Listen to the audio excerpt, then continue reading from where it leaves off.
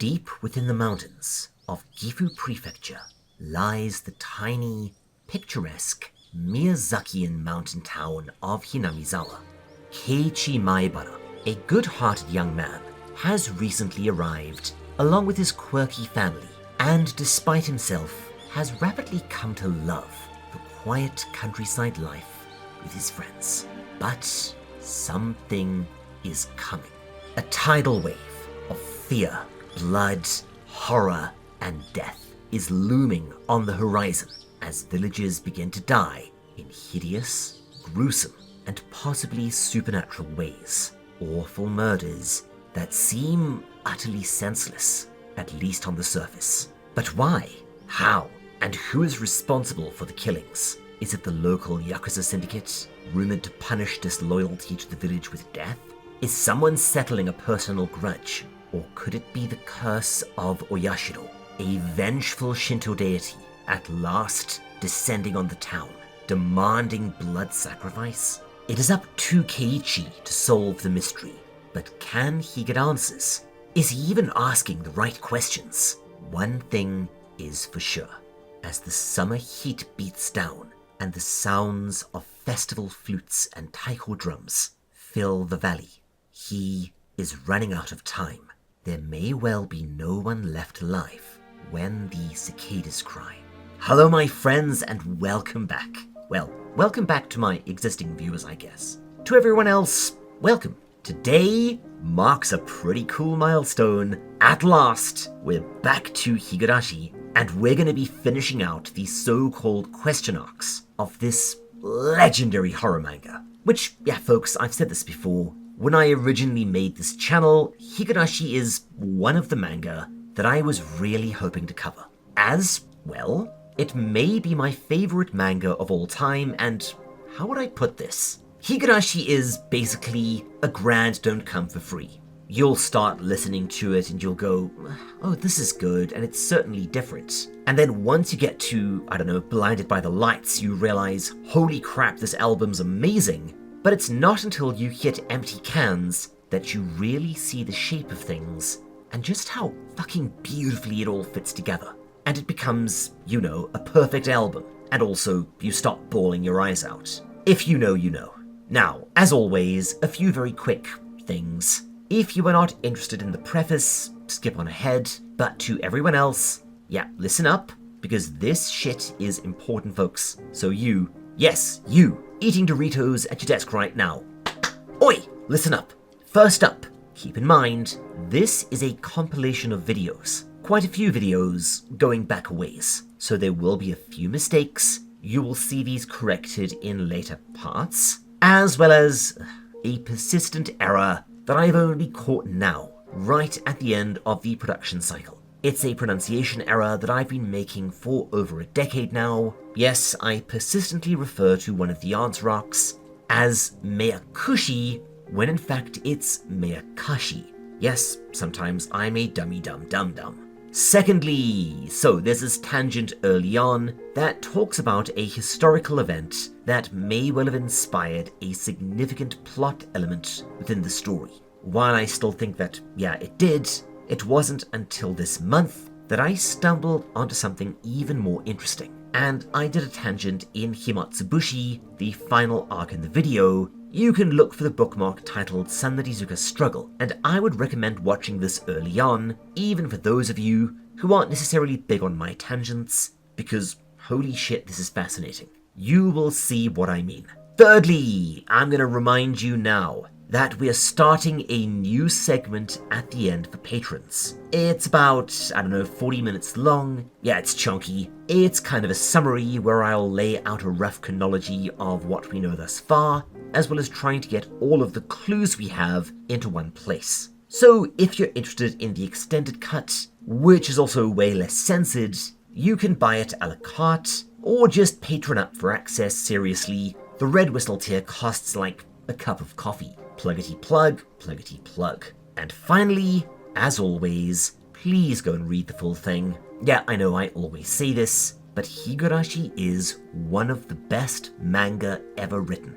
This video is not and cannot be a substitute. It's a companion piece, and explanation. You are missing out on so much. Yen Press do a great job of adapting it, so head on over, buy it. Now! Right now! Then set aside a few days, read through the 4 question arcs, then watch this. Okay? Okay. Anyways, welcome to Hinamizawa. I hope you enjoy your stay.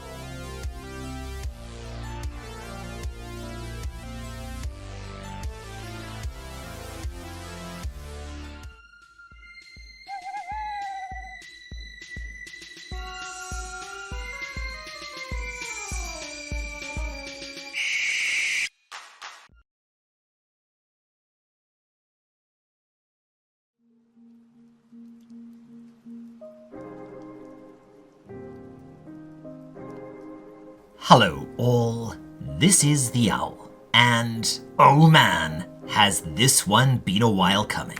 So, back in the distant, misty dinosaur days of mid-2022, I let it slip that my favourite horror manga of all time was likely Higurashi, a piece of media that I consider to be the dog's bollocks, the cat's pyjamas, the bee's knees, the ant's, pants? Yeah, I got nothing. Whatever combination of animal parts or clothing items mean that a thing is bloody amazing. See, if the Higurashi manga were a fighting game, it'd be One Must Fall 2097. If it were a symphonic metal band, it'd be classic Nightwish. If it were a steak, it'd be prime rib. If it were chocolate, it'd be Cadbury's Top Deck.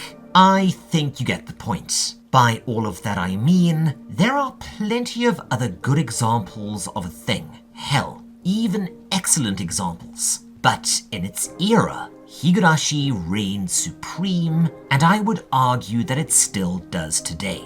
Now, when I was inevitably asked, I told folks that I would be happy to cover it when I got to 10k. Mimity meme, jokety joke. Naturally, I never anticipated getting to that milestone because I had, I think, a few hundred subscribers at the time, and my content is mostly kind of mid.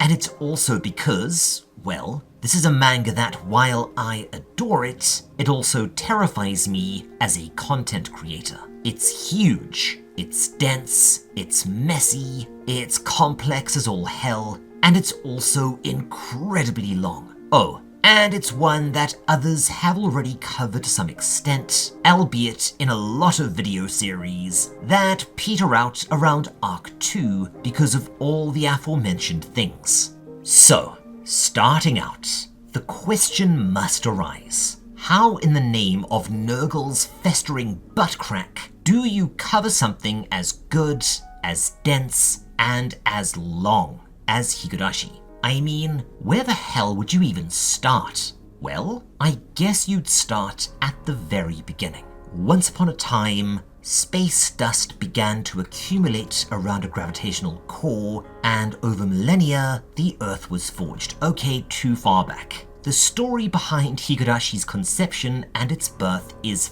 fascinating, but it's slightly dubious, due to the reclusive and secretive nature of its creator, known only by his alias Ryukishi 7, someone who is also, by the sounds of it, a bit of a troll. Ryukishi allegedly found himself in a vocational school specializing in manga creation, but he struggled to find work as, well, he was allegedly shite-ass at drawing.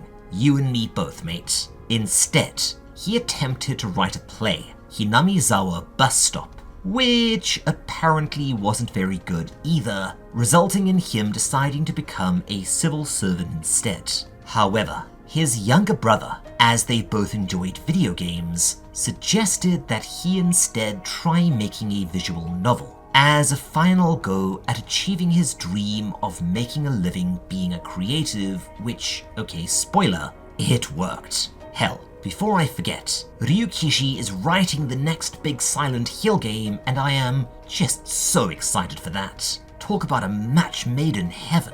Regardless, they thus decided to adapt his play into a visual novel, with Ryukishi writing and his brother doing the coding, the name being changed into Higurashi no Naku Koro ni, or When the Cicadas Cry, releasing it in 2002 to a, well, fairly positive, if very minor reception. It nonetheless earned a small but fiercely loyal audience, and while it wouldn't become the juggernaut franchise we know today until the anime adaptation, it quickly gained a reputation spread around various message boards in Japan and later the West for being incredibly well written, having a gripping mystery, and being balls scary. Around 3 years later, someone at a small Kadokawa affiliated studio noticed how sodding good the story was, and took a chance on an adaptation, picking it up for a manga, with Ryukishi again writing, with the very talented and creative, but still unknown Karin Suzuki doing the art. Again, two no-namers who, spoilers, knocked it so far out of the park that the ball landed in a cricket stadium halfway around the planet. And this was the start of the series' momentum. And when the inevitable but admittedly fantastic anime adaptation by Studio Dean began airing the following year, well, the rest is history. Hell, I would argue that Higurashi is just as popular, just as influential, and just as vital today as it ever has been. Not only in terms of its original run, but because of the noticeable effect it had on the horror genre in manga and anime, essentially creating its own downbeat Gap Moe meets Twin Peak takes on small-town horror genre, inspiring later masterpieces like the even more bleak character drama Satogashi, which I've covered on this channel previously. And yet, ask manga fans if they've heard of Higurashi, and they'll probably say sure. Ask them if they've read Higurashi, and they will say nope, I've heard it was very confusing, or perhaps more likely, nope, I'm really not into torture porn. Which, yeah, okay, I get it. See, Higurashi does have a certain reputation, and it's not entirely undeserved on either count. There is, for sure, a decent amount of squick. It's not Mai-chan or Blade of the Immortal, but especially towards the end, it is not an easy read. And the fact that it's a mystery story at its heart also means that it can be really slow in places, particularly its first arc, and often rather confusing. But that's only a fraction of what Higurashi is about, and see, that is the interesting part. If you were to ask me why I consider this manga not only to be bloody amazing, but also legitimately important as a landmark piece of fiction, especially as an aspiring writer, I could argue that the characters are great, the writing is sublime, the mystery is compelling, the gore is suitably nauseating, and its depiction of turn-of-the-century deep country Japanese life is superlative. A slow burn, sure, but trust me, when this thing gets warmed up, it's white hot. Beyond this, it's a pitch-perfect counterpoint to the over-romanticized, Ghiblified image that Japanese folks tend to have when it comes to small-town life. It's an enjoyable meta-commentary on the mystery genre as a whole, a treasure trove of urban legends, superstitions, and village customs. It's just, it's so good. Now, does this mean that Higurashi is perfect? No. It doesn't start especially strong. And you know what? We've got a hell of a lot of ground to cover, so we should probably start kicking up dust. Apologies all, but before we do, the rules. Firstly, we will only be focusing on the main manga series here. Yes, all 32 cock-nobbling volumes of the thing, probably one per video, maybe two per video later on. We won't be looking at the original novel, which, spoiler, I have never finished because it's like 1,000 hours long. We won't be looking at the admittedly great anime adaptation by Studio Dean. We won't be touching the novels or the side stories. We won't be looking at Kai, Oni, Sotsu, Go, or Rei, at least until we're done. We won't be looking at the live-action movie, the TV drama, yes, that exists, and we certainly won't be talking about the pachinko machines. Wait, what? Higurashi pachinko machines? You might as well tell me that there's a Maid in Abyss. What? Go home, Japan. You're drunk.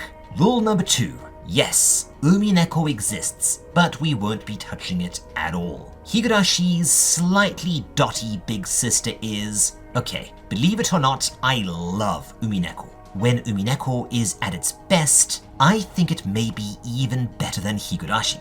However, Umineko is as meta as dicks and balls, bordering on outright pretentious. And it's also the longest thing ever written by a living human being. Oh, and it's also completely pants on head, howling at the moon insane. Seriously. So, yeah, Umineko at 100k, right? He says, half-jokingly, what have I done? And on that note, lastly, a reminder. This will eventually all be compiled into several larger, and finally one Leviathan video when and as this is doable. So yes, if any segments or this introduction seem excessive, they may be less so in the context of what this will eventually become. Okay. And with all of that, let's get started here. Welcome to Hinamizawa, a lovely little village where nothing ever happens.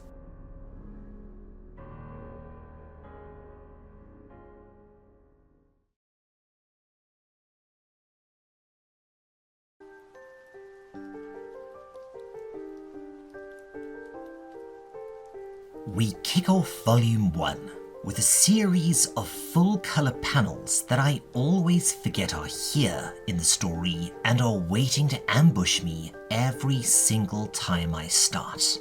These panels absolutely break me, and you won't understand why until you get way deeper into this manga because, oh right, see, short version, this manga is incredibly creative in almost every single way, and one of those ways is how it's structured. I will explain more when we get there, but later arcs recontextualize earlier arcs in ways that, let's say, even a cynical old bastard like me starts crying like a baby, and that takes some doing. And sure, you may as well start a counter for how often I say this, but you will see what I mean when we get there. Anyways, we get several full-colour pages. The only two really important ones are the first two. We see several images. Keiichi, our protagonist, on all fours sobbing. Hair and brain matter. A baseball bat. Blood.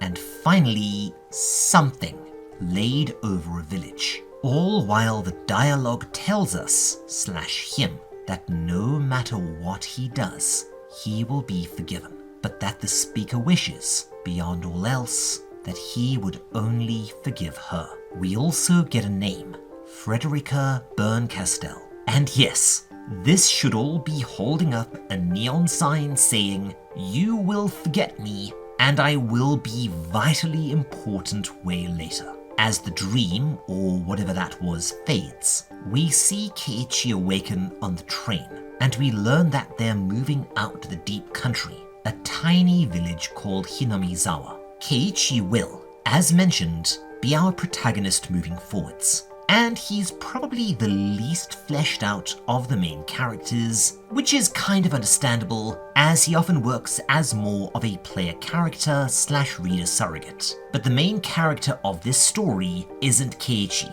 or, to be honest, any other character. The main character of Higurashi is Hinamizawa itself, which is so textured and so wonderfully constructed for us by the writer and artist team here that I remember more about it than many places I actually lived in Japan. We will learn more as we go, but in short, it's okay, just say it. Quiet mountain town. In Gifu Prefecture, heavily inspired by Shirakawa, more specifically, I think it's based on a slightly modernized version of the historical Ogi village. Let's just say that one of the reasons this story is so significant for me is that while I didn't live in Shirakawa, I lived in the same area, and this manga just, it nails the setting to the wall. Now, one thing to take note of here. The manga is ostensibly set in the early 80s, and it's kind of important. I've talked about the lost decades to death on this channel already. Go and watch Gantz or Satogashi if you want to hear that lot. But in a nutshell, the 80s were the final decade of prosperity for Japan, and small towns like this were not being hollowed out the way they would be in the future. That said, and this may be a controversial take, the setting of the 1980s feels inconsistent, and more of an excuse for certain kinds of technology not being available than anything essential to the plot. Hinamizawa feels more like a small town would at the time the manga was written, only that everyone agreed to never buy a cell phone, and that's mostly a conceit, as cell phones or even the internet would probably have changed the way the story played out. Regardless, we get a nice close-up of a cicada, the titular Higurashi, which places us in mid to late summer. Keiichi is on the way to school, and muses that he's actually okay with his small-town life. Little details like this are hidden all over the place, and will be crucial to remember if you want to solve the mystery at play here, at least before the story starts spoiling it for you. He left for a few days to go and attend a funeral in the city. I'm gonna guess it's Takayama, then returned. The reason he enjoys his small town life mostly comes down to the friends he's made. We meet the first of these, Rena Ryugu, who he walks to school with. He notes that her last name is odd, bordering on ostentatious. Having the name Ryugu in Japan is kind of like having the last name Pendragon. Regardless, he enjoys teasing her by flirting with her, which causes her to blush and get wiggly. Mion Sonozaki is the next of the friend group. She in turn flirts outrageously with Keiichi. At school, we see that another friend has set a trap. It's ye old eraser wedged in the sliding door so that it falls onto whoever enters, but it turns out that this is a multi-layered trap set by the third of the friend group, Satoko Hojo, and the final one, Rika Furude. This little quintet will be our main characters for the duration of the story, and you will note how much we're already learning about them without too much in the way of direct exposition. Rena is the soft-hearted, air-headed ditz of the group, nurturing, sweet, easily flustered, and as loyal as anything. Has a weakness for cute things. Mion is the wealthy, tomboyish big sister type. She's an overachiever and is talented in nearly anything she attempts. She flirts and teases Keiichi to cover for her secret fear that she's too masculine and is thus unattractive. Satoko is a cunning little prankster with, oh yeah, we'll get into her backstory later, and oh boy, that one is a lot to deal with. And Rika is the cute as a button little sister trope, but also something of an enigma. Now, no, bugger off Hanayo, we're not doing that bit anymore. But yes, there are a few elephants in the room and we will address them as we go. But fine, Higurashi is, among a bunch of other things, a riff on the harem genre in visual novels, and yes, this is a little weird if you think about the character ages, with Satako and Rika being 11 and the rest ranging from 13 to 14. It's harmless, unless you insist on taking it a certain way, but yeah, there are one or two moments that do read a bit sus, especially by modern sensibilities. Still, I wouldn't stress, as it's never played in a gross manner, okay, with a handful of minor exceptions. There is one particularly big and smelly elephant, but we'll get to him way later on. Anyways, we see our characters in class, just having a ton of fun together, interacting and giving the audience a chance to get to know them too, and okay, this next bit is interesting enough to deserve its own little segment, so let's take a look. Yup, it's time for a tangent.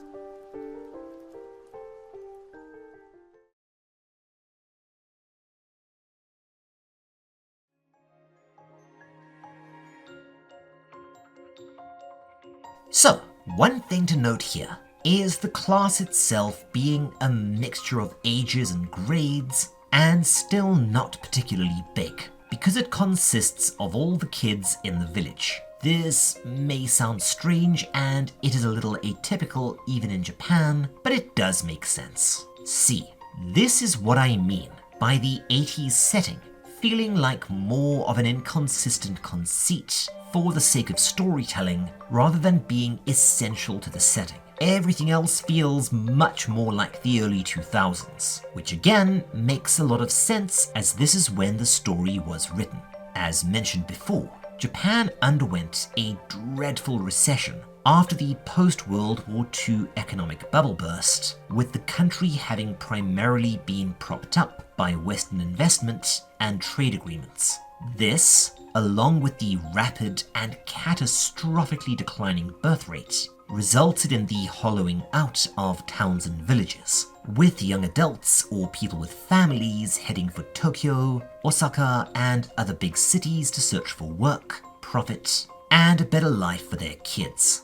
This, in turn, led to a rather bizarre effect that still continues today, whereby any small town or village is going to have a severe lack of kids and almost nobody between the ages of 18 and 50. It is outright uncanny at times. I know that my town was often referred to as the old age home without a roof. Naturally, this also meant that there was a glut of schools, with the number of students steadily declining over time, leading some schools to have no kids whatsoever in certain grades, and only a few dozen overall. Thus, slowly but surely, all the local schools gradually merged together, and this effect continues today. Lots of wonderfully eerie, deserted schools to explore for one. And I can attest to this personally, as someone who lived and worked in an analogous area.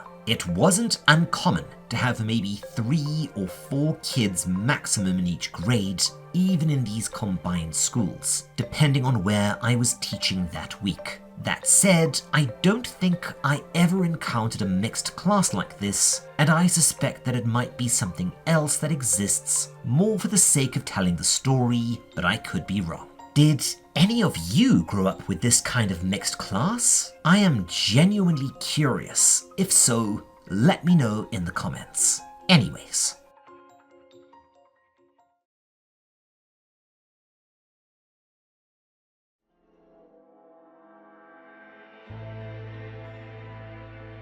Later, after a great day at school, we get some more good-natured, half-joking, half-real flirting between Keiichi and Rena, with him approaching it more as teasing and her being, well, just pretty damn adorable, but maybe taking it a bit more seriously. It's an interesting dynamic for sure, and it is, by the way, yet another thing that will be somewhat important later on, and spoiler, is absolutely crucial to understanding the story of Umineko. Now, a challenge. I want you to look carefully and see if you can maybe spot something about the panels I show. Can you guess one of a few reasons why covering this manga is somewhat intimidating as a content creator? See it? Well, how about this partial page where Rena is showing Keiichi around the village and they run into Mio Takano, an attractive nurse from a local clinic, and are quite surprised that she already knows his name. Yes, again, this manga really does capture some aspects of small town life so damn perfectly, especially the whole everyone knows everyone else and tends to be all up in their business a lot, for both good and ill. As the local foreigner, and thus being already pretty visible, this could be rather frustrating at times. But alright, if you haven't spotted it yet, this manga is insanely panel dense, and it's also extremely wordy in quite a few places. So much is packed into every single page that, yeah, on one hand, every time I read it, I spot new clues or details that floor me, but on the other hand, oh boy, was I dreading covering this. It doesn't just have length, it has girth. And yes, I just realized I said that out loud. This is going to be a very long series with a lot to talk about, so buckle in, chaps. Regardless, Keiichi and Rena spend the afternoon exploring the town together, with her showing him the sights. Keiichi notes that there really isn't that much to do here in the way there would be in a city. There's a Shinto shrine, a large suspension bridge. Yes, these locations will be explored extensively later on, and that's kind of it. But it also has other charms. Oh, and this next bit is a lot of fun. Rena tells him that, even though it's getting dark, there is one last spot she wants to show him. He's intrigued, only to realize that it's a garbage dump, or rather, okay, see. Throwing stuff away in Japan can actually be rather difficult, especially bulky items. There tends to be a fee attached to it, which for electronics can be brutal. And if you get unlucky, certain items can be literally impossible to dispose of in any official or legal way, simply due to bureaucracy. This is why for so many items, the smart thing to do is to sell it to a second-hand store, even if it's just for a few yen. It's cheaper than what you would pay to get rid of the bloody thing. Of course, this is not always possible. For instance, when I moved in, my first apartment had a tatty old CRT TV, which was supposed to be returned to the manufacturer for disposal in the early 90s, but said manufacturer no longer existed, meaning that I was stuck with the thing unless I wanted to find someone to drive me about an hour to the closest eco station, which itself would involve filling out a lot of forms and waiting around for ages. Oh, and about 10,000 yen in fees. And more, they only opened from 9 AM to 3 PM on weekdays and were closed on weekends and holidays. Which, yeah. And don't even get me started on what it takes to get rid of a car. Of course, people being people, a much more pragmatic solution for things you can't just throw away or can't hock is to find some overgrown spot out in the country and just dump it there. Then the next person will come along and go, oh, there's already trash here. A bit more won't hurt. And suddenly you've got these little trash mountains scattered here and there in the most rural areas, which unfortunately do tend to expand out into larger illegal dumps. Sometimes a local municipality will send out a crew to clean it up. Sometimes they won't, and it'll get really out of hand. Anyways, Rena says that it's not trash. It's stuff she finds adorable, including a discarded oil drum, much of which she plans to take back home with her. Rena, you're such a goblin sometimes, I swear. They also run into this dude, Tomitake.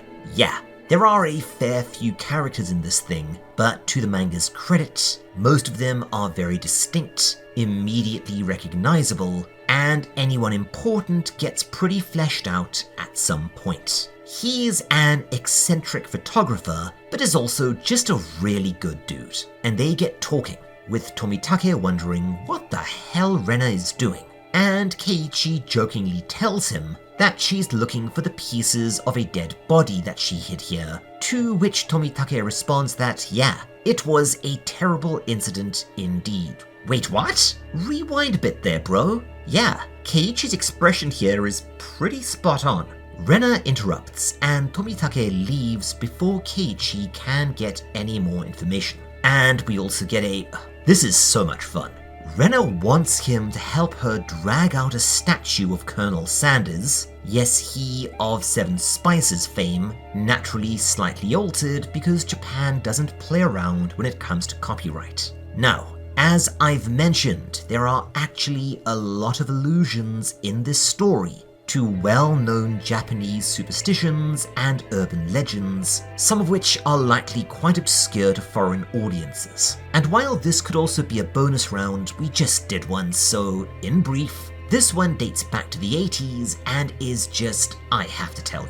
When the underdog Hanshin Tigers beat the Seibu Lions in the Japan baseball series, a victory ritual occurred where players would jump into the iconic Osaka Canal. Yes, that one. And as he wasn't present, a stolen Colonel Sanders statue was thrown into the river by fans due to its resemblance to Randy Bass, the Tigers' American star batsman? Hitter? Yeah, no, I'm a farm boy from South Africa, so baseball lingo may as well be Greek to me. Regardless, the statue was never recovered, and the theft actually got some news coverage, as such things are naturally kind of a big deal in Japan.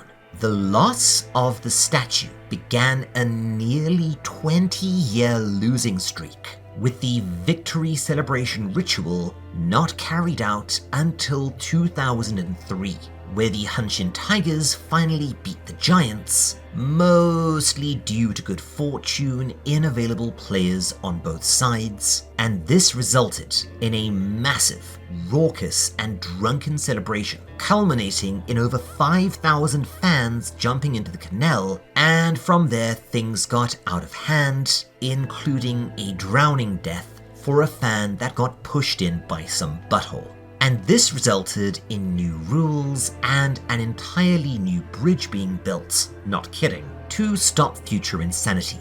Amusingly enough, while the statue would in fact be recovered from the bottom of the canal in 2009, the Tigers wouldn't break their curse for another 20 years, and the statue was given a mock burial ceremony in 2024.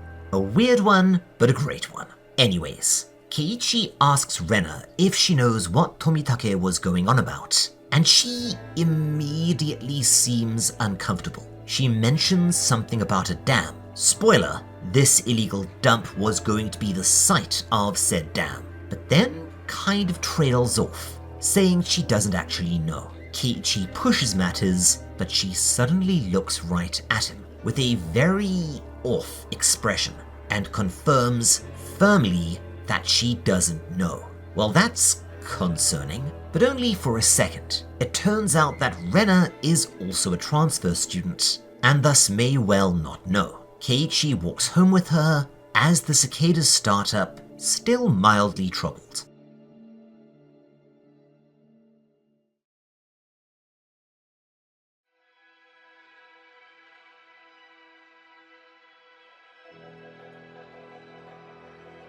The next day, we get a pretty fun interlude. We won't be covering these in any great depth, aside from where they directly connect to the core plot. You can enjoy them when you read this thing, but the girls get him to join their club at school, which mostly involves playing a variety of games, with amusing and occasionally borderline inappropriate punishment penalties for the loser, and everyone cheats outrageously but cleverly. Think the first part of the Chunin exams in Naruto. These are actually a lot of fun, and do serve to create an almost Gap Moe-like effect, in that they contrast incredibly harshly with the nastiness to come, something that Keiichi himself alludes to here. Later, He's chatting with Mion and asks her about the weird stuff Tomitake was talking about, and she responds by telling him the story, and okay, this is incredibly interesting. There was once a plan to construct a hydroelectric dam on the local river. This would have created a lake which would have submerged Hinamizawa and displaced its residents. This led to a great deal of controversy, protests, sit-ins, and all sorts of conflict between not only Hinamizawans, yes, I'm going to use that term, but also between Hinamizawa and the government who, in her words, played dirty. However, she then begins to pussyfoot, saying that, oh, the village elders were eventually able to negotiate, and the project was called off completely. Keiichi asks her if there was any violence, and, much like Rena, her demeanor changes abruptly, and she says no, none. And okay, you know what? This is too interesting to let it pass by, so the Hinamizawa Dam project is almost certainly a reference to the notorious but allegedly heavily suppressed and censored Miboro Dam controversy from the early to mid-50s. Now, the 50s were an interesting time for Japan. The economy was booming, but the infrastructure of the country was struggling to keep up, particularly in terms of electricity. The country was still both in the process of rebuilding after the war and undergoing massive industrialization, and there was a stark division between rural areas, which were still practically medieval in some respects, and the heavily developed and Americanized urban centers. In order to meet power needs in the area, the government announced that it would be building several dams on the Sho River in Shirakawa, the region Higurashi is allegedly based on. The problem? This would completely wipe out several villages going back thousands of years in some cases, submerging them to the bottom of the lake, like something out of Edgar Allan Poe.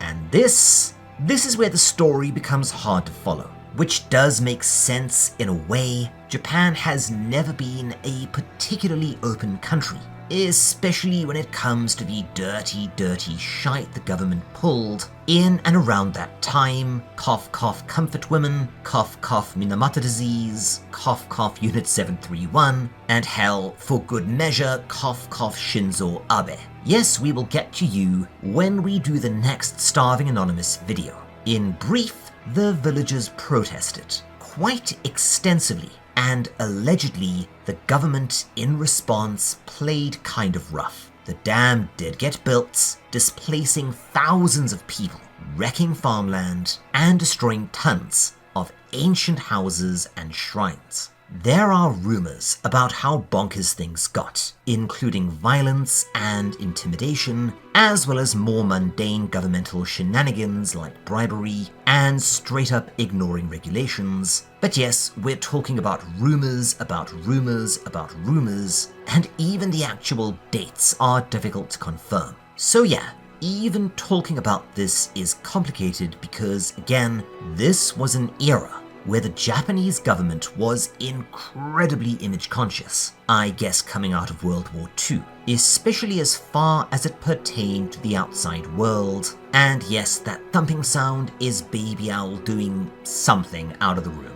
Regardless, this was a period before the internet, so it wasn't too hard to contain, obfuscate, or even straight up censor discussions of shady stuff they were doing in order to modernize the country and to attempt to change its image from a viciously repressive imperial power to a peaceful, democratized, and industrialized modern nation.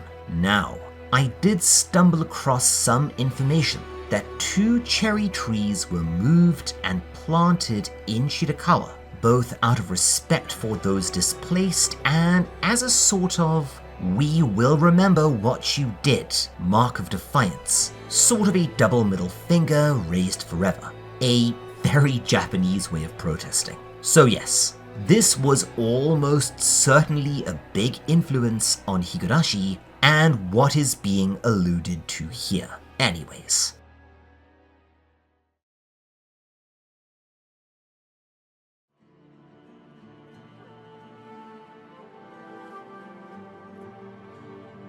Later, Keiichi helps Rena extract her statue, but when she goes to get him a drink, he spots a whole bunch of, right, these look like girly mags, and they kind of are, but they're actually tabloid magazines that also feature everything from bikini pictures to softcore nudes. Now, these were actually sold over the counter in convenience stores until fairly recently. Technically, a lot of chains banned them in late 2017, but this only became strictly enforced in 2019, ahead of the Olympics. Image again. Now, okay, this bit is actually insanely important, but not in a way I can discuss without huge spoilers. Let me just say, take note, engage your noggin, and see if you spot something odd here. Keiichi reasons that these are old magazines, and thus, if the damn project was such a huge controversy here, there might be an article on it. Sure enough, he finds, oh sweet Jiminy Christmas, yeah right. The gore in this manga is wild. And this isn't funny haha, oh look at all the wobbly red bits, starving anonymous gore. This stuff feels realistic, and at times almost like actual crime scene photos. This gets even more extreme in Umineko, by the way, including that one panel early on that I still don't understand why more people don't reference it, because crikey Moses. I will take a few risks here and there, but naturally a lot will need to be censored out. Go and read this thing yourself if you want all of the nasty. The article shows, in explicit detail, the mangled and decomposed corpse of a man who was attacked by multiple assailants before being hacked apart with an axe of some kind. The right arm was never found. Keiichi turns and, probably wishes he was wearing his brown pants, as do I. Rena is standing behind him with an odd expression, and she's carrying a, okay, let's get this out of the way because this has always bothered me. Rena is carrying a large, edged farming implement that if anyone has access to the Japanese version, or even the raws, could you tell me what the Japanese refers to this as? Because the English translations seem to have it as either machete or cleaver, when this looks to me like a billhook, something between a machete, an axe, and a sickle. However, a bit of digging suggests that this might actually be a nata, a versatile if slightly obscure cutting tool, once again somewhere between, yes, a machete or an axe. Even more interestingly, this appears to be a tomari nata, basically a Japanese billhook. These are actually incredibly rare and valuable today, with only a single smith, now retired, producing these in a prefecture neighboring Gifu. Rena made quite a find here that's likely worth a few 100,000 yen at least. It's not terribly important, but it's still interesting. Anyways, they eventually pause their work, and Rena thanks Keiichi before heading home. The next day, back at the club, we get another genuinely endearing sequence, where Keiichi and his friends have more fun in games, this time seeing him win, and force the girls to dress up in cosplay and serve him. Yeah, again, the optics on some of this stuff probably wouldn't fly today, but I think it's pretty harmless, especially as the situation is soon inverted. It's very clearly all in good fun, and not supposed to be titillating in the least. However, as much as he's loving the time he spends with his chums, he cannot help be a little bit disturbed, unable to get the damn murder out of his head. And yes, apologies if my audio sounds a bit, underwater. I'm having to filter out a lot of background noise here, including what sounds like baby owl training for a marathon. Time passes, and eventually, at the height of dead summer, Keiichi is invited out with the club to have fun at the local summer festival, Watanagashi, or cotton drifting, and yeah, folks who've read the manga or speak fairly good Japanese know that this term has another, far more sinister meaning, but we're getting ahead of ourselves. Summer festivals, we'll probably talk about them more in a later video, TLDR version. These are incredibly important to villages. Almost every single one, plus every town or ward within a city, generally has at least one festival, and these often date back centuries. Hell, sometimes millennia. In many cases, they are loose recreations of some very dark stuff, including brutal executions, battles, and the like. They also tie heavily into Shinto practices, particularly ancestor worship and both celebration of and prayers for a good harvest. Festivals are an absolute blast and an excuse for everyone to let their hair down, mingle, get absolutely pixelated on homebrewed sake, and enjoy a variety of festival foods and activities at booths. While Shirakawa doesn't have anything like the Watanagashi from my cursory research, they do, interestingly enough, have a summer festival celebrating, I kid you not, Doboroku, or moonshine sake. It's sort of like lumpy, alcoholic sour milk. Not my favorite thing in the world. Tastes about the same going down as coming up, actually. That said, I do miss the festivals with every fiber of my being, and the sound of taiko drums and yokobue are inextricable from my best memories of small-town Japan. Rena picks Keiichi up at home with a very funny exchange between Rena and Keiichi's mother that, yeah, too many tangents, so we're gonna skip. Also, something else to note. Keiichi and Rena are starting to get very close. They're now holding hands, but she remarks that he seems preoccupied as of late, and she's really happy to see him cheering up. Aw, Rena, you're such a good sort. Soon, the rest of the gang arrives, and two things to note here. Firstly, while the yen press translation is mostly really good, it is occasionally a bit off. Just keep in mind that this translation does sort of predate the big manga boom in the West, and thus the big manga translation boom. Rika is wearing a shrine maiden outfit, more about this later, which Mion's grandmother made. She uses the word obacha, which is probably an attempt to recreate her pronunciation of obachan phonetically. It's not terribly important, but it's a bit confusing. Basically, it's an affectionate term for a grandmother. Regardless, they have a ton of fun having their various contests in and around the booths, but are interrupted by Tomitake again.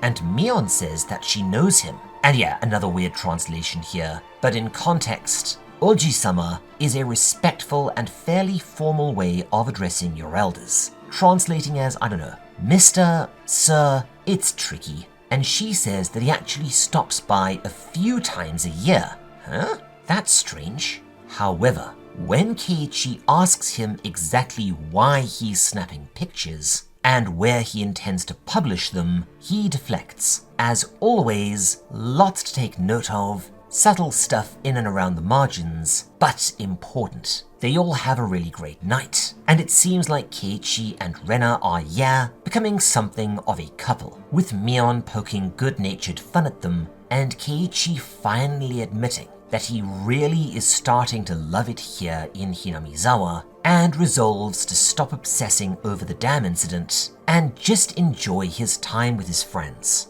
We then see, at the culmination of the festival, Rika doing the sacred Kagura dance as the local Miko or shrine maiden. Yes, we will have to go down that rabbit hole eventually as this gets crucial towards the final arcs, but think an important, often hereditary ceremonial role to bring good fortune for the coming year. It's a practice dating back to the Jomon period, so we are talking hundreds of years BC. And it's had a tumultuous history, especially where the state either tried to control or ban Shinto practices. She is holding an odd implement, an ornate hoe, adorned with yushide, paper streamers essential to Shinto shrines, made to repel or expel bad luck or evil spirits, as well as demarcating sacred areas. You've probably seen them all over the place in anime and manga, and you see them frequently in Japan too. We also learn about the Watanagashi in a bit more detail. A futon is torn open with the hoe. Villagers take a piece of cotton from inside and let it drift down the local river, presumably carrying their bad luck with it, while giving thanks to Oyashiro-sama, the village deity. Yes, these guardian spirits, or small gods, are a really important thing out in the country and are also rooted in Shintoism, with probably the most analogous thing being Roman tutela or penates. These are, however, not something generally discussed with outsiders. Mion telling Keiichi about it is more evidence that he is starting to be accepted as a true Hinamizawa now. Soon after, however, he finds himself alone, and this marks the turning point in the arc. We're about to get a pretty sizable exposition dump with a ton of really important shit to remember for the larger mystery here, so go and grab the beverage of your choice and let's take a look.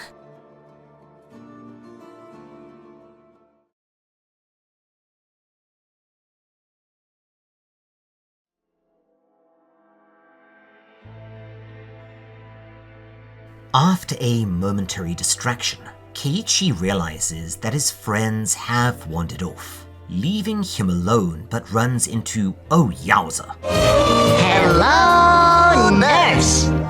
Mion, the smoking hot blonde from the local clinic, who, yes, I know, she's a cartoon, but this character, man, wait, how old is she? Phew, mid-30s. It's an anime, so you never know, but again, yowza. Regardless, she is the one who knew his name and who also appears to know Tomitake rather well. Somehow, they wander onto the topic of the dam murder, despite Tomitake clearly being uncomfortable with her telling this sort of stuff to a kid. And yeah, she basically unloads it all onto him. On the night of the festival 4 years ago, the director of the dam project was discovered dismembered, with one of the arms as of yet never recovered.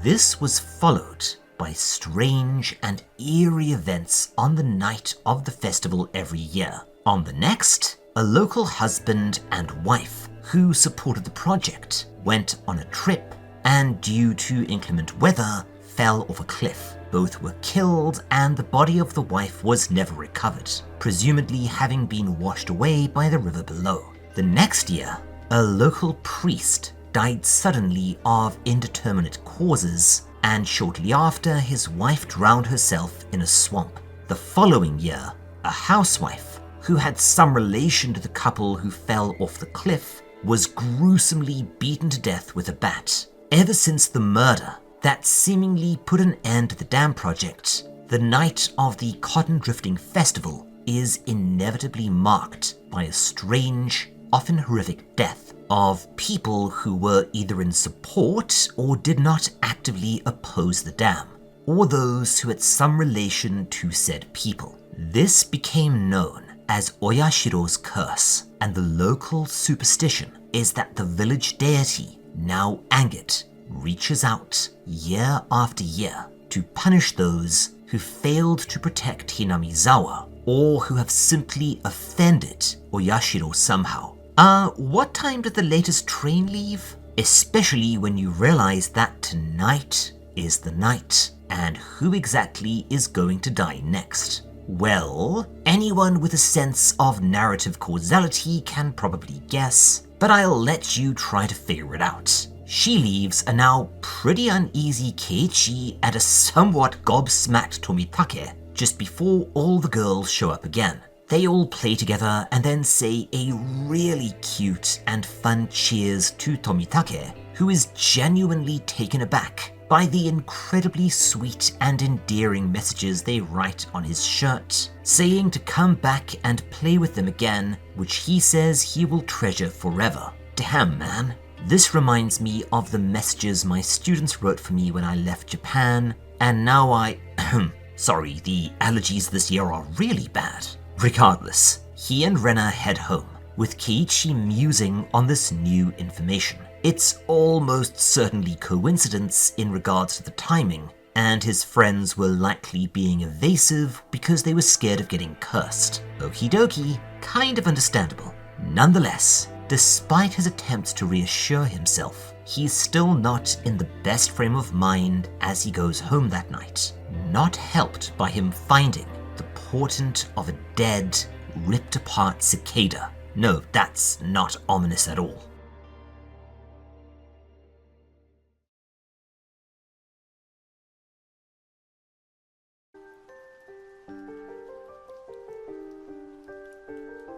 The next day, Keiichi is pulled out of class by a detective. Never a good sign, especially not when it's this unpleasant-looking dude by the name of Oishi. He immediately gives Keiichi a really bad vibe, wanting to speak with him in private and offering him a meal. Keiichi responds with surprising hostility, essentially telling the off-putting cop to say what he wants to say and then bugger off. Again, man, going through this story for it must be at least the 10th time. It is amazing how much stuff is being set up and how many genuinely helpful clues are being dropped, even this early into the story. But the reader is, okay, I'll stop. No spoilers. It's just, it's hard, man. Sure enough, he informs Keiichi all while behaving in a very inappropriate and kind of threatening way that Tomitake, the photographer, died last night in a bizarre and horrific fashion,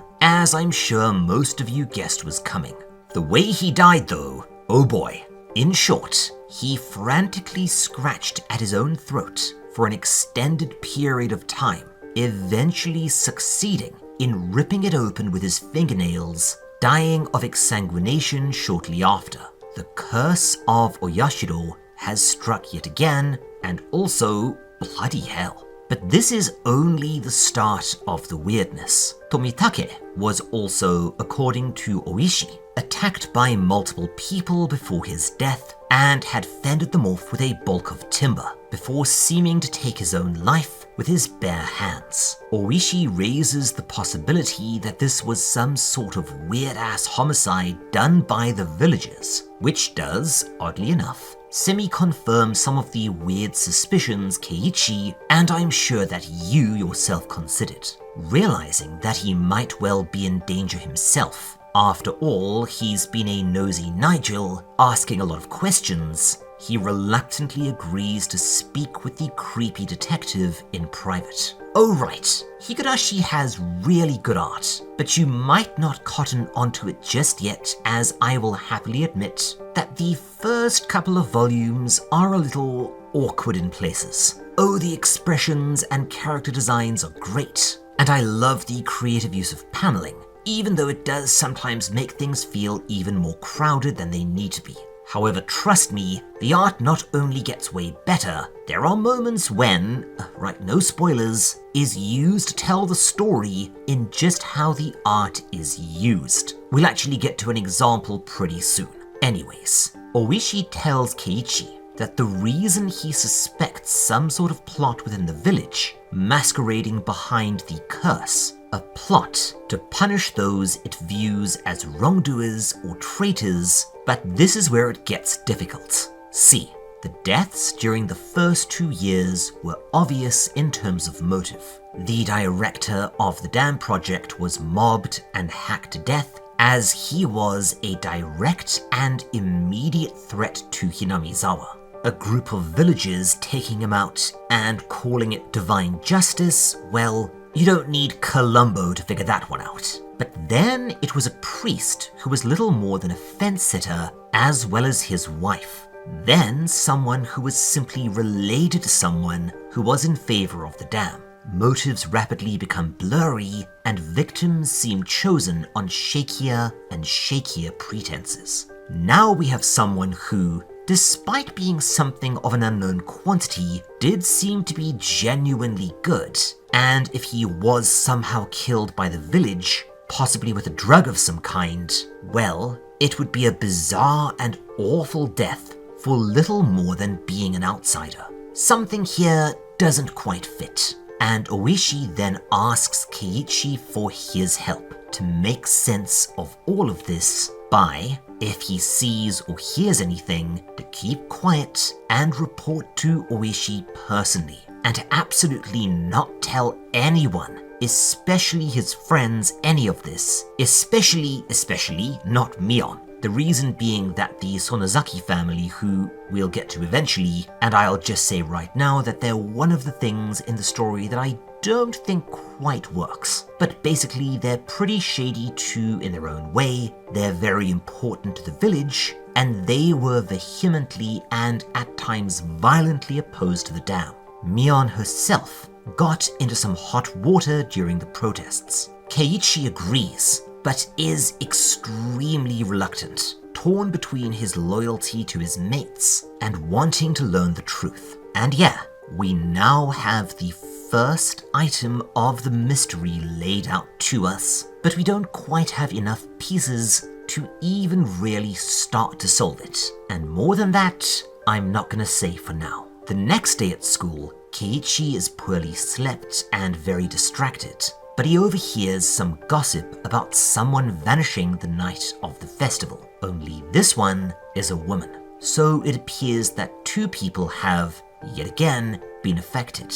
A man found dead and a woman vanished. He also overhears the term Onikakushi in a discussion between Rena and Mion, which is in fact the name of the arc. It doesn't translate well. Yen Press run with demoned away, I don't know why, but it's probably closer to being abducted or hidden away by demons. Although it could actually be read a slightly different way, which, as always, we will get into in a later arc. Again, lots of fun clues all over the place here, maybe a few more if you speak a bit of Japanese and think laterally. Rena worries that as another outsider, she'll be taken next year.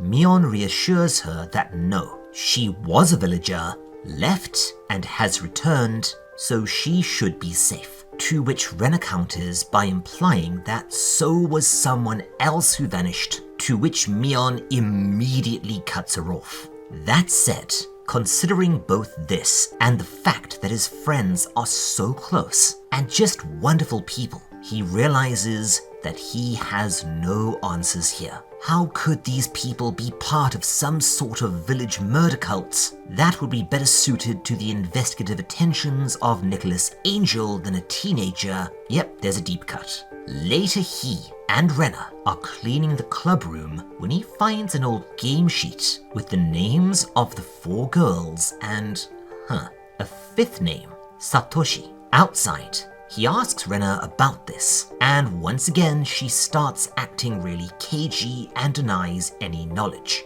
What is going on here? And alright, very small spoilers, but it is something that I do want you to keep in mind. Firstly, Satoshi is going to be super frigging important moving forwards, and is going to be, in many respects, the Laura Palmer of this story. Kind of a MacGuffin that drives a ton of the plot. Also, now I want coffee. And also, Darkwing Duck did an entire episode themed around Twin Peaks, and yes, that has no bearing on the story, but what a world we live in. Seriously, that's like doing an episode of Bluey riffing on Hellraiser. Secondly, well, pay very close attention, because not only is this where Ryukishi really starts flexing his writing muscles, I'm serious, go read this thing. There is no way this dumb little video can do this justice. But it's also where we start getting some crucial clues. Keiichi, in a frankly really difficult sequence to read, cannot help himself and begins getting angry, flat out interrogating the soft-hearted Rena, repeatedly saying that he knows she's lying, totally disregarding Oishi's warning. She keeps it up, and he only becomes more enraged, finally going way too far, grabbing her and full-on shaking her. Dude, what is wrong with you? He stops shaking her, realizing that she's fallen silent. Then, holy crap. This right here, this is when I knew that this manga was something very, very special. Because every time I read this, the hairs begin to rise on the back of my neck. Firstly, it's one of the few double spreads that we've had thus far, and secondly, it's gorgeous. Thirdly, it's terrifying. Rena suddenly looks up at Keiichi, and her eyes, man, her eyes are just all kinds of wrong. Slit-pupiled and furious, with her saying that he is, in fact, the liar. This continues, Rena flipping the script on him, saying that she knows he's been talking to an outsider in his car. Hell, forget the pupils, she's even moving wrong now. Whoa! Keiichi begins denying it, saying that it's nothing to do with her, starting to panic and... wait, what? As the sound of the cicadas starts up, we see color begin leaking into the entire scene, with it taking on sepia tones, as Rena finally begins to calm down, confirming that it does indeed have nothing to do with him. She smiles, and he heaves a sigh of relief. Just there. What the hell? Out of nowhere, we get another double spread, all of a sudden in full color, of Rena in a truly terrifying state. Her face now transformed into something monstrous. See what I mean? The art itself is telling the story here. Sure, the anime is great, but the manga is bloody amazing. Do you see now why I was intimidated to cover this? We do get a bit more of the sequence in color, as Rena tells him that yeah, they have secrets, but so does he. Best to leave well enough alone on both counts, right? Wow, just wow. If it wouldn't sound like complete arse coming through my microphone, I would give Ryukishi and Suzuki a standing ovation. This sequence is masterful. And what if I told you that the entire manga is full of moments like this? And this might be one of the weaker examples. Seriously, what are you still doing here? Go and read this thing. But yeah, suddenly Rena seems to snap out of it completely, and her usual happy-go-lucky self grins and says that it's time they went home.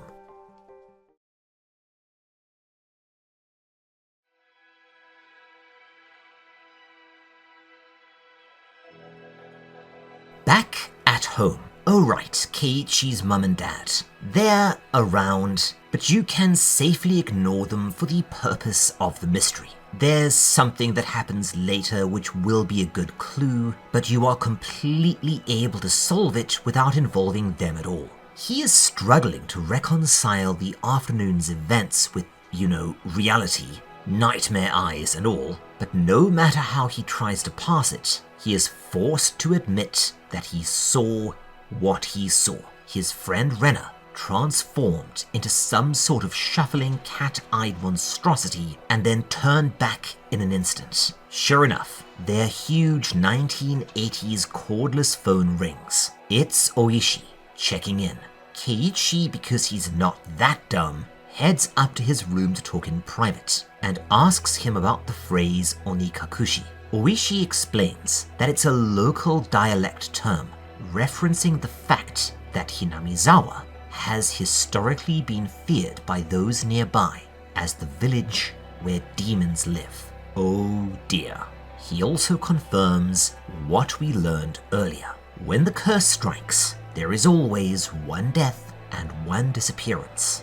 This year, Tomitake died and Mion vanished. However, Keiichi, as again he's not stupid, points out that the fourth year is an anomaly.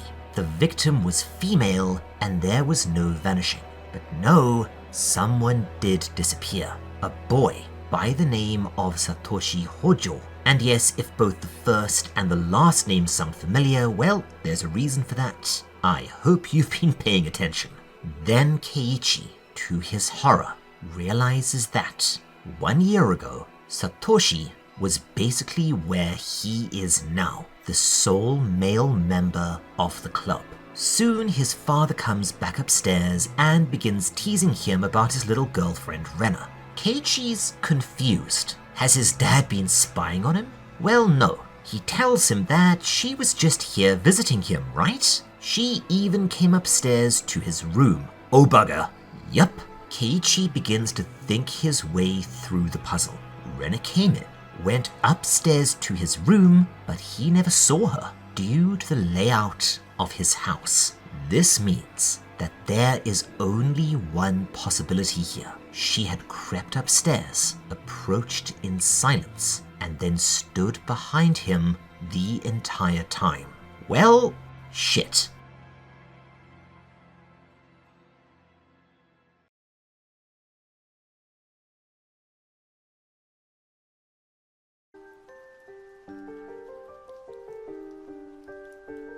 As always, we kick off Volume 2 with some wonderful colour pages, recapping what happened previously, and then we rejoin Keiichi, who is thinking it all over and wigging himself out slightly over breakfast. He's pretty sure that Rena was listening in on his call with Oishi, and he is thus sort of waiting for the other shoe to drop and hit him on the head. Suddenly, the phone rings, and his mother tells him that Rena is here to pick him up for their walk to school. Meep. Now what the hell are you going to do? He tells his mother that he's feeling sick and won't be going to school, which, oh come on dude, why wasn't my mother this trusting? Hell, I'd have barely gone to school if the whole, oh, I'm feeling sick gambit worked. Oh wait, she took him to the clinic to get medication and a shot. Yep, that would probably have worked on me. And her. I just realized something fun, and I will try to remember to bring it up when it's relevant. We then meet the affable Dr. Irie who, oh you. We will get to you later on too. Let's just say, people have mixed reactions to him and, well, I'm pretty sure that my reactions are going to get mixed reactions. Regardless, I get it, and yeah, if you've read this thing, you probably know why.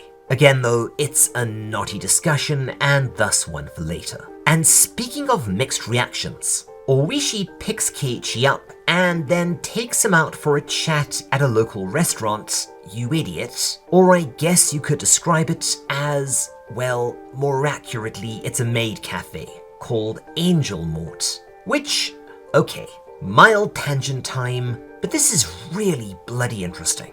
Firstly, you may think it weird, a small village like this, having a pretty nice and somewhat upmarket, fancy costume-themed coffee and dessert place. And yes, it is. But it's also a thing, and I do not know why. I mean, I remember our little village having, for some unknown bloody reason, one of the best French bistros in the prefecture about 10 minutes out of town. Seriously, you'd be galumphing out over the rice paddies and ding, there it is. A nondescript building that you wouldn't have looked at twice in passing. And somehow, it not only made enough money to stay open with about half a dozen full-time staff members, but the owner/chef drove an Audi R8, a vehicle that has always given me the happy pants and costs more than a new liver. Secondly, Angel Mort's name, and a lot of stuff here, does have a certain level of punnery in Japanese. But let's just say its name, Angel Death or Dead Angel, is probably riffing on shi, with angel being said as tenshi in Japanese, with shi meaning death, and if you completely ignore the kanji, you might say it as heavenly death, or perhaps even divine retribution.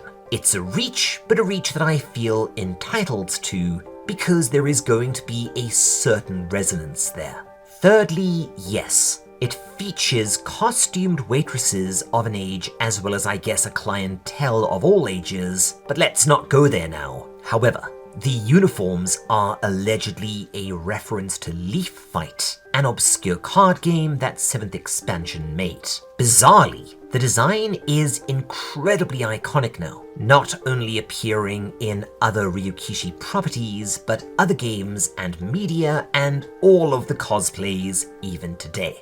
Fourthly, these sorts of costume-themed restaurants and maid cafes are a huge thing in Japan. Some of them also feature male servers, including male servers cross-dressing as female maids, I guess, as opposed to male maids. Where the hell was I going with this again? Regardless, these venues are surprisingly popular, often with extensive wait times, but most often it's women in a costume of some kind, many of which can be vaguely kinky like catgirl or tanuki girl costumes, sometimes going as far as extensive makeup, as well as, ye old French maid, or even weird shit like pirate or zombie costumes. I may talk more about these in detail later because it's really bloody interesting. And finally, apparently Angel Mort is based on an actual restaurant called Jonathan's, but for the life of me, I have been unable to find it or even confirm its existence. If anyone knows where in Japan it would be, please let me know in the comments. Anyways, much like that time I accidentally saw bear porn, this next bit is where things get really, really hairy. So let's take a look.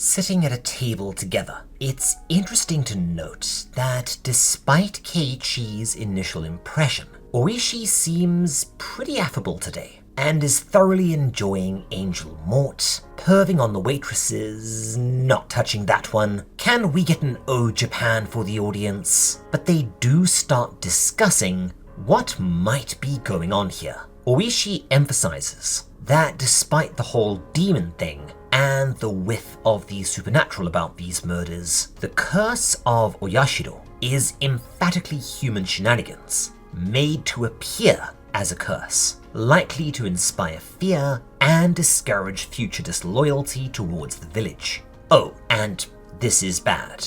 The villagers would, in deep history, select someone to be killed, presumably for, okay, just say it, and to make it appear as if Oyashiro was punishing traitors. This someone would be isolated, stalked, and finally murdered. Even more alarming, it was strictly forbidden for anyone else to interfere with this ritualized murder, with the implication being that interference would be met with a similar punishment. Do take note here though, Keiichi, likely in order to reconcile his love for his friends with what he saw in terms of Rena transforming and the horrible murders, has started to seriously consider a supernatural explanation for what's been going on.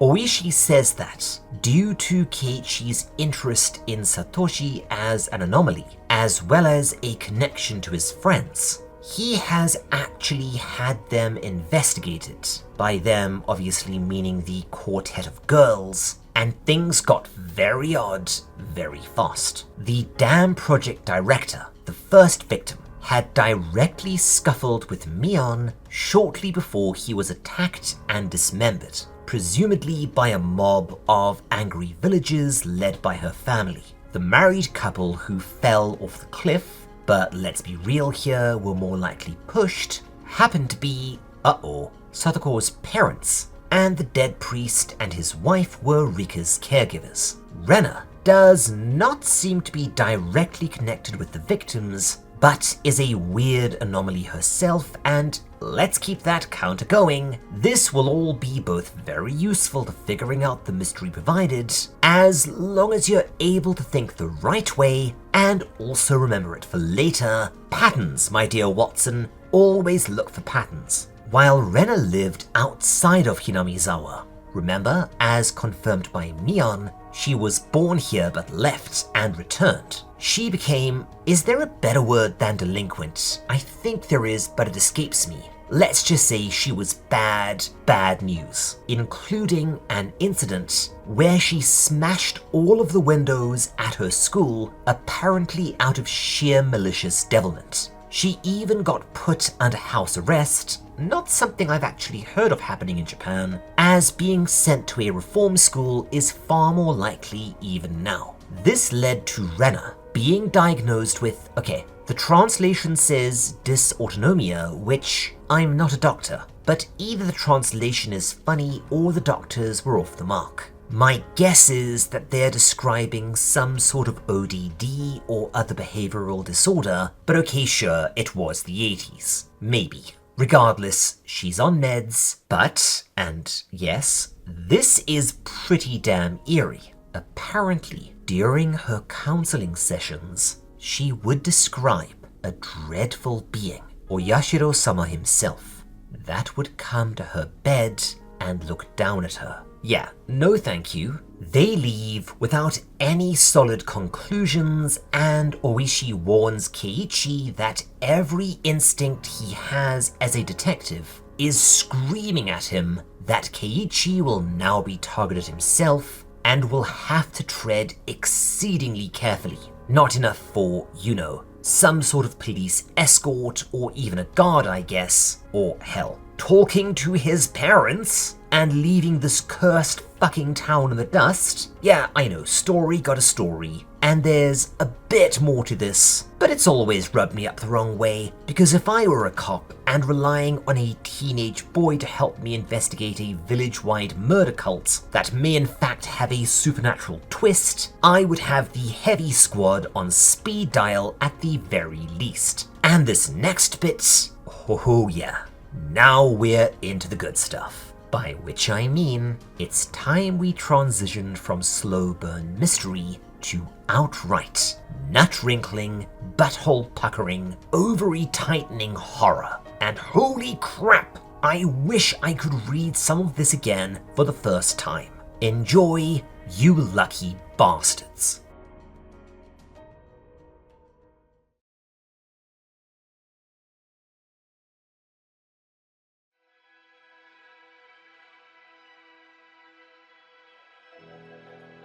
That evening, Keiichi lies in bed, thinking it all over, listening to the rasp of the cicadas outside, before he heads downstairs and sees a note from his parents, saying that they're going out. He's still a bit shaken after the revelation that his awesome friends seem to either have a connection with the victims of the curse, or in Rena's case, a very strange and dark history belied by her happy-go-lucky nature. It's honestly a credit to both artist and writer here that they never shy away from this aspect of the story. Keiichi both looks and feels completely lost, and the psychological toll this is all taking on him is captured absolutely beautifully. There's a knock at the door, and yikes, speak of the the evil village deity thing. It's Rena and Mion. This cannot be good. Turns out they stopped by to check in on him, as he was absent from school that day, and while he tries as hard as possible to act normal, he cannot help but feel uneasy and read dark intent into what they say. They give him some ohagi, a traditional Japanese sweet, think somewhere between mochi and a rice cake, generally made with anko, or sweet bean paste. It's emphatically not my thing. I find anko in general nasty, and ohagi rather sickly. Honestly, while I like Japanese food as a whole, Japanese confectionery kind of doesn't work for me. They tell him that it was made by Mion's grandmother, but Rena made one herself, and challenges Keiichi to figure out which one is hers as his penalty for missing their club today. Yeah, that doesn't bode well. Mion then steps in close, saying that, well, he doesn't look sick, and that's for the best, as there's one thing they want to ask him. Oh crap. Suddenly, both of them transform, gaining those awful, slit-pupiled eyes, and they ask him what exactly he ate for lunch that day. Yeah, why did you eat out in public with Oishi in a village that you believe is watching you and plotting to kill you specifically for being a nosy Nelly, and now they have seen you literally telling tales out of school, you absolute pillock. He hedges. How the hell could they know? They were in school, right? Are you kidding me, mate? But sure enough, they go on to reveal that they know a lot more than they are letting on. I think the implication is that someone just told them, saying that he apparently ate out with a tough-looking man. You absolute prat. This is where you should be leaving town as fast as possible, because there is now a definite implied threat here, especially with Mion saying that he needs to remember that she sees everything. They leave him absolutely sweating bullets, but as they do, she turns, looks right at him through the crack in the door, and says that he'd better come to school tomorrow. Holy crap! See what I mean? Keiichi occasionally having a case of the terminal stupids aside, that entire sequence was masterful, as well as being, let's be honest here, scary as balls. Damn it, I love this manga. There is just this feeling of ever-escalating menace and threat as the noose slowly tightens around Keiichi's throat, and his friends become more and more threatening, but never in a way he can call them out on or report on. Anyways, he realizes what marked the turning point for him though. Tomitake running into him at the dump and starting him down this path towards investigating and uncovering Hinamizawa's true nature. Tomitake wasn't just killed for being an outsider, he was killed for opening his big fat mouth about things that were not his business. Keiichi will likely be next, then Oishi, unless maybe there's a possibility that if he backs off now, all will be forgiven and he can just slot back into his old life. Plug back into the Matrix, you know. Wait, how many people are even going to get that reference now? Damn it, I'm old. Wasn't the Xbox 360 like 20 years ago? Remembering what they asked him to do before the club meeting tomorrow, he opens the pack of ohagi and tries to figure out which one is Rena's, picking the obvious odd one out and taking a bite, then suddenly freezing as he bites down on something unusually hard. He spits and sees, oh no, that's blood, and then proceeds to pull a sewing needle out of his mouth. Ah, no! Bloody hell, man!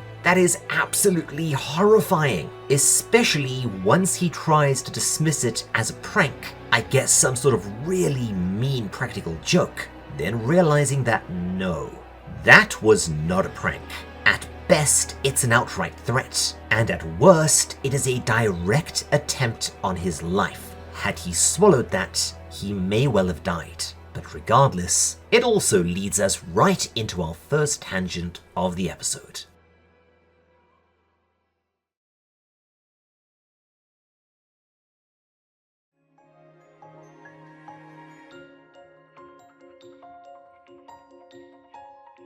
So, this is actually one of my favorite bits of the first arc, as the idea of someone mucking with my grub is kind of a mild phobia of mine. And a needle, that's just so outright terrifying. But it's also one of those rabbit holes that Higurashi has a habit of sending me down. The needles in food thing actually has a kind of rich history as an urban legend, probably growing out of several incidents regarding concerns of deliberately contaminated, or I cannot believe I wrote this down, spiked food in the USA, with probably the most notorious incident being the highly publicized case of a man called Ronald O'Brien, who gave out poisoned Halloween candy in an attempt to cover for him poisoning his own son with cyanide. There are quite a few USA-based urban legends that have crept into Japan, so it might well be that, and if it is, it's definitely permeated, as I know that I've encountered the needles, poison, or broken glass placed in food tropes in manga before. As it pertains to the needle myth, from a cursory look around, the vast majority of cases have apparently turned out to be either hoaxes or extremely isolated issues with manufacturing, with the handful of others being mostly singular pranks gone wrong.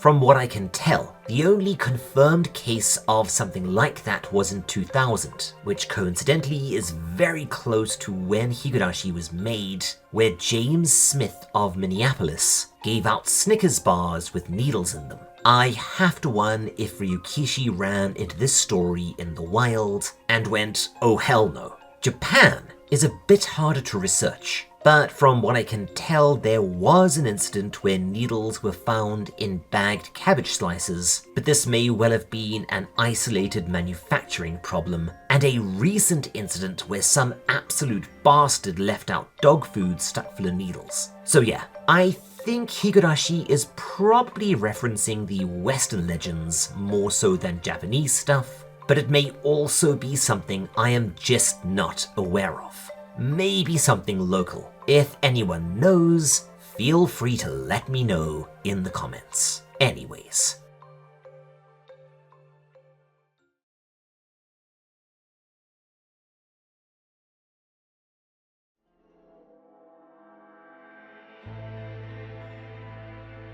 The next day, Keiichi wakes after horrible dreams of slit-eyed demons coming to get him, only to be picked up by Rena. This is another genuinely unnerving bit of the manga, as Keiichi tries to play it cool and act like he's his old self as if his life depended on it, because, well, it likely does. And even now, you're never quite sure of Rena or Mion's motives. She seems normal until, you know what, I'll say it again. Best horror manga of all time, fight me. He is not 100% sure what to make of all of this. Was the needle an attempt at killing him or just another warning? Another thing to note here is that, yeah, sometimes ambiguity is way scarier than straight up malice. If you find yourself with someone who is always openly hostile, you can either leave or take steps, but a friend or a partner who is intermittently great and loving, but then occasionally turns on you or becomes abusive, well, cue the married life lol am I right jokes, but seriously, it's far scarier. Mostly because, well, you aren't sure if they're going crazy or you are. And it takes some real writing chops to make that dynamic work. At school again, everyone seems like their old selves. Satako pranks him, Rika's being cute as hell, and Mion's teasing him. And yet, there's nothing he can do. His friends always seem normal until they start dropping subtle threats or transforming into demons before his eyes. Keiichi realizes that his plan of just pretending things are normal was dumb. The village knows he's an outsider and knows he's been talking about Oyashiro and the murders with another outsider, a cop no less. He is marked for death and needs to proceed with that in mind. To quote one of System of a Down's best songs, those days are never coming back. And seeing him realize this is genuinely sad. Rika starts asking if he's okay, and on the verge of lashing out from sheer mental pressure and stress, he asks his friends to please leave him alone for a bit and stalks off. Now, this is where Keiichi starts making some bad choices. Well, more bad choices. But okay, it's a bit more complicated than that. The choices he is about to make do make sense, but they're also a bit dumb. Because the obvious choice would be, hey, Oishi, me and potentially my parents are in real danger. Please send like a few cops just to keep an eye on us. Maybe even just my house. You know, they have come and dicked with me there before. Maybe you'll catch them at it. But okay, there is definitely an argument to be made that he's acting in extremis now, and lack of sleep and general paranoia are making him twitchy and act illogically. Firstly though, to his credit, he considers telling his parents, or maybe just leaving, but he realizes that this would only get them killed. Or, you know, you just all leave together, find a motel, drive out of town, then tell the police everything you know. he finally settles on another plan. He will stick it out, wait for the villagers to make their move, and hopefully, with the benefit of foresight, he can avoid their attempt with some evidence he can take to Oishi. A desperate and frankly balmy course of action, but what the hell else is he supposed to do? Keiichi also resolves to find a weapon of some kind and, yes, alright, I will give him this, does one very, very smart thing. He writes a short note saying that people are trying to kill him and that it has something to do with Oyashiro-sama's curse. He takes the note and hides it behind a clock. Please remember that this note exists because it's responsible for something absolutely bananas that happens later on. Just a perfect moment. Way deeper into the manga. One more to the count, you'll see what I mean. Sure enough, as evening gives way to night, he makes his final preparations. He tells his parents that if anything were to happen to him, that they need to handle the clock in the hopes they find his note, and then he resolves to survive. Tomorrow, a life or death struggle begins. Him versus Hinamizawa.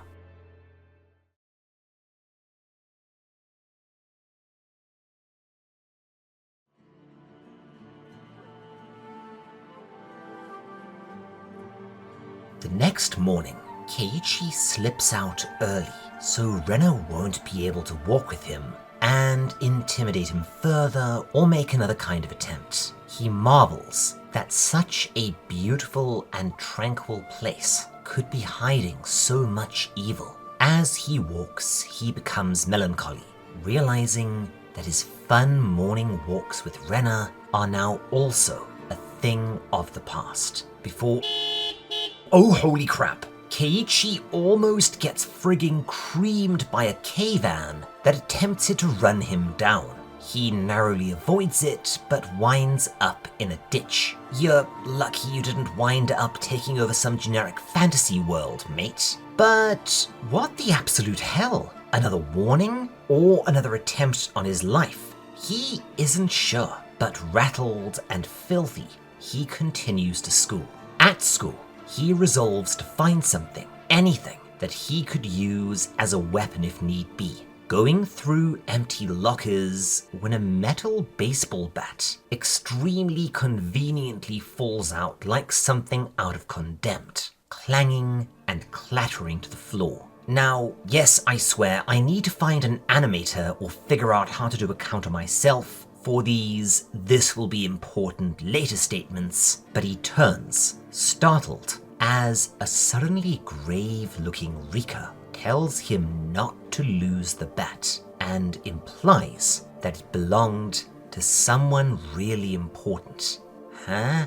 In another wonderfully iconic scene in the arc, and one of the few bits that I think the anime did better, Keiichi stands outside, practicing his swing, likely demonstrating to the girls that he is now armed and will defend himself if it comes to it. Oh yeah, this bit. So, the girls are actually quite taken aback by this, to which he's at least moderately vindicated, and they ask him what the hell he's doing, standing out in the middle of the sports field, aggressively swinging a bat, and he says that he's training to go to Koshien. Oh boy. So, this in brief refers to the National High School Baseball Championship, basically the biggest and most prestigious semi-professional sporting event in Japan. Some would say even more popular than actual league baseball, and it's been played on and off for over 100 years. Even simple participation can make or break attempts at a professional sporting career,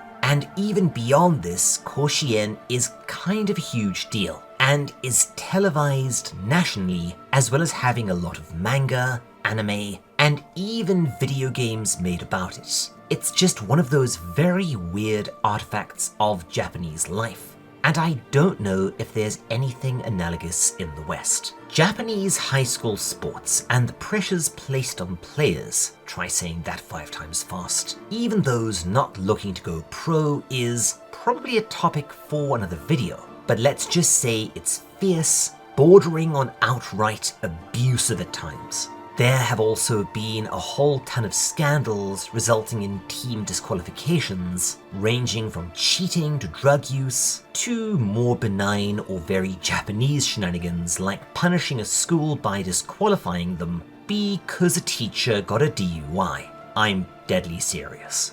It's not terribly important, but it's interesting regardless. Keiichi's response here, that he's suddenly training for Koshien, would probably have been taken as kind of nasty sarcasm. It's like someone asking me what I'm doing with the brick I'm carrying around with me, and me saying that I'm saving up for a house. Regardless, he finds himself falling into his happy everyday rhythm with Rena and Mion before he snaps out of it, realizing that he was just happily smiling and laughing with a pair of people who are actively trying to intimidate him, but more likely kill him. And speaking of that, this bit. Oh man. So, he continues to do his thing before he realizes that someone is behind him. He whirls, bat ready, only to see a terrified-looking Rena hiding in the bushes. He angrily asks her what the hell she's doing, and she says that she's really worried about him, and also that she wants him to walk home with her today. What the hell is going on? Similarly confused and frustrated, he tells her to get lost, and when she doesn't, he starts swinging the bat around in a very threatening manner, and she begs him to stop, saying that she'll go away if that's what he really wants, but to please stop doing that as he's really scaring her. Or rather, the bat is scaring her. Jeez. He cannot help but feel a little bit bad at the evident distress he's causing his former friend, but cleverly, he squashes it, and as she walks away, she suddenly stops and drops an absolute bombshell. She asks him why he has Satoshi's bat. Hang on a second, what? That's Satoshi? I don't know why, but this moment, man, the atmosphere this manga creates, it's so good. But if you think that's weird, just wait. She continues talking, her back turned to him, saying that it's scary because one day, Satoshi started carrying the metal bat around with him, and at the same time, started not wanting to walk home with his friends. And then, exactly like Keiichi, he started standing in the middle of the field, swinging at nothing in lieu of practicing. Are we dealing with some kind of possessed bat here? But no, to his credit, Keiichi actually twigs on to what must have happened pretty fast. Satoshi, much like himself, realized that he was in serious danger and so began to take precautions, pushing his luck and hoping that her current attitude persists. Keiichi approaches Rena from behind, likely with the intention of getting some more answers out of her as to what exactly might be going on in Hinamizawa, and I guess maybe how he can protect himself. She continues talking, but trails off when she gets to the end of her story, about to say what happened to Satoshi. Keiichi presses her when she suddenly rounds on him, saying that he transferred schools, and that she hopes that Keiichi is not also going to transfer schools. Yup, she's all transformed again, man. And this causes Keiichi to basically give up on this once and for all. It's a bitter pill to swallow, but he is now 100% on his own. Damn.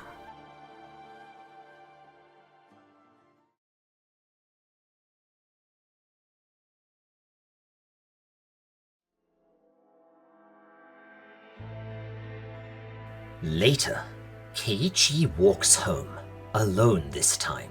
Rena, for whatever reason, didn't push matters and simply left him to his own devices. I'm guessing that it's due to the fact that he's now armed and demonstrated his willingness to use the bat like that. What was that anime called? Weird horror mystery thing where there was this ugly little kid that ran around attacking people with a bat, and it turned out the main character was summoning him like a damn tulpa or something. Yeah, old anime was drugs, people. Let me know if you know what the hell I'm talking about, because I half suspect I dreamed that. However, as he walks home, he begins hearing footsteps following him. Thinking that it must be Rena, he rounds, but sees nobody. Well, that's kind of alarming. He continues home, but all the way, he keeps hearing it. The sound of surreptitious footsteps belonging to some unseen pursuer. And yes, again, this is the manga's strength. It's building this tangible sense of menace and paranoia. And a big part of that comes down to how it's drawn and paced. I know that the burn is occasionally on the slow side, but it does allow us to really get sucked into the atmosphere of Hinamizawa, building the sense of pleasant everyday small town fun before everything goes off the rails. Still walking, still feeling, and still hearing something following him. Keiichi pauses from time to time to check. There's nothing but a palpable sense of something, some malevolent being following right behind him. And then, when he stops and turns around, it vanishes, but it's still watching. Now, beginning to completely freak out, he begins to wonder if he were to turn around fast enough to catch it, what exactly he would be face to face with, and if it's something he would even want to see. Well, that's very Masaki Nakayama, and is also going to feature heavily in my nightmares tonight. Sure enough, he stops at the door to his house, then shakily asks who's there. There's no response, but as he listens closely, he freezes when he hears the sound of something breathing.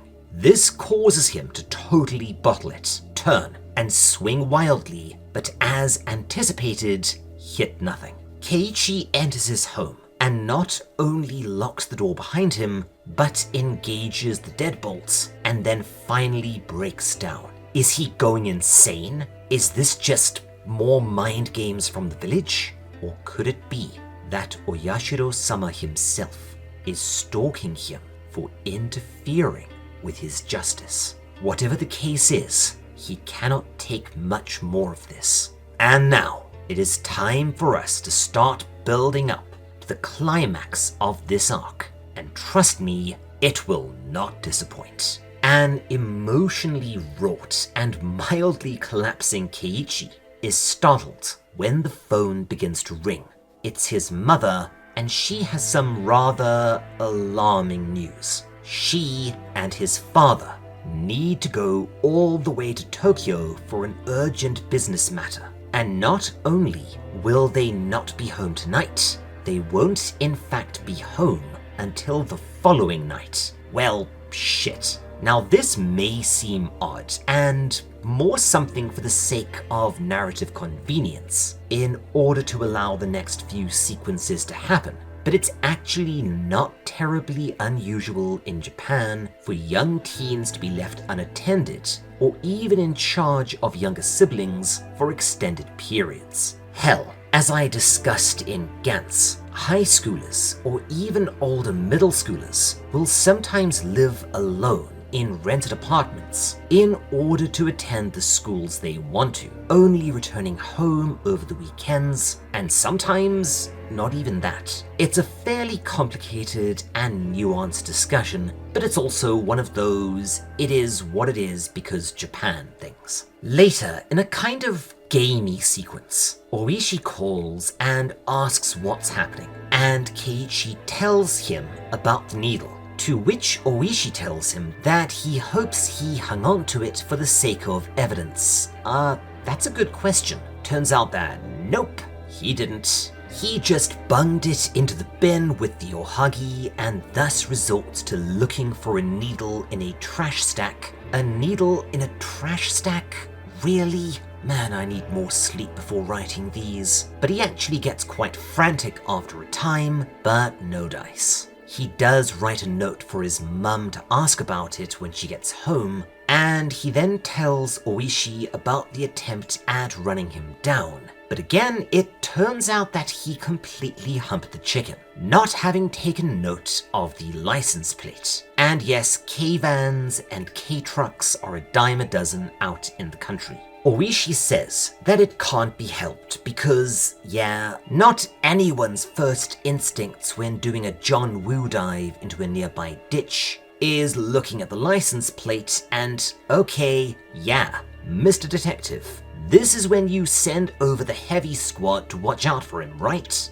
Right? I mean, we now have at least 2 actual attempts on his life. But yeah, midway through their chat, Keiichi hears the sound of his doorbell downstairs. He ignores it at first, but whoever it is begins spamming it like crazy, and because, yeah, sometimes he is stupid, Keiichi tells Oishi to hang on and then heads downstairs to check who it is. At least bring the phone! I will say though, the art does really somehow manage to capture just how ragged and psychologically destroyed this young man is becoming from his ordeal. It's one of those subtle things that really does add a little something extra to the manga. One of those, to quote Mr. Plinkett, you might not have noticed it, but your brains did details. Just high quality all round. He opens the door,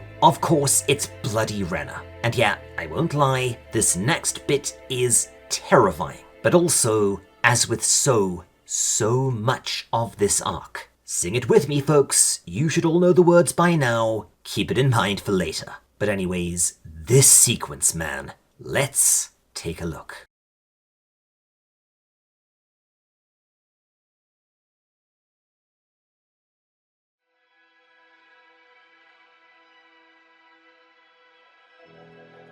Rena, of course, is, despite looking normal, at least initially, acting full-on freaky now, resulting in an incredibly tense encounter with Keiichi, with him trying to pretend to be normal, but at the same time attempting to persuade her to leave, and her trying to manipulate her way into the house, first gently, then increasingly forcefully. She tells him that she's actually brought dinner for him, and this is almost effective at making him relax his guard. Could it be that at the moment Rena does actually care about him? But then he clicks that, wait a second, how the hell did she know he would be home alone? And from here, things go banana-shaped at high bloody speed. He says that his mother is making dinner, to which Rena's demeanor abruptly changes and she begins to demand to know why he's lying, becoming more and more insistent. Worse yet, she correctly guesses what he was going to eat for dinner, a specific type of instant ramen, and when he asks how the hell she knows that, she tells him that, well, she's been right behind him the entire time. Yeah, you know that detective you've got on the phone upstairs? A lot of things could, right now, get much simpler if you had brought the phone down quietly and let him listen to this lot. And yes, I know a lot of these videos will be me gushing over the art. It's not Blade of the Immortal or Made in Abyss, but damn it, it is just perfection. I mean, this entire sequence is just awesome double spread after awesome double spread, and trust me, it's even better in print. But suddenly, tired of their little stalemate, Rena sticks both of her hands into the crack of the door and begins trying to force it open. In, oh no, This sequence is too much, man. It is excruciating to watch. Keiichi actually responds very intelligently, slamming the door hard onto her hands repeatedly, just smashing those things, despite her begging him to stop, apologizing if her practical jokes have gone too far. Ah, damn it, this manga man. Badly injuring her and forcing her to let go. Then she stands outside of his door, apologizing repeatedly in a creepy as hell deadpan voice, while he listens in abject terror until, unable to take any more, flees upstairs. There, Oishi, still on the line, warns him that the phone calls are coming from inside of the house. No, wait, different story. He warns him about Rena, and, okay, her true name is Rena, and it was changed due to an incident of violence in another prefecture. The windows, right? Nope.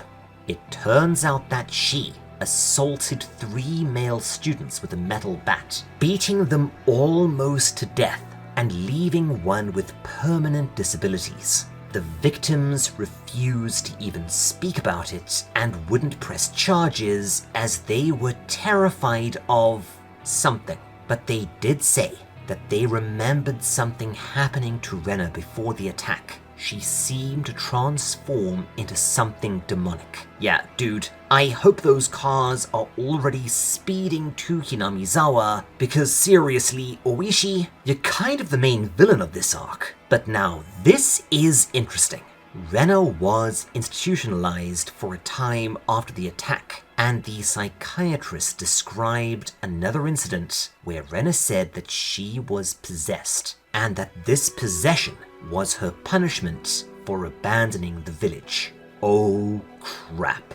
And yeah, reading this again, I do have to wonder if Rena/Rena's backstory is a nod to the infamous Boy A case, and I guess similar cases involving serious violence or even murder committed by youths in Japan in and around that time, with it being one hell of a hot button issue.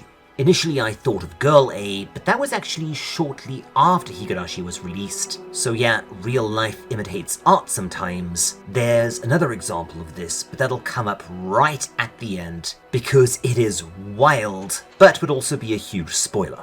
Regardless, Google Boy A if you want, but in Japan, especially during that era, young offenders could all but get away with murder, and at times did exactly that. Prosecuting them was a nightmare, and even if the prosecution was successful, in even the most extreme cases, for instance of serial murder, young offenders would be sent to a reformatory. I think I covered this in more detail when I talked about Satogashi, but TLDR version, forget Shamo. Most of these were pretty cushy, and after a time, we're talking a matter of years maximum, these offenders are then relocated and released, with strict anonymity being maintained for the offender and their family, and often a name change is involved. So yes, the Rena/Rena thing sounds a bit far-fetched, but it's not too unbelievable. Keiichi himself says that he sensed something really off around town, and is likely about to tell Oishi about the horrible breathing presence that's been stalking him, when a massive flash of lightning turns his room into a negative, and as the rain begins to pour down outside, he peers out of his window, seeing a shape illuminated by the flashes. A drenched and bloodied Rena is standing outside, unmoving, staring up at his room, still repeating the phrase, "I'm sorry," over and over again in that demented voice. Keiichi drops the phone, hanging up. Holy crap!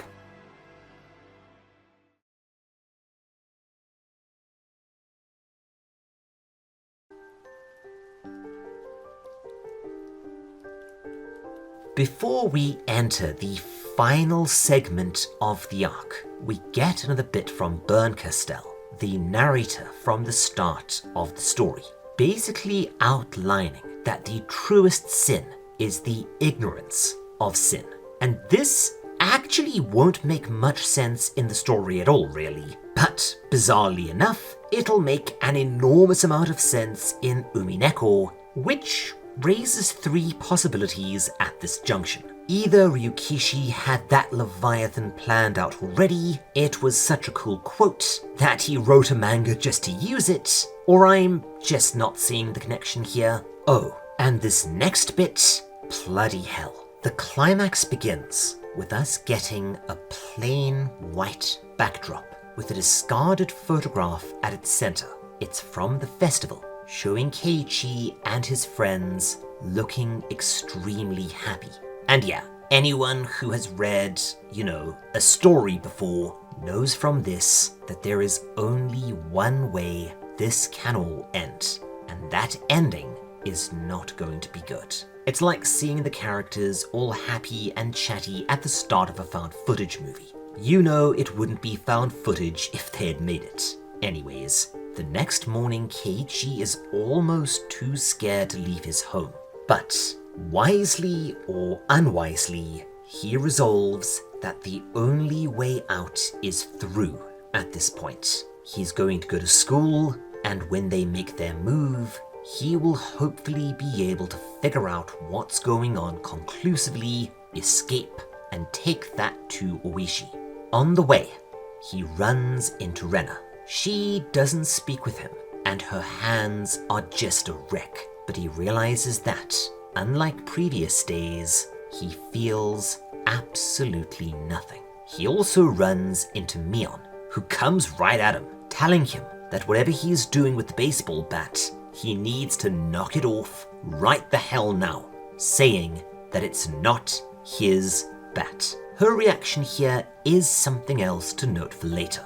Things escalate fast, with him saying that he knows enough about what's going on to not trust her, that they won't find him as easy meat as they did the bat's previous owner, and then tells her to basically get bent and that he never wants to talk to her again.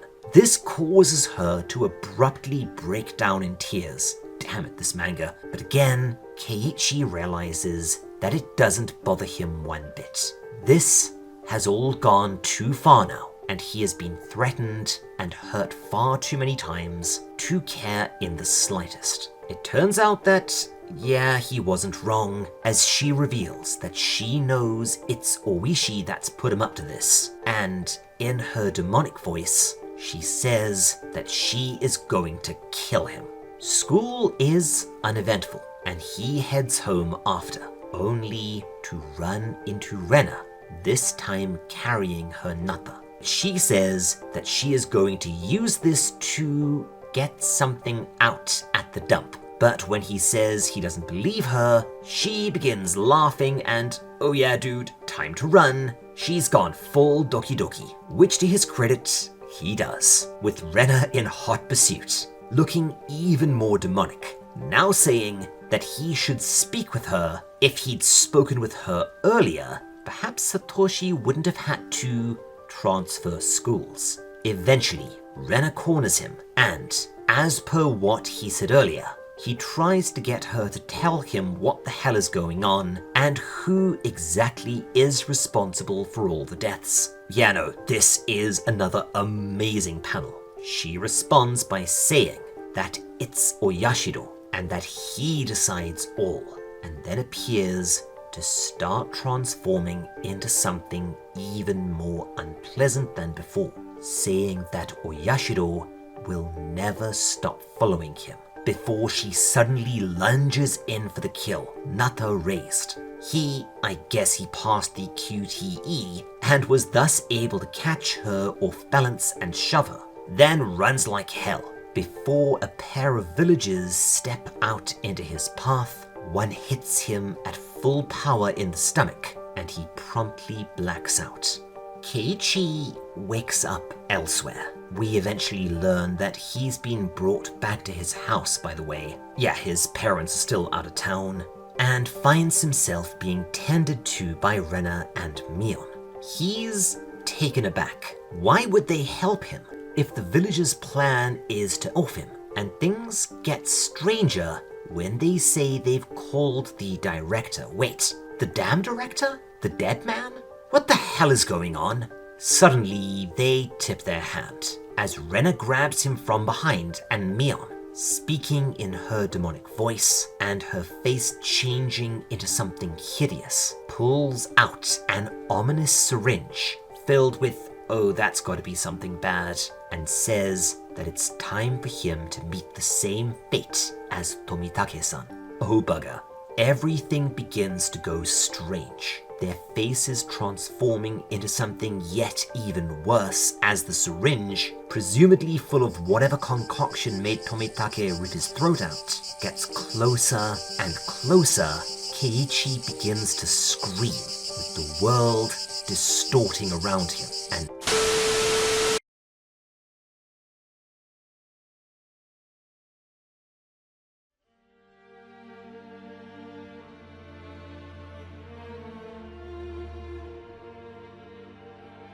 Keiichi wakens at sunset to the sound of the cicadas outside and realizes that it must all have been a dream. Rena is waiting for him to help dig up the statue of the colonel down by the dump. He stretches, gets up, and then realizes that he's covered in blood. He looks down to see that Rena and Mion are sprawled out on the tatami mats in front of him. He realizes that he's holding his metal bat, covered in their blood. They're both very, very dead. Mion is a mess of broken bones, and Rena's brains are visible. Yeah, seeing them approaching with the syringe had sent him into a fight or flight response, and he proceeded to beat both of them to death. Holy shit, this manga! Seriously, I am surprised that you are still watching this video and not just reading it yourselves. No matter how much work I put into doing a good job of narrating or making things visually engaging, this is so much cooler to read than listen to, man. A million times better. Keiichi begins to drift in and out of reality, unable to reconcile the truth, recalling how much fun he'd had in Hinamizawa and how little he'd liked his life before in comparison. It doesn't matter that it was him or them. He beat two of the people he loved most in this world to death and is now standing in his home, covered in their blood, with their lifeless bodies sprawled out in front of him. Also, note how the art is subtly changing, becoming rougher and almost staticky as Keiichi's mind is finally beginning to give way once and for all. Absolute bloody genius. But we are not done yet. Outside the window, he sees Irie and the van that tried to run him down. Yeah, they're coming to see if he's dead yet, and presumably to finish the job if he isn't. Keiichi resolves to survive, but if he doesn't, to blow the whole thing wide open. He adds to the letter that the director is somehow still alive, that the syringe here is filled with whatever killed Tomitake, and one thing that we don't get to see. He then pauses, and in another fascinating and frankly devastating art and even font shift, he says that no matter what, he truly did think of them all as his friends. Damn it, Ryukishi. Keiichi, bat in hand, tears off into the night, and as he does, after a time, he begins to realize that he can hear footsteps following behind him, getting closer and closer. Whatever that thing is, it's back, and this is probably going to be it.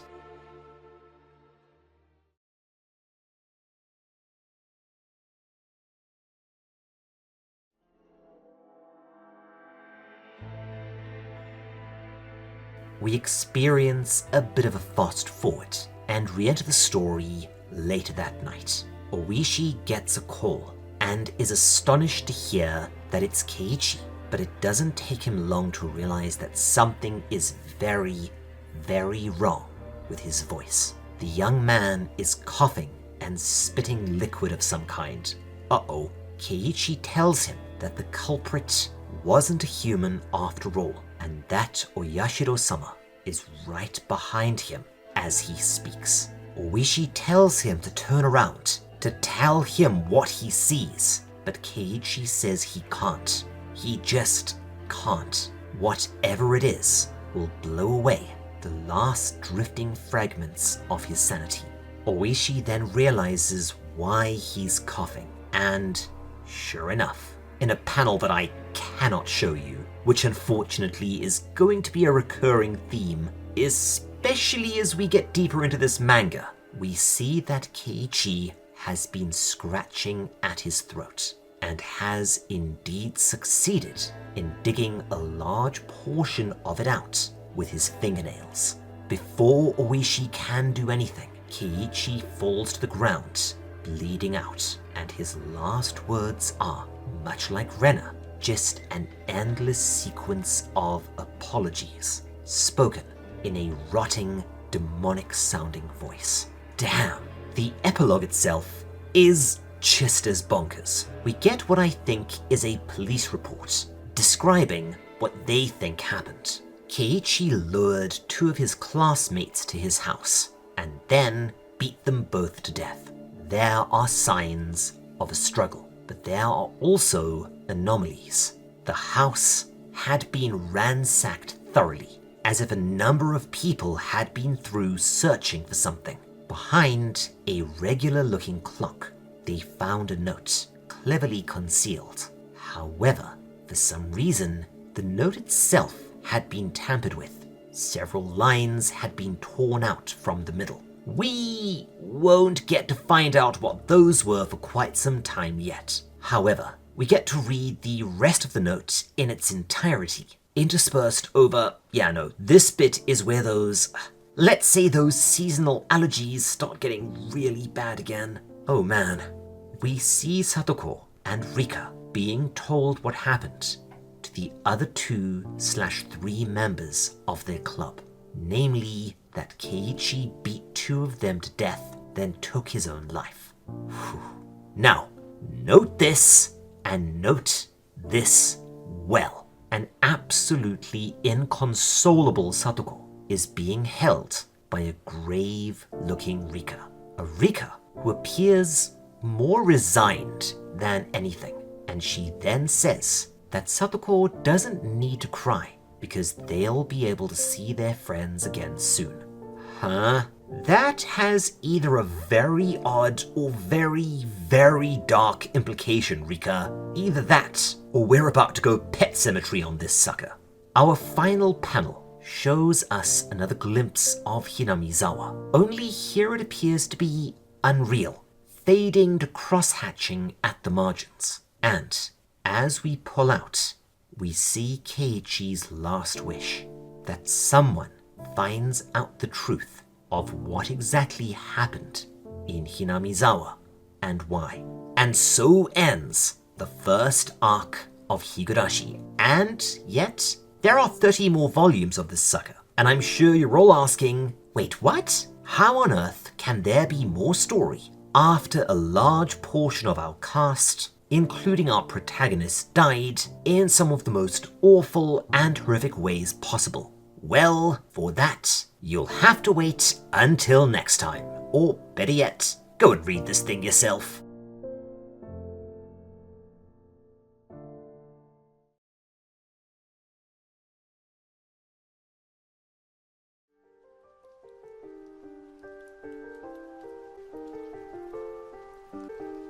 After the events of Onikakushi, we open on what looks like a nearly identical but subtly different intro welcoming us to the small mountain town of Hinamizawa. And you will notice right off the bat that the art has suddenly taken quite a step up. See, Higurashi doesn't just have one artist. It has a different artist for every arc. This time it's Yutori Hojo, who I cannot find any information on at all, aside from the fact that she did the art for Arc 2, and whose personal website link seems to be dead, so I guess that's that. And speaking of dead, I wonder who our new cast of characters is going to be. You know, with most of the previous lot dead. Satako and Rika helping Oishi, maybe? We cut over and see Keiichi and... Wait, what? How the hell is he alive? Didn't he rip out his throat at the end of Onikakushi? And there's Mion! I thought you were dead. Nope. And yes, this is where I think a lot of people were absolutely stymied. And to get ahead of it a little bit, let me explain this now. Higurashi is a time loop story. A very interesting and uniquely told time loop story. And this is the second loop. Now, without giving too much away, there's a lot more to it, and there is a reason that I consider this manga to probably be number one. But as with just so much, sing it with me, folks, that'll have to wait until much later. I will stop saying it when it stops being true. This is a manga with a lot of initial investment that will pay dividends towards the end. Now, one thing to note here is that, unlike Arc 1, Arc 2 sees Keiichi meeting with and walking to school with Mion rather than with Rena. So yes, the loop is already seeing a few changes. And yes, aficionados of those sorts of games will note the similarities to how a dating sim/harem game operates, especially on replays. You get the intro, which is generally the same, unless it's one of those games that likes to dick with you, and then you sort of pick one of the characters to court, and the story diverges from there. Only here, naturally, in a horror mystery story, and with Ryukishi's standout writing, as he's already giving Mion a ton of character and differences to Rena. And no, this isn't me dissing the dating sim genre. There was one I played in Japan on recommendation from a particularly horny mate. Oh goodness me, it was Cat Girl something. And while it did occasionally venture into fetish territory, it got a few laughs out of me, and the story was kind of good. If you have played this and, well, aren't embarrassed, let me know what you think this might be in the comments, because I wouldn't mind replaying this at some point, at least once the other owls are in bed. Wait, I think Mrs. Owl might be listening to me, so abort joke. We do observe that, much like Rena in Arc 1, these two are already growing close, signaling to us that the focus of this arc is going to be Mion. At school, Satako pranks him again, only with ye old bucket of water over the door trick, rather than an eraser. And before we know it, the gang's all here. Rena's being a ball of silly energy and Rika's being adorable as normal. Now, one thing to note here, because the manga translates this strangely, Mion constantly refers to herself as an old man, ji or oji in Japanese. This is one of those things that sounds kind of quirky in Japanese, but comes over very strangely in English. Short version, she is joking around about being a tomboy, and I think she's implying that she's slightly older than Keiichi is, which, okay yeah, Mion's age has been the subject of some contention. I think the fanon was for the longest time that she was 17, but allegedly it was clarified somewhere that she's the same age as the rest of the older clubmates, at around 14, so I have no idea what that's about. However, take note of the tomboy meaning, as this is going to be very important. As mentioned in the previous arc, Mion is secretly very insecure about her femininity. She's sporty, she's quite tasty in a fight, and she comes over extremely forward. At school, they have fun as always, and this is actually really amusing. Mion has been keeping a maid outfit for Keiichi in her locker, which, as the other characters ask, why should we be concerned? But his penalty is that if he loses, he would have to carry her bags home while wearing it. And she also apparently made him wear panties. Okay, we're in too deep, folks, so let's hit the fast forward button a little. Next, that afternoon, Rena mentions to Keiichi that, okay, so this is more really clever character work and subtle foreshadowing from Ryukishi. As fans of this channel will remember, I usually gush over art, so this is such a pleasant change of pace, where I actually get to gush over stuff like metatextual patterning, narrative structure, foreshadowing, character layering, and the like. You know, Ryukishi 7 having storytelling testicles the size of beach balls. Rena tells Keiichi that she's really happy she came here. Mion, who she refers to as Michan, a cutesy way of referring to a friend, was a pretty troubled person, but in him, she's found a friend, maybe more, and also someone that can match her pace. As to Chun, we aren't going into the honorifics today, but you're probably familiar with at least Chun and Sun and maybe Summer, the first being a more casual as well as feminine way of referring to your friends. And you actually might encounter Tan out in the wild too, as in Nokotan, you know, that brain rot deer anime. No. And I'd just gotten that sodding song out of my head. Tan being a cutesy way of saying Chun, based on how kids would say it. Where was I? We had some more fun between the two of them. And yes, I always forget how often the humor in this manga lands. At home, Keiichi gets a phone call from Mion challenging him to a rematch, as the club will be hanging out and playing games again over the weekend. Naturally, this is at least partially just an excuse to spend more time with Keiichi, but he's keen. Remember, these two have been hitting it off and are maybe a flea's ball hair away from becoming boyfriend-girlfriend. They'll be in Okinomiya. Oh right, I made a small mistake in the previous video. Angel Mort, the Maid Cafe, is located in Okinomiya, a large town a fair ways away from Hinamizawa, but still reachable by bike, not Hinamizawa. And yes, in a manga this complicated and long, I will be making mistakes here and there. You can always correct me in the comments. Bizarrely enough, this fact is actually going to be quite important later on. Oh, and this is fun. What sets it apart from being a real one-horse town and rather a, two-horse town? Is there a term for that? Is that it has a train station, albeit on an old line.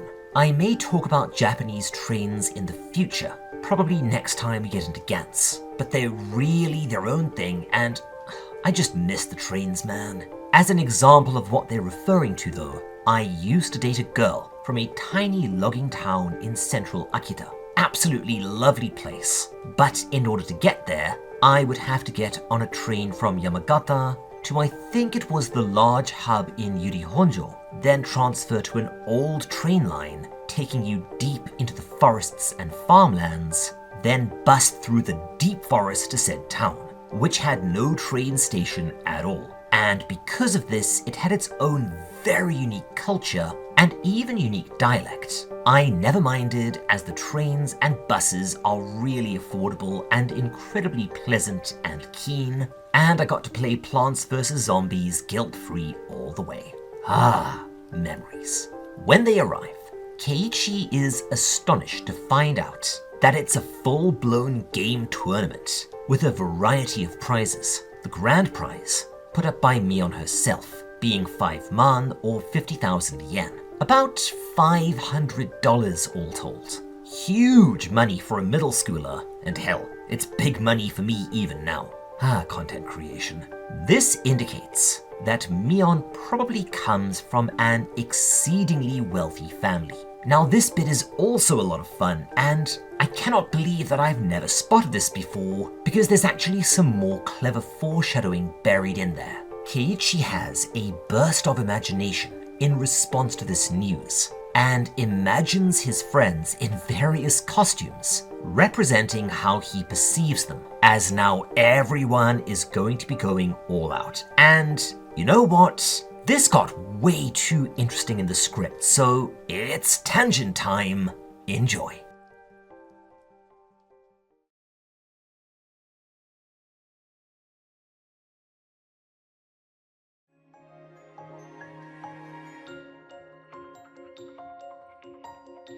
Okay, so out of the 4 girls, 2 have outfits that now not only carry a lot of really interesting symbolism, they're almost to the point of foreshadowing stuff coming later by way of said symbolism. Let's go one by one here, because wow, is this interesting.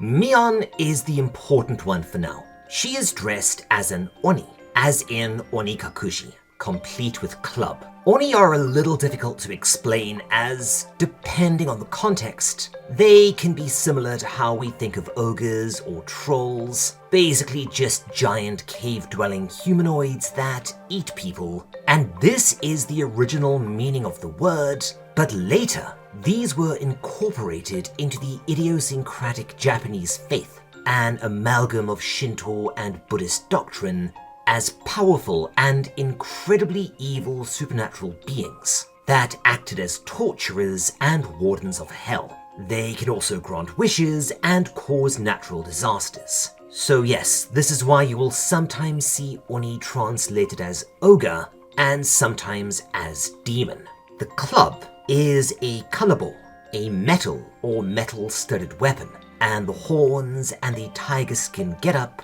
is also weirdly important. See, the northeast direction, which in ancient Japanese occultism was associated with misfortune and evil, was generally referred to as Ushitora, or ox-tiger, with north being ox and east being tiger, hence the horns and the clothing, ox and tiger. But short version, the term Oni in the context of Higurashi is once again referring to the demon meaning malevolent, sadistic, and cruel supernatural creatures. Remember, Hinamizawa, as we learned in Onikakushi, is known as the village where demons live. Rika, on the other hand, is just as interesting in her own right, although I will need to tread carefully here in order not to spoil things, because there is a lot I could read into it. But TLDR, she is disguised as a tanuki. Tanuki are one of those inexplicable Japanese things where, rather than being depicted as a sort of doggy, badgery, raccoony critter, are instead highly intelligent trickster spirits capable of shape-shifting, transmuting objects, becoming invisible, and having magic scrotums. No, I'm not kidding, and also don't ask. What's interesting is that in the region, they also have a fair bit of religious significance, particularly as it pertains to the Shinto faith, being viewed as divine messengers or capable of interceding with the local deities, as well as warding off evil. For that reason, you will sometimes see statues of tanuki near Shinto shrines, as well as near restaurants, generally in the form of, this cursed thing, which I swear would follow me around sometimes like a damn weeping angel. Warding off bad luck, I guess, and I got plenty of that to spare. Remember, Rika is canonically a shrine maiden, a role with a similar purpose, interceding with and acting as a messenger for the gods and warding off evil/bad luck. Oh, and the leaf on her head, in some stories, it's the focus of a tanuki's magical powers. The other two, unless I'm missing something, aren't as important. Satako is dressed as a western devil, or I think a succubus. I don't know why Japan made the little black wings and horns a thing, or how it pertains to her role in the story exactly, aside from maybe Keiichi viewing her as a bit of a scamp. And Rena? I have no idea what she's supposed to be here. Kirby? And yes, Baby Owl has decided to get all 4 of her back molars at the same time, so if you hear grumping in the background, that is her. Nobody's had much sleep.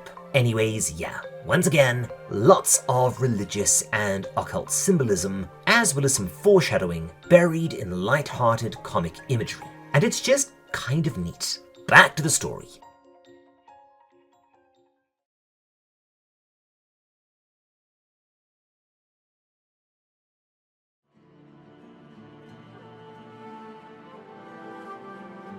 The game tournament itself is not all that important. Honestly, there's a lot in this arc that's like this. Long story short, everyone cheats outrageously, but the round ends without a decisive conclusion, as Mion has to go to work.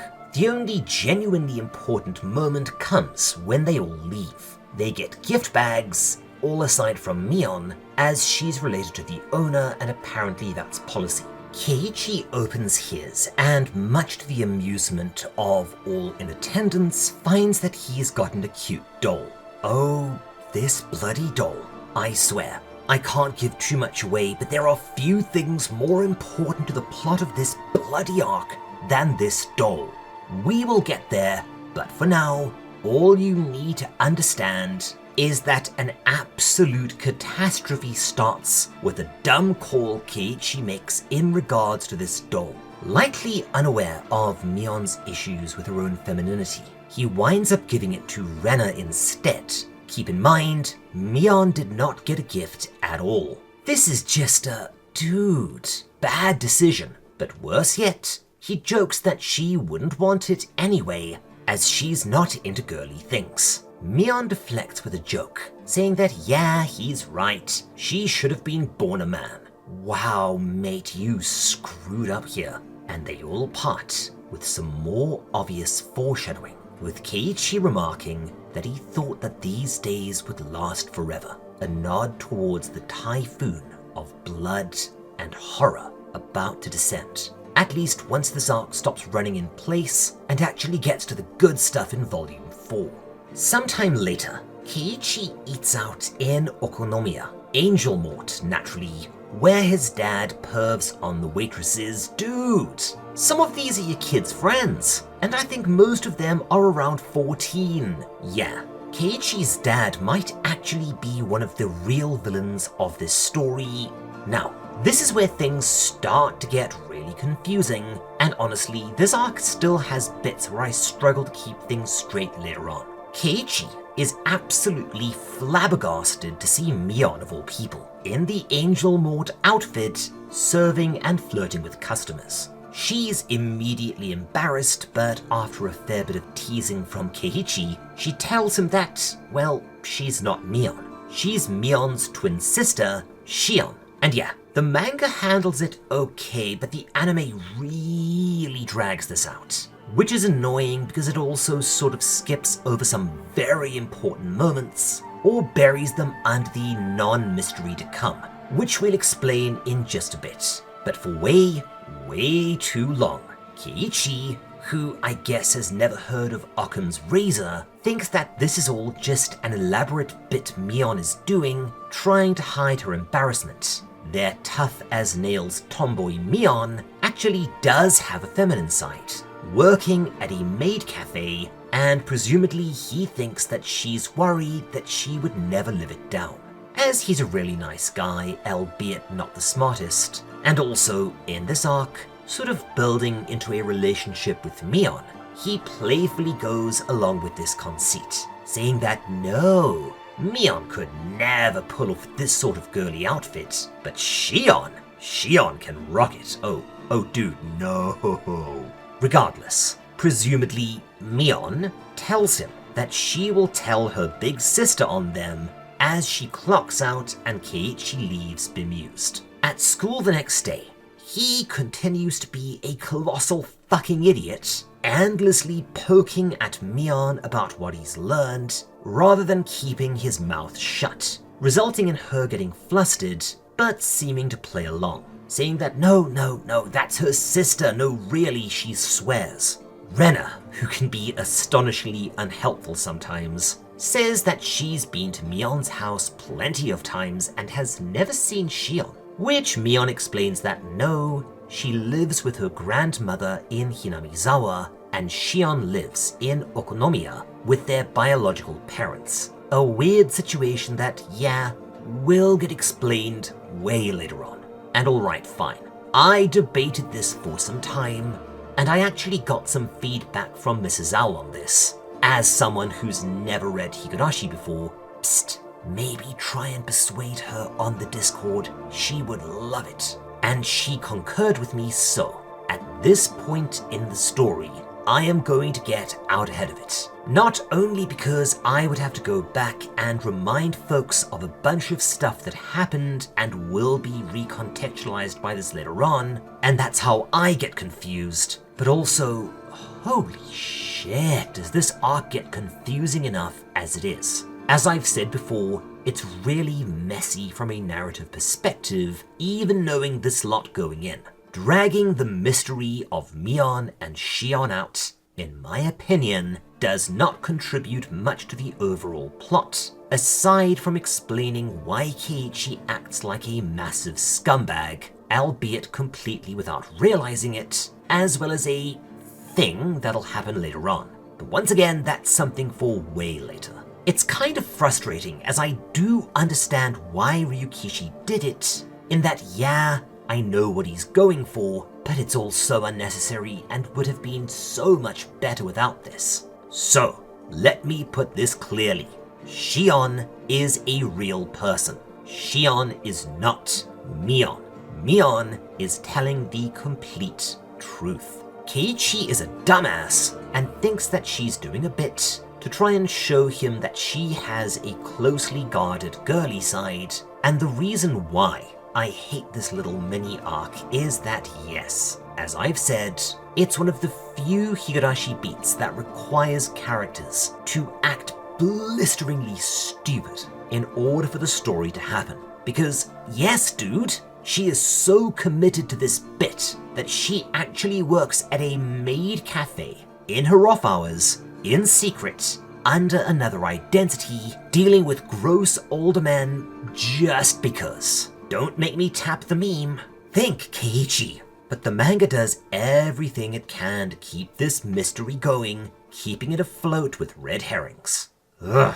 There is a reason that Watanagashi is probably my least favorite arc at a balance, well, at least amongst the main arcs. So, moving on with that in mind, Shion shows up at his house with some food, and says that her sister actually sent her over due to him missing lunch. So it seems that Mion has actually abandoned the relationship, thinking that maybe Shion is a better fit for him, as he seems to want someone more traditionally feminine, while she sees herself as rather masculine. Sure enough, it's a gorgeously prepared meal, and yes, this is kind of tragic if you think about it, and yes, second verse, same as the first, keep it in mind moving forwards. It'll be very important later.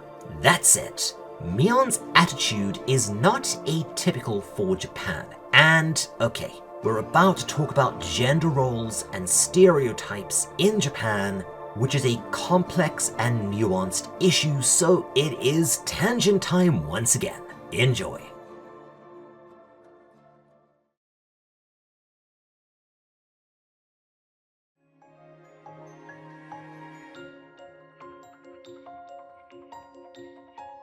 Alright, so I'm not going to go too deep into this, as it's a topic that could and probably has had multiple books or papers written on it. And it's also the sort of issue that gets people hot under the collar, so the comments should be fun. While girls and women do play a lot of sports and even do some traditionally masculine activities such as martial arts or swordsmanship, Iaido, I do miss you sometimes.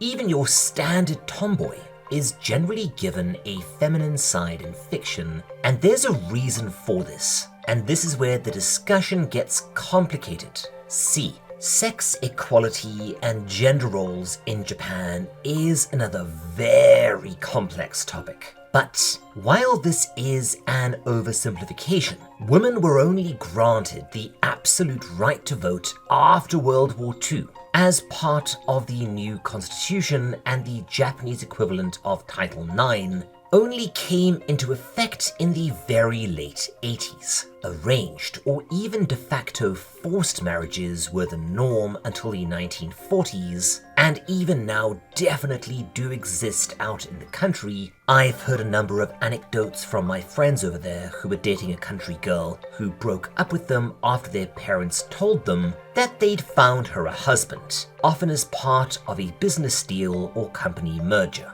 Now again, it's one of those things that doesn't map perfectly onto the West, as Japanese women, particularly married women, are also granted certain very nice perks. For instance, a guaranteed pension and frequently a stipend, either from their husband's company or the prefectural government, as well as some really nice tax breaks if they choose to work part-time, none of which are offered to man under any conditions, even if the man is one of the rapidly increasing number of house husbands or stay-at-home dads. And beyond this, within her home, a woman has an incredible amount of authority, particularly over children or grandchildren, as well as anyone that marries into the family, but also including the finances, which she is expected to manage, to the point that the henpecked husband is a trope over there. And there was a much discussed and fairly amusing case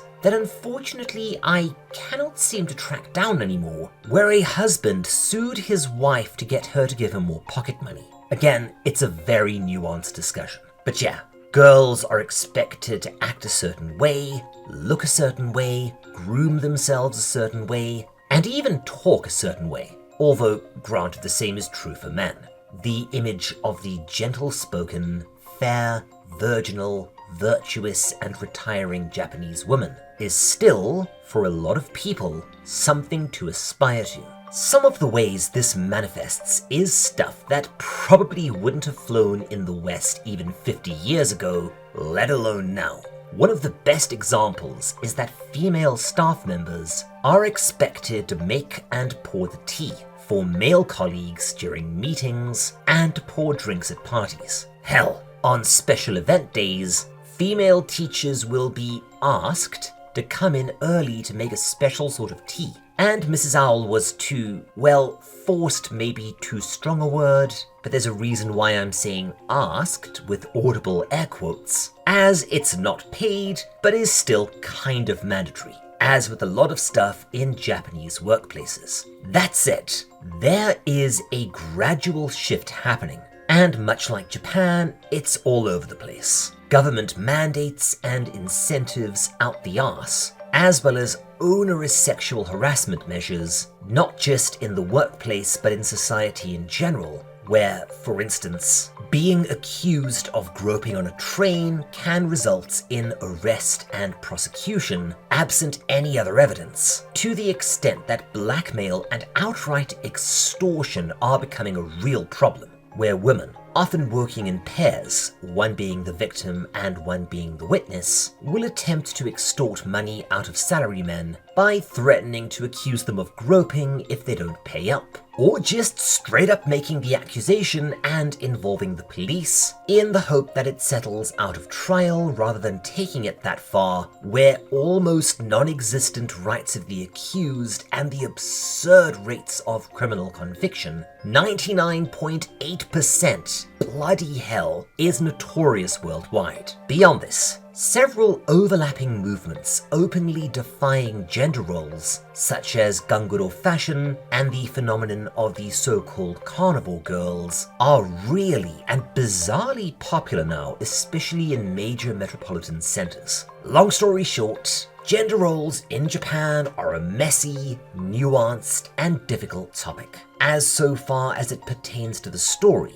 well, there's actually a way to look at the Watanagashi arc as a critique of traditional Japanese gender roles, particularly out in the country, and what the outcome is when these are poked with a stick. Spoiler, it's not good.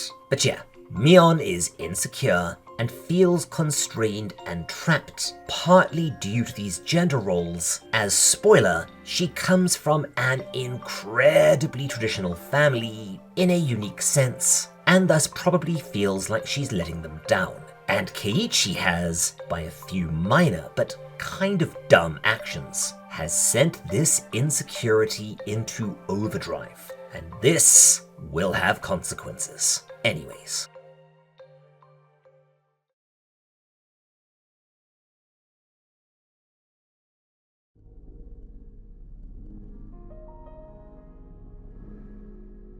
Sometime later, Keiichi is playing with his friends at school when Rika remarks that she's been training for the cotton drifting festival as described in Arc 1. The Japanese term and the name of this arc is Watanagashi, wata in this context meaning cotton, and Nagashi meaning sort of cruising or floating along. It's got a lot of uses. As mentioned, there's actually another possible meaning which we will explain in the next video, a way darker one. We get a recap of the upcoming festival and Oyashiro-sama, Meep, as well as, seriously, the art in this bloody thing is really good in places. We also get a really well executed scene with Rena, who, after a casual discussion, segues into talking to Keiichi about Mion, hinting that, yeah boy, you really screwed up here. Worse yet, because he's kind of an idiot, he's actually falling for Shion,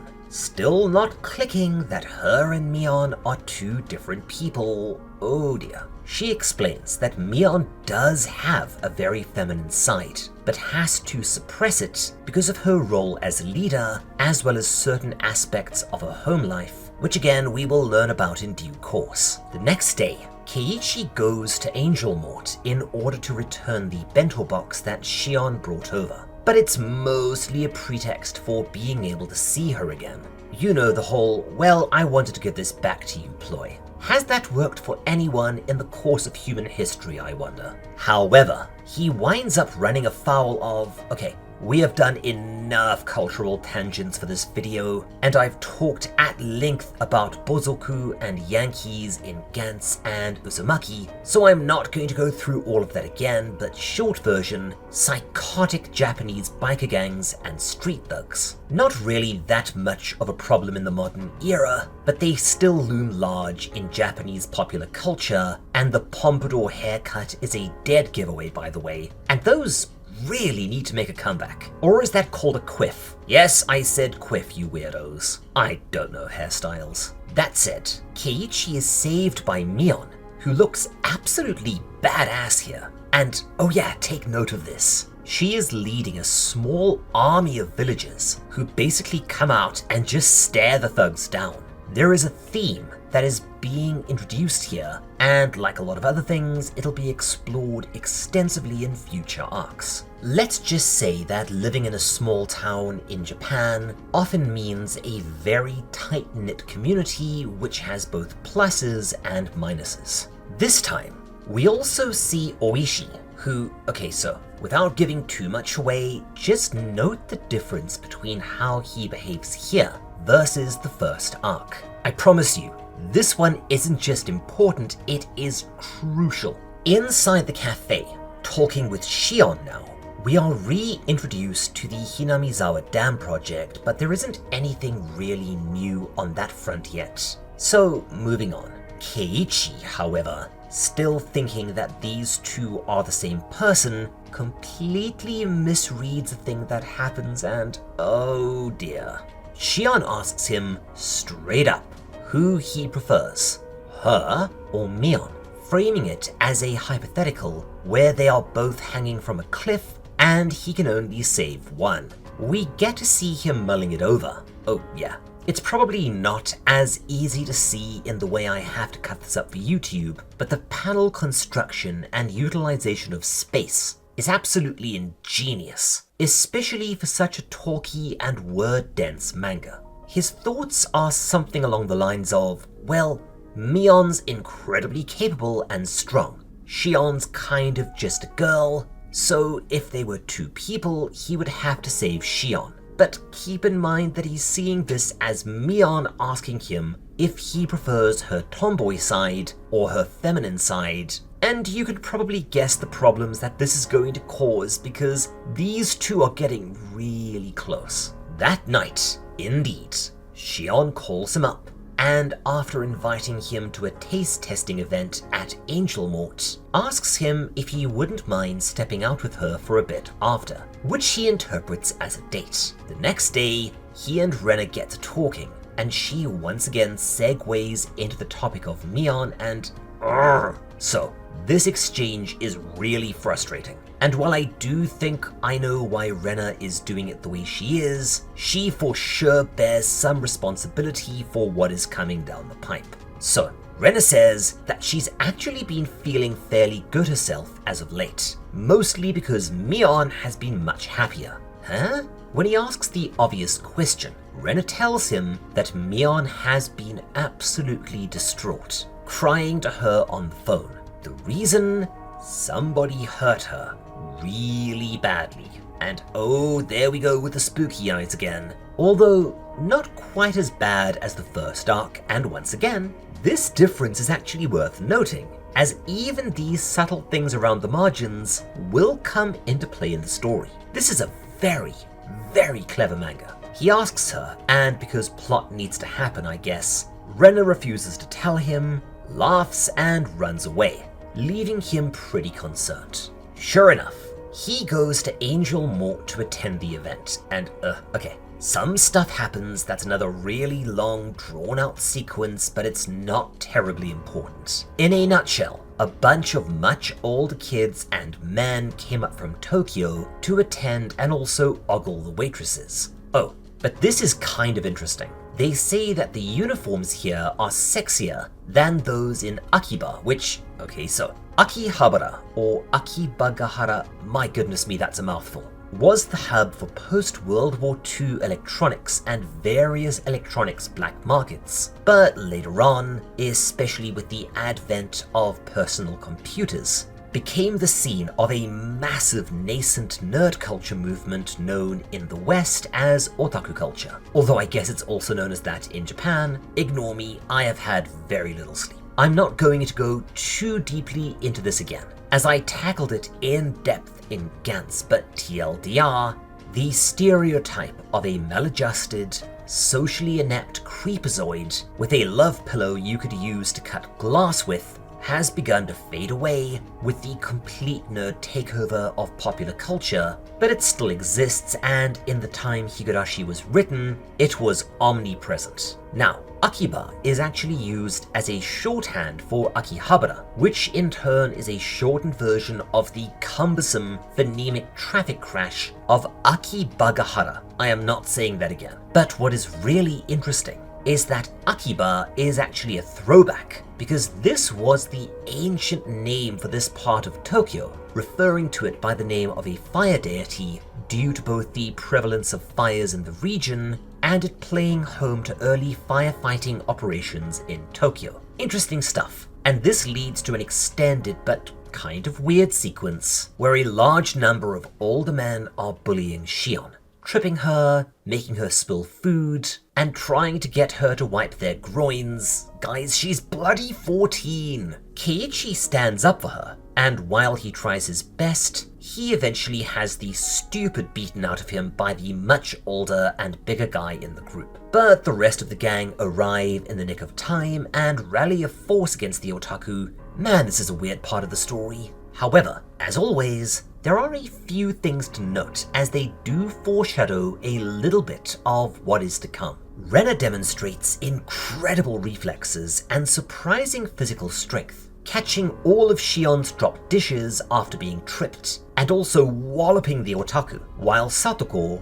who seems to have an incredibly high intelligence as well as, let's say, a dark side, mildly poisons them with some kind of laxative, and Rika manipulates them into going to the bogs outside, resulting in them being locked out due to a technicality. It's a long sequence that doesn't really do much for the story, aside from, I guess, relationship and character building, but we do get more interesting discussion between Rena and Keiichi, with him finally realizing that he is the one that hurt Mion, but Rena refusing to explain why and how because, I don't know, women, I guess? That's not me saying it, by the way, that's Mrs. Owl. It's a dumb part of the story, and much like Keiichi being denser than a neutron star, is, I guess, being done to let the plot.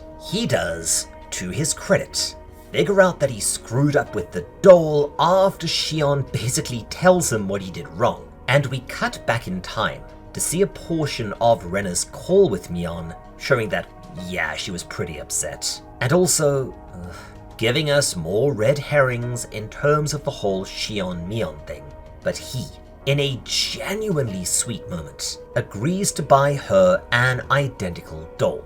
However, he then proceeds to completely poop the sheets when she tells him that she is Shion and he says no, she's Mion. oh boy, I could say note this for later, but I have already said that too much. Now, I am not going to spoil it, but I do want you to note this. While I loathe this dumb pseudo-mystery, I do understand why Ryukishi wanted to do it, because it's going to come back into play way later on, and like so many other things in this story, it's going to resolve into something emotionally shattering. But, well, the mystery just kind of solves itself right here, as he runs into Mion. Oh, note this. We get a very mild hint at what's going to come, in that Keiichi is suddenly confused about timeline stuff. It has been two sisters all along, but the call inviting him to the Angel Mort event, him being saved from the thugs, and a few other incidents, was it Mion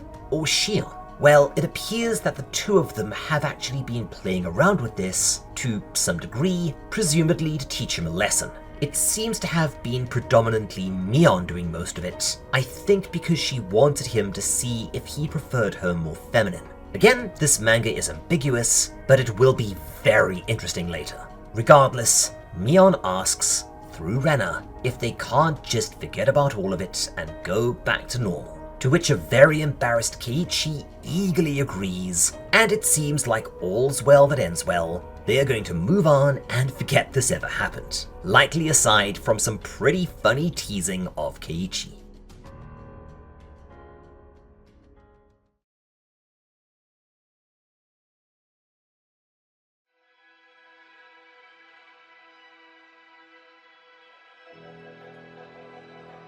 Sometime later, the club is together and playing. Okay, so judging by the backs of the cards and the names of the scoring events, it's some sort of Hanafuda card game, a broad genre using specific cards that I've tried to but never really been able to understand. So I am not going to try and explain it here.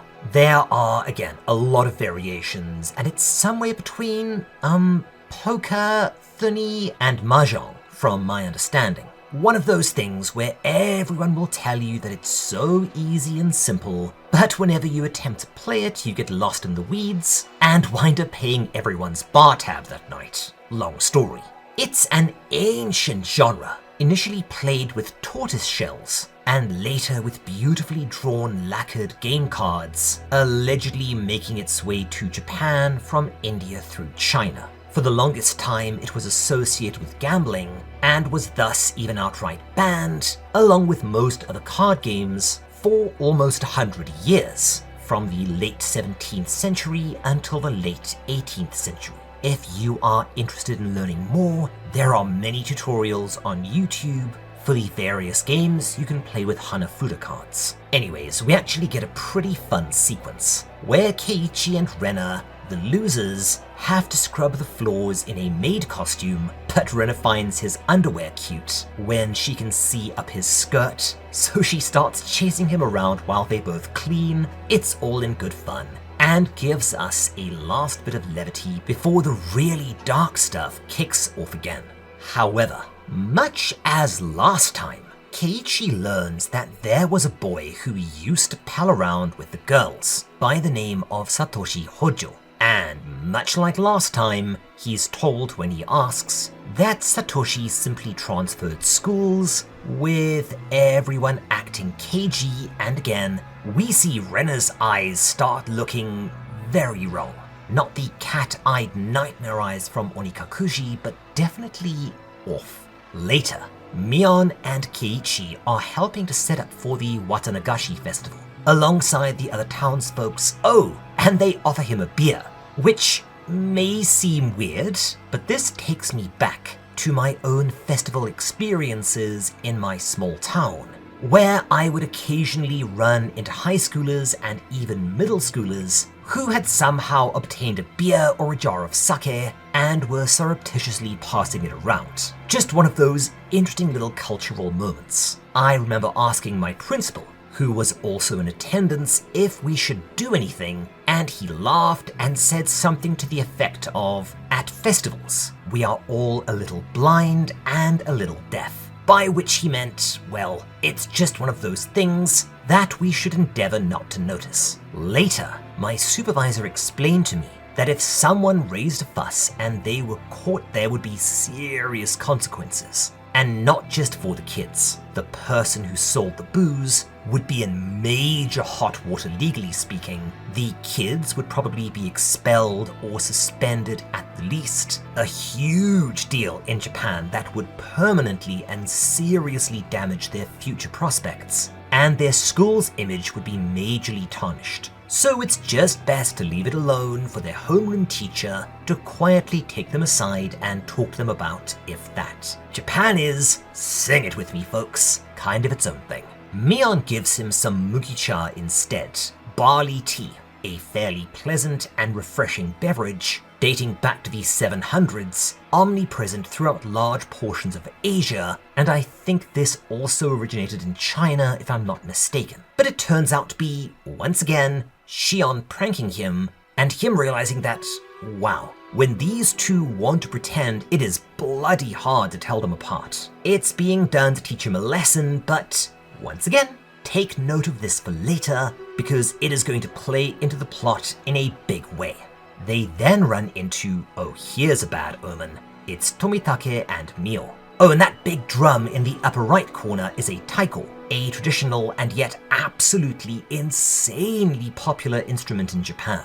There are a billion different taiko rhythm games, and any school has a taiko club because, yeah, banging a huge drum with heavy sticks isn't just bloody brilliant fun, it's surprisingly cathartic. Oh, and to round out our list of possible suspects, Oishi shows up too. We get an allusion to the curse. Someone will die, someone will vanish, as Shion suddenly turns quite grave. More rehashing of stuff we know follows, but one small bit of new information. Here, we are told that the dam director was actually killed by his subordinates in some sort of quarrel, rather than the villagers, with him being beaten to death and then dismembered, with someone absconding with one of his arms. It goes on rehashing a bit more, without too much new or relevant information, but they are interrupted by the arrival of Mion, who gets into a pretty funny comedic sisterly fight when Shion tells her that Keiichi was flirting with her,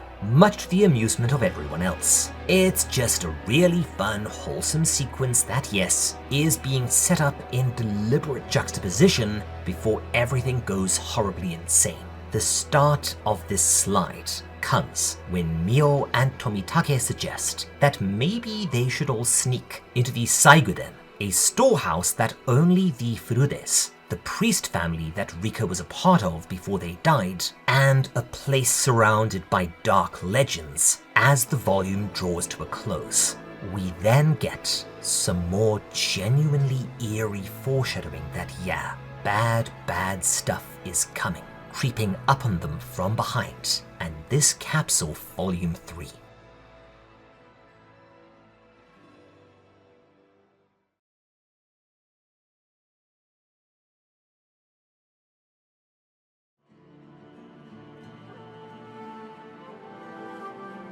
Volume 4 opens recapping the Curse of Oyashiro, giving us a timeline of the various deaths and disappearances around the time of the festival. One person dies, one person vanishes. Police think that it's the village messing with outsiders, as well as punishing those who have acted against the village, or even those associated with them, I guess ruling through fear, essentially. And the villagers think that it's the local deity cursing people who have managed to offend him somehow. And speaking of that, we return to Tomitake and Mio, about to break into the Saiguden, the secure, forbidden, and ill-rumored storage house storing sacred artifacts used by and tended to by the now-deceased Furudes, Rika's caregivers. Yes, I know I am going to call her Riko at least a half dozen times by the end of this series. Shion picks up on the closeness of the pair, and her and Keiichi twig onto the fact that these two are likely knocking boots at the very least. we actually get a really funny sequence where Mio basically confirms that Tomitake is getting some Takanookie? Tanuki? No, I went past it. But much to Tomitake's embarrassment, hints that they wanted to get into the Saiguden to engage in some rumpy-pumpy in private, and so she asked him to pick the lock. That's an interesting skill for a simple photographer to have, mate.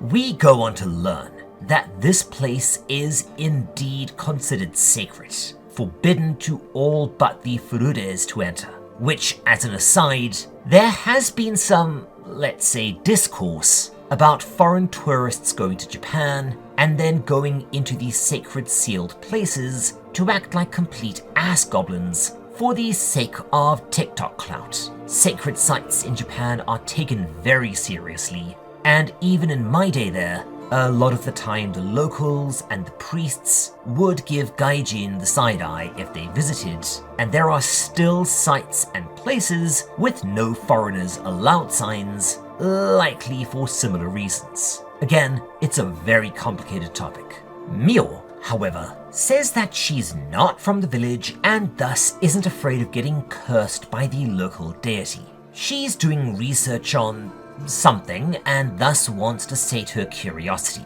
No, that's not suspicious at all. Keiichi is surprised at Shion. Wait, I thought that was Mion. And yes, I'm making a joke here. A really, really dark joke. If you know, you know. But to his astonishment, she's actually legit keen to go in herself. It's a really cool adventure, I guess. But once inside, things get sinister fast. We see a statue of Oyashiro, an ominous-looking man with a very old-school Buddhist feel to him, which is weird as he's a Shinto deity. And yes, I probably will explain the whole Buddhism-Shinto thing later on in the series. There are some really good chances here and there.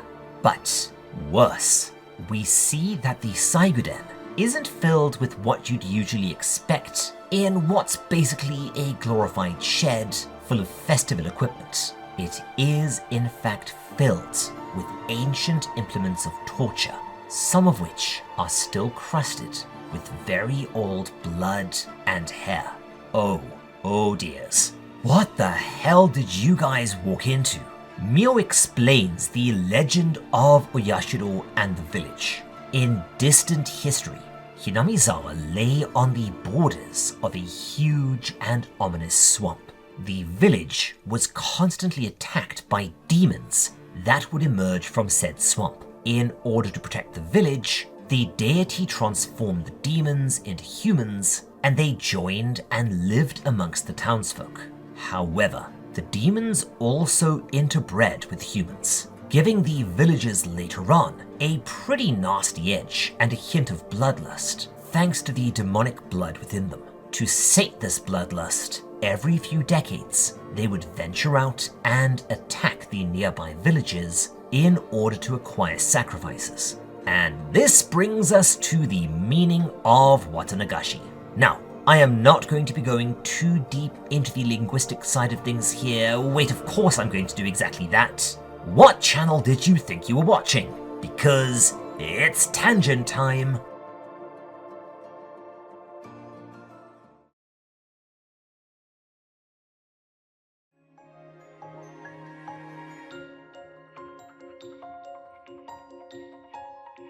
Okay, so for those of you not in the know, Japan has 3 different types of writing. You've got hiragana, which is the base syllabic text. Then you have katakana, which is generally used for loanwords or foreign names. It's that very angular script you'll see in a lot of anime subtitles. And finally, you have kanji. Oh bloody hell, kanji. These little pictograms are the nightmare of all new Japanese learners, and while they likely not admit it, a good few Japanese people too. In fact, kanji literacy is becoming a major concern as young people are struggling to learn it and more are simply choosing not to use it. This is often blamed on manga and gaming, bizarrely, probably because these use furigana, hiragana subtext under the kanji to help people read it. It's a really interesting and much debated issue within Japan. In a nutshell, Kanji represent a word or a concept, and these can be combined with other kanji, partial kanji, and some kana to create new words. Think that's complicated? Well, kanji can also have multiple readings, some of which you can only guess from context, and yeah, anyone who says Japanese is an easy language has only studied it in textbooks. I'm not explaining too much more than this here. You're welcome to go and look for this yourself if you fancy learning a bit more about the language. Where this does get interesting though is homonyms. Wait, would these be homophones? Because it's the kanji that's different? I honestly don't care. It's been 20 years since I last studied linguistics. Essentially, as it's a syllabic language, there are going to be a lot of words that are said the same and written the same in katakana or hiragana with completely different meanings. The only difference is the kanji used and the context. So yes, it can be really tricky to follow a story sometimes if you haven't grown up in the culture. For instance, the words for spider and cloud are the same.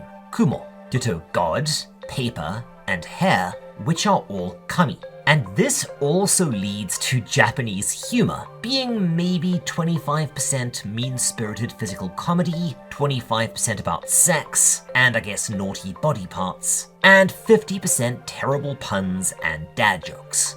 Now, this ties into the story thusly. Watanagashi in the story is commonly read as wata, meaning cotton, and nagasu, meaning to bob along or to float. But there is another reading of it, where nagasu means to bleed or let out, and wata, if you're willing to stretch things just a bit, watanagashi could mean something close to disemboweling, because there's a reading of the kanji for bowels that can also be read as wata, although from my understanding, it's usually actually harawata and refers to animal intestines, generally fish. But now we're well beyond the limits of my own Japanese abilities, so I may be a bit off. They also mention a festival where futons are given a funeral, but I cannot find any information on this, so it may just be a small festival or custom in Gifu that I'm not aware of. Anyways.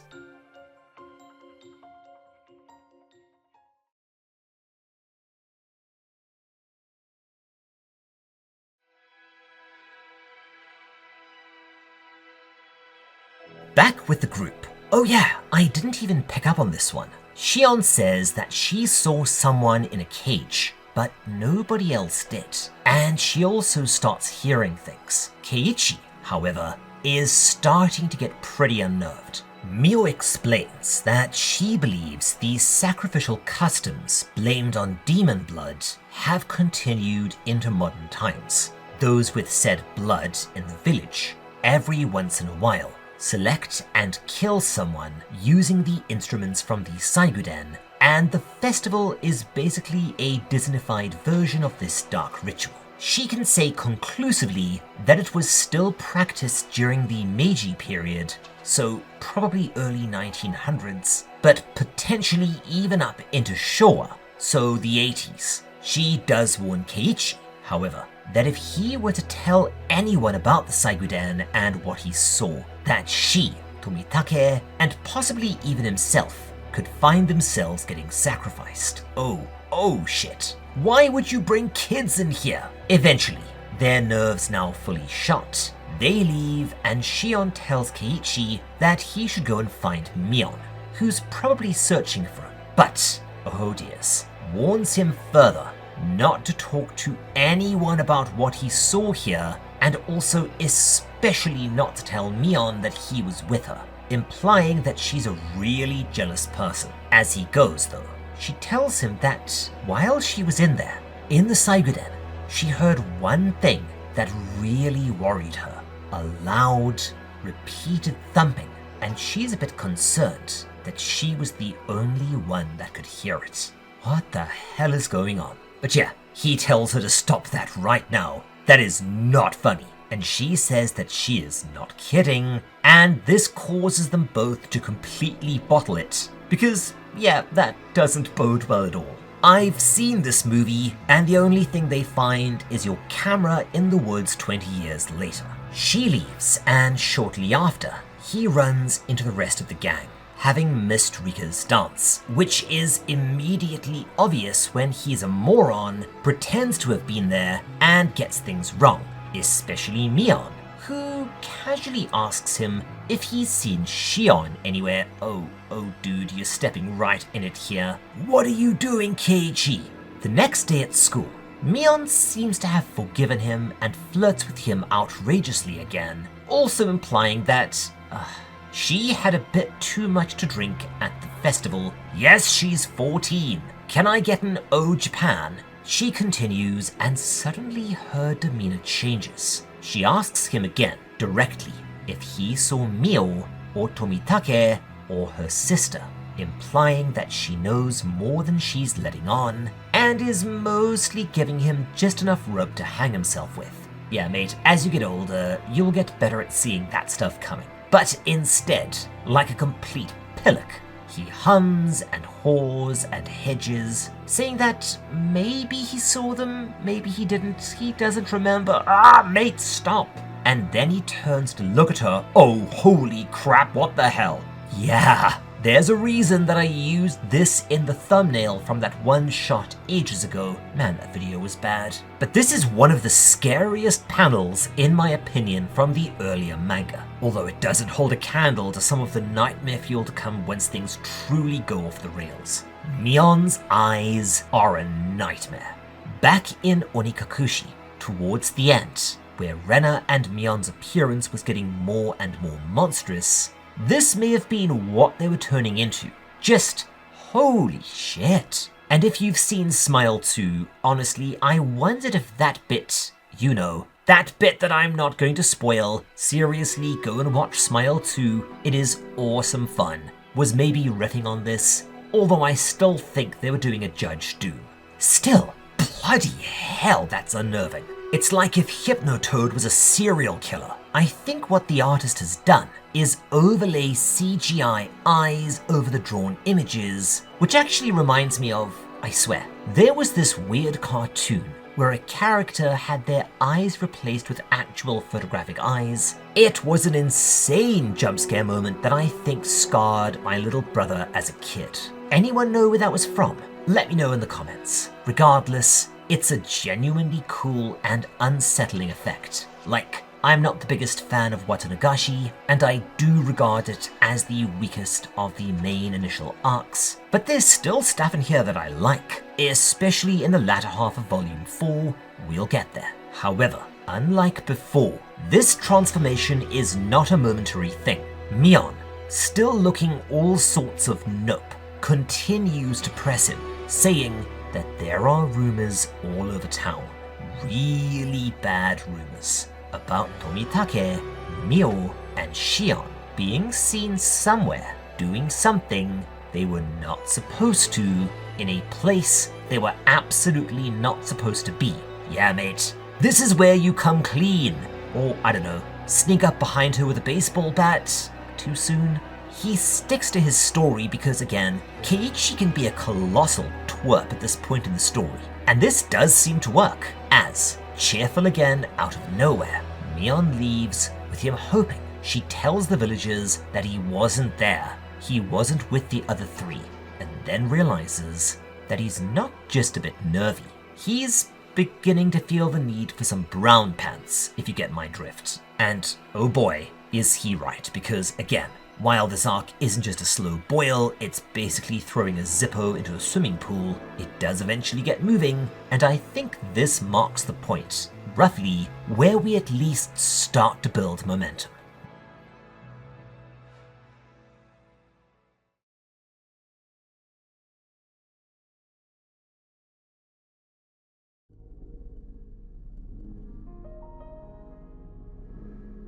That afternoon, Keiichi heads into Okonomiya to visit Shion, likely wanting to talk about what happened the previous night. I really hope you weren't followed, mate. And also because I guess he's still after her because Keiichi is a massive idiot. Oh, something else to note for way later. Turns out Shion also has a hangover. Like so many tiny details, yeah, It's fascinating to see how many of them are genuinely useful clues. We finally get a little bit explained about their strange familial situation. Mion is to become the heir to the Sonozaki family, with Shion being next in line.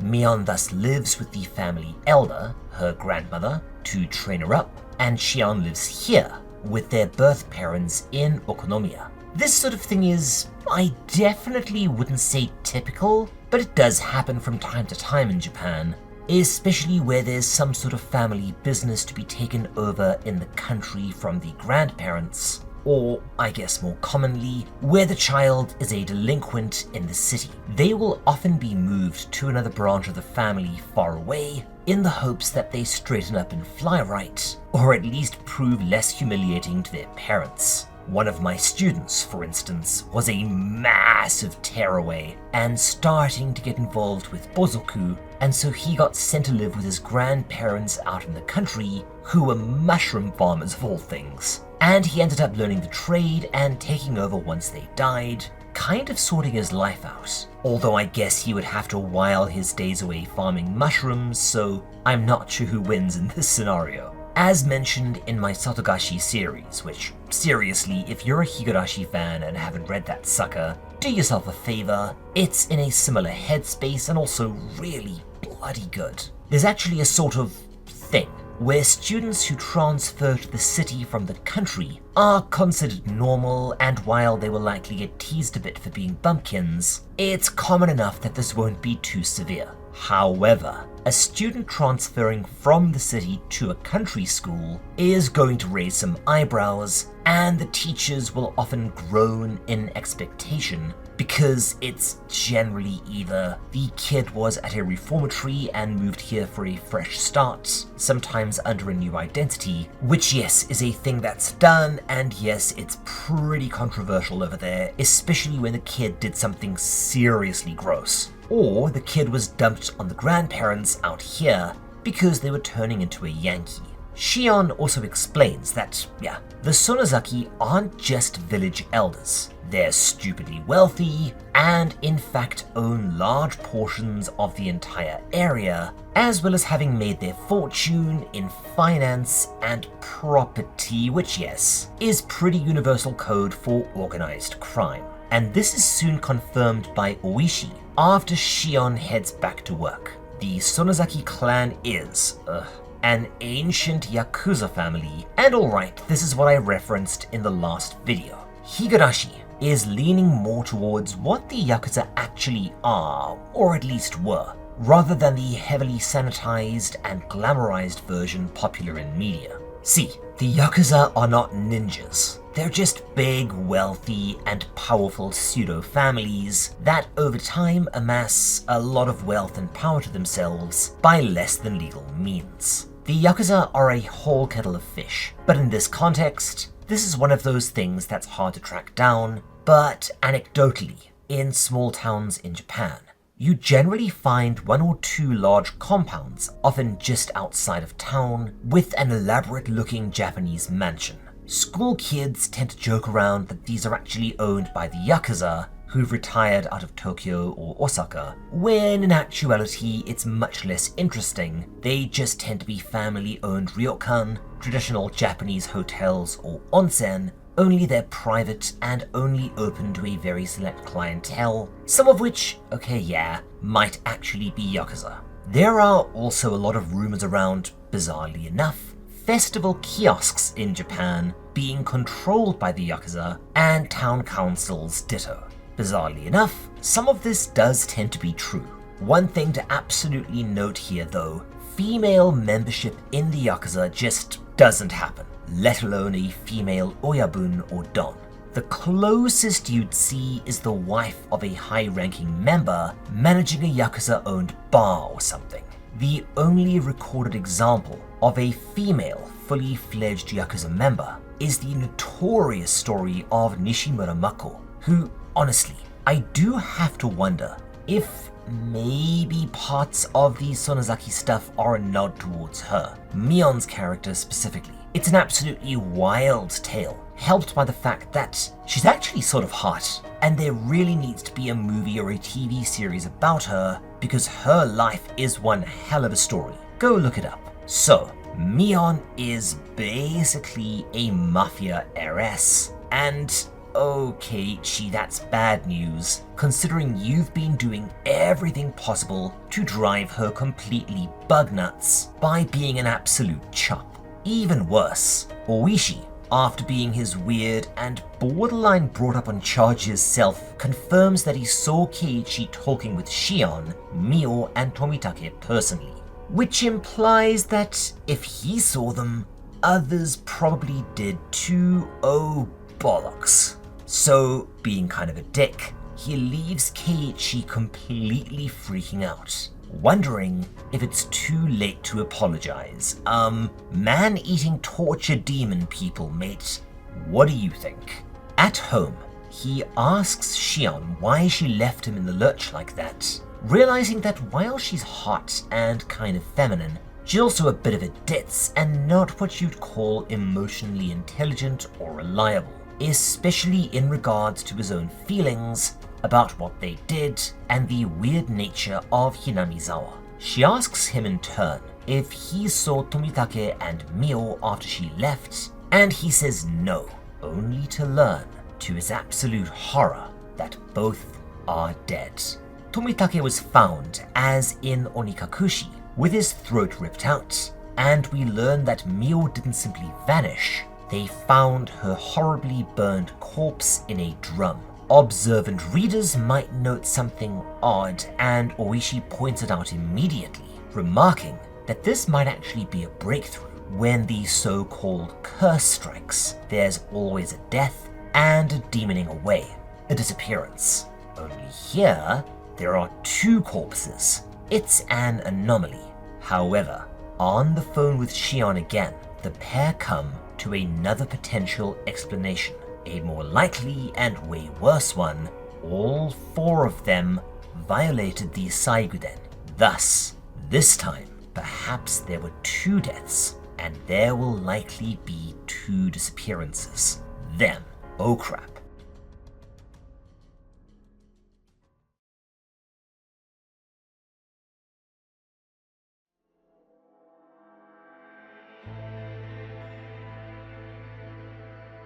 The next day in class, oh yeah right, this is one of those little details around the margins of the story that's introduced here, and will become kind of important later.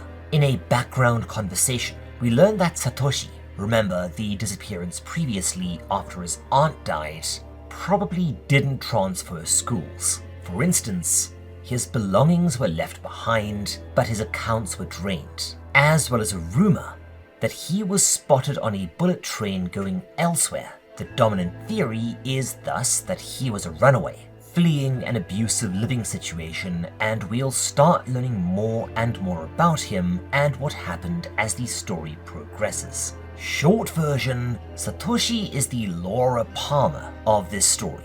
Also, note Mion's expression here. See what I mean?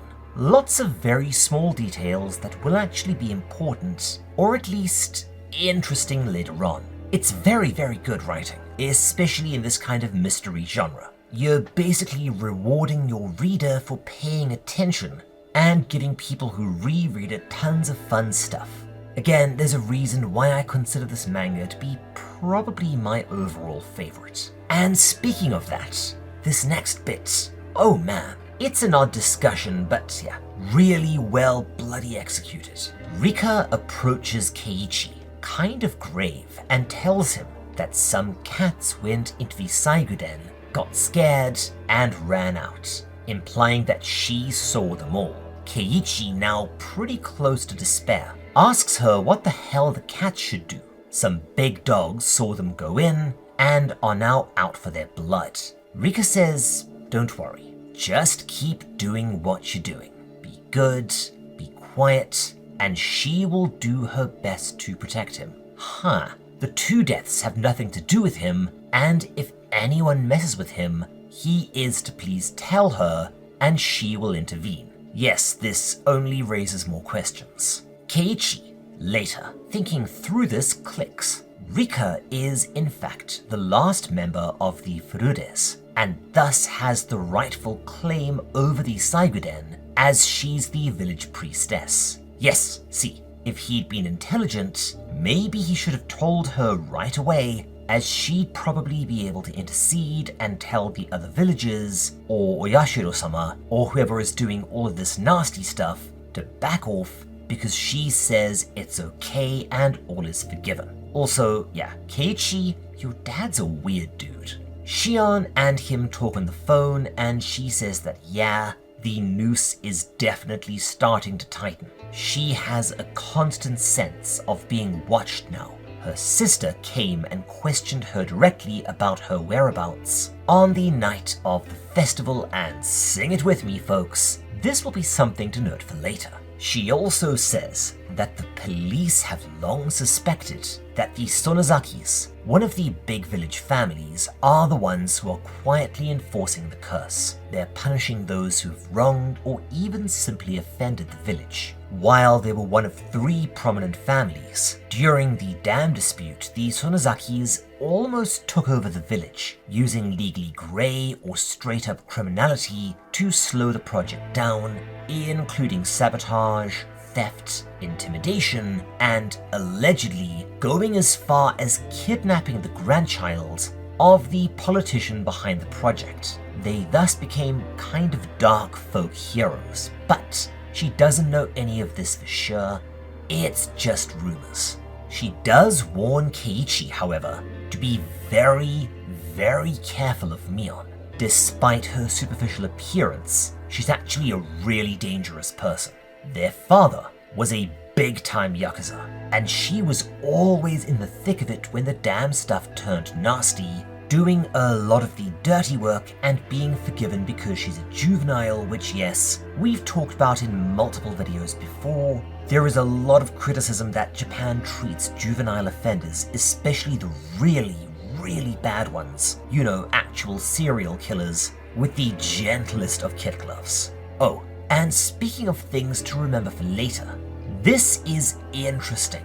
The village chief, so think the mayor, essentially, only a bit less official, seems to have vanished. Shion is worried because she approached him directly to talk about and apologize for invading the Saiguden in the hopes that he could tell the other villagers to back off. Meaning that, yeah, if it's the Sonozakis carrying out some sort of enforcement, nobody is safe, even big village muckamucks. Keiichi then comes to a genuinely startling conclusion. The Sonozakis are leaving them for last, to let them stew in fear and suffer. Instead, they are being watched closely, and anyone they talk to about what they did is murdered or disappeared. But wait, didn't he just... uh-oh. He calls up Rena, who, to her credit, doesn't dick around. She calls up Mion in turn, and the trio head over to Rika's house. A very modest little 2-story thing which, alright, let me explain this. I actually talked a bit about this in Gantz, but Japan is different when it comes to children and living situations. It's not unusual for high schoolers or even older middle schoolers to live alone or in a shared apartment with other students in order to attend specific schools and only see their parents on weekends or holidays. Rika lives alone with Satako, which yes, they're very young for this and it's not a typical arrangement, but it's something that I have seen out in the country in very rare cases. Generally where a child is orphaned and has no relatives, what'll actually happen is the village will look after them to some extent, at least making sure that they're fed and clothed. The trio continue talking, and we actually get another really interesting exchange. We learn, well, rather we get reminded that both of the girls are orphans. Their parents died or vanished as a result of the curse. However, when Keiichi displays sympathy for them, especially Satako, Mion suddenly, wow, just look at this. And okay, I am going to say this right now, yes, apologies for saying this so much, but I really mean it this time. Pay attention.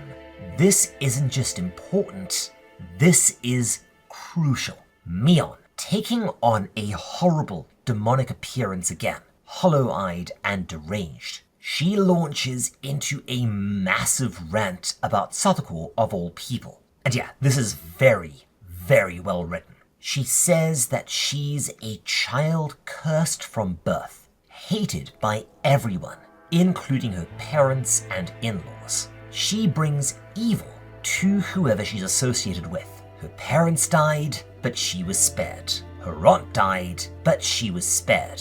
Oh, and we learned that her aunt was also abusive. Yeah, next arc. Then Satoshi vanished, but she was spared. Mion says that there is no way he ran away. He was devoted to his horrible sister, and that Satako was probably responsible for Rika vanishing too, simply by being cursed. What the hell is wrong with you, Mion? Rena appears with some other villagers and they enter the house, with Mion going back to normal all of a sudden, leaving Keiichi wondering what on earth that was.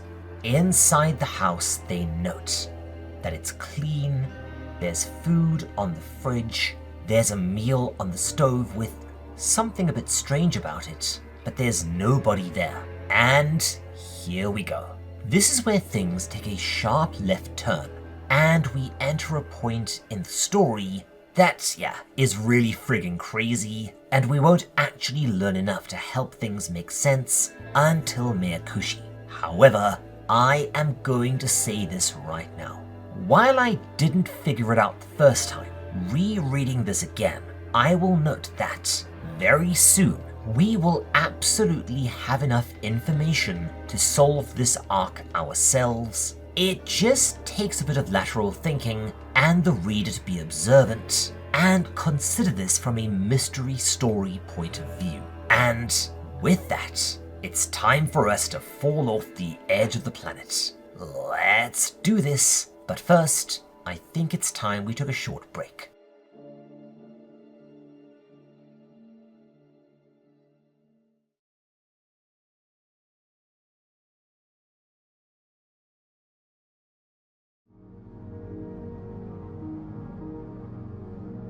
Sometime later, we see that the police are now heavily involved, but the Sonozakis are stonewalling them, preventing them from really being able to investigate to any degree. Yes, this is kind of a huge problem in Japan, and we'll talk more about this when we get to the next arc maybe, but let's just say police in Japan are their own thing. They don't map well onto how we think of policing in the West, as Japan is, still, in many ways, a pseudo-feudal society, which means that, in essence, you have private law. Your old families, your top village muckamucks, and in your company your managers and bosses are essentially the noble class, with everyone else being a serf. Mrs. Owl has some fascinating theories about this stuff. Go and ask her on the Discord. Anyways, Oishi does continue to shit Keiichi right up, telling him that his number one suspect is Mion,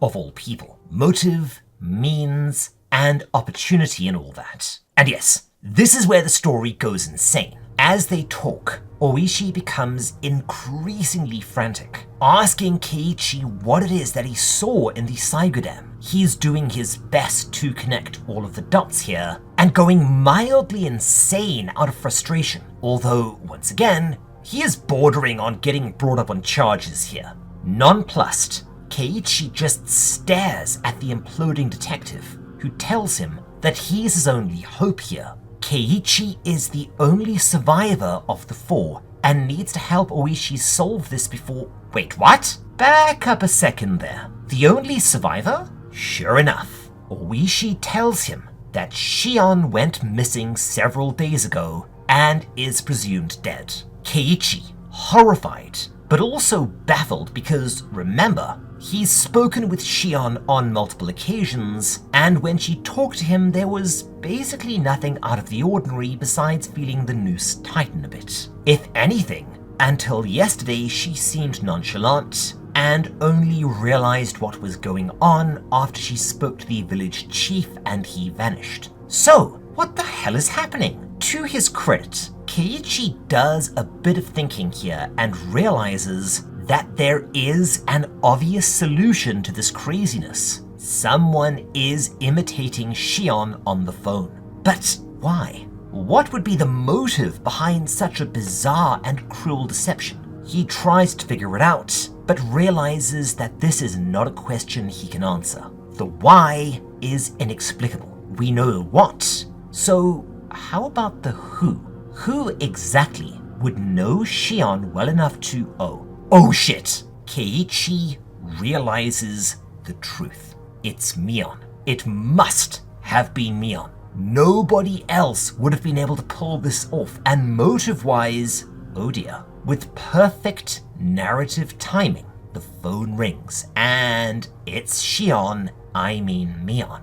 What are you going to do now, mate? Keiichi, knowing the truth, decides to play along. He knows that Mion is now probably behind a lot of what's been happening, and has been imitating Shion for reasons he still doesn't quite grasp. But he decides to try something, likely to see if he can't bait her into giving more of the game away. He casually asks what she thinks might have happened to Satako and Rika, but is then utterly horrified at her response. Mion, still masquerading as Shion, happily tells him that they were probably killed because they wouldn't have been useful as hostages, and keeping your kidnapping victim alive but imprisoned would be really difficult. And yeah, this is, by the way, where the arc starts getting really good, in the form of a subtle but utterly terrifying moment.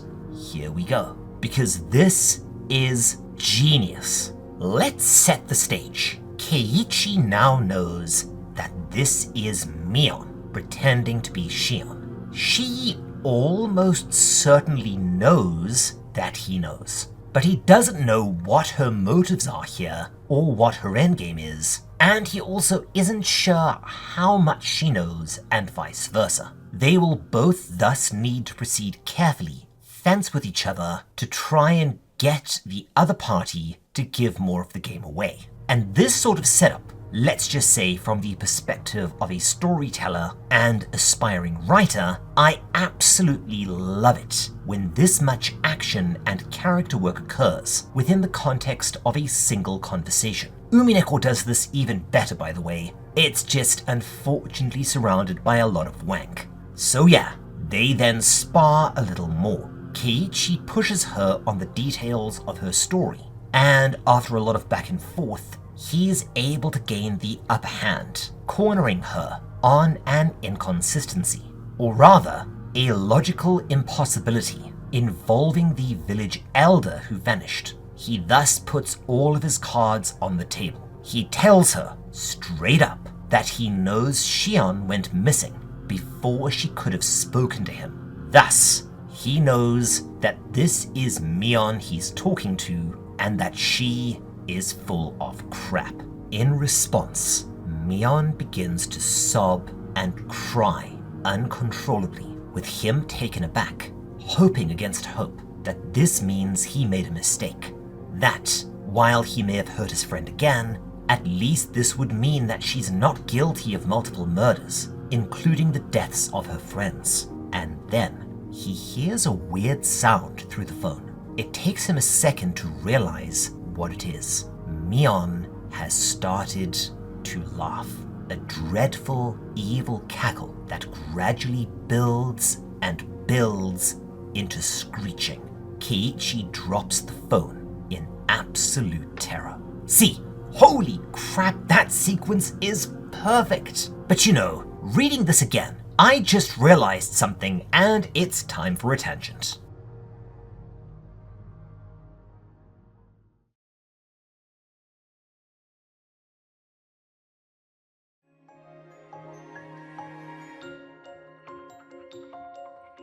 Okay, so let's keep this one shortish. I will be speaking on it at length if we eventually get around to doing Umineko. See, Ryukishi is, self-evidently, a huge fan of the murder mystery genre. Umineko is a murder mystery in the vein of Agatha Christie's And Then There Were None, and Higurashi is, at its heart, very much the Japanese version of Twin Peaks. It's a murder mystery, but it ever so often wanders into metatextual commentary, although once again, it's mostly quite subtle, as opposed to Umineko, which doesn't even try for subtlety, and literally just explains, plays around with, and deconstructs various tropes and genre conventions in a way that's both very clever, but occasionally bordering on being pretentious. Higurashi, however, is a bit more subdued, but Watanagashi and Meikushi are the two arcs where it's more obvious. See, here, we are dealing with twins. You've got the good, wholesome twin and the other one. And yeah, any mystery fans out there will know that the concept of the evil twin is probably the second most common murder mystery thing aside from The Butler Did It. It's a trope bordering on a cliché. What's genuinely fascinating though is the trope of the evil twin goes back basically as far as storytelling does, allegedly having its roots in bloody Zoroastrianism of all things, with primordial twins representing good and evil, although this is admittedly more of a metaphorical yin and yang sort of relationship. Something that's very common in most Eastern religions. You'll also find good-evil twin dichotomies in some very early African religions too. It's really interesting, especially when you consider all of these superstitions around twinning in Africa. Again, feel free to ask Mrs. Owl,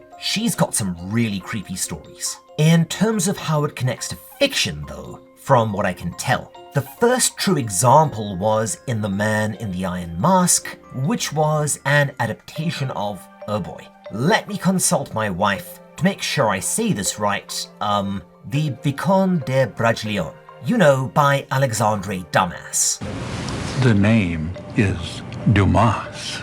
These were a popular trope in detective stories like Dick Tracy too, but really exploded into popularity with a 1-2-3 combo of an, at the time, very popular arc of Tintin, the soap opera All My Children, and DC Comics using the trope, originally in Kid Eternity, a series I'd never even heard of until now, but probably best remembered in the form of the character Bizarro, which, seriously, how did a character that looks like Superman joined Kiss and speaks like the Hulk after he got into the bath salts become this iconic? Regardless, likely due to its detective and adventure tale roots, the evil twin became a mainstay of the mystery genre, hence all of the "it was twins all along" jokes. Now, because Ryukishi, there's actually a subversion of this formula going on here, but it's subtle. And unfortunately, you'll have to wait until Miyakushi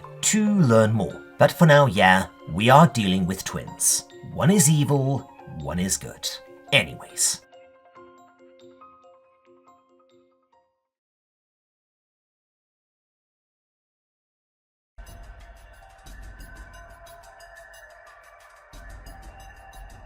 The next day, an absolutely ruined Keiichi.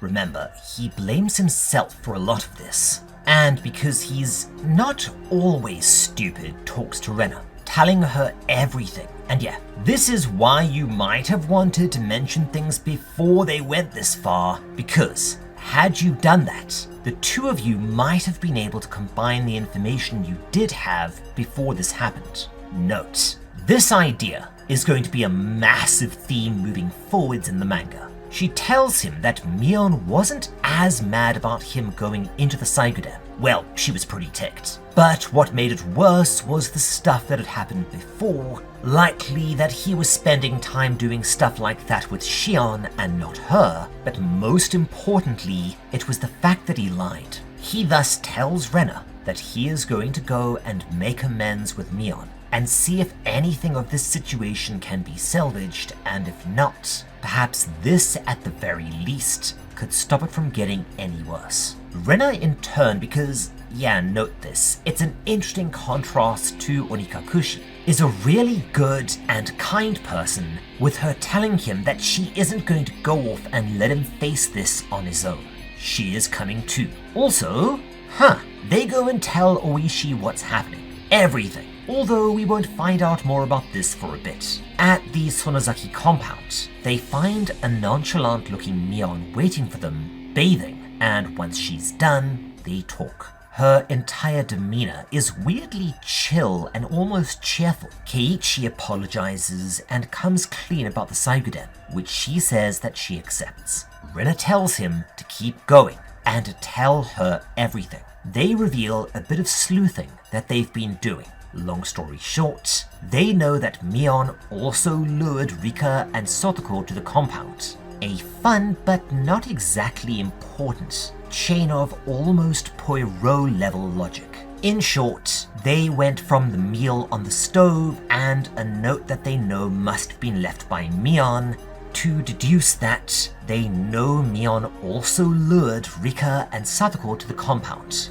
which is where they went missing, and also telling her to let them go immediately because the police know and will break into the compound any second. Mion seems briefly startled, but she pulls herself together and tells them that it's time they were properly introduced. She goes on to confirm that yes, she has been the one meting out punishment, not just to the people who learned about the Saiguden, but also to Rika and the village elders that allowed it to be broken into with the installation of a cheap, pickable lock.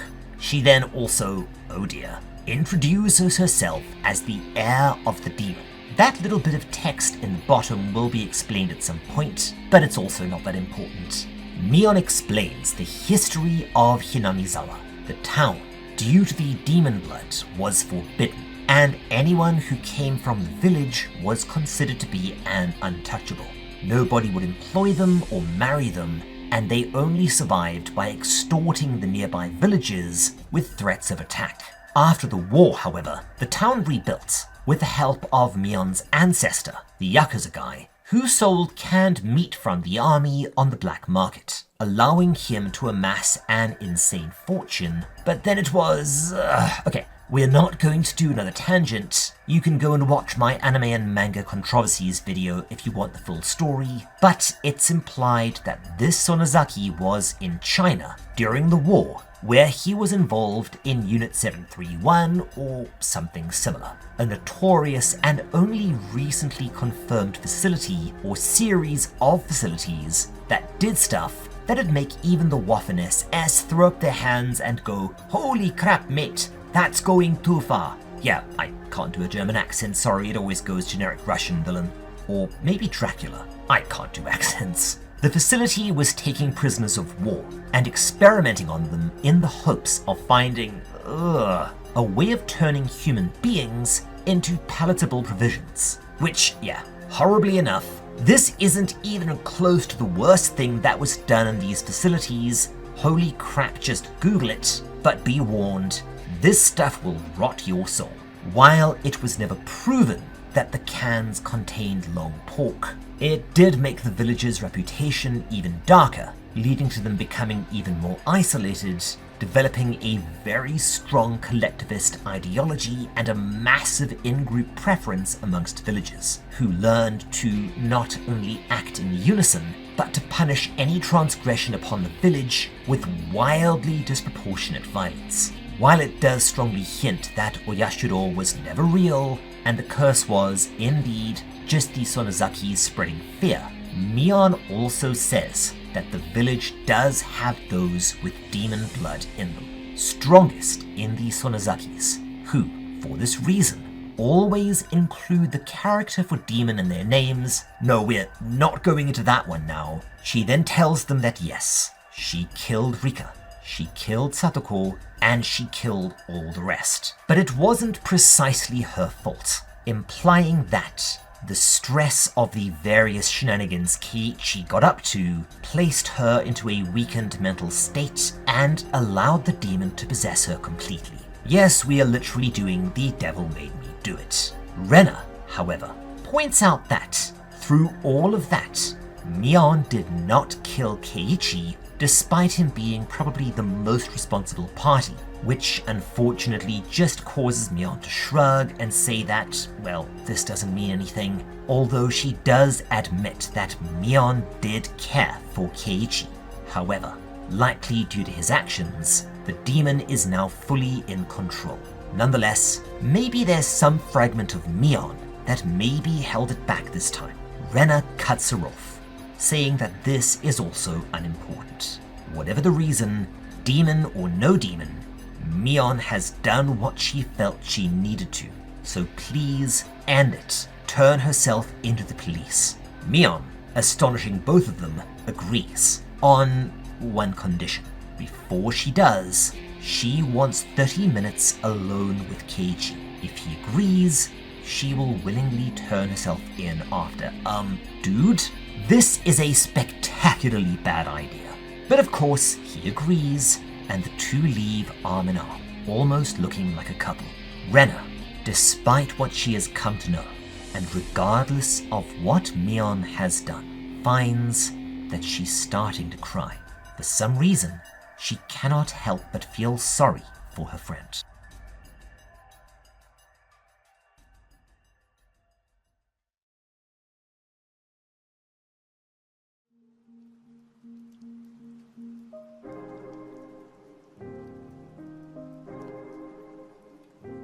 As Mion and Keiichi walk, her being odd and him clearly sad but under duress, she tells him that Shion really did care for him. She goes on to say some very strange and yet kind of important stuff, explaining that one of these sisters was superior and one was inferior, much like we have a dominant hand and a, submissive hand? Secondary hand? I don't know. But that even if one hand was dominant, that doesn't mean that both hands aren't needed. Both sisters had a role to play. I'm gonna guess that the implication is that she feels like Shion tried to usurp her position, both in terms of her being a village leader, in that Shion let people into the Saiguden, and in terms of her trying to steal Keiichi from her, and frankly nearly succeeding. Remember that entire business with the doll. While she does go on and on about her being possessed by a demon, it's quite clear by implication that Mion's whole demon thing is more Sonozaki hokum. She's probably just mildly insane or disassociating. However, Mion then drops a bombshell. She has not killed Shion yet. She's saving her for last, and wants to show Keiichi what she's done. Yeah, this arc, man. It's kind of tame right now, but just wait until its corresponding answer arc. Holy frigging crap, is that one a lot. However, Keiichi in a, I'm not sure if he's being genuine here, or if he's doing that thing. Okay, so one of the common pieces of advice given to kidnapping victims is to be calm, kind, conversational, personable, and to humanize yourself to your captors. It could also be some kind of Stockholm syndrome, but the lollipop or a bullets comment section on that was, let's say, something of a war zone, so we'll be leaving that one alone for now. Does Stockholm syndrome exist? Is it fake? Not my bailiwick. This does, however, prompt yet another weird but kind of sweet sequence, as the art softens yet again, and Mion says that while she's the demon now, she can tell that Mion genuinely did love Keiichi too. She leads him deep into the Sonozaki compound, to a hidden place beneath, a secret prison and torture chamber for those who've offended the village in some way, or those who needed to be sacrificed for the cotton drifting. Now, this is all really important to take note of, as mild spoilers. The general layout and geography of this compound will actually become really important as the story progresses, especially towards the end. But cliff notes, there is a prison and a well of a kind for body disposal, and it's a fairly large underground complex. It's a bit hard to see this in the manga, but the anime shows the size of it a lot more accurately. Mion says that she killed Satako and Rika here, and threw their corpses into the well to prevent bugs from invading. Ugh, yeesh. He does indeed spot Shion in a cell, appearing disheveled but unharmed, and she's begging Mion to just kill her and not to kill anyone else. Presumably, she's been forced to watch the death of the other girls and will similarly be made to watch Keiichi's as Mion is saving her for last. There's an odd moment where Mion seems to be almost herself again, hesitating before her face goes back to being demonic, and she whips out a stun gun and zotzes Keiichi, causing everything to go black. Oh, bugger.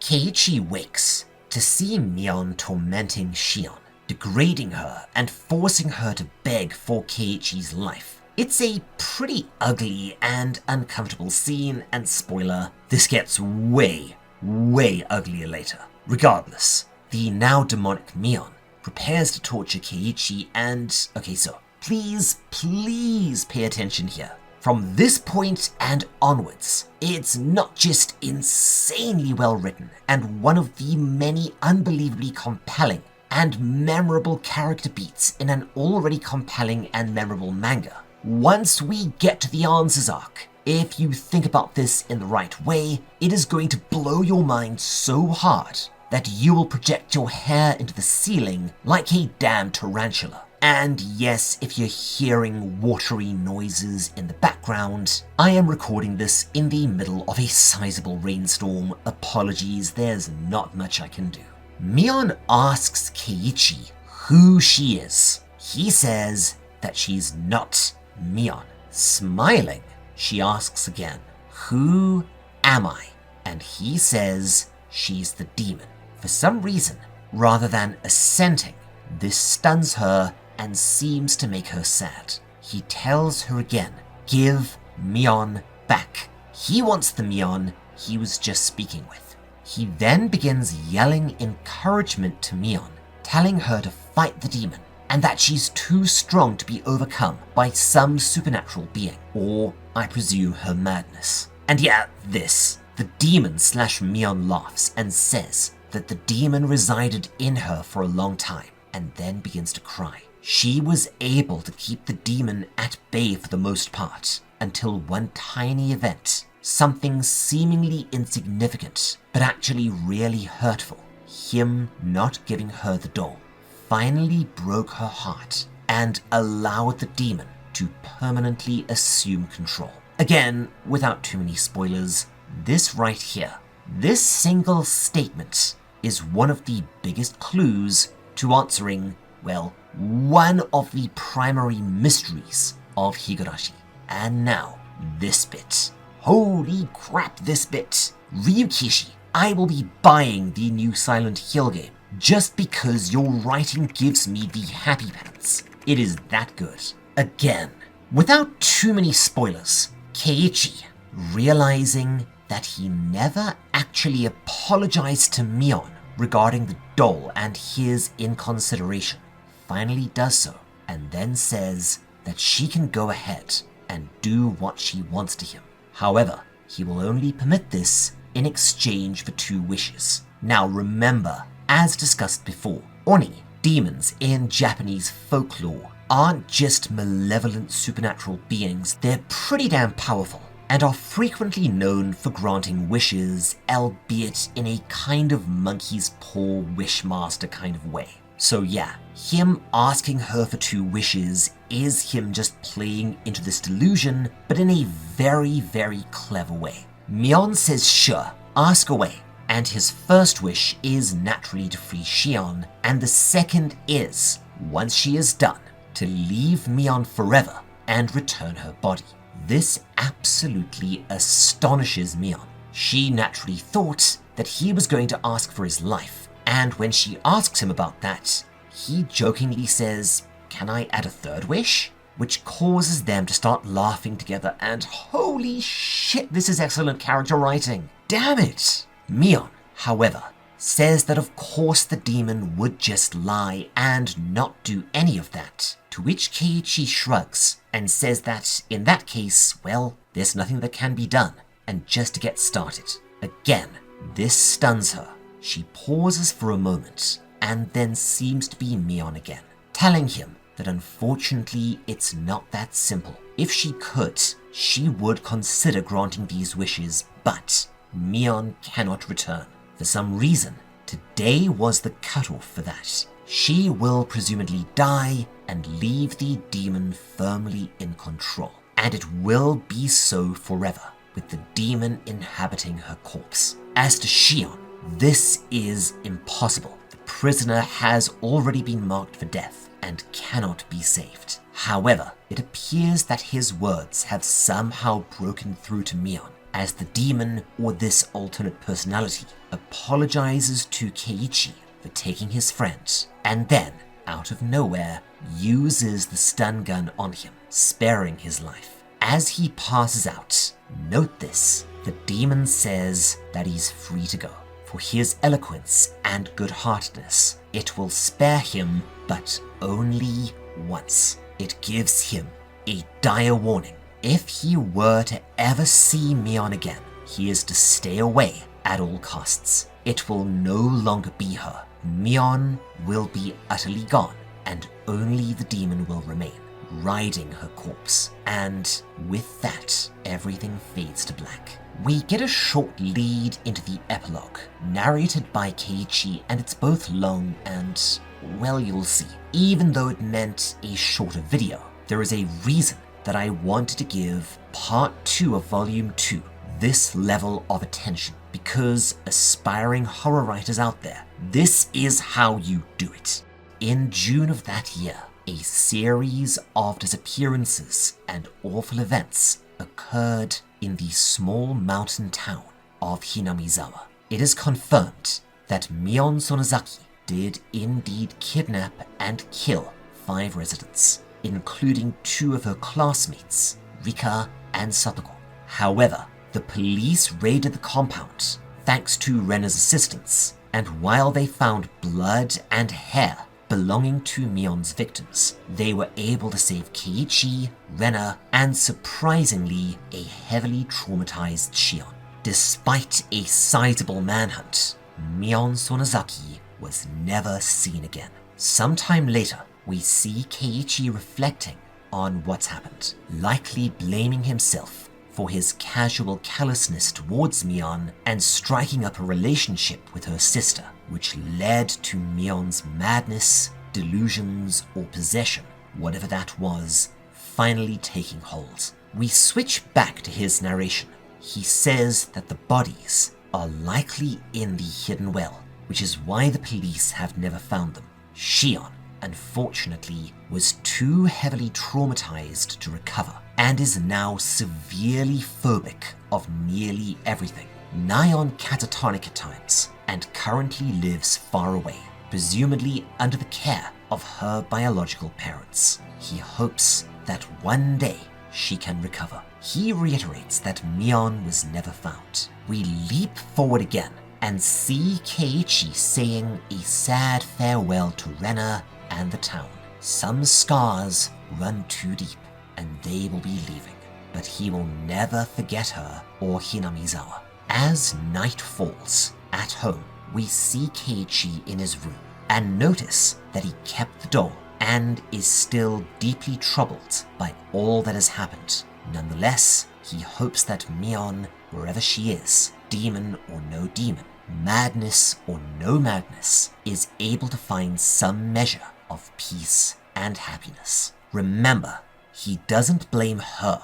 He actually blames himself for all of this, as he is the one that provoked her descent into madness. However, his hope is that one day he will see Mion again. He'll give her the doll, she will accept, forgive him, and they can return to their life together. He is roused by his thoughts, by a sudden tap, tap, tap on his window. Somehow, before he looks, he knows who it is, grabbing the doll and throwing open the door before he starts to sob. Standing there in the moonlight, Mion greets him happily. They step forward and embrace. He looks down and sees that the doll is also crying. Only it's crying tears of blood. Too late, Keiichi remembers Mion's warning as she steps back, drawing the butcher's knife out of him and transforming back into her demonic state, screaming and cackling, saying that at last she has killed everyone she wanted to. As he passes out, Keiichi simply tries to wipe his blood off the doll. Holy crap! And we aren't done yet, because this next bit, wow.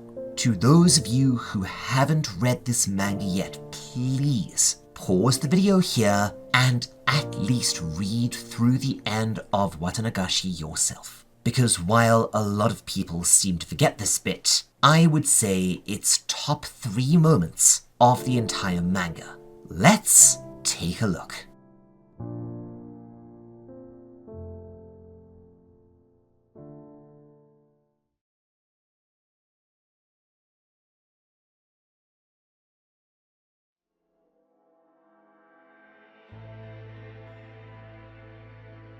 We skip forward one last time, and the final part of the epilogue segment begins.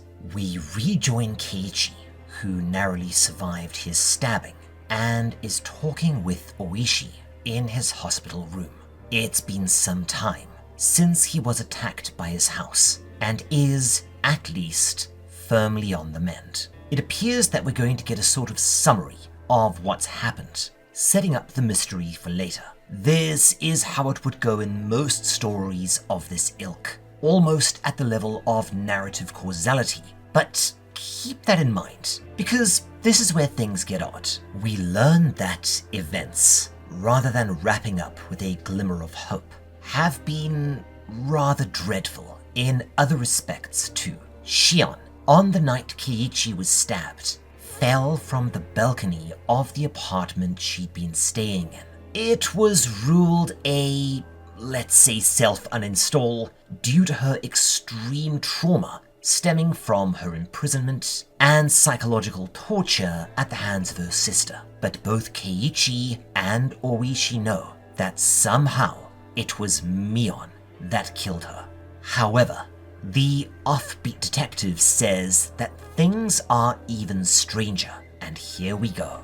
One of the best horror mystery beats of all time begins right here. The police, after extensive searching, found the well hidden at the bottom of the secret prison. It's ancient, deeply dug, and foul. Inside the well, they discovered that it wasn't just in fact a well.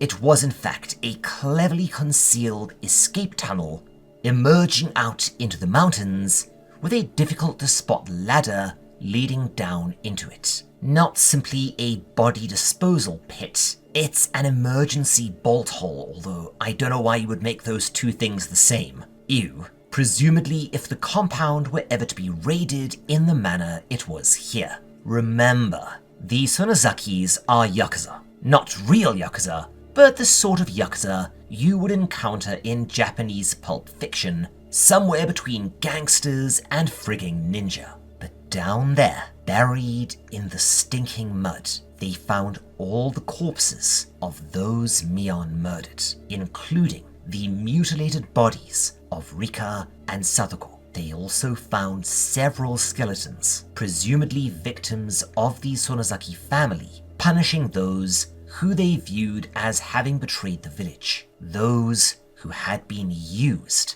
for the Watanagashi ceremony. It all fits together in a big, gross, uncomfortable knot, with the only strange aspect being a syringe that Rika had on her, one that nobody seems to have any explanation for.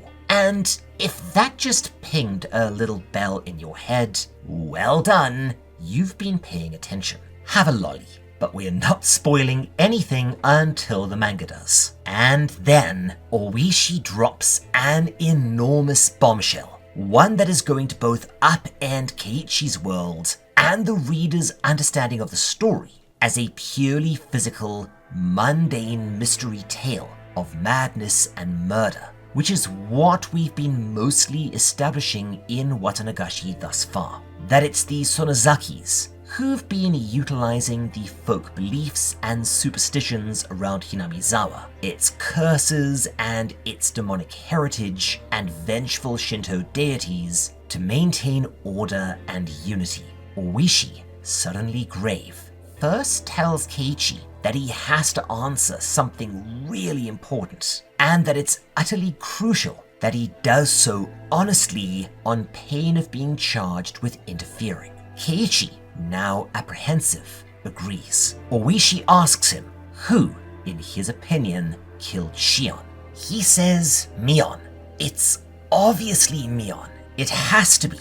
The timing is too neat to be anything else. And yes, this presents a bit of a closed room mystery, which, as we learn in Umineko, is something that Ryukishi absolutely loves. And believe you me, if you can puzzle that one out, well, you're probably going to guess the answer to the entire Watanagashi arc. But yeah, it's got to be Mion that killed Shion. Whether she forced her out or threw her over the balcony herself, no other answer makes sense. But then, who stabbed him? Getting angry now, Keiichi says that it was Mion. He's already told him. Mion came to his house, they embraced, then she went insane again and stabbed him. Oishi tells him that yeah, it does look like that. However, while there was some fairly reliable testimony that there was indeed some sort of a struggle in Shion's room that night, and someone heard something that must have been her and Mion arguing, someone from the family who's heard them argue before, it is, at the end of the day, inconclusive. Nobody witnessed the murder, and thus it was ruled to be Shion's own doing. All evidence aside. In fact, the only one who saw Mion in person that night and lived to tell the tale was Keiichi, and that presents a problem. He says, so what? Wondering what the hell Oishi is on about, just being his weird self. But then his heart stops as Oishi tells him, down there in the mud at the bottom of the well, they didn't just find 5 corpses, they found 6. A decaying body that it turned out belonged to none other than Mion Sonozaki. An autopsy would reveal that she'd been trying to climb down the slippery hidden ladder into the tunnel, presumably to escape the raid, and so that she could pursue her sister and him, still under this delusion of the demon, but then fell and broke her neck. At the time that she killed her sister and attempted to murder Keiichi, Mion was already long dead and rotten. What the hell? Even stranger, the burned corpse in the barrel that belonged to Takano-san, you remember the hot nurse? She had also been dead, burned to death in a grisly fashion before Keiichi ran into her at the festival and she led them into the Saiguden. What the absolute fucking fuck is going on? How could a dead woman let them into the Saiguden? But more importantly, how could a dead girl murder a living one and try to murder him? Oishi doesn't have any answers either, and, frustrated, but finally throwing up his hands and giving up, leaves a terrified Keiichi alone, remarking in a resigned manner that a dead woman began this case, and thus perhaps it is fitting that a dead girl close the curtains. Regardless, he closes the door behind him and leaves. There are no answers to be found here. In bed, Keiichi mulls it over. Another of his friends is dead. But the stuff with Mion makes no sense. It's a sad and strange way for this all to end. Then he notices something odd down by the window at the corner of his bed. It looks like, oh, what the hell is that? It's a hand. And as he looks on, frozen in abject terror, a face peers up at him before Mion's rotting, bloody carcass pulls itself onto his bed, whispering that she has come back for him. And yeah, that's the end of the arc. Bloody hell. We get some more narration, presumably from Bern Castell again, saying that this awful case is still open. There is still a mystery here, and she hopes that someone can solve it and put an end to it, and that's...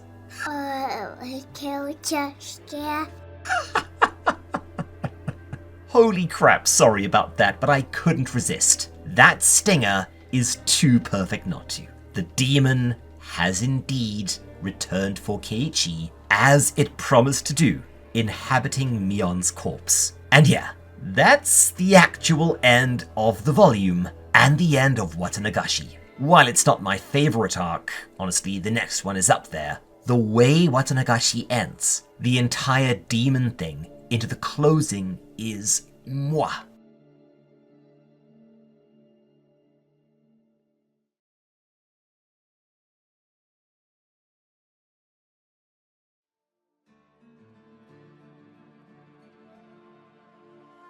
We open with some truly lovely colour pages, introducing our artist for this arc, the capable but unspectacular Jiro Suzuki, who, as far as I know, has only worked on Ryukishi projects. They feature heavily in Umineko, for example, and we jump right back into familiar territory, with Keiichi introducing us to Hinamizawa. So yeah, skip. We actually get a bit of a red herring, showing him meeting with Rena, but it's actually not a Rena arc. This one is all about Satako. Yeah, for those of you who've read this a long time ago, you just winced. Yup, it's that one. I will say though, while I like Jiro Suzuki's art well enough, it's nowhere near as good as we got in the first two arcs, which may be one of the reasons why Arc 3 is so divisive. As they head to school, they link up with Mion again, and once they arrive, the fun begins, as Satako once again outwits Keiichi with a funny trap. As always, it's all very happy and wholesome to start, setting us up for the horror and darkness to come. Just, trust me, this time it'll be a while. And as much as I would love to skip the slow world and character building comprising the entirety of frigging Volume 1, there's kind of a lot here that'll be important later. Oh, so important. So what I'm going to do is say that if you are waiting for the dark stuff, I would actually stop this video now, fussbait until part 2 of the Tatarigoroshi. I promise it won't be too long. And once it is out, you can just watch both of them back to back. I was actually debating making one of these feature-length videos, but for reasons you will learn shortly, I decided against it. Where was I? Oh right. Outside later, the fun continues as they scale the nearby mountain. Yeah, I discussed this in Lollipop or a Bullet, which, without too many spoilers, I strongly believe that manga is heavily inspired by this arc. Any sizable local hill will generally be referred to as a mountain. But there's one thing to take note of in terms of enormous foreshadowing. Trust me, hang on to this one for way later.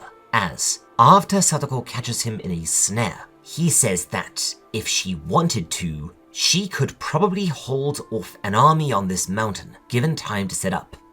Yeah. Even I, who have read this thing a load of times, am constantly noticing new subtleties and foreshadowing every time I go through. It's so good. It's like hot fuzz in that regard.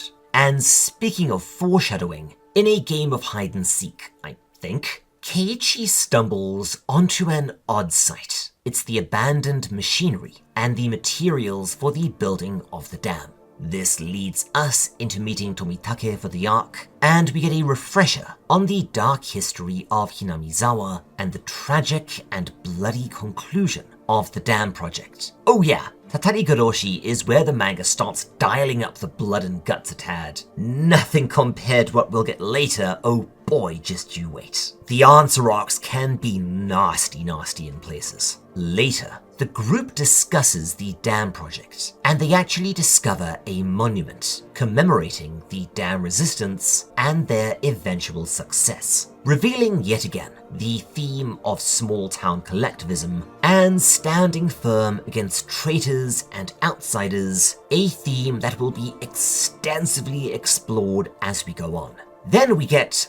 okay, yeah, I will stand my ground on Suzuki's artwork being unspectacular, but damn it, this is a gorgeous double spread, showing us the little valley town in the sunset. It really does capture a certain mood, although I think that on closer inspection, it's one of those stampy composite things with a real photograph that Mrs. Owl is always telling me about. This photograph, I'm pretty sure. Regardless, I actually quite like this look. As this little segment comes to a close, we get some more genuinely spooky foreshadowing. I think the original Japanese reads something like, "Little did we know, Satako would soon be the one to be caught in a trap, a cruel one. Meep." But again, that's a ways away.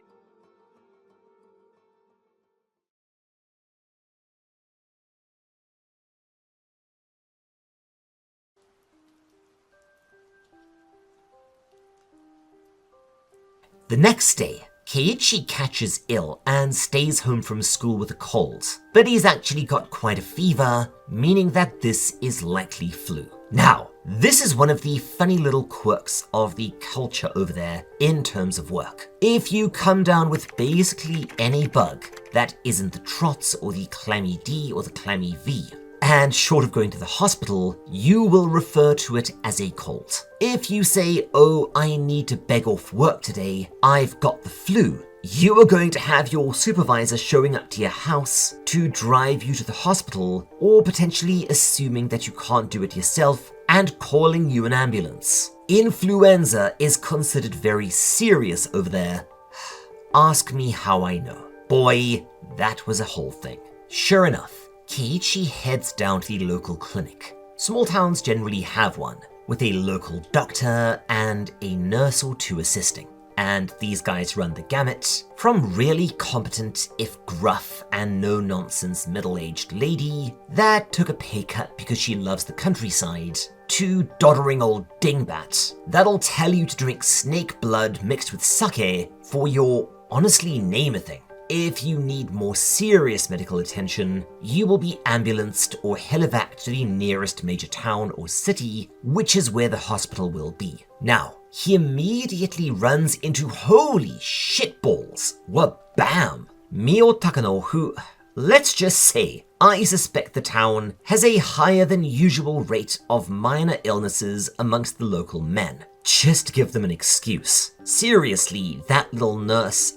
bodice with the stockings? Yowza. She gives us our lead into the curse of Oyashiro-sama and all of that good stuff. This time it's mostly a variation on the demon story from Watanagashi. Again, we're retreading a lot of territory here. Demons come out of swamp, Oyashiro calms demons, and lets the townsfolk live in peace with them. Not much new info, cursedy curse, deathity vanish. And we also get to properly meet Odia, Dr. Irie. There you are, you weird bastard. Let's just say this guy is controversial. We will get into why later, and that'll need to be handled with extreme delicacy.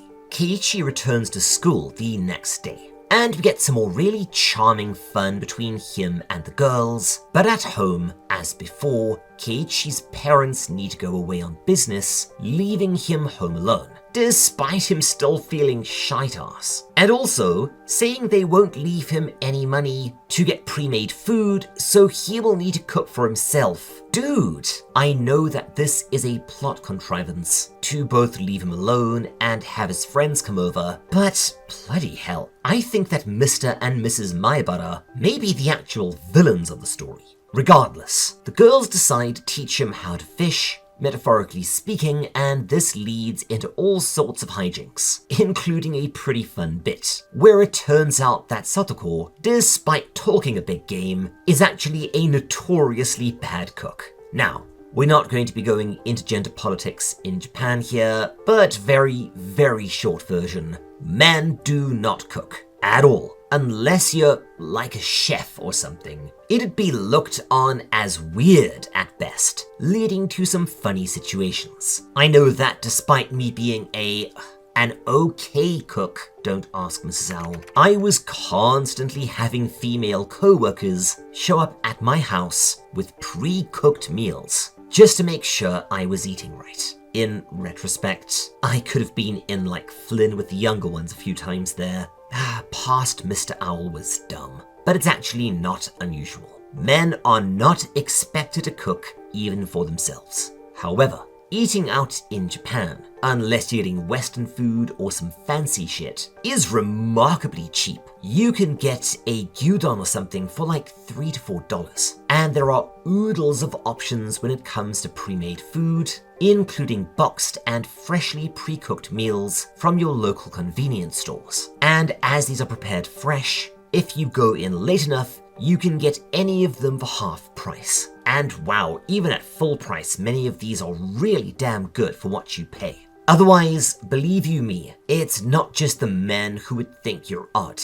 I've had multiple girlfriends over there get really narky when I try to cook dinner. Can I get an "Oh Japan"? Regardless, because kids, Keiichi somehow gets roped into having a lunch cooking contest with all of the girls. Yeah, this is going to be amusing, but I guess that he's confident that he can, at the very least, cook better than Satako. Meanwhile, elsewhere in Okay Sod It, you know what? It has been a while, and while this is going to seem like random cultural nonsense, it's actually pretty damn interesting, and without it, you are going to struggle to make sense of geography later in the story, so random tangents go.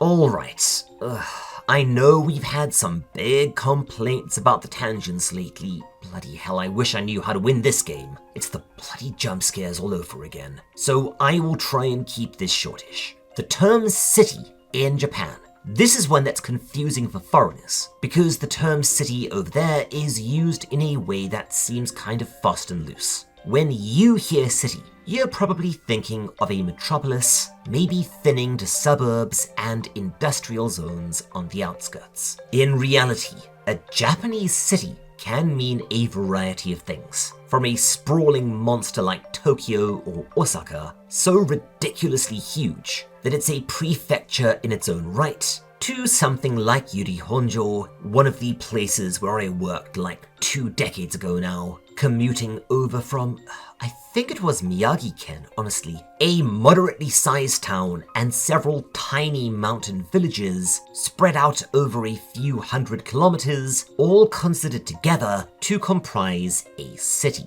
Confusing? Oh yeah. The reason for this weirdness, as with most weird shit in Japan, dates back to the feudal era, but mostly the Meiji period. So yeah, the tail end of that. Before then, regions in Japan were divided up into urban wards or ku, something you'll still find within sufficiently large cities like Tokyo, and rural wards or gun, to make administration easier and more uniform. Instead, a certain number of people living in an area would be grouped into an administrative region, forming a shi, or a city, primarily for, bureaucratic purposes. These cities would comprise, now this is where things get complicated, and you'll see the problem. English has one word for city, while Japan has a variety, each meaning something quite different. Cities, in this regional sense, generally comprise several villages and one larger town, and this town is generally where the name of this city region comes from.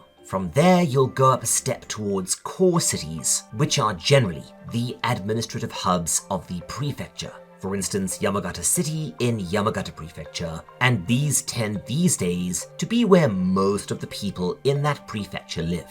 Now, as the countryside hollowed out during the recession, these regions were kind of fiddled around to keep them above the population needed for them to be classified as a city, as losing this status, 50,000 people or above, would mean losing a lot of autonomy and instead being divvied up and absorbed into other cities, at least in theory. So what they will do is they will expand out and gobble up another village, but as the government has never once done this sort of demotion, even when the numbers aren't there. For instance, in Hokkaido, this kind of regional fiddling is likely pointless. So, TLDR, city does not always mean, well, a city. It can also just mean a rural area of a certain populace comprising an administrative unit. Now, in the context of the story, keep this in mind. Hinamizawa is a village, but it's part of Shishibone-shi, or Shishibone City, containing it, as well as Okonomiya,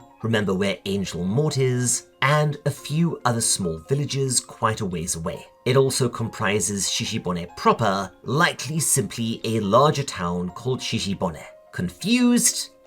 Don't worry too much about it. If you really need clarification, hit me up on the Discord and I will do my best. Anyways.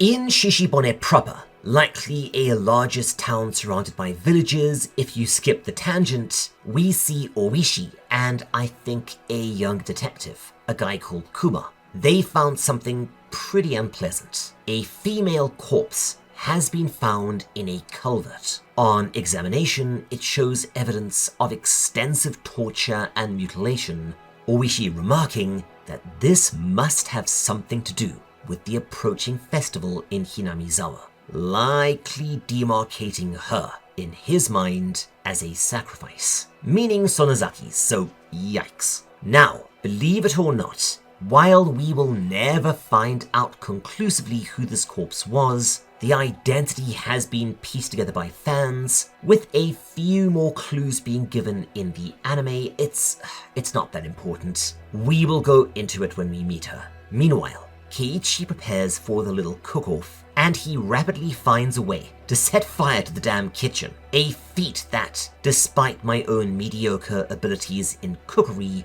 I have never once pulled off. Satako and Rika show up in the nick of time and help him sort it all out. It's another pretty damn charming scene, especially once Satako offers to cook for him, so that he has something to eat at school the next day. Yeah, these tiny farm schools back then did not have cafeterias or any kind of school lunch, and while some school prefectures now do have lunch bentos delivered every day, even in the countryside, I don't think this was the case in the era Higurashi was written. We get a bit of dialogue suggesting that Satako, might be trying to woo Keiichi, which, let's not go there. These are all still minors, but again, let's not. And while she is not a good cook, Rika says that she is taking cooking him something incredibly seriously. Cool. Again, this is solid character writing. And why Satako has glomped onto him like this? Well,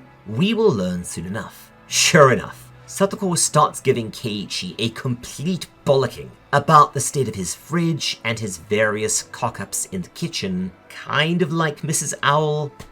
Okay, sorry. You know I'm right. But Rika says that this is the first time she's been this cheerful since her brother Satoshi vanished, as we learned in passing in the previous arc and also oh dears. I am going to give you a huge spoiler here and say that Satoshi's fate is so heavily tied into the answer to what is going on here that if you can puzzle it out, you will have half of the answers right there. But you won't really have enough in regards to the clues yet. But by the end of this volume you will, and by the end of Meyakushi you should. Yes, Miyakushi is the arc with that bit, widely regarded to be one of the squickiest moments in any mainstream anime, despite the fact that there's way, way worse stuff later. Hell, even later in the arc. We'll get there. But yeah, it's a bit messy, and we gradually learn that, at this point in the story, the dominant theory is that Satoshi didn't just vanish. He went out for a box of candy cigarettes, so to speak, and never returned. Anyways, we get a little bit more information about the young man and what happened. He was a bit of a klutz, but a really good-hearted dude. He did nearly everything for Satako, including getting her through some extremely tough times. Again, we will learn more about this later, but remember, their parents died as part of the curse, and that was only the start of it. At dinner, he gives Satako a genuine compliment regarding her cooking, which floors her and makes her all flustered. Oh, dude, I know you're also young, but I wouldn't. This egg hasn't even started to hatch yet, but we see that it is, at least in part, her seeing Satoshi in Keiichi. Remember, this is something that has been remarked on in both arcs thus far. He and Satoshi were eerily similar in a lot of ways. But this is pretty sad. She still refuses to accept that wherever he ran off to, he is likely not coming back. By dint of, if he was, he would already have done so. And despite her clinging to hope, we get a few hints as to how difficult it was for the two of them living in Hinamizawa after Mr. and Mrs. Hojo carked it. Oh boy, you've got no idea. Regardless, we learn a little bit more and find out that the dominant theory, which once again we will learn more about later, is that due to a very difficult living situation, he just couldn't handle it, snapped, bottled it, and ran away. Keiichi, however, asks what is hopefully the question that immediately came to your mind. Satoshi loved his little sister, so why would he just up and run away, abandoning her, rather than taking her with him wherever he went? Yeah, what's up with that? Keiichi begins asking questions and Rika, suddenly grave, begins to deflect. Oh dear. And as she leaves, Keiichi is left feeling a little sad. Yeah, this arc is a slow boil to start, although, in comparison, some of the later ones are dropping a Zippo into an Olympic swimming pool. Don't worry, once it starts moving, you will see why. It's probably my second favorite question arc. Anyway.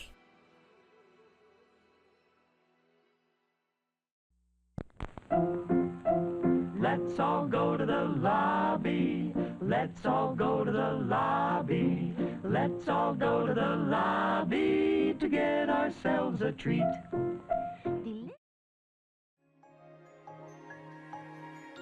Hello all, this is Mrs. Owl, aka the other owl, aka the random snarky text interjections in Mr. Owl's videos. I just wanted to let everyone know that I'm offering a variety of my services at a very affordable price. Phrasing? Yeah, okay. But you know what I mean. And he better not have inserted that Archer clip over that. Womp womp. So for starters, my art commissions are still open. I can do everything from pixel art to animations to actual art. And if you want some examples of what I can do, I designed Mr. Owl's avatar, his intro, and all of his good thumbnails. Shh, don't tell him I said that.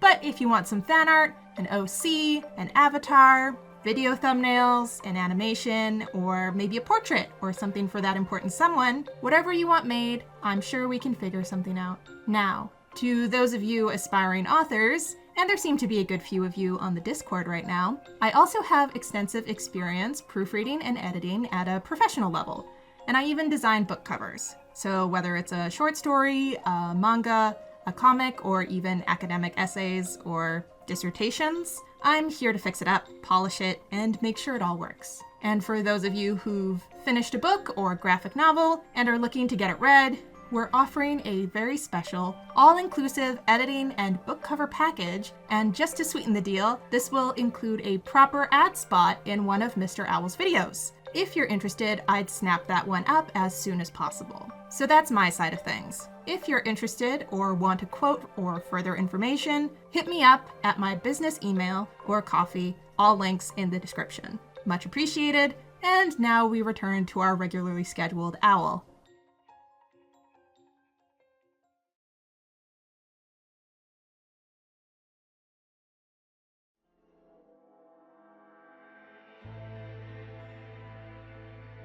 The next day, the cooking contest is, it's kind of a waste. Just a lot of faffing around. I mean, it's cute and all, but like a few things in the first volume of Tatarigoroshi, it's really pointless, and it only contributes to the already slow pace. I think they may have punched it up a little bit in the anime, but the pacing of the anime, that's another video. Long story short, they end up giving Keiichi a pass on his terrible attempt, but it's all very clearly set up to be nice to Satako, who appears to be in a bit of a wobbly mood, likely due to the events of last night, leaving her feeling really conflicted. And apologies if there are any watery or birdie noises, it's raining outside and the magpies are going insane because of it. Oh right, the penalty for this game is to insult curry in front of their homeroom teacher, who is kind of scary and also a curry fiend. And it turns into this whole I'm Spartacus thing, But it does, yet again, allow Keiichi to grow closer to Satako in a pure big brother sort of way. Let's just go with that. Okay. They actually do fall into a sort of henpecked husband, grumpy housewife dynamic though, which, married life. They do continue to bond over cooking, with Satako cooking him dinner and them falling into a pretty wholesome tempo, especially when he needs to pinch a loaf suddenly and asks her where the bog is, rather crudely, resulting in her pretending to be embarrassed, only it's another trap and he gets bonked. You little rascal, that looks like a heavy metal tub. There's a fine line between haha, I gotcha, and haha, you're going to the urgent care. Kids. Regardless, they kind of wind up living together, at least while his parents are away. Don't overthink this, under the guise of her cooking for him, but it really being, okay. Again, I am going to avoid being crass and just say that it's likely her finally starting to process her grief regarding Satoshi up and leaving the way he did. Okay, now these two panels are interesting, as I'm not sure who's narrating. It could be Satako, but it could also be our mysterious Bern Castell. Regardless, whoever it is, we see them wishing that the good days would keep going, but knowing that things are about to go horribly wrong. I guess she also read the manga. Yeah, this is Bern Castell, I think. Later, we see that Keiichi's parents are going to be coming home soon. Seriously, feed your kid! And while Satako puts a brave face on it, she's secretly crushed. Their little life together will be coming to an end in her mind, so Keiichi, because he's a really good dude, tells her that next time he will come over to her place, under the pretense of her teaching him to cook. Again, it's a really sweet moment. As she leaves, Keiichi muses, where did Satoshi go? Why did he leave his sister behind? When will he come back? Yeah, dude, I wouldn't. This is something that I've always referred to as toxic hope. And believe you me, that shit will destroy you. Ask Louis Creed, and if you get that reference, well done.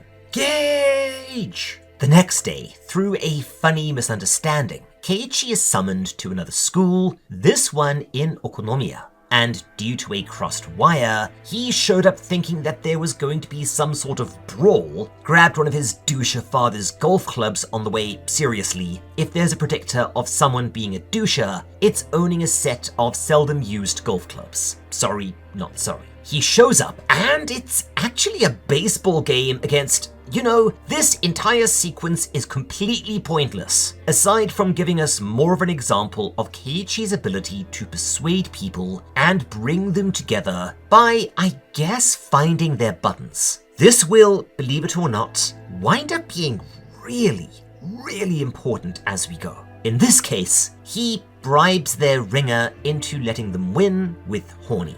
Not even slightly kidding. It's a pointless sequence and honestly kind of overlong. Yeah, I love this manga and it is, in my opinion, top 3 manga of all time. But while yes, I get that these little sequences give characters and tone a chance to breathe, we also spend way too long watching characters fart-arsing around and it does get a bit much sometimes. Regardless, as it so happens, he need not have bothered, as Satako, whatever her cooking abilities may be, is actually a gifted sportsman, person. I don't know what I'm supposed to say for this shit anymore. Satako hit ball good, okay? Keiichi realizes that Dr. Irie, remember, the boyish blonde-headed dude from the clinic, is there spectating and cheering Satako on. He's actually their coach, as it turns out. Okay, so this is, as far as I understand it, a translation error, but we're not going to dwell on it, it's really not important. But oh dears, this is gonna have subtext later, and he takes them all out for yakiniku to celebrate. Now, I may have mentioned it before, but you've probably seen it in some Japanese media here and there, and it's one of the many things that I miss about Japan pretty much daily. You get a little booth or a table, which has a gas-based grill at its center. You then are given meat and veggies, cut into conveniently mouthful-sized pieces, which you then grill and eat fresh. It absolutely rules. And it's the only dining experience I would put on par with Brazilian barbecue. Now, there are 2 kinds generally. One is fancy, where you order specific platters and cuts, often of really high-end beef and including booze. You're looking at $100, maybe a few $100 all told, depending on the size of the table and how much you eat. If it's part of a hostess bar, where they will literally pop the meat into your mouth, you're looking at a few hundred a person, but I've only seen this once in the wild, and that was in Morioka. And Morioka's a weird place. The other kind, and my absolute favorite, is generally referred to as Viking style or tabehodai, i.e. all you can eat. This is a buffet of a crapzillion different cuts of meat, ranging from delicious rump steak and a certain fatty rib cut called karubi, which, it's so good, to stuff like chicken livers and pig hearts, as well as veg.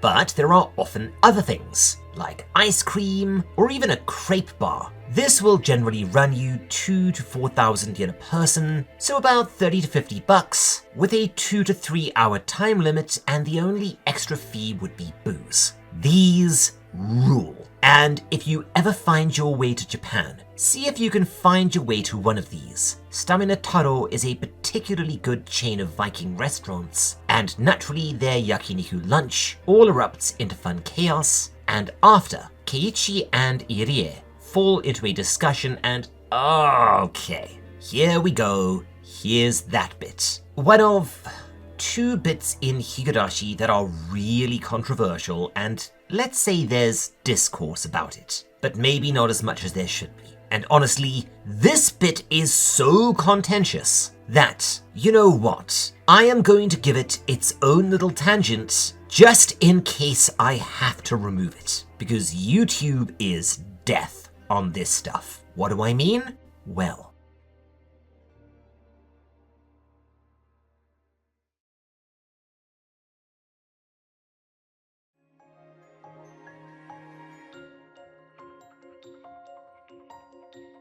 anyways, this shouldn't take too long. After lunch, Keiichi and Irie fall into a conversation, with Irie remarking that it's really good to see Satako happy, and says that one day he's going to propose to her. That's really— wait, what the dilly? Come again! I mean, it's a manga where everyone looks about 13 going on 45, but how old is Irie? Okay, with a bit of looking around, the consensus puts him at around my age, early 40s, so too old to want to marry an 11-year-old. There's a little bit more to this, which we will talk about in just a bit. But okay, so, this will need to be handled very delicately, and not just because YouTube calls in the orbital canon if you even look like you're going to discuss this topic. Which is why I had to do the whole elephant shtick in Made in Abyss. Oh boy, you loved that. but because it's really hard to talk about Irie and his character without spoiling a lot of things to come. So, short version. This isn't a misunderstanding, whatever certain readers would have you believe.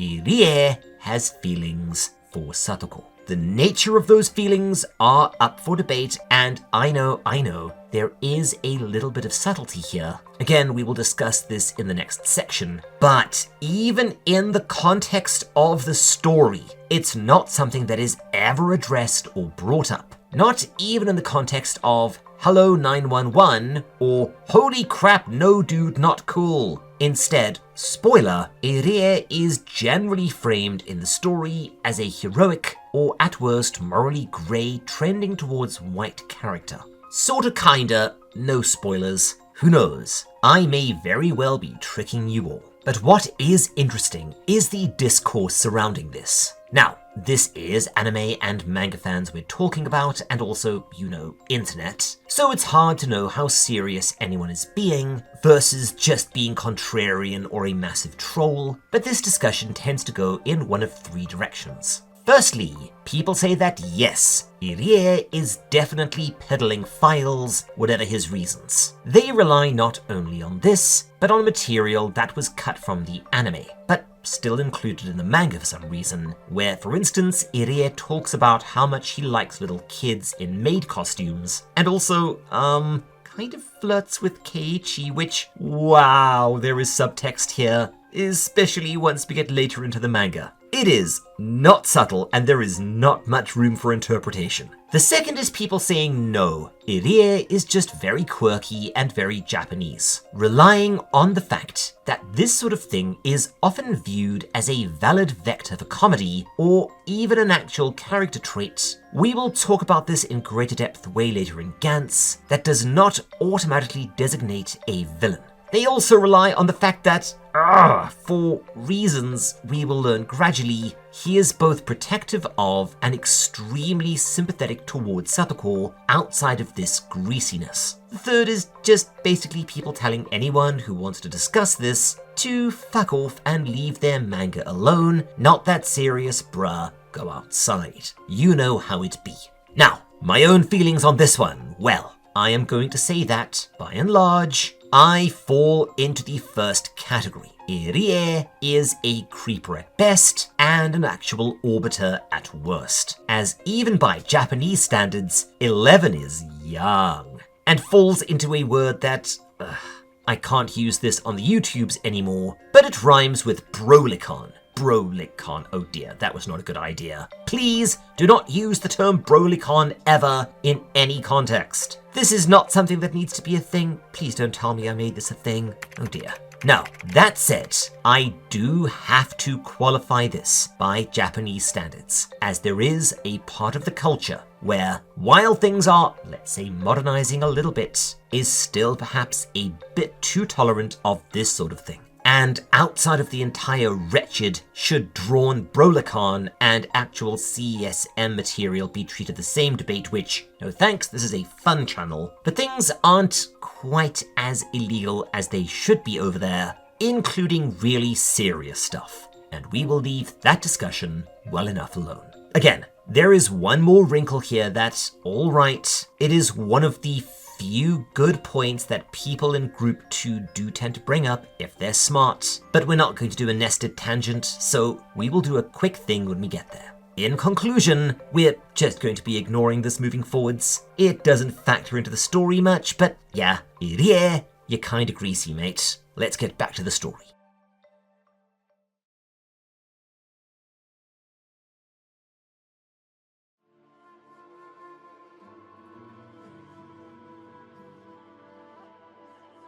As the two continue talking, we get a bit of exposition regarding Satoshi's vanishing/running away. Due to the curse, his and Satoko's parents died. At this point, it's described as an accident, but as we've already had this attributed to either a vengeful local deity in Onikakushi, or possibly Sonozaki vengeance, punishing them for being tolerant of the dam project, and thus disloyal to the village, we can definitely chalk that up as anything but an accident. After Rika's parents were similarly killed or vanished, and presumably after Satoshi ran away, the two began living together. Because, well, things had gotten rather unpleasant for the two siblings. See, while Rika's family were beloved, folks who tend the local shrine do tend to be respected, if not revered, in small villages, but due to their perceived betrayal, Satako's were not. And as is unfortunately still the way in Japan, grudges like this extended to their children. This meant that even as very young kids, desperately needing help and protection, the two siblings were shunned, mistreated, and worse. And here we go. This is the wrinkle I was talking about. Irie, seeing this, decided that he wanted to... Again, this is probably the only salient point the Irie is not peddling files crowd have, in my opinion, and you folks should argue this one more, because he says that if he'd been allowed to, he'd have adopted her, but because only married people can adopt a child in Japan, which is actually true by the way, and remains so to this day, although this may eventually change. So you could frame his desire to marry Satako. If you wanted to be insanely charitable, you could recontextualize it as a method of protecting her and becoming essentially her father, rather than anything less savory, although honestly, at a balance of probabilities, with all the other evidence we have on hand, nah, sorry mate, I trust you as far as I can throw an anvil. Regardless, the two bond over a desire to make Satako happy, another one that's going to have subtext later, boy howdy, especially once Shion shows up. And everyone starts talking in a pervy way about Satako. Bloody hell, Japan, I am not going to read this shit out loud. Feel free, it's on screen, and keep it in mind for later, especially frigging Oyashiro-sama. As night falls, and the cicadas begin to cry, which, remember, does tend to gradually herald everything going sideways. We get a bit between Keiichi and Shion. Remember, she's absolutely moggy over him. As with all the girls, Higurashi is, at least in part, a pitch-black skewering of the harem subgenre, and after a bit of back and forth, they begin discussing Satoshi. If you recall, this was a sore point between the sisters back in Watanagashi, for reasons that'll be revealed in Oyashiro-sama again. But remember, Shion was deeply in love with Satoshi. She seems a little sad, but friendly, until he asks her about him, running away. Oh right, there's this whole thing, as you may remember from Onikakushi, that everyone was told that he transferred schools, implying a legitimate reason to leave, and nothing weird. Now this doesn't gel with the whole he ran away thing, and sure enough, Shion's reaction, oh, you've stepped right in this, mate. She immediately flies into a towering, incandescent fury, demanding to know who told him that he transferred schools. Girlie? Ran away or transferred? You're kind of crashing out over semantics here. And seeming to realize this, she apologizes and withdraws, leaving him shaken. Yeah, that was a reaction. What exactly is going on here? Keiichi returns home a little bit worried, sensing that there's something about this puzzle that doesn't make sense, and all he knows is whatever is going on here seems very, very wrong. The next day is a pretty good one, with fun in the sun as usual, but Keiichi finds that he's still uneasy, remembering Shion's insane overreaction. What on earth was that? Transferred? Ran away? What's the difference exactly?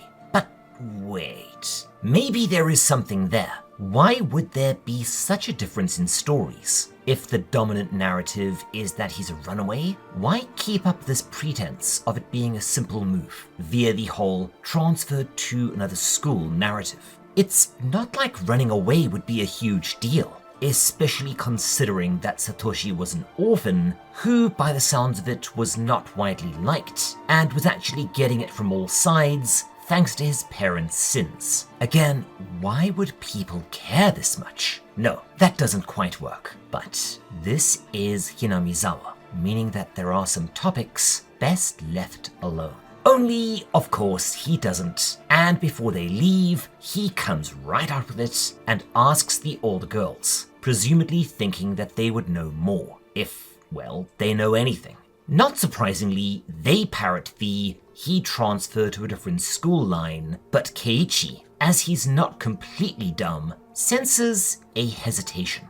There is definitely more to this story. If these girls are telling you pork pies, it doesn't take long for them to realize that he is not buying their story. But rather than seeming angry, they actually look kind of guilty and maybe a little worried.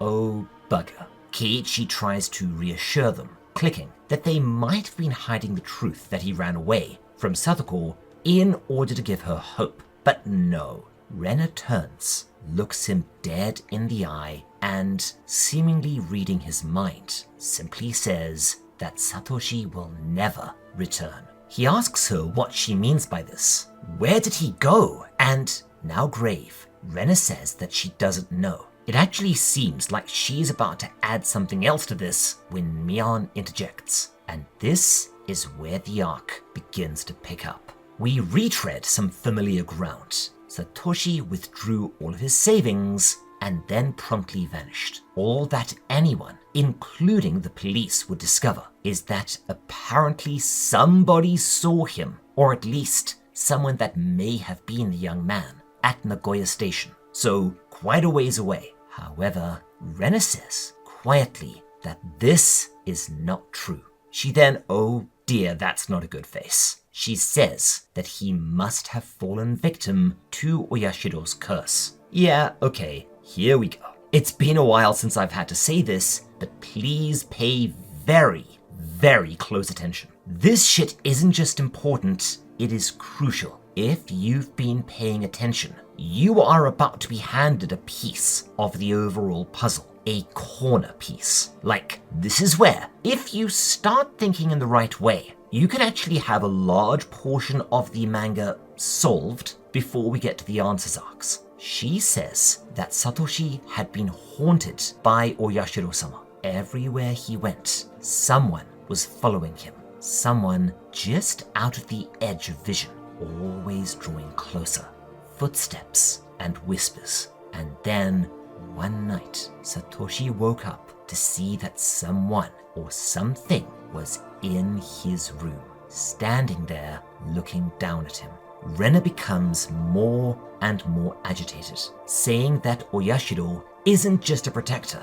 He viciously punishes anyone who displays disloyalty to the village. And Satoshi, likely because of his parents and because of how he was treated, was almost certainly harboring thoughts of leaving, meaning that he would have been fair game for the curse. Rena begins to go more and more wild until, alright, this is interesting. Again, if you've been paying attention, you're gonna twig onto something here, but I am not spelling it out, as while it's very subtle, it is a huge clue. Rena says that the entire ran away thing is a concoction, an invention by the village and people who don't actually believe in the vengeful deity. But before she can continue, Mion pivots and slaps her hard. Oh dear. Yeah, I think I know what you were about to say, Rena. It would not have been smart, and Mion may have, in her way, just saved your life. We skip ahead an indeterminate, but likely not extended period in time, and it appears that after that happened, things rapidly became okay. The pair made up, and Rena headed off, leaving Mion and Keiichi to walk home together. We get another extended dialogue sequence, giving us, honestly, quite a lot of new information, or at least reminding us of stuff we learned in Onikakushi. In short, Satoshi's parents were among a few families willing to chance Oyashiro's wrath, because in order to build this dam, the government was offering a very generous compensation package to the people who would have been displaced. A small fortune to folks living in a tiny farming village. But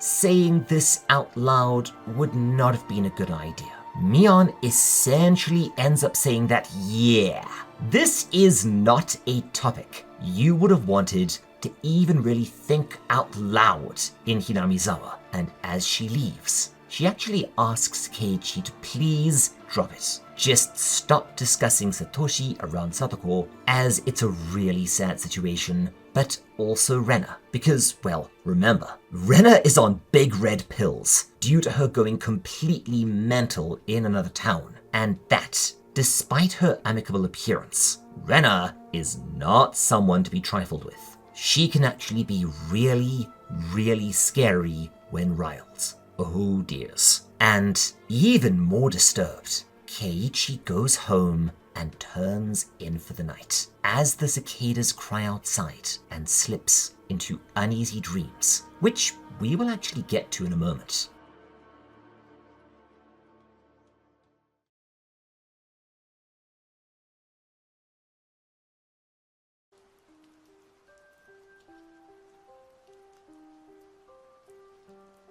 The next day, a very concerned Rika shows up to school and says that Satako is going to be late, but refuses to elaborate. Uh-oh. Mion intervenes, and after consulting Mrs. Owl, it's possible that she wrongly believes that this might have been, the cardinal arriving for the first time. Bloody hell. I have no idea how to put that diplomatically. But Rena and Keiichi talk, and he is deeply troubled by all that he's learned, starting to worry that this marks an end to good times. Well, dude, you're not wrong, but Rena replies with a version of one of my favorite little sayings. Essentially, that we always fear good times ending, but we cannot let that stop us from enjoying the good times. Be glad that it's happening and not sad that it will end. She also says, and frigging holy shit, put a massive pin in this one, I have only just picked up on it, but she says that for all they know, a disaster could occur today and kill everyone but him. And then he would be sitting around going, oh man, I wish that I'd enjoyed my time with my friends more, not spending my days worrying about stuff I can't change. Yeah, Rena, it's a nice sentiment, but this is also how you wind up with all the STDs and 3 alimonies. That said, this does give us a little bit more insight into Rena. Deep down, she's actually really anxious and an overthinker, but likely after what happened elsewhere, has resolved to live her life as lightly as she can, having as much fun and enjoying her time with her friends. He also says that he's really troubled by a nightmare that he had last night, and holy shit again, pin, huge pin. We will cut back just a bit, because this is what he saw. And turning this image around a bit and looking at it clearly, that is Satoko's bloody face. Only she was smiling. And for some reason, that troubled him deeply. But that said, despite his unease, Rena does manage to cheer him up. However, the morning goes by, they enter the afternoon, and as the end of school rolls in, Satako still has yet to put in an appearance at all. This does not bode well. Later that day, Oishi appears, and Keiichi, for some reason, I think this paneling implies that he was also in the dream, goes from being uneasy to being genuinely worried. All he knows for sure is that he does not want Oishi here, not right now, as his arrival will signal the start of something truly dreadful. But despite his misgivings, Keiichi chooses to speak to the ominous detective, only he's not really here to talk with Keiichi this time, Loop. I can do better. But he's actually here to speak with Satako, and that is not good at all. Especially when we see that this panel is what closes Volume 1.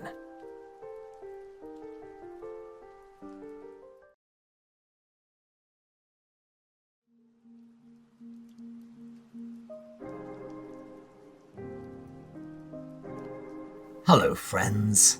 I told you that part 2 wouldn't be too long. Well, it wouldn't be a long time. The video is enormous. And yeah, there are quite a few tangents here, including one rather long one. I hope it's interesting regardless. And yeah, just a quick reminder. Summer Patron Drive, here are the milestones. Head on over and sign up. Some of these are really fun. And yeah, we need the help too. Oh, and as I keep getting asked to warn people about topics like this, okay, so this part of Higurashi deals with some pretty nasty stuff, including the mistreatment, neglect, and worse of children. I will be approaching it with as much tact as I can and naturally omitting the more severe panels because, well, YouTube. So please consider yourselves warned. There is stuff in here that is no fun, and believe you me, the Answers arc is even meaner. That said, this is where the arc starts picking up speed, and the way this one ends, holy shit, yo, it is something else. One last thing. On rereading this, I didn't realize how many hints and clues there were here, or how much Tatarigoroshi ties Onikakushi and Watanagashi together, before we get to the intermission arc, and then we start the answer arcs. Boy, those are going to be like 5 hours apiece, folks. It's really cool and pretty damn interesting, so big eyes and big ears here, folks. This is where you might want to start taking notes. Anyways, let's get back to it. We get back to the action fairly fast, as Oishi asks Keiichi to bring him Satako. He needs to talk to her about something really important. And yeah, okay, 2 things that, well, it's as good of a chance as any to talk about them. So firstly, Higurashi and also Umineko volumes do not behave in the way that you would probably expect them to. See, volumes do not follow your standard structure, in that volumes can range from standard volume length, svelte, 160-page or so all told affairs, to titanic 400-plus page monstrosities. It is kinda cool, but it does make going volume by volume kind of impossible. Secondly, take a note at the last panel on the left. Put a pin in it, and remember it, along with what happens here. It is so clever and so subtle that I only just noticed it, but yeah, Ryukishi, mate. Let's hope the Patron Drive does get up to the breakpoint needed for that Silent Hill F video, because this man can write. Anyway, Keiichi, immediately suspicious and not really wanting this creepy dude here, asks Oishi what the hell he's doing, showing up at a school and demanding to speak with a minor child. Who are you, Dr. Irie? That's it. Note how this all proceeds, and note these similarities to Onikakushi. I'll be saying the latter rather a lot. I promise you, this is gonna blow your mind later, as yes, this is intentional. Let's just say there is a lot of overlap between the arcs, and you will see just how much later. I generally don't, as a rule, like time travel or time loop stories, but this one does it so adeptly that it's objectively one of the best manga ever written. Fight me. As you youngsters would say, Higurashi slaps, as Oishi becomes more threatening and gradually begins to break all kinds of boundaries here. Irie does show up and kind of saves Keiichi. Dude, what are you doing here? Now, this has been translated naturally and is more in line with how Western policing works. In reality, Japan does not have any right to silence, and cops can, if they really want to, go just about anywhere and search just about anything,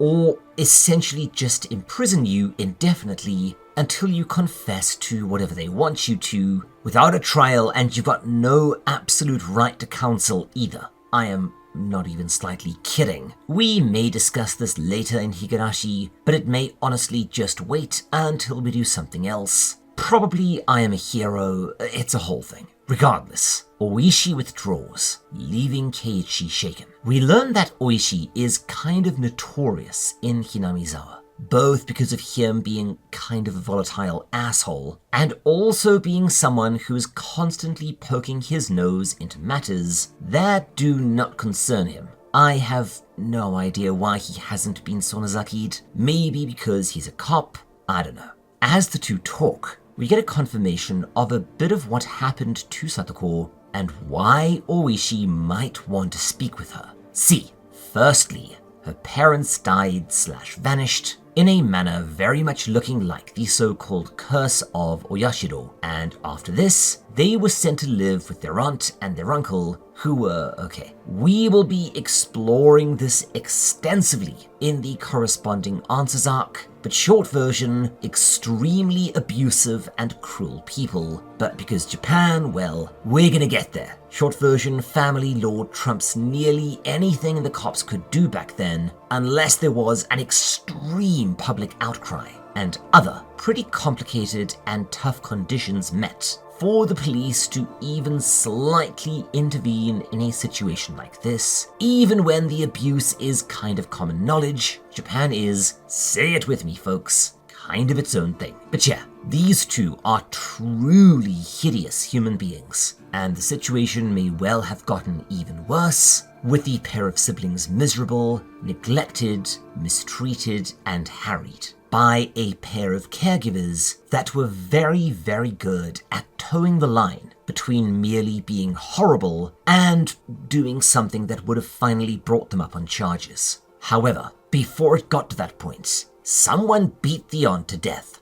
Initially, this was believed to be yet another inexplicable curse murder, as they were at least related to traitors, but it turned out to be someone whacked out of their gourd on amphetamines. Yeah, tweakers are a thing in Japan. And okay, little tangent. Keep in mind that while a cap of Sudafed, or even being in the same club where someone got nicked with a joint, can get you locked up for a month, fined, and then deported, not even kidding, a mate of mine went home this way, you could, until not too long ago, buy amphetamine equivalents like Bron over the counter there. A spoonful or a few pills are enough to keep you working a 12-hour workday despite rollicking pneumonia and a broken femur. Take a little bit more, and, well, let's just say you'll be having fun, but everyone within a 10-meter radius of you probably isn't. Now, abuse of these substances used to be a massive problem, albeit one not often talked about. But some of these products are now prescription only, and others have removed the more, let's say, troublesome ingredients. But the original formulations are still easily available, especially out in the country. And if you know where to look, there are at least 2 or 3 people in your small town that have their own little Gregory House stockpile. So yeah, this happening in the country is kind of plausible. But this is where things get kind of interesting. Despite this, and quite a lot of other curse deaths and vanishings being ostensibly solved, Satoshi being sighted in Nagoya and chalked up as a runaway, Inaka man killing the aunt, Inaka man, really? The parents falling to their deaths in a misadventure, well, Oishi doesn't buy any of this and insists on investigating, even when this comes over as harassment. This has resulted in himself being viewed as a harbinger of bad shit too, as anyone he approaches seems to suffer from bad luck, and thus to the villagers, he's sometimes referred to as Oyashiro-sama's messenger. Yep, that probably sounds a lot spookier in Japanese. Essentially, Oishi visited many of the victims, Satoshi, the Furudes, the Hojos, etc., right before they died or vanished. Now, I can probably guess what you're thinking, especially those of you who are murder mystery minded, or, are a fan of B-tier Stephen King novels. But are you right? Well, probably partially. Keep in mind that Ryukishi is a huge murder mystery fan, especially classics like the Agatha Christie novels. So, I guess we'll have to see.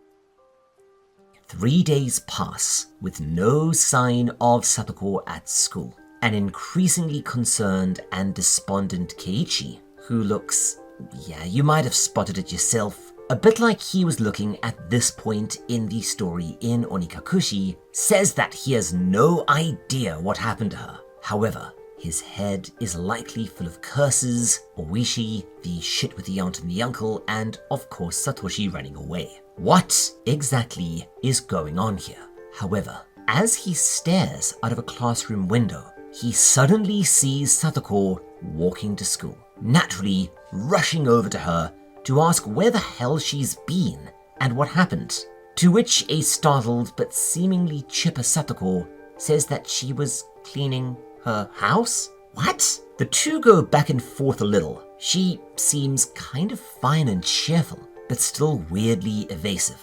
Worse yet, Keiichi senses something else here. Something brittle and insincere. Yeah, if your spidey sense is tingling, or your Peter Tinkle is spidering, I don't know. You can probably guess what's up, and yeah, it's not good. The friends talk about it later, commenting that this Satako is really off. She's not being silly, she's not pulling pranks or scolding people. She's saccharine sweet and almost aggressively peppy and bubbly. Not her normal self. She seems almost terrified to bother or offend anyone for any reason. Oh dear.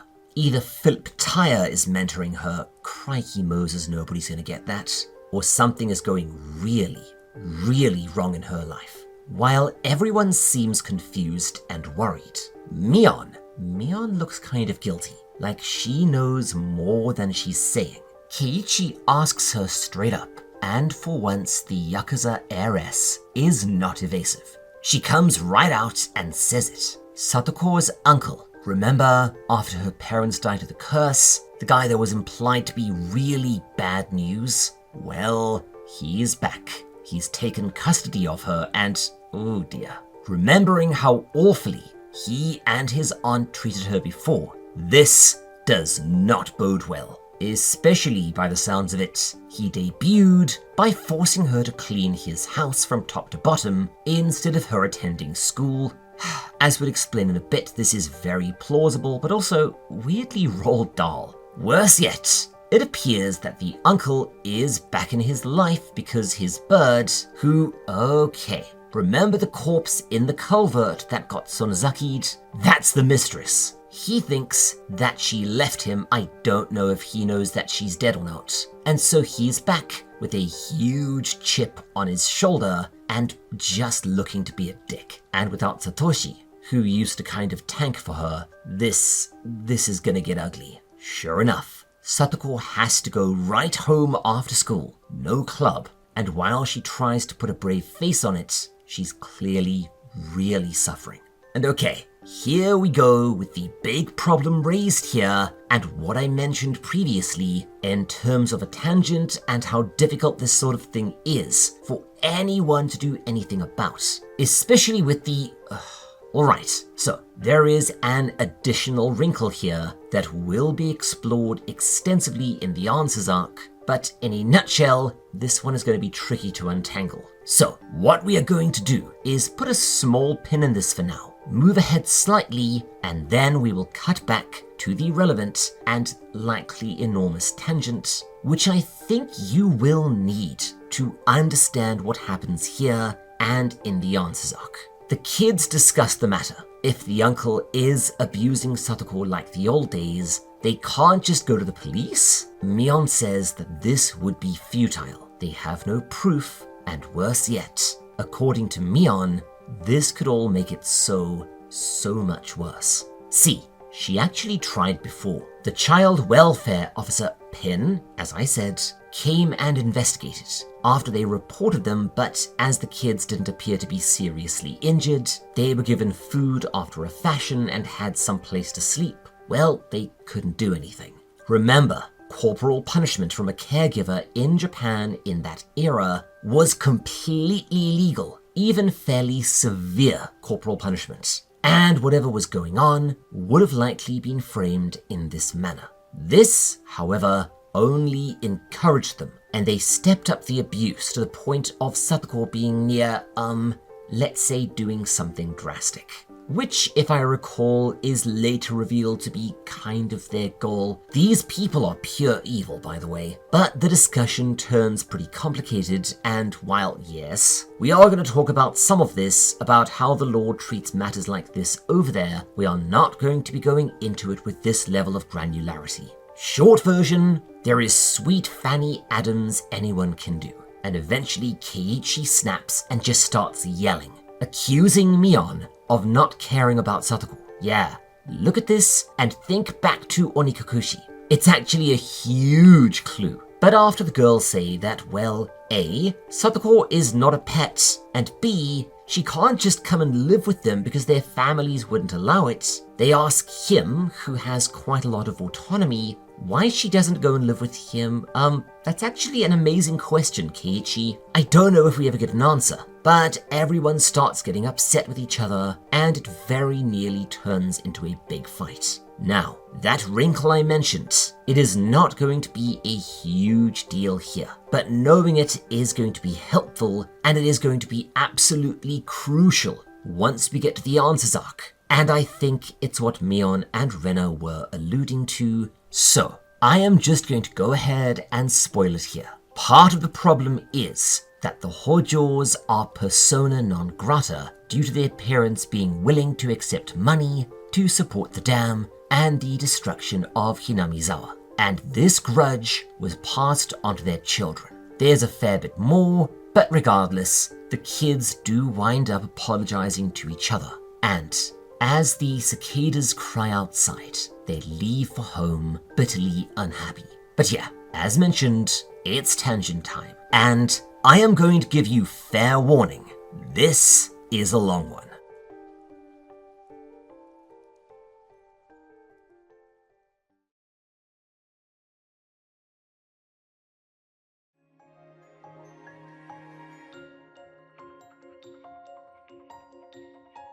Alright, so this is going to be one hell of a complicated and nuanced topic of discussion that I am going to be nutshelling extensively here, otherwise this video will wind up being 7 hours long. So, I apologize for any mistakes or oversimplifications here, and also any lapses, because this is an area of the culture where my knowledge is somewhat limited.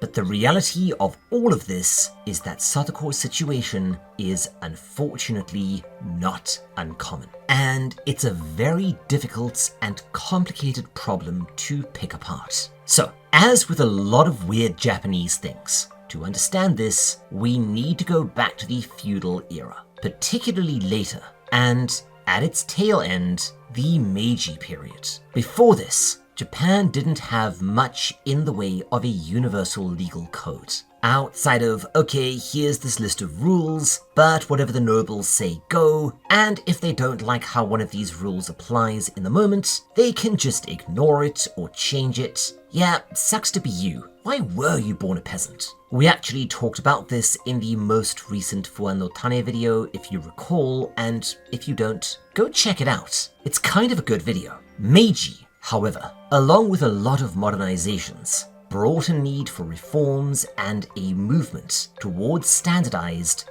universally applicable and codified laws. Ones that would endure through any regime change. And yeah, this is where things got really bloody interesting. See, while Japanese law during this period to some degree mimicked legal systems in Europe, there was a lot of concern. See, family and breeding has always mattered a great deal to the Japanese mind, especially as it was permanently codified as a caste system by the various codes, but especially under frigging Tokugawa, meaning that who you were born to decided almost absolutely what your life trajectory would look like. Think the Bajorans in that one really great episode of DS9. This meant that a lot of families, samurai, yeah, but especially the nobles and those who had some prestige, predated any sort of universal legal system by hundreds of years, hell, probably thousands in some cases, and were thus far more respected than the new government. Their attitude was basically, yeah, you do your laws, we're just gonna keep on doing our own thing. At least partially because of this, laws did not apply so much to individuals as to families, with the ie, or household, being your basic legal entity. Larger families often live together in these kinds of closed compounds, nobody being allowed to enter, including the police. And in reality, if you belong to the right family, you were still basically immune to prosecution. Now, this meant that intra-family problems, such as domestic violence or child abuse, weren't really crimes exactly. They were bad, sure, but the family would be expected to handle such things internally, and if they wouldn't or they couldn't, well, nothing could be done. A father's authority over his children and his wife were absolute, with likely only the family patriarch, generally the grandfather, able to intercede. This remained until after World War II, where Japan did get a proper constitution and laws were changed to be even more focused on the individual, but very little actually changed in practice. Family law,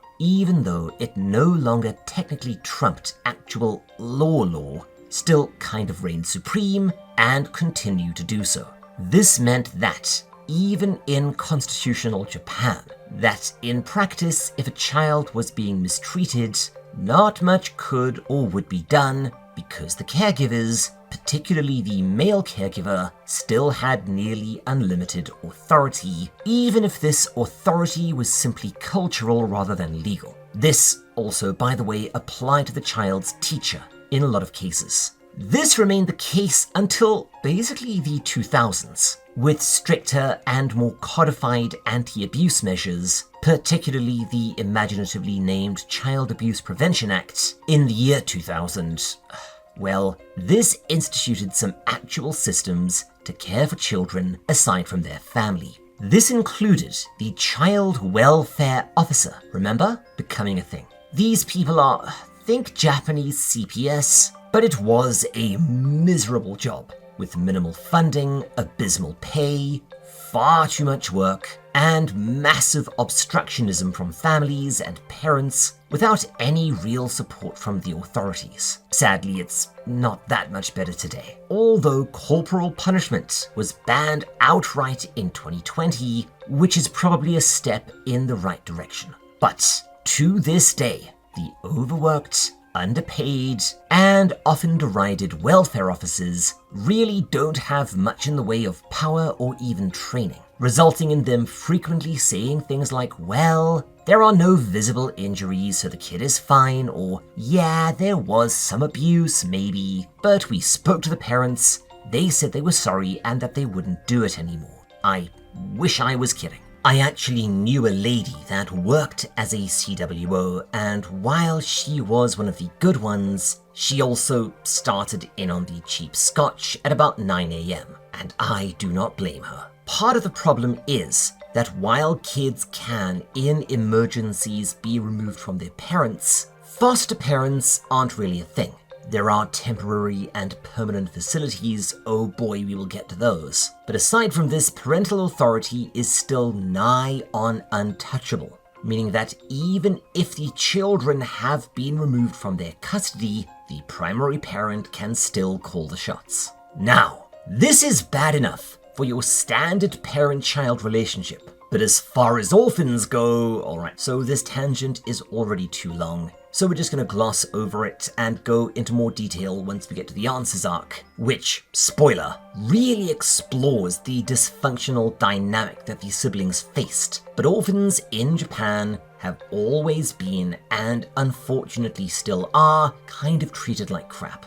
In the case of a parental death, the extended family can and generally will be required by law to take these children in and raise them. Yeah. Remember, naturally, in the country where a lot of people struggle financially, and many to this day, live somewhere between welfare and subsistence farming, additional mouths to feed, and all of the expenses children bring are not welcome. And while they are typically given some sort of stipend by the government, It's really not much and doesn't even begin to cover everything. This means that orphans are viewed as a burden, with extreme emotional abuse and neglect being horribly common, even where physical abuse is not present in these sorts of forced caregiver situations. This is actually an extremely common trope in anime and manga, if you think about it and how many times you've probably seen it. Gantz, for one,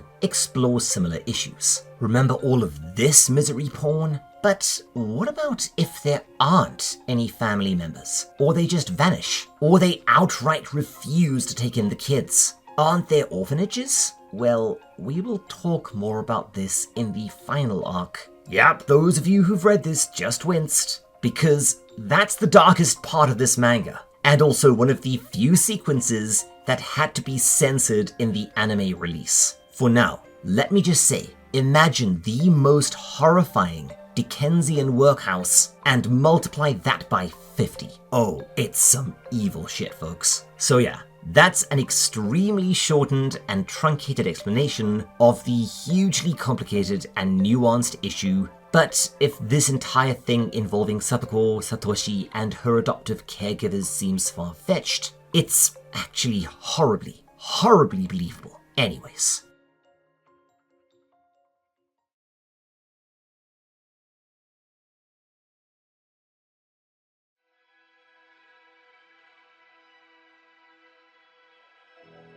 Sometime later, the situation sours further. In a brief meeting with Irie, whose first name is Kantoku, oh man, so I don't usually tackle names unless they are very on the nose, and this one is. Depending on what kanji are used, it could mean boss, like in a professional sense, director or supervisor maybe, or it could mean incredibly good-hearted and virtuous. Japanese names, man. Anyway, they run into him giving Satako a lift home, and yeah, I'm not gonna make the obvious Amber Alert joke. This is already way too dark. But she seems even more fragile and wan. And it turns out that, yeah, okay, I am going to go over this briefly. Sorry for all the tangents, folks. But this is really interesting, and it's one of those things that seems so absolutely bizarre to foreigners. Short version, Satako is burdened by enormous bags of booze and cigarettes, as well as an array of Japanese drinking snacks. Don't get me started on surume, bleh. But how in the name of Oyashiro did a grade schooler buy university dormitory levels of substances? Well, you can buy booze and cigs super easily in Japan. Most supermarkets and convenience stores carry both in open display on shelves. Now, during this era, it was a whole thing, as kids could, and at times did, buy these products. And yes, it was every iota as problematic as you can imagine. In the early days of when I was over there, maybe 2 high schoolers in 3 were smoking. There was a, let's say, a gentle crackdown where the stores and the shopkeepers could find themselves in really hot water for selling to a minor, but yeah, it still ran broadly on the honor system and thus was known to happen. But the problem wasn't the shops. The problem was the vending machines. Yeah, you could and still can buy beer, hard coolers, and smokes from vending machines pretty easily. And while you can stop Lawsons from flogging whiskey to the grade schoolers, you can't prosecute a vending machine. And yeah, this was a huge problem. Think drunk middle schoolers on the train, resulting in a bit of an outcry, and the TASPO, a sort of mangling of tobacco passport system, was instituted, where you would need to get a specific card and a number, which you would scan at these vending machines, but it never really caught on outside of the cities. A lot of older machines to this day still lack TASPO verification, and beyond this, getting one is a huge pain in the poo pipe.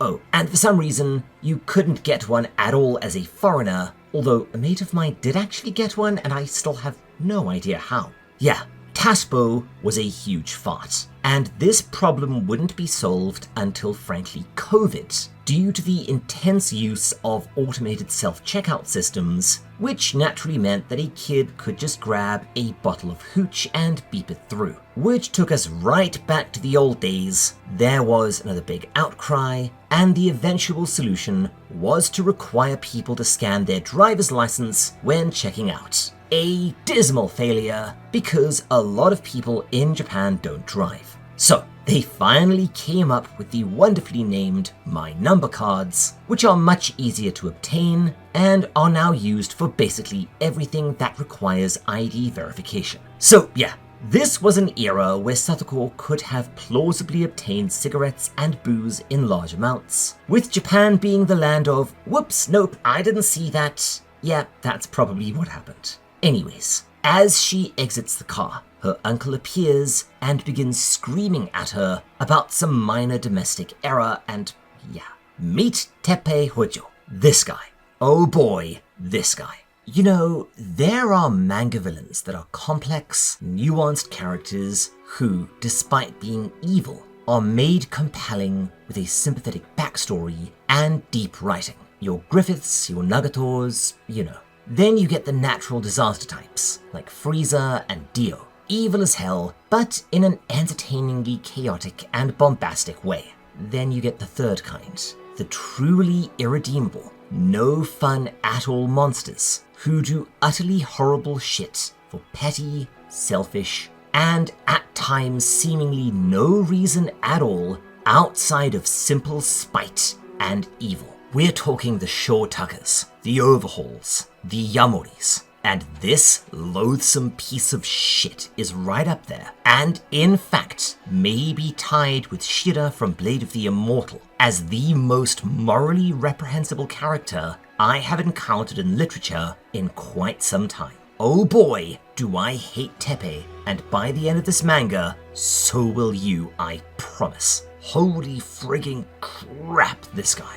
While yes, Higurashi has its share of terrifyingly evil people, as you will see later, I will still maintain that in terms of the named characters, Teppei may be the worst. Anyway, it turns out that he and his sleazy buddies are gambling, playing mahjong, and just boozing it up, essentially using Satako as their mate. Worse yet, oh no, Keiichi notices that Satako is covered with scrapes and bruises, and while she deflects this as her just being clumsy and falling down the stairs, fuck man, this sort of stuff is not fun. And yeah, Keiichi immediately knows that she is at least being beaten and prepares to go absolutely Billy Berserker. Irie, however, stops him, likely knowing that if he were to go after Teppei, not only would it do nothing, it could actually get him in hot water and definitely make things worse for Satako. Then, this scene, man, to make matters more heartbreaking, Satako, now appearing utterly resigned to her fate, thanks Keiichi, saying that he reminded her of her brother just then and prepares to go inside. Keiichi yells that this isn't over and he's not going anywhere, but Satako, smiling that same awful smile, only with tears running down her cheeks, thanks him again, but emphatically in the past tense, and heads inside, while Irie escorts him away. As he goes, he sees a wan, battered, and crying Satako, smiling miserably at him from the doorway, waving farewell. Damn it, Ryukishi, just damn it.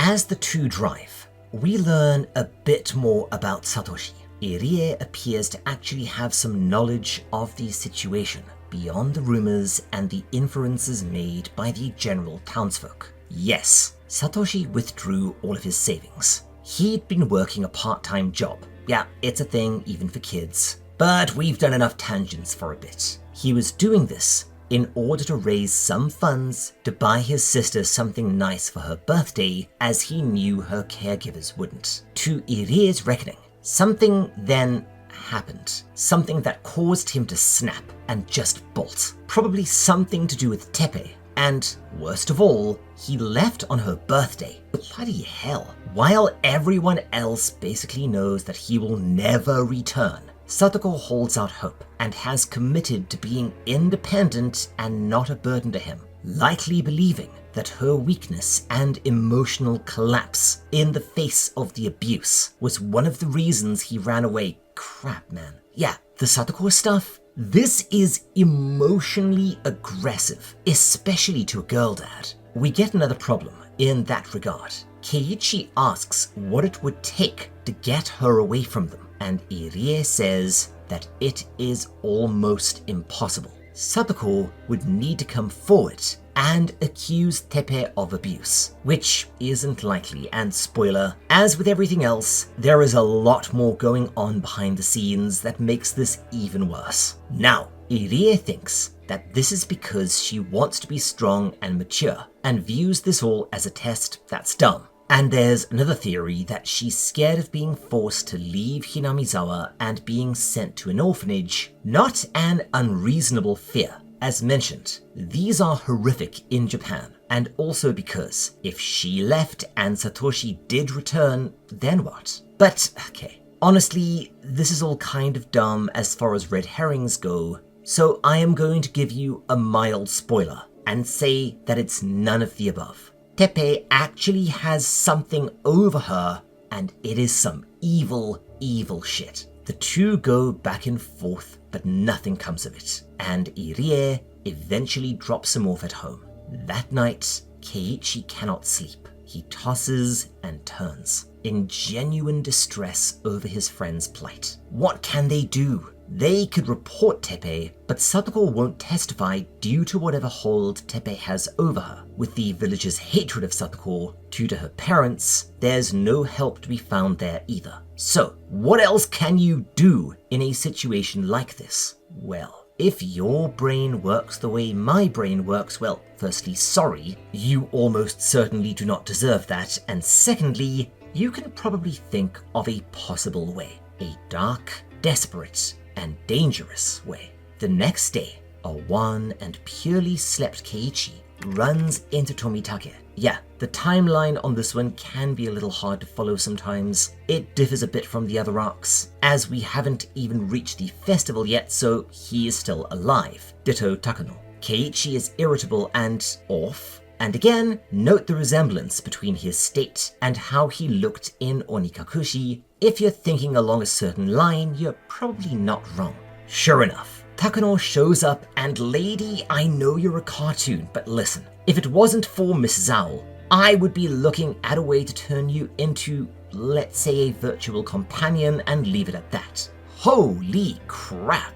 They get to talking about the approaching festival and the curse again, and Keiichi, likely in utter exhaustion, says something interesting. He asks Takano about the curse and wonders if Tepe, who is someone that ran away from the village after a fashion, remember, after the aunt was beaten to death? Well, wouldn't Oyashiro be after him? Could it be possible that the vengeful Shinto deity would solve everyone's problem? She chuckles and says that yeah, there is a strong possibility.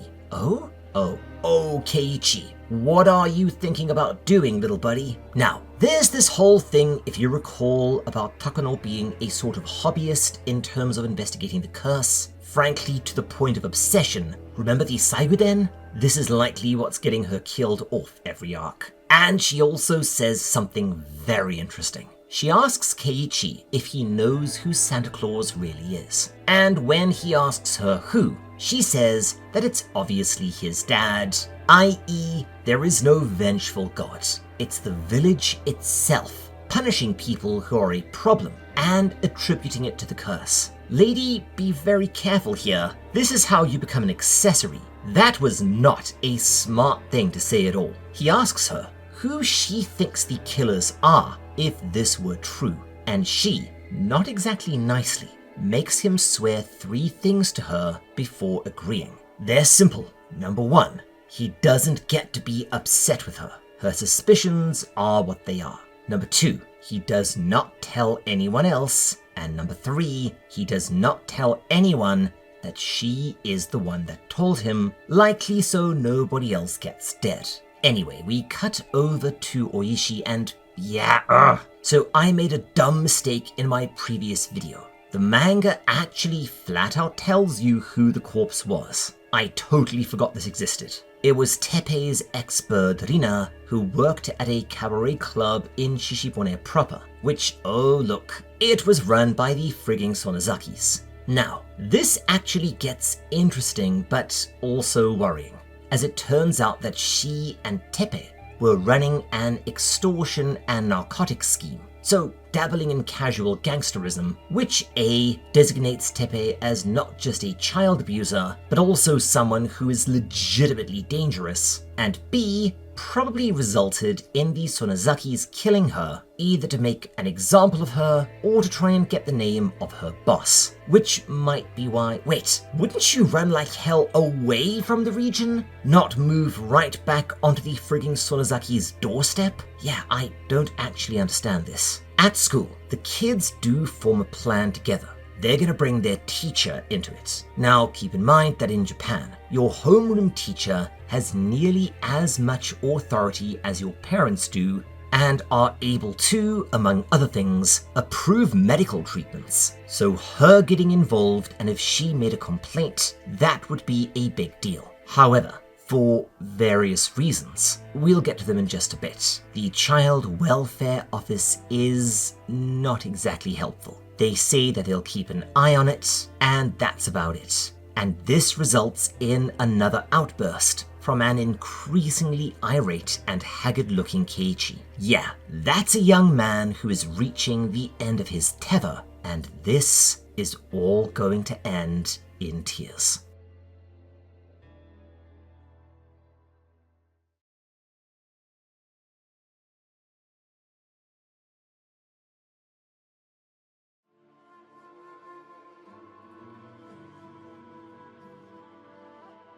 Later, Keiichi meets and speaks with Mion, and we get a very surreal sequence. Well written, but it's just odd. He asks to speak to her, not as a friend, but as the, let's say, Yakuza princess, which isn't far from the truth, and straight up tries to get the Sonozakis to kill Teppei. Whoa, dude. But he hasn't thought this out. See, Mion is a good person, albeit one with a pretty ruthless edge to her.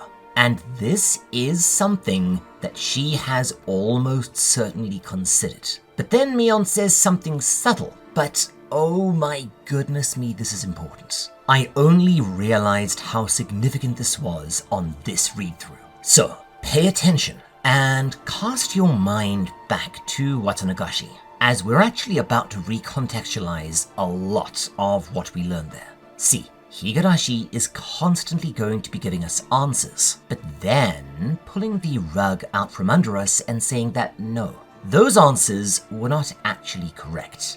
This is a great example. See, Mion tells him that no, while the Sonozakis do, in fact, control Hinamizawa, at least to some extent, and while they certainly do not deny it, as it adds to their power and their mystique, they are not, in fact, the ones killing people due to the curse. They are happy to take credit, as it helps them when necessary to rule through fear, and they defos do take someone out occasionally when it's required, but whatever is happening in Hinamizawa, these curse murders and these curse vanishings, it's not just the Sonozakis. Someone or something else is killing people. And I'm going to go on and spoil this and confirm this. The Yakuza did it is not the solution to Higurashi. But yeah, okay, so Mion, hear me out. Whatever is happening does not come down to you guys. Sure, okay. But you couldn't just do Keiichi and Satako a solid here?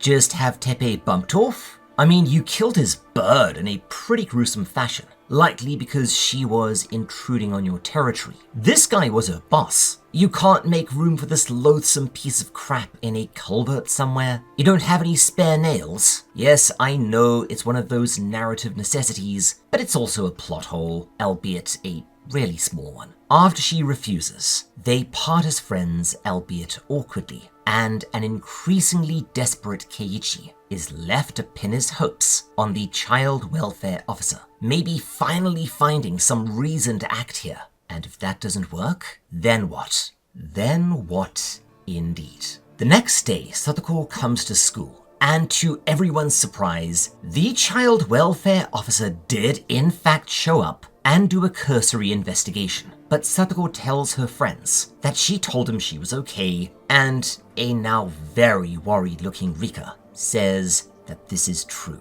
Oh dear. Remember, without going into details, Teppei is manipulating his niece via a truly diabolical piece of nastiness that will be revealed way later.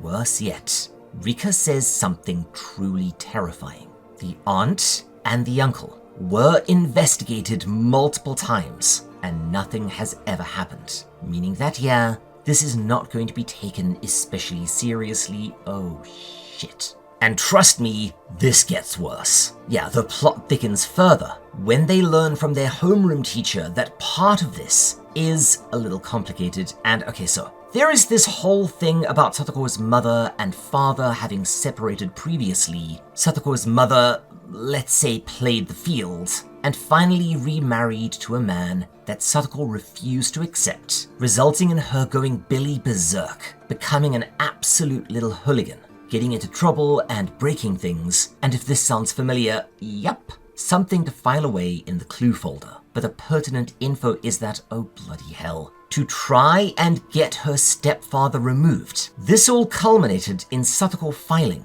a false accusation of abuse against her stepfather. So yeah, it appears that she is, at this point, kind of screwed. And what follows here is, okay, I am just gonna come out with it. The Answers arcs contain rather a lot of content that I refer to as squick, but I think in modern circles it may be called fuckshit. Just truly awful, heinous stuff. There are only maybe 3 or 4 sequences that really mess me up, but they are bad. The question arcs? Well, there is only one sequence that messes with me, and it is the sequence we're about to go into. And while it's not graphic, or even especially grisly, this is one of those that to this day has persisted in staying with me. If you know anything about child psychology and what this is going to imply, let's just say I struggle. On one hand, Ryukishi, you did your homework here worryingly well. On the other hand, holy shit, dude. It all starts out fairly innocuously. The kids are eating lunch together, kind of comparing what they've brought, trading, dicking around, and occasionally punking each other, including Satako nicking Keiichi's karaage, Japanese fried chicken.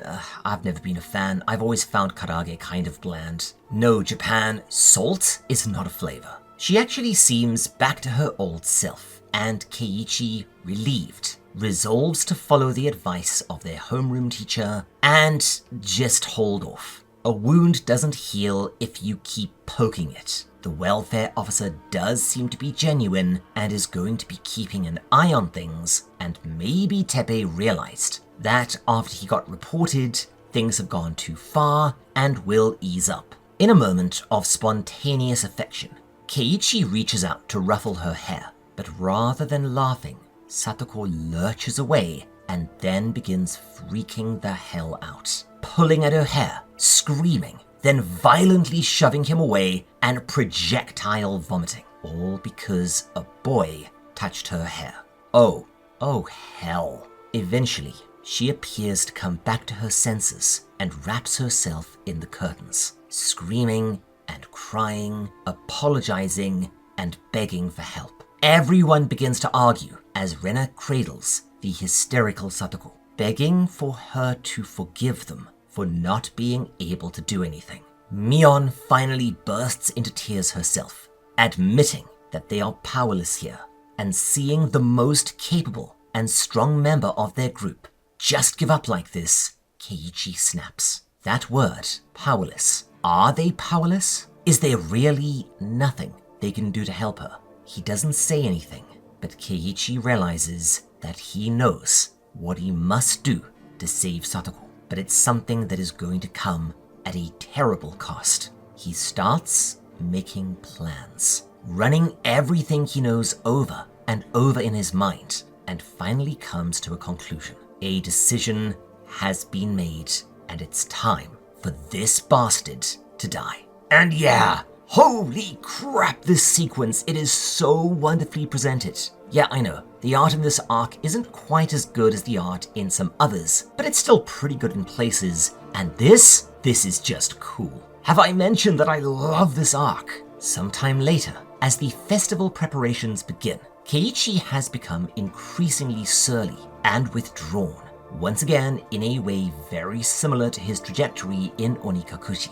He's irritable, he's snapping at his friends, and endlessly ruminating on stuff. In this case, his increasingly real plans to murder Teppei and make it look like the curse. Back at home, we actually get a really fun little look behind the curtain at Ryukishi's inspirations and his own personal love of murder mystery stories, as Keiichi tries to understand what would make a perfect murder by talking to his mum, a lover of the murder mystery genre too. And they wind up directly referencing Agatha Christie's incredibly iconic And Then There Were None, the only title it has ever been known by, I promise. Don't Google it. Which will basically be the primary influence of Umineko, which we'll get to at, I said 500,000, right?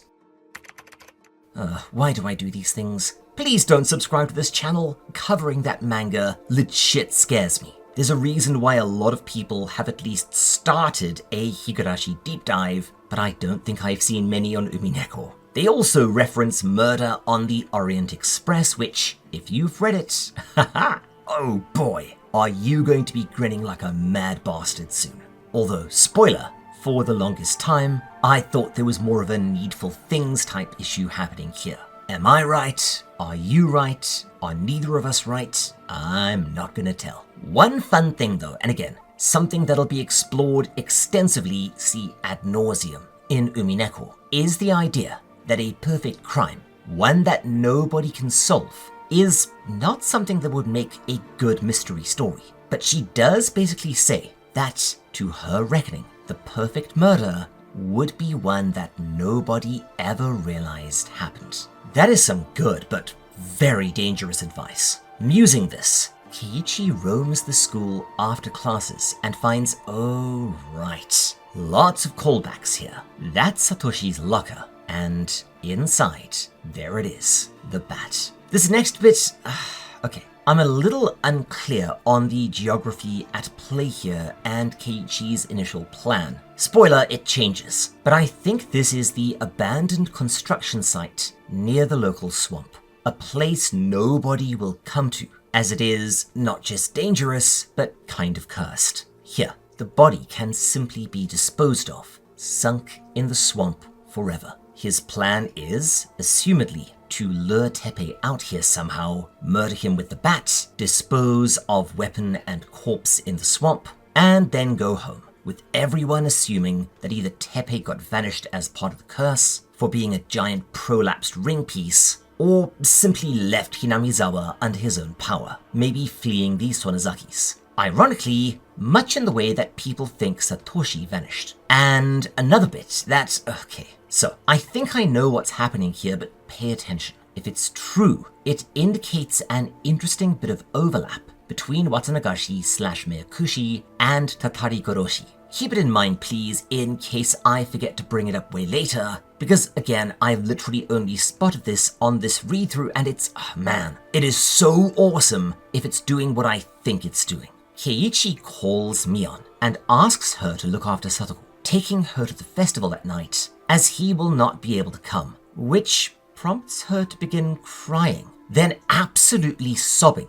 Then she appears to be talking to someone that isn't him, saying that the last time she was asked to do this, it was by Satoshi of all people, shortly before he ran away. Now bordering on hysterical, she admits that it's a duty she's failed at, and is utterly remorseful over. What the hell is going on? Believe it or not, while this looks like a departure from sanity now, it is going to make perfect sense later. Keep it in mind for Miyakushi.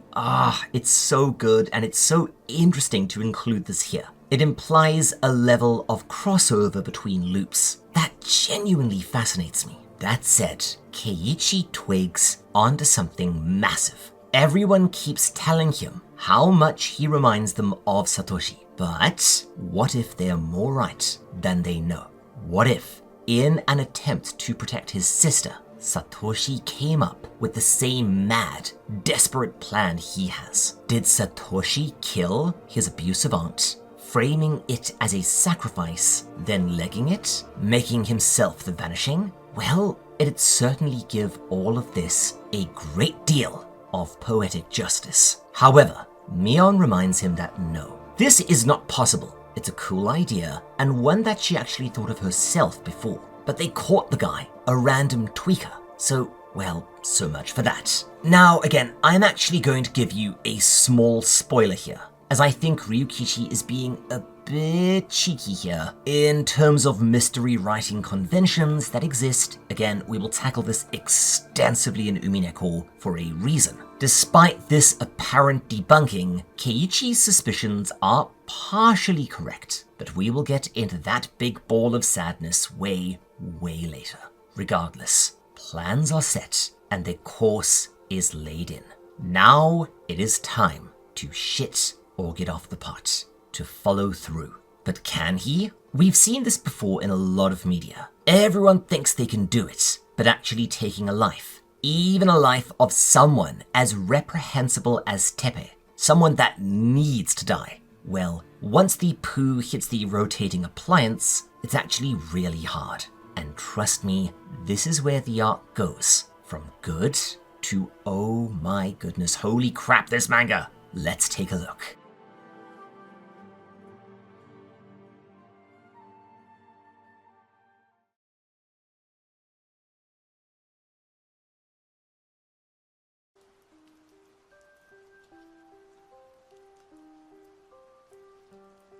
The next day, the day of the festival, Keiichi has changed his plan slightly. Oh right, this entire bit kind of confuses me, so I'm going to slightly simplify the murder plot and how exactly Keiichi plans to execute all of this, because A, it's kind of complicated, and B, I'm at least partially sure that I'm getting some of this slightly wrong. Please let me know in the comments if I am. In essence, as I understand it, he realizes that the swamp is too far out of his way. Getting Tepe out there is really risky. And tonight, the night of the festival, is the only night that he's pretty much guaranteed to be alone. It has to happen now, and it has to happen right. So instead, he shifts things to a copse of woods close to Satako's house, and we see that he's preemptively digging a shallow grave for the abuser. Keiichi realizes that digging a grave is actually way harder than you'd think. Is it just me, or is there some narrative resonance with frigging Pet Cemetery of all things? I know I'm reaching here, but it's such a cool sequence from the book, so alright, I will let it stand. As he digs, we get a lot more insight into Keiichi's history and character. Now, this I totally forgot. There's actually a huge clue hidden in here, but as a whole, it's not especially interesting, so we're just gonna nutshell the entire lengthy exposition sequence. It turns out that Keiichi, who's always been regarded as a lackadaisical student, is actually, he's Shikamaru, a super genius, just easily bored and not good at standard academics. Give him some random abstract question and he won't bother, but give him a problem to solve with some sort of practical phrasing and application, and he is wildly intelligent. Once he got put into, alright, I think this is a slight mistranslation. I could be wrong, maybe someone with the raws or the original Japanese can help. It says cram school here, which, I don't know, that doesn't sound right. Cram schools are something else. So we will go with school for the gifted. But while he did initially flourish, his ennui returned and was followed by anger and resentment. This is what actually prompted them, at least in part, to move out to the country, likely implying that something happened. Oh. Regardless, it turned out that he actually flourished in Hinamizawa in a way that he never did before, making friends at last and coming out of his shell. That afternoon, he sets his plan into action. He calls Teppei, pretending to be a cop, and tells him to come over immediately. They won't say any more, but they have Satako in custody. Teppei immediately pitches a mantram, loses his fluff, and says he will head right over. Oh right, this bag of maggots drives a moped. Otherwise, this wouldn't be possible. Keiichi, knowing the route he'll take, lies in wait behind a tree at the entrance to the woods. Sure enough, there he is. The bastard comes riding along, and as he takes a corner, Keiichi rushes him, hits him with a shoulder, and knocks him over, sending him sprawling into the mud, before proceeding to straight up paranoia agent Teppei, beating him extensively around the head, the back, and the shoulders with the metal baseball bat. Teppei gets up and begins running for his life, but because this isn't a manga that does things by half measures, another reason I love this arc, when a character resolves to kill someone that needs killing, they shouldn't engage in second thoughts or, you know, the whole, oh, all life is sacred nonsense. Just do it and let the story proceed from there. Keiichi eventually does run Teppei to ground, and, not to put too fine a point on it, beats him and beats him and beats him to death in an extended sequence that is kind of grisly, but also kind of restrained, especially compared to some of the sequences in later arcs. Bloody hell does this get gory in places. But he doesn't stop until Teppei's noggin looks like a half-eaten papaya. Then, moving with purpose, Keiichi begins to clean up. The bike and the bat go into the swamp, likely because they're much easier to transport than a full-grown adult corpse, and he then buries Teppei in the grave he dug. And as night falls and the rain begins to pound, he jumps on his bike and strikes out for home, before almost immediately being run off the road by a rather nice-looking sedan, injuring his ankle. Oh shit. Out steps, oh hey Takano, looking a little, dummy mommy there. Not that I'm complaining. This character, man. She agrees to give him a lift home because she is the one that accidentally ran him off the road, and we actually get some really fun sparring between her and Keiichi, with her realizing that something doesn't quite add up here. He's not at the festival with the other kids for one. He's riding around alone, in the driving rain at night, splattered with mud and carrying a shovel, and she asks him if he managed to bury the body. For a moment, Keiichi wishes that he wore his brown pants, but as it turns out, we're doing that thing. She's actually just dicking with him. Then he notices that there is a bike in the trunk of her car, a bike that looks very familiar, and he clicks that, hang on, this is Tomitake's bike. Where is he?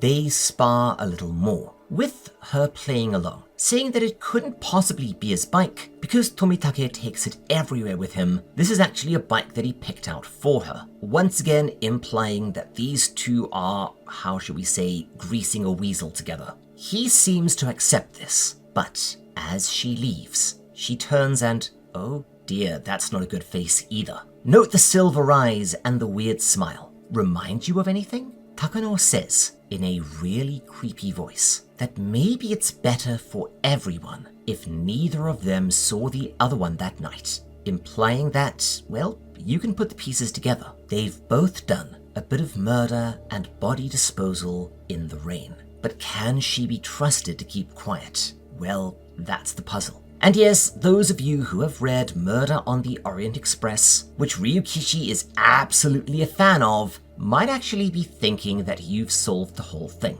But are you right? Time will tell.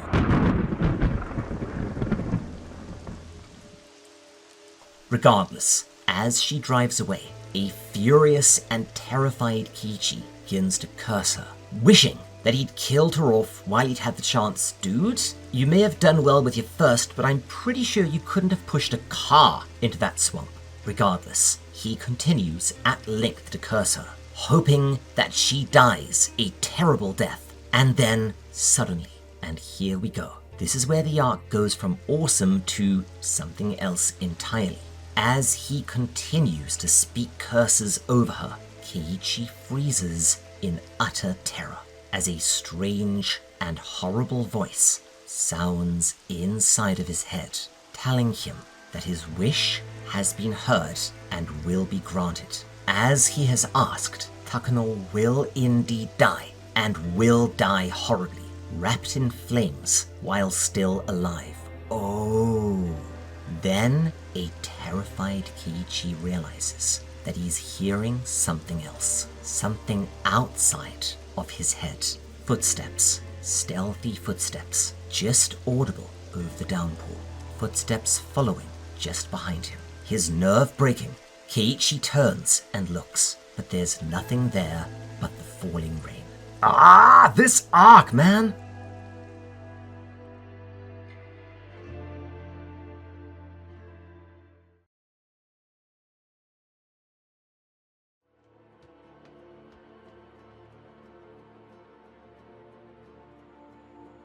The morning after the festival, Keiichi wakes up exhausted, sore, and disoriented. He's not quite sure about how much of last night was real, but he gradually comes to accept that, yeah, he is a murderer. He killed Teppei. Takano at the very least suspects, and she may have done a rainy murder / body disposal of her own for whatever reason. He really should have taken her out too, but how? And what about the rest? That awful voice in his mind, talking with him, promising that his curse would be carried out, and those footsteps back once again. Something is clearly following him.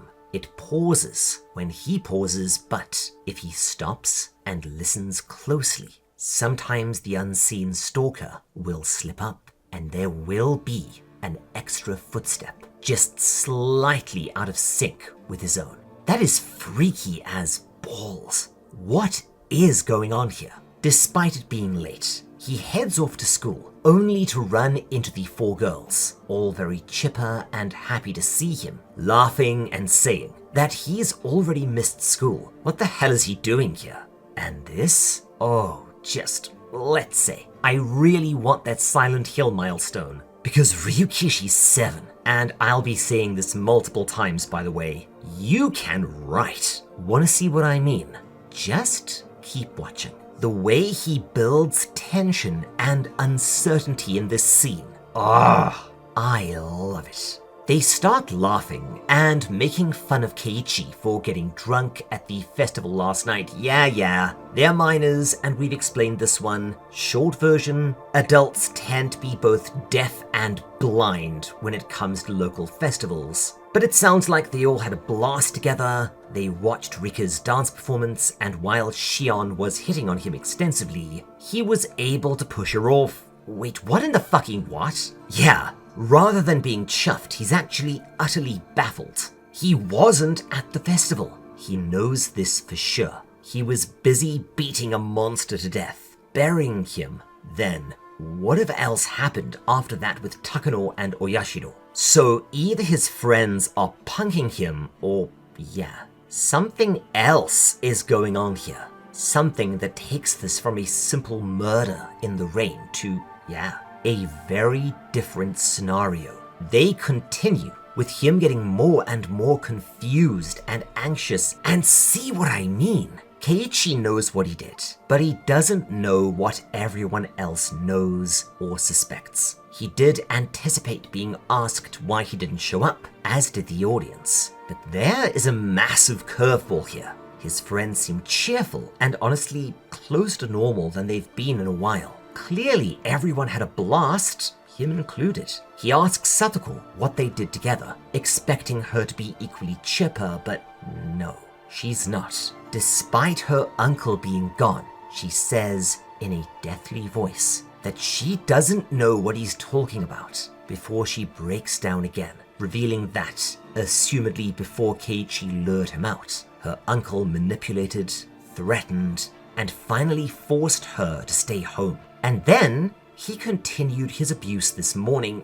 Wait, hold up. Keiichi confirms that with her, and now starting to panic, makes an absolutely crucial mistake. He asks her what the hell's going on. Didn't her uncle stay the night somewhere else? Oh, dude, no, don't even start. This is how you wind up in, well, okay, it's Japan, so a year or so at a reformatory, and then getting sent somewhere else under a new name, but it's still not a good idea. This prompts Rena and Mion to take on that off appearance from Onikakushi. They're not slit-pupiled, but blank-eyed, eerily smiling and ominous. They ask him in an unnerving sing-song voice exactly what he meant by that. Why wouldn't Teppei come home? Exactly. Uh-oh. Now, I am going to note something here, and as someone who read the manga before watching the anime, I was a little thrown off. See, the manga has different artists for each arc, and this means that they're going to depict the, let's say for now, transformed Hinamizawans, I don't know, a little bit differently. Here, I'm pretty sure that it's supposed to be the same thing, and the lack of the slit pupils is just a difference in artistic style. The creepy font, the unnatural expressions, the strange postures, it's the exact same. So I'm going to assume that what he's seeing here is likely very close to what he was seeing in Onikakushi. So, spooky fun times in Hinamizawa, as always. Anyways, the pair get more and more freaky, especially when he replies by saying that Satoko's uncle is an inhuman piece of crap that would be better off vanished, right? They respond by saying, in that same eerie sing-song voice, and okay, I think this is a bit of an odd translation. The original Japanese, if I recall, is more mocking. Something like, well, he's still here, too bad, so sad, what are you gonna do about it? More alarming, they then tell him to leave this one alone. It's being handled, plans are in motion, and the situation will be resolved soon. Oh dears. They also all but instruct him to come with them after school to Rena's dump, which he declines, saying that he's feeling sick. Rena, immediately dubious, demands that he shows her the receipt from the doctor tomorrow. Yeah, this is very Onikakushi. The girls being transformed or replaced by something else. Only now, with Keiichi being a murderer and worried that at least one person knows. But what is all of this about him going out with him last night? This doesn't make sense at all.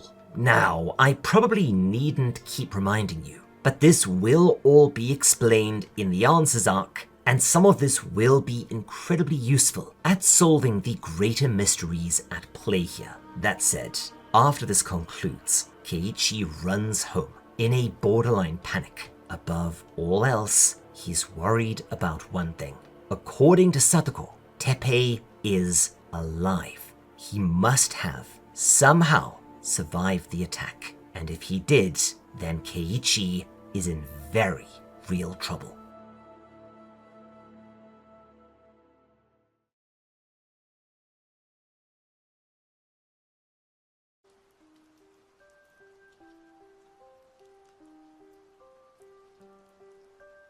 That afternoon, a terrified, wan, and sickly-looking Keiichi does indeed go and see Irie at the clinic. Alright, okay, I made another stupid mistake in the last video. A mistake that, in my defense, I have been making for over a decade now. I really should just wiki things. But yes, Irie's first name is not Kantoku. And yes, this means manager or something like that. But I assumed it was just a silly manga name, but it's not. His real name is actually Kyosuke. The students refer to him as Kantoku in the way that Japanese folks often refer to respectable people by their professions. For instance, children calling their teacher sensei. Well, at least I haven't been reading and saying the main character's name wrong. Yeah, that one's gonna get remade before I do the eventual compilation. What a spectacular cock-up. Anyways, while Irie says that he's okay, he is surprised at how banged up Keiichi is, but blames it on him imbibing, and then likely getting up to some rough and tumble with his friends last night. Then, Keiichi, starting to slip up again, asks Irie straight up if he saw him at the festival, to which he of course responds with essentially no. Why? Keiichi, likely saying too much yet again, basically lays an edited version of the story out for him. An edited but still dangerous story. He says that he did not go to the festival. He knows that he didn't. He was somewhere else doing something else. However, his friends are adamant that they saw him there and spent time with him. How is this possible? After bouncing around a few easy ideas, with Keiichi emphatically sticking to his story, Irie latches onto what was my first thought here, that being that the entire murder of Teppei Hojo and the burial in the rain is in fact some sort of delusion. Keiichi could be suffering from fugue episodes, which you might know of as dissociative amnesia. The stress of watching his friend being abused and miserable, while he and the girls were powerless to do anything to help, sent him into a spiral psychologically, culminating in him dissociating and imagining himself murdering Teppei in such a way that he believed it to be true. This is, by the way, a real thing, and viewed by some researchers as what some people referred to then as multiple personality disorder, now dissociative identity disorder, at least of a sort, but yeah, I know, this one is a touchy subject, so we're gonna leave it alone. However, Keiichi straight up denies this, refusing to accept this account of him being mildly insane. He actually completely freaks out and starts yelling that he's not crazy. Oh boy, yeah, that'll help. Most crazy people are known for being completely fine with being labeled as such. He then, likely emotionally wrung out and very close to a breakdown, in order to help Irie believe him. Oh no. He tells Irie straight up why he couldn't have been at the festival. Vis-a-vis, he was murdering Satako's uncle. You colossal idiot. Initially, Irie doesn't believe him, but as Keiichi explains in methodical detail what he did and why, in that he doesn't feel like a murderer because Teppei was pure evil and needed to die, and that he planned to essentially repress all of this, push it deep into a corner of his mind, forget about it, and go back to his happy life with his friends. Irie does seem to start believing him, and then he thanks Keiichi sincerely for what he did, for saving Satako, and he in turn breaks down crying. Oh, holy shit, this manga's good. Keiichi, unburdened and now calmer, tells him that the most concerning thing of all is Teppei might be alive and at home, giving Satako a hard time as always. After deciding that, following Keiichi's account, Teppei was almost certainly dead, Irie posits a possibility that I, honestly, had not considered at all. A very, very concerning one. Maybe, with everything on his mind, his plan laid out, in distress about his friend, and all keyed up to go, could it be that, after he made the call, someone else happened to pass by the forest? Keiichi would have sort of slapped Teppei's face onto him and murdered the wrong person. Hell. And this is an actual, real phenomenon, by the way. It's very similar to buck fever. Sometimes, primed for a shot, the hunter will see what looks like a gazelle or a stag, but is really just a tree, a patch of light, or sometimes another hunter. And this can have lethal consequences. Oh, and the shooter can pass a lie detector on this about them seeing a deer. The human mind is a very strange thing. Anyways, this next bit, I don't think I need to tell you to pay attention, but yeah, pay attention, because this bit is quite tricky to follow in retrospect, so I'm going to do my best. Irie goes out to get them tea. Keiichi, wondering what's taking him so long, quietly opens the door and eavesdrops on a conversation between Irie and some unknown men. He then overhears Irie telling them to put a drug in the tea. Something that'll knock him out, revealing that no. From what Keiichi understands, Irie never believed him. He thinks that he is at best delusional and at worst potentially dangerous. So he plans to basically give him knockout drops, and yeah, this is how Mrs. Owl, after our first date, got me to go back to her play. Ow, ow, ow, ow. Okay. I deserve that one. He does overhear one more thing. The term Yama Inu, or mountain dog. At this point in the story, he thinks it's the name of one of the men. And spoiler, it's not. And while it does really tie into the story later, although it's not terribly important, we won't find out what this means until, goodness, I think it's the penultimate arc. Regardless, before Irie can return and give him the night-night tea, Keiichi overhears another man run in and tells Irie that Takano was found. First, she'd been hanged, and then she'd been burned to death. Oh ho ho! And Keiichi, not only remembering the curse he uttered, but the voice responding to him, realizes that the curse was indeed fulfilled. Oyashiro is real. Keiichi somehow invoked him, and he did, indeed, punish the interloper with a horrible death.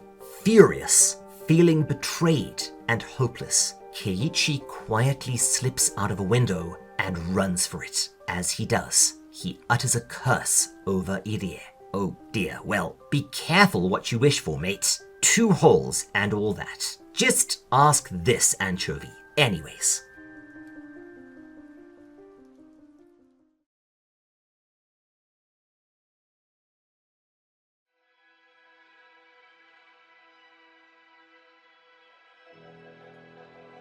That night, realizing that he is now utterly alone in this lot, Keiichi realizes that he has no choice. The murder plot has begun to collapse in on itself, with too many mysteries and inexplicable things on the margins, and he is in some very real danger of discovery. The mystery of the dead man, now alive, takes priority. He needs to A, make sure that Teppei is indeed dead, and that B, more frightening, that Teppei was in fact Teppei. And there is only one way to do that. As night falls and it begins to rain once again, Keiichi strikes out for the wooded area where he buried the body. Yes, it's time to disassemble it all and tear up the planks, because the beating of that hideous shirt. But no, it's not Poe I'm thinking of. My initial thought was that this could be a nod to the classic Kazuo Umezu anthology Kami no Hidarite, Akuma no Migite, which I will one day take a proper look at, with the second best story in it being one where a group of students murder their teacher, bury her, but after which she's actually walking around, so they have to dig up her body to make sure, and it's wonderful, wonderful gothic horror stuff. My absolute jam. If only the rest of the stories in that had stuck the landing. But yeah, I could actually swear that I've encountered this trope in a Western show, or maybe a movie. A book? One where the killer, convinced that the victim is still alive, goes to dig up the corpse, but it's actually a smokeout by the police. If you can think of what this might be, please let me know in the comments. But yeah, anyway, he digs and digs, but cannot find the corpse in the mud. So he reaches down to turn his lantern on, only to be jump-scared by a sudden oishi. Holy shit! Quite amusingly, the ominous detective remarks that Keiichi needs to remember to call him son, at the very least. Which, yeah, would actually be quite rude for a kid to do. Japanese honorifics are complicated. Let's just say that, for the most part, including certain superior-subordinate relationships in specific contexts, just saying someone's name is considered gauche or childish at best and massively disrespectful at worst. Regardless, he tells Keiichi to not mind him, just keep on digging. Come on now. Oh boy. Oishi clearly knows that something's up, but he's not quite sure what. How much does the ominous detective know And what exactly is he doing all the way out here, lurking in the mud and the rain at night? Keiichi prepares to run for it again, but before he can, two unidentified figures grab him and force him to keep digging, revealing that, yeah, there are actually quite a few other figures out here, all obscured by hooded raincoats. No, seriously, what is going on here? I'm getting hot fuzz flashbacks. Regardless, Keiichi does as he's told, but finds nothing. Wondering if he's even digging in the right spot, he asks Oishi how long he wants him to keep going, and while the detective does push him around a bit and acts like a bullying scumbag yet again, essentially threatening to beat Keiichi up, he asks him if he was, for some reason, trying to find a submerged water pipe which is nearby. But no, the detective remarks that the ground was clearly dug up and put back before. But why? Why dig a hole in the rain, fill it in empty, then return in the rain to dig it up again? Furious, and clearly feeling like he's being messed with, the detective and his entourage leave the exhausted and battered Keiichi alone in the mud. But what the hell is happening?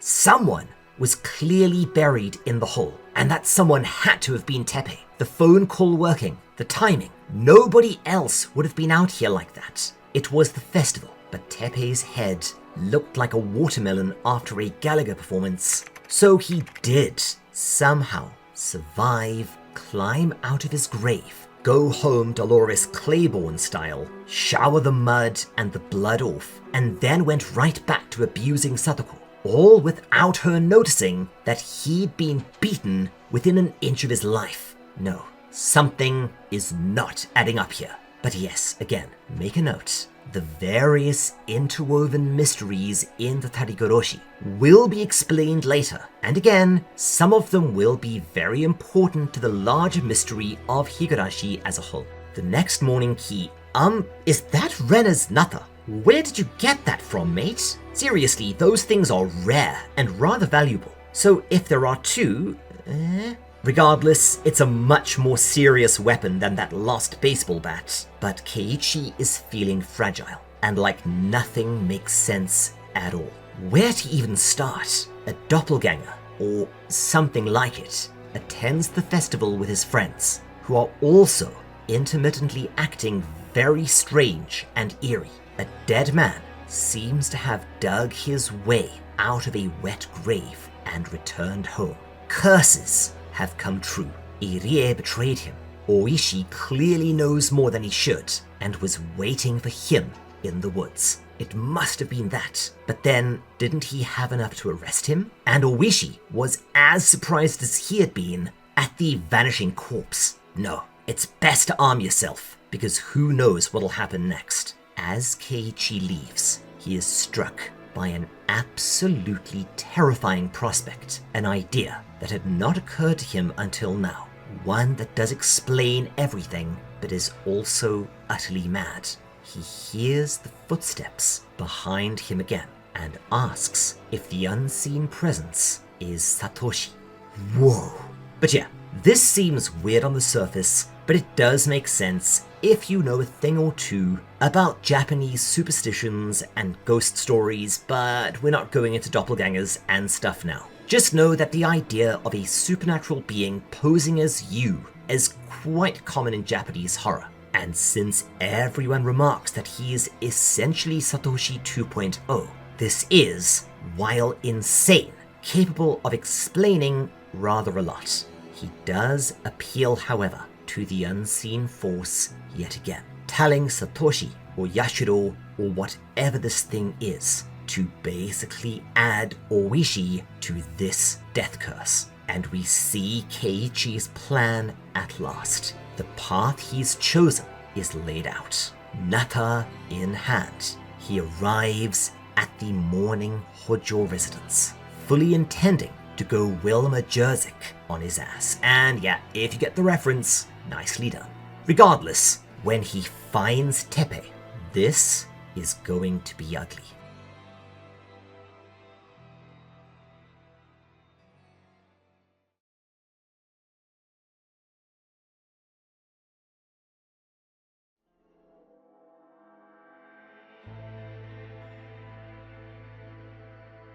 Now armed with what amounts to an axe/machete, Keiichi steps inside, ready to full-on rip and tear, but finds nobody in the living room.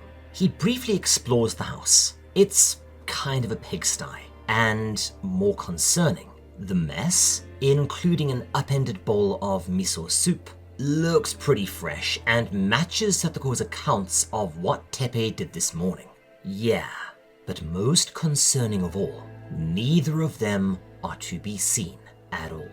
Walking through, Keiichi hears the sounds of water and realizes that the sound is coming from the bathroom. I seriously believe this sequence inspired that other amazing sequence from Satogashi, by the way, and he eventually does enter, finding, oh dear. Okay, so I probably cannot really show you much of this panel. It's not especially gory, and the nudity isn't explicit, but it is explicit enough that YouTube may not enjoy it, so playing safe here. Inside the tub, he finds an unconscious Satako, who he realizes has spent an extended time in hot water, eventually causing her to pass out. We get this huge full-color double spread as Keiichi desperately tries to revive her. She suffered low-temperature burns and is almost certainly heat-struck, dehydrated, and nearly comatose. Eventually, drifting in and out of consciousness, she tells him that this was a punishment from Teppei. He ordered her to stay in the very hot water and count to 10,000. Dude. And this only enrages Keiichi further, driving him into a murderous fury. But to his credit, he is able to regain control, and, well, he's still a good dude. He wraps her in a cool towel and immediately takes her to the clinic. Irie be damned. However, when he gets there, he sees that the police have arrived and that there's something of a scene. Yeah, Keiichi, that feeling, that's the Noose drawing tighter. And yes, my audio may sound a little tinny, I'm trying to filter out a windstorm here. Keiichi sneaks in closer to eavesdrop, and he hears a fragmented conversation. To his surprise, the police were not, in fact, called for him. Someone, presumably Irie, took the, let's say the Hemingway exit with a bunch of pills. Oh shit. Keiichi's curse has, once again, succeeded. Whoever it is that's following him around is clearly willing to take out whoever he curses for him. Now, I would say use your powers for good, but I think we crossed that Rubicon when you death-cursed Irie for trying to help you with what must have looked like a serious mental break. Keiichi, though, immediately wonders what I'm sure we're all thinking ourselves. And sure enough, he hears that Oishi has gone missing himself. Now yeah, this is something to note. We are, at this point, further in the timeline than we've made it before, as far as I understand it. And I'm going to be perfectly honest here. At a certain level of granularity, the timeline of Higurashi confuses me to hell and back, so I'm really sorry for any minor errors I make. But yeah, so minor spoilers. Without going into too much detail at this point, there are common elements across the various time loops, events that seem set in stone no matter what else happens. This will be our first encounter with some of them, many of which are not unique to Tatarigoroshi, although some of them may come true in different ways. And yeah, this may seem like duh stuff to Higurashi fans, but for the longest time it really confused me. Now, however, while up until this point Keiichi's done quite well, here he begins making mistakes. They are quite well-intentioned mistakes, and completely understandable mistakes, but they're going to take this situation rapidly from desperate to calamitous. I actually always kind of dread this bit to come. You'll see why. He starts out, because presumably he's not thinking straight, by telling Satako that Irie has in fact popped his clogs, and she is immediately really sad. Remember, while Irie's own intentions are, let's say, questionable, he was sort of a father figure to her, as well as a dear friend, and so yeah, with him being one of the few people in Hinamizawa in her corner, she'd be pretty broken up at him dying. He then... okay, I'm not going to go too deep into this, but the $5 word of the day today is neuropsychology. It's a newish field that basically aims to help us understand how our brain chemicals can fiddle with our thinking and our actions. And when it comes to humans and the need to confess, it's interesting. Basically, keeping secrets is hard on us.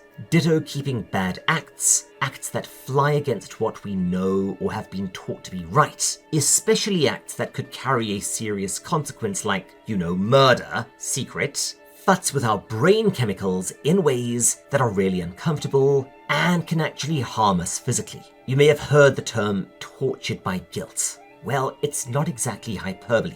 It's why you'll sometimes see murderers and the like just confess, and they seem relieved after. It's also why one of the largest world religions features formal confession, anonymous formal confession, as a core tenet of that faith. Now, this also comes down to prefrontal cortex development, a part of our brain that does some really complex shit. But kids and people with bad wiring, particularly fewer or messy connections from the prefrontal cortex to other parts of the brain, really struggle with secret keeping. It's so interesting. Where was I? Alright, long story short, Keiichi eventually comes right out and tells Satako that he killed Irie by placing a death curse on him. However, rather than his anticipated reaction with her becoming angry with him, she instead tells him that, no, Irie was his own man, and if he checked out, it was his own decision.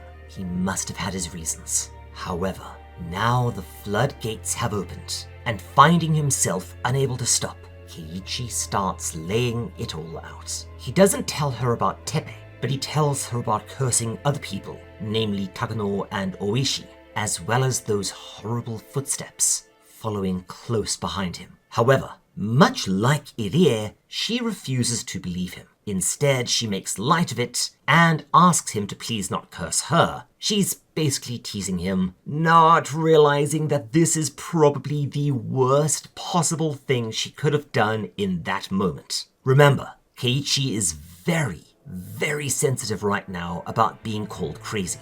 Likely because he suspects that he's going crazy. He is ready to disclose everything, to confess, and likely hoping for some sort of catharsis, but she is refusing to believe him. Instead, she's mocking him, albeit gently, and this he cannot tolerate, so he does it. The worst possible thing he could do in that moment. Keiichi starts telling Satako what really happened to her uncle, refusing to listen, not wanting to talk about him anymore. She starts fleeing up the stairs towards the Furude shrine, the shrine of Oyashiro. Keiichi follows, unable to stop, it all coming out in a babble, and at last, he drops the bombshell. He murdered Tepe Hojo. He lured him out on the night of the festival, while everyone else was enjoying themselves, beat him to death with a bat, and buried his carcass in the woods. However, knowing that she saw him after the fact, and also clearly in a terrible mental state of her own, Satako tells Keiichi that he must be unwell. To go home and rest, she'll go on alone from here and take care of herself. And she continues up the flight of stone stairs. He follows, terrified that the badly ill, unsteady girl is going to come a cropper. But when he reaches out to steady her, she slaps him away and continues climbing. Oh, dude, this was a bad idea. He continues to follow, and as they approach the shrine, they start hearing a strange sound. It's the cawing of crows, many crows, a sound that never bodes well. As he crests the rise, he sees that there is a veritable, I cannot believe I'm about to say this, a murder of the fucking things, all cawing and pecking at something on the ground. Something that he initially thinks is a small black trash bag, only... Okay, so, people who've watched the anime know what this is. People who've read the manga know what this is, and are also traumatized forever People who watched the anime and then read the manga probably went, oh holy Jiminy Christmas, when they saw this page, because lying at the entrance to the shrine is the corpse of Rika. She's been ripped open from sternum to groin and brutally disemboweled, with her intestines and some of her internal organs lying in a bloody mess on her and on the concrete near her. Somebody has performed the Watanagashi on Rika, and I cannot do this panel justice. It's an enormous double spread and gives us our first taste of Higurashi's real gore. And yeah, as I've mentioned before, this isn't like Gantz's fun splatter or Starving Anonymous's jiggly grossness. This is visceral, insanely realistic, looking more like a crime scene photograph than anything else. And there is a reason that this panel is seared into the memory of those who've read this thing. And it's not even close to the goriest moment in the manga. Just the first time we really get to see what it's had up its sleeve all along, and yeah, it's something. And yeah, if you've watched the anime, you would realize that this is one of the bits that had to be massively censored. Which, again, if you've seen the thing, sounds insane, because the anime is gory as all hell too. If you are into this sort of thing, you will get your money's worth from the manga. Holy shitballs, this is nasty. Confronted by the visage of his most innocent companion lying there in the dirt, wide-eyed, crow-bit, and eviscerated, all Keiichi can do is scream. Too late, he sees Satako about to crest the rise. He'd seen Rika, but she hasn't yet due to her short stature, but before he can act, she spots it and oh dear. Then Satako sees the Nata at Keiichi's waist and, after all he's told her, and likely due to her own fragile mental state and substantial trauma, jumps to the only conclusion she can. Oh, hell. He chases after her, with her inconsolable, saying that she does believe him now. He is a murderer, whether by bat, or curse, or Nata. He's killed people, and now he's killed Rika. Holy crap, this manga, yo! Regardless, in an absolutely harrowing but beautifully constructed sequence, the desperate Keiichi chases after the sobbing Satako, finally heading out over a dry riverbed far below on a rickety rope bridge, where she finally stops, sinking to her knees, and asks him how he could do it. She really liked him, and they had so much fun together. How could he ruin it all by becoming a murderer? And if he's innocent, then why would he be carrying around a huge fuck-off billhook with him? In response, he throws the thing down into the ravine, and this seems to work. She relaxes a bit and begins to reproach him, saying that maybe she knows what happened. He was, along with just basically this arc. Make a note of this. It's a huge clue. She says that he must have been possessed because his eyes looked like theirs. He asks her who she's talking about, and now this bit's a little muddled, and if I recall, the Japanese might be a touch different, so I'll do my best, but she explains that she and Rika, once upon a time, snuck into the Saiguden together and damaged one of the arms of the effigy of Oyashiro in there. Yeah, that thing, remember? And when they came out, Satako refused to take accountability, resulting in Rika's father, an amazingly kind and gentle man, going absolutely mental and presumably beating Rika. According to Satako, he had the same look in his eyes, and again I'm inferring here, so did her parents, her evil aunt, and Satoshi before they vanished, possibly even Tepe. Possession. Possession by a malevolent local Shinto deity. What exactly is going on here?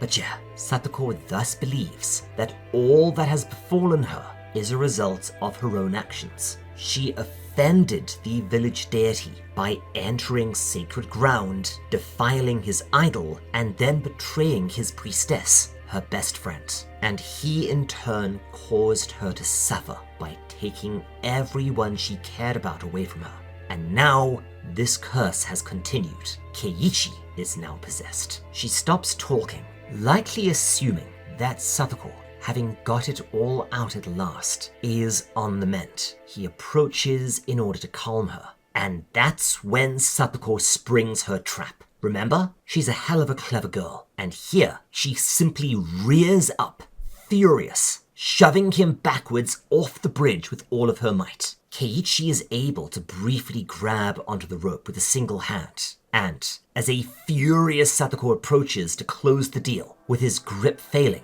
he tries to explain himself. He tells her that none of them could stand watching her suffer, helplessly seeing their happy days together becoming poisoned due to Teppei's actions, and that all he wanted was for her to be happy again, even if it meant becoming a murderer. And even here, even now, even if it means he is the one to vanish or die, after he's gone, please start a new life and find some way to be happy, to smile once again. Yeah, this panel breaks me. For a moment, it looks like he got through to her, but then an incandescent Satako screams that he is not Keiichi, he's just something pretending to be him. Sound familiar? As she finally shakes him loose. Regardless, again, holy shit, this manga. Just this manga. Words fail me sometimes, and by the way, this isn't even the best arc, but we're not done yet. Not quite. Let's take a look.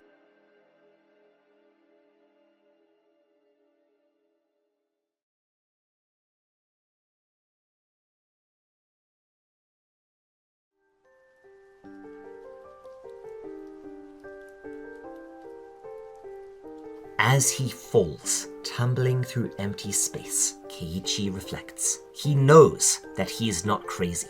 Possession, curses, something else? Maybe, but he's not crazy. Hinamizawa, the town itself, that's what's crazy. The entire place is lousy with riddles, mysteries, and dark secrets. Nothing here makes sense. All he wanted to do was to see Satako smile again, her old smile. A real smile, but that's not going to happen, thanks to Hinamizawa. However, maybe if that wish cannot be granted, if all this presence can do is evil, maybe he can think of one that would be. Right before Keichi Maebara impacts with the rocky riverbed far below, he sends out one last curse, wishing that this time the entirety of the town would die. The town that refused to help his friend. The town that somehow killed Rika. The town where logic no longer applies. Then, likely remembering the one about it not being the fall that kills you, he strikes the bottom and everything goes black.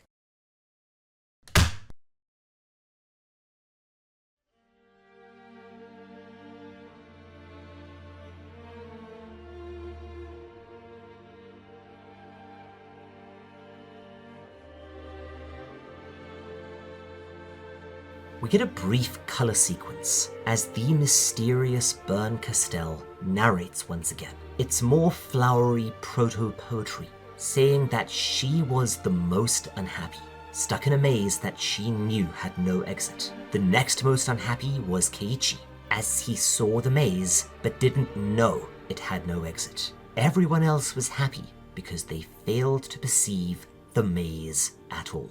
We also see something that may be Keiichi's dying dream. All of his friends are there, all alive, all smiling. And then he wakes up.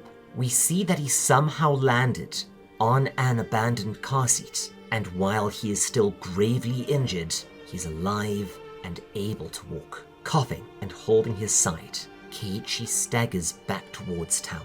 As he slowly gets closer, he begins noticing that some things are just wrong. The first is a truly hideous smell, sulfuric and stomach churning, but it doesn't seem to be coming from any specific location. It's just getting stronger. The second, and far more worrying, is that the cicadas are no longer crying. In fact, nothing appears to be making any sound at all. As he rounds the crest of the silent road, he sees something bizarre. Dozens and dozens Possibly hundreds of plastic bags of various sizes are laid out in a field, surrounded by masked men in combat fatigues. One of them hands him a mask and explains what happened. A freak disaster caused the release of a large quantity of toxic volcanic gas, and this created an enormous and rapidly spreading miasma. He's confused and has yet to put two and two together. It's only when he sees maybe 20 corpses in the back of a truck being taken away that he understands the horrible truth of what those bags mean. Oyashiro, Satoshi, whoever the presence was, has fulfilled his wish. Everyone in Hinamizawa is dead. His parents, his friends, his teacher, men, women, and children. He has killed Hinamizawa.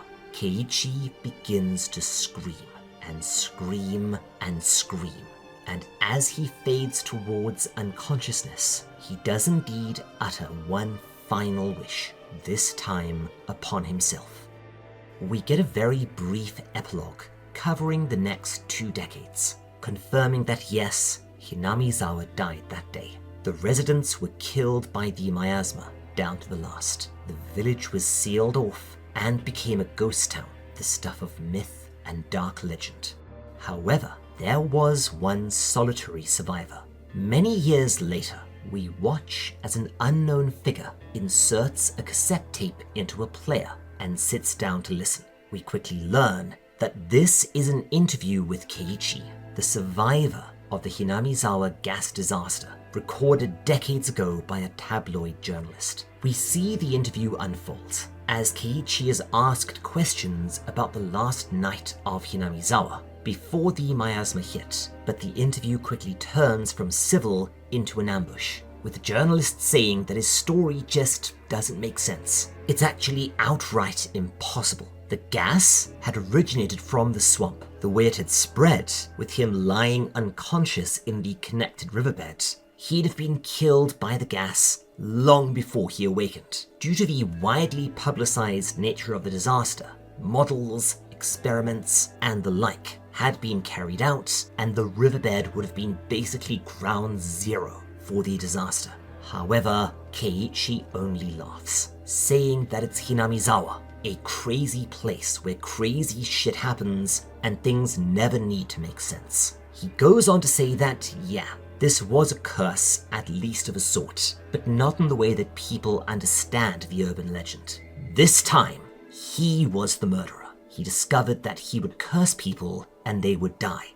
Then he cursed the town and the town died. Whatever possessed him, whatever was granting his wishes, was evil, and it did evil through him. But after Hinamizawa died, those footsteps he would always hear, just out of sync with his, following behind him, at last stopped. Then, smiling a dreadful smile, he tells the reporter to listen very carefully for any out-of-place footsteps when he walks home that night. However, the reporter only laughs, which prompts Keiichi to say that since Hinamizawa died, well, he may not have heard the footsteps, but maybe he still has some of that power in him. He then curses the reporter to death by drowning, segueing into, seriously, can this manga let me down just once? An absolutely terrifying penultimate panel showing a clearly insane Keiichi spitting curses and laughing,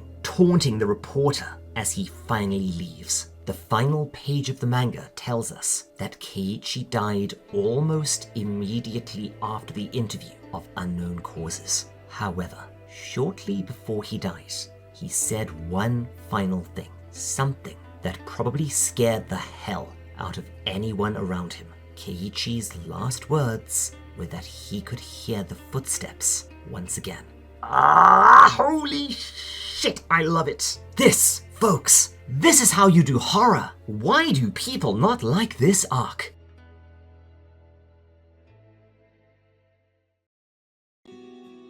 So yeah, the fourth and final question arc is Himatsubushi, or quite literally time-killing arc, which, amusingly enough, is exactly what it says on the cover. And anyone that knows me knows that the only phrase that scares me more than "don't worry, it gets good later" when starting a manga is canon filler. And yes, this arc is canon filler.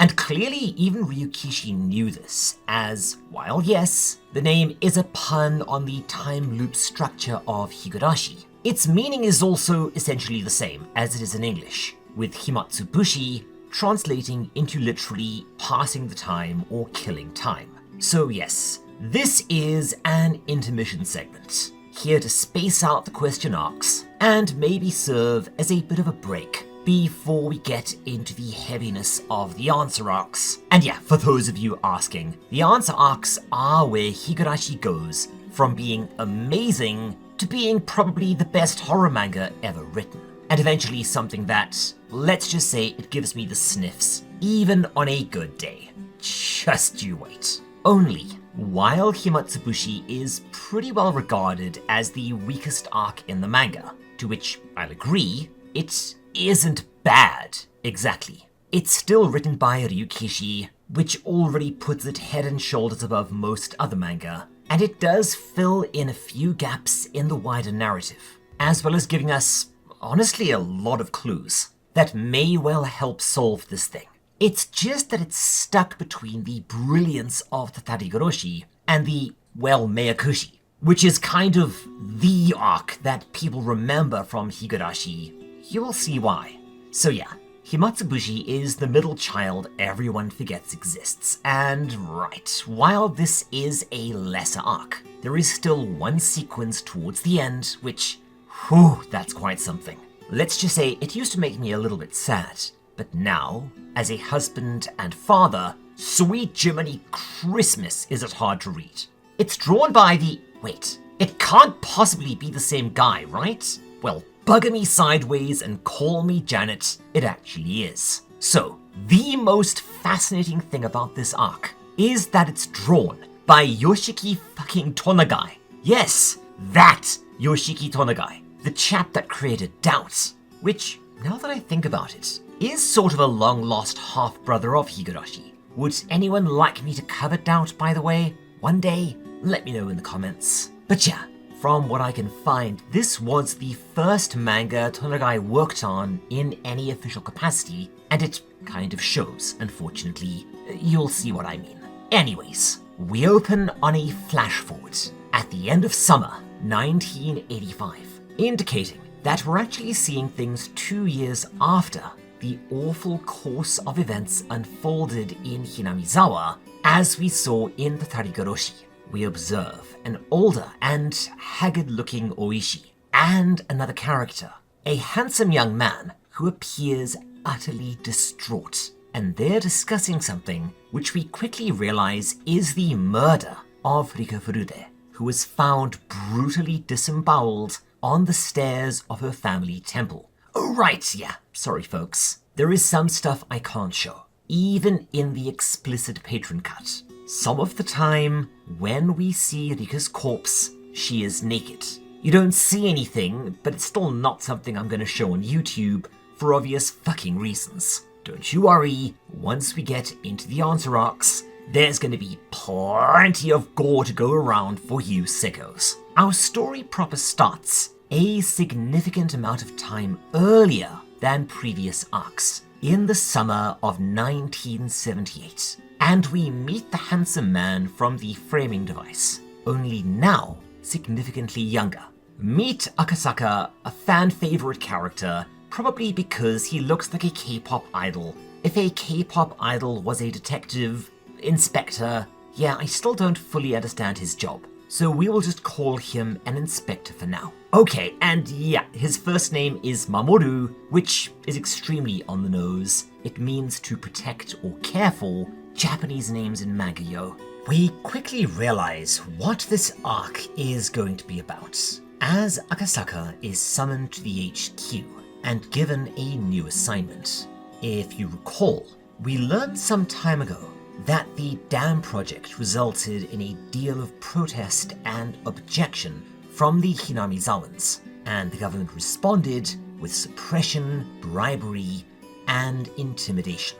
When legal routes failed, and in response to these underhanded tactics, they, presumably the Sonozakis, took matters into their own hands and embarked on a campaign of sabotage, finally kidnapping the minister responsible's grandson to coerce him into cancelling the project and leaving Hinamizawa the hell alone.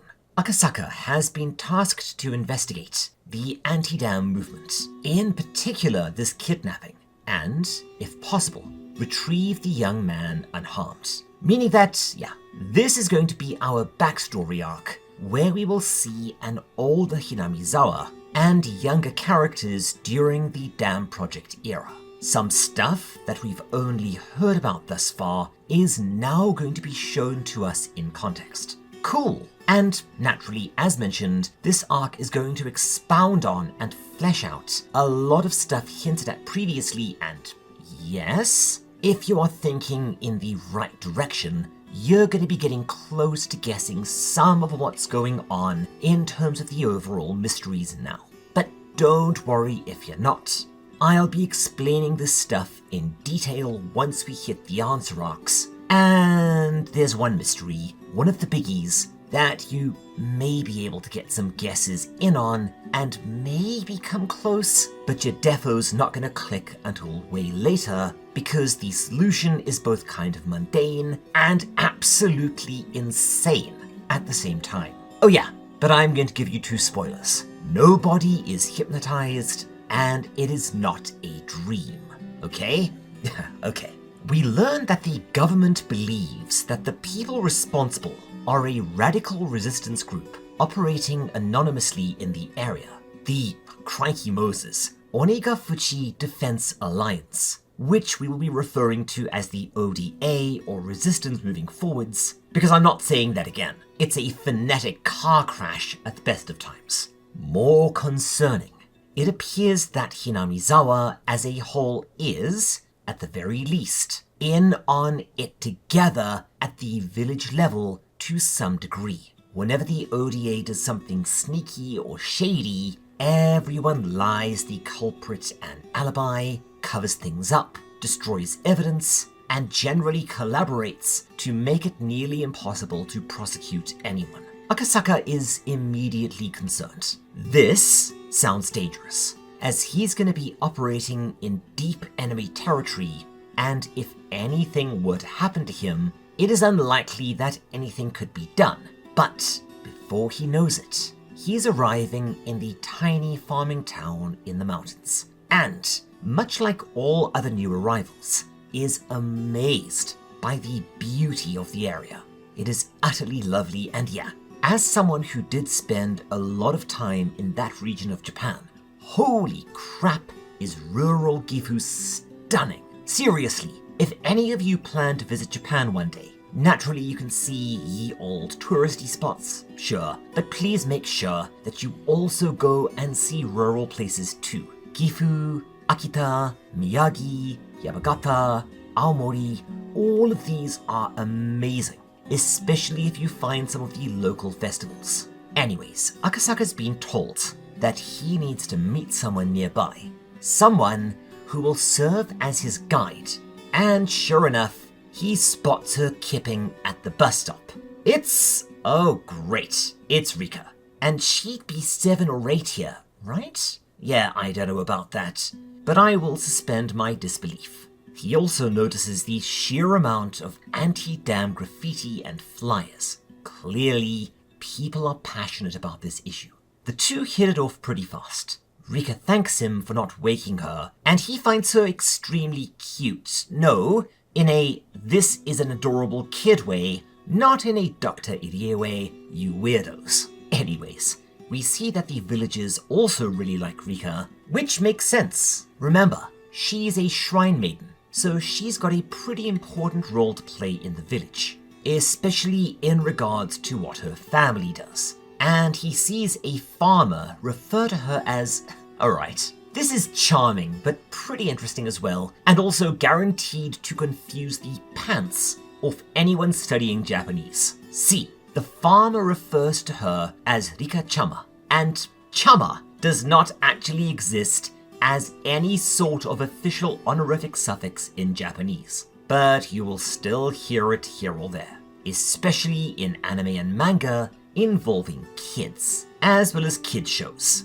Now, there are a few of these informal suffixes. You've probably encountered tan in the wild, which is a cutesy-poo way of using the affectionate chan due to kids struggling to make the ch sound, instead saying t, so chan becomes tan.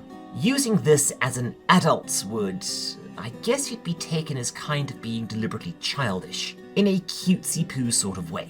You might hear gyaru or girly girls do this, as well as gay men and okama.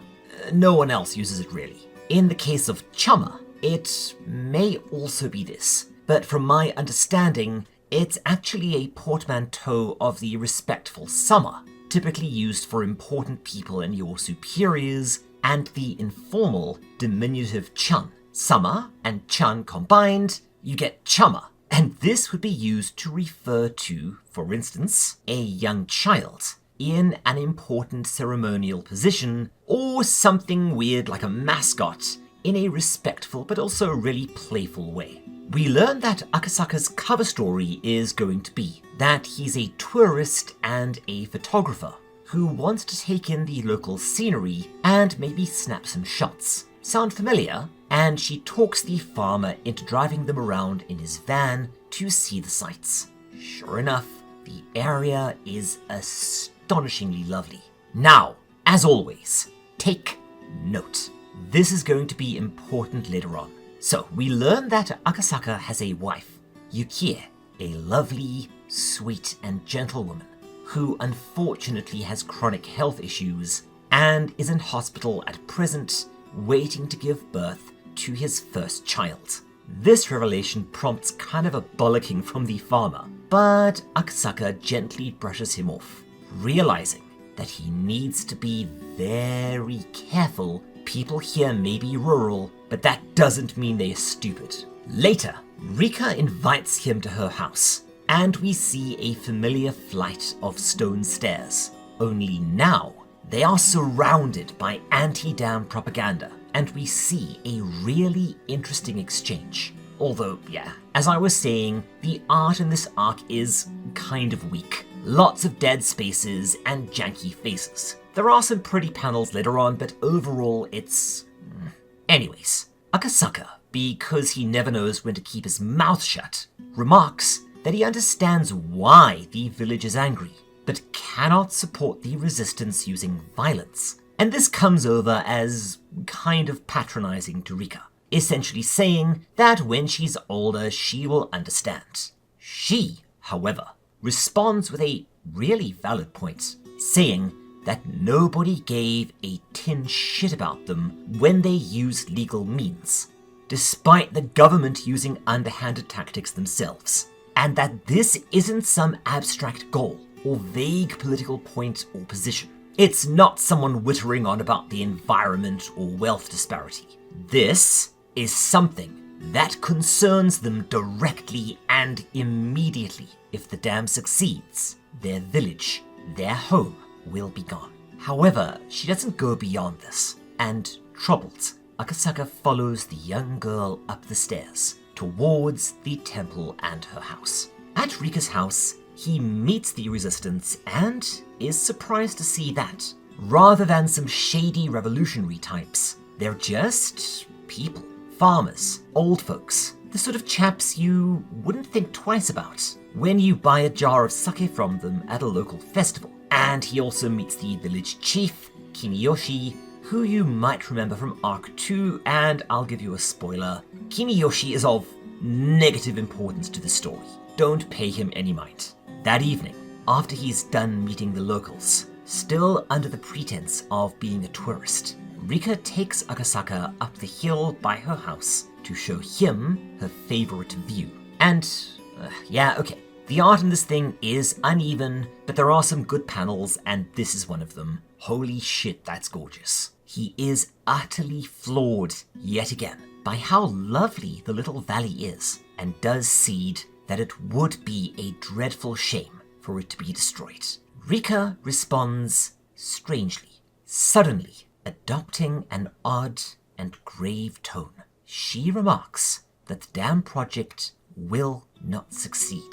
It's going to go away, and this has already been decided. Nothing that Akasaka does here will prevent that. She begins to walk him back down the trail, slightly ahead, but then she turns, looks him dead in the eye, and, calling him by name, warns him to go home now. Yeah, Akasaka? This is where you start going back to that bus stop and asking when the next bus out is. However, it appears that it's not a threat. Not exactly. The solemn young girl warns him that, if he were to stay here, he would regret it deeply, and that what would happen would be awful and truly tragic beyond anything he can imagine. But she does go on to tell him that she is not telling him this because she bears him any ill will. She actually likes him and can tell that he's a good person. She is thus warning him.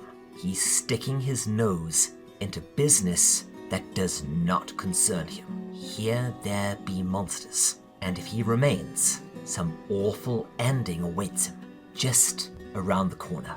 But as we saw him in our flash forward at the start of the story, we know he survives. So what's going on here exactly?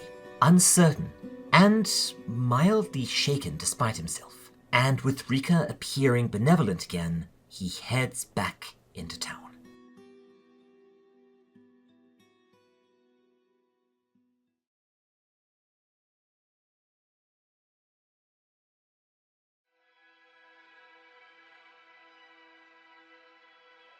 The next morning, Akasaka calls in and makes his report, saying that, essentially, he hasn't learned anything particularly useful yet, but he doesn't think that anyone suspects an ulterior motive on his behalf. He seems to have successfully infiltrated Hinamizawa and has been accepted as a sightseeing photographer, but finds himself troubled, remembering Rika's sudden change and her ominous manner, recalling how she suddenly snapped back to normal, seemingly confused at how unsettled he was. Sound familiar?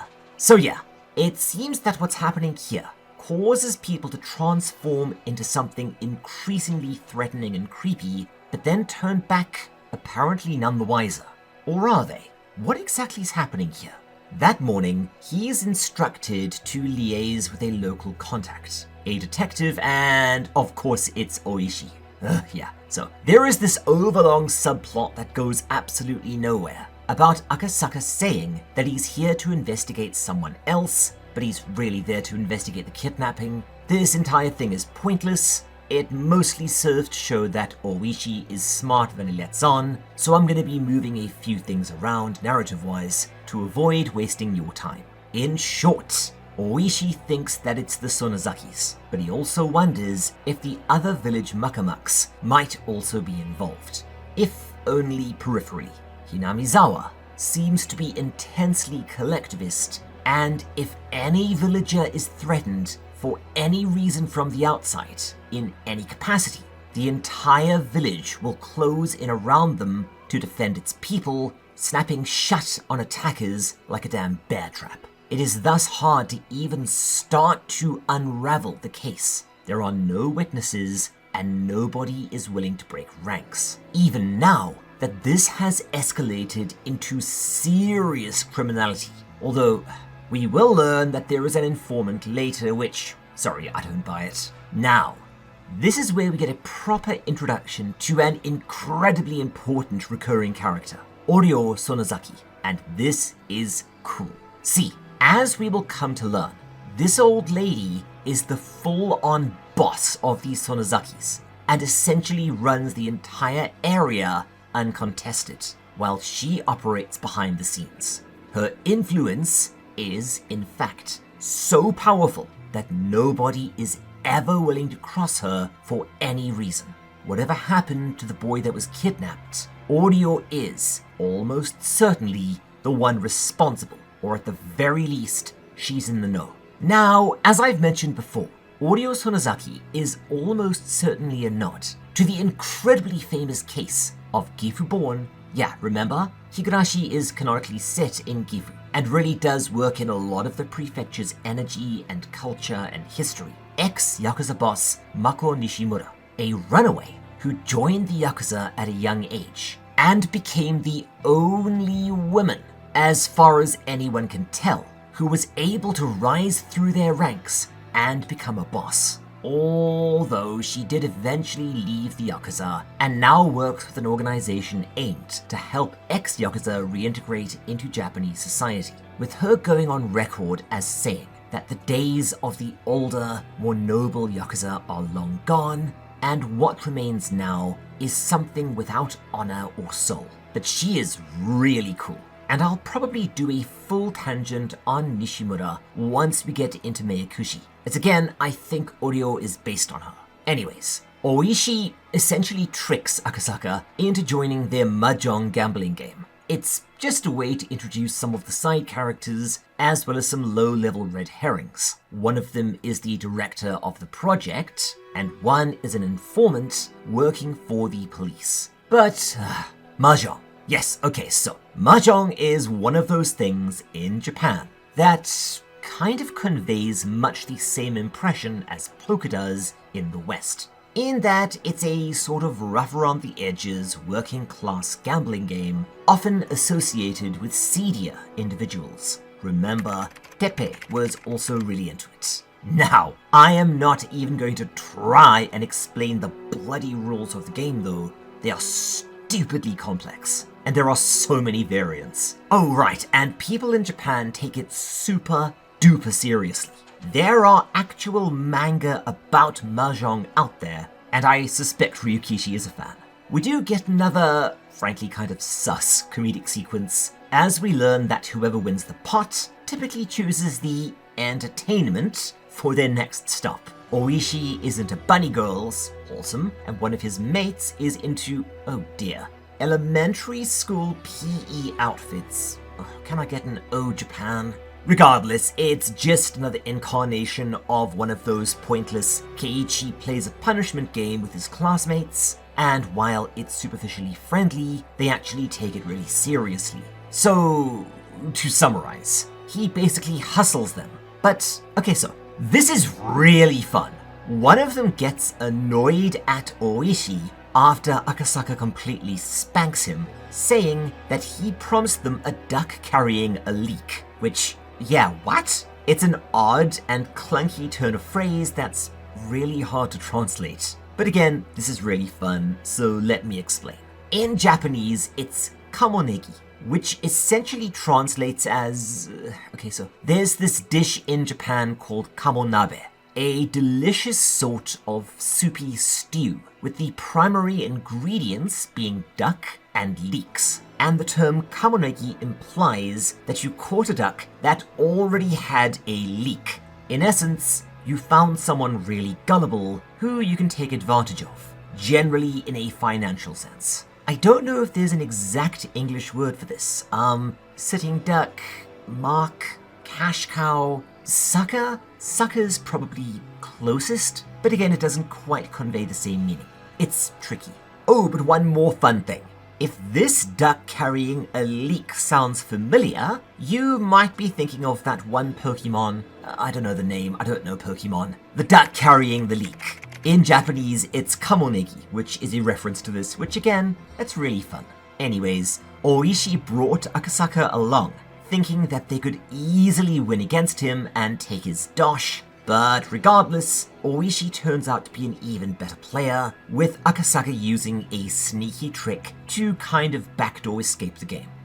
Fun but pointless. And after, he and Oishi wind up talking, and Akasaka, yet again, learns that this tiny little hick town is not to be underestimated.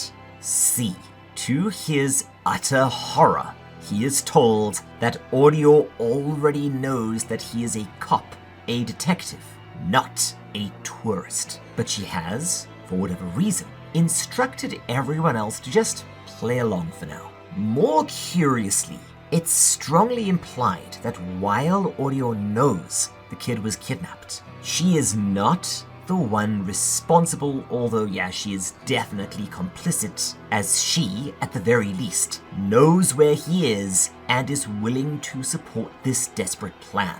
She will conceal him so long as he isn't harmed. Presumably, knowing her character from later, knowing that this would bring utter hell down on the village, more so than any moral choice. We also learn in a relevant cutaway, one we see later on, and yeah, again, I'm moving a few things around to help this flow better, that Audio is nonetheless incredibly ruthless, as she gloats about the kidnapping and basically saying that it's fair turnabout. Their homes and families were threatened, so fuck the families of others. You'll get to know her more later, and she's a piece of work. Oishi also clarifies that Audio told everyone present, including the village higher-ups and the leaders of the resistance, to just let Akasaka do his thing, but if he were to take things too far, or to poke his nose into other matters that do not concern him, to deal with him.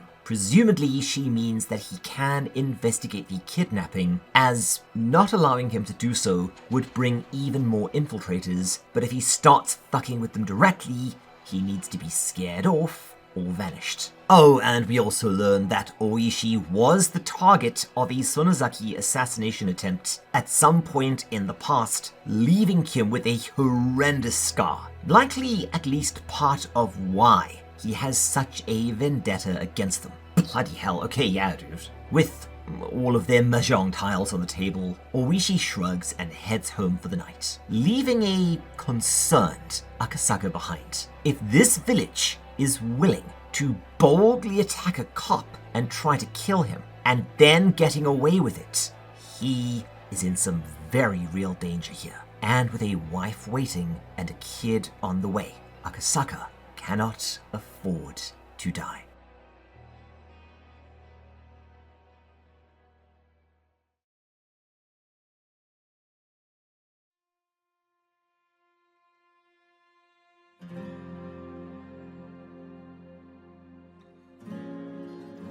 That night, Akasaka thinks back and remembers attending a small gathering with the resistance. He's extremely confused about what exactly is happening here and what he's supposed to do next. They're all aware of him as a government agent, and they've been instructed to just go along with it for now. But why?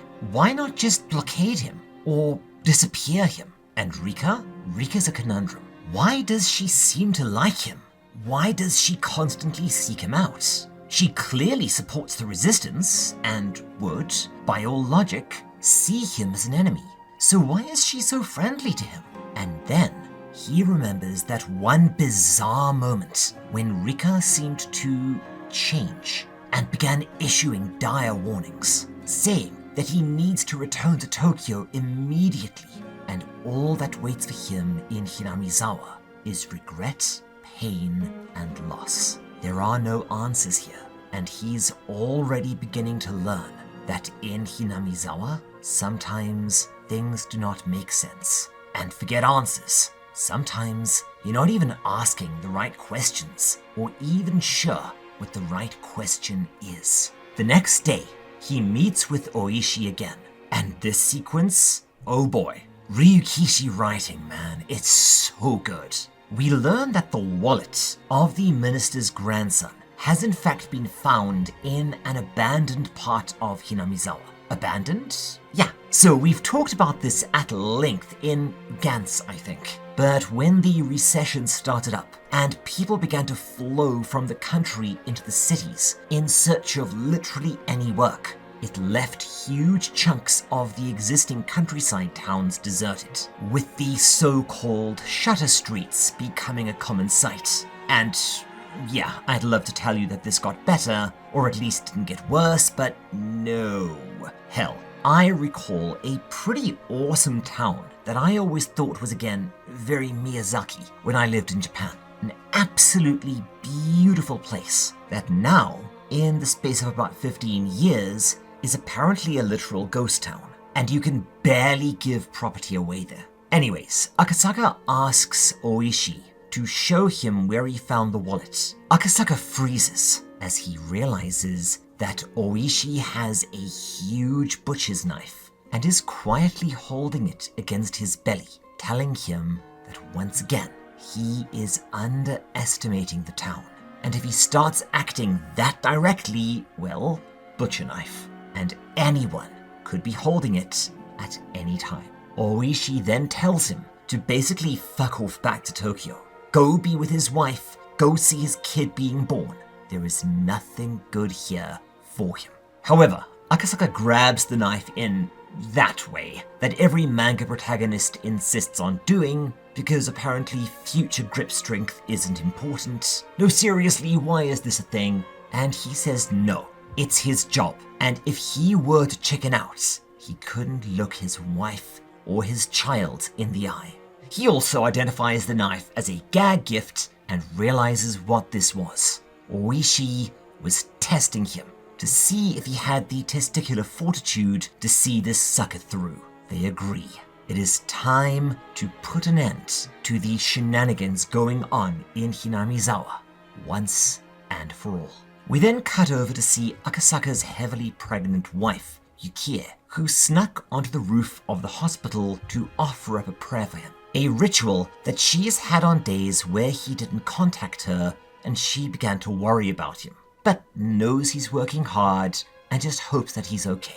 Yeah, Yukie is an incredibly sweet and wholesome character, and we'll cut back to her from time to time, generally as a way to break the tension.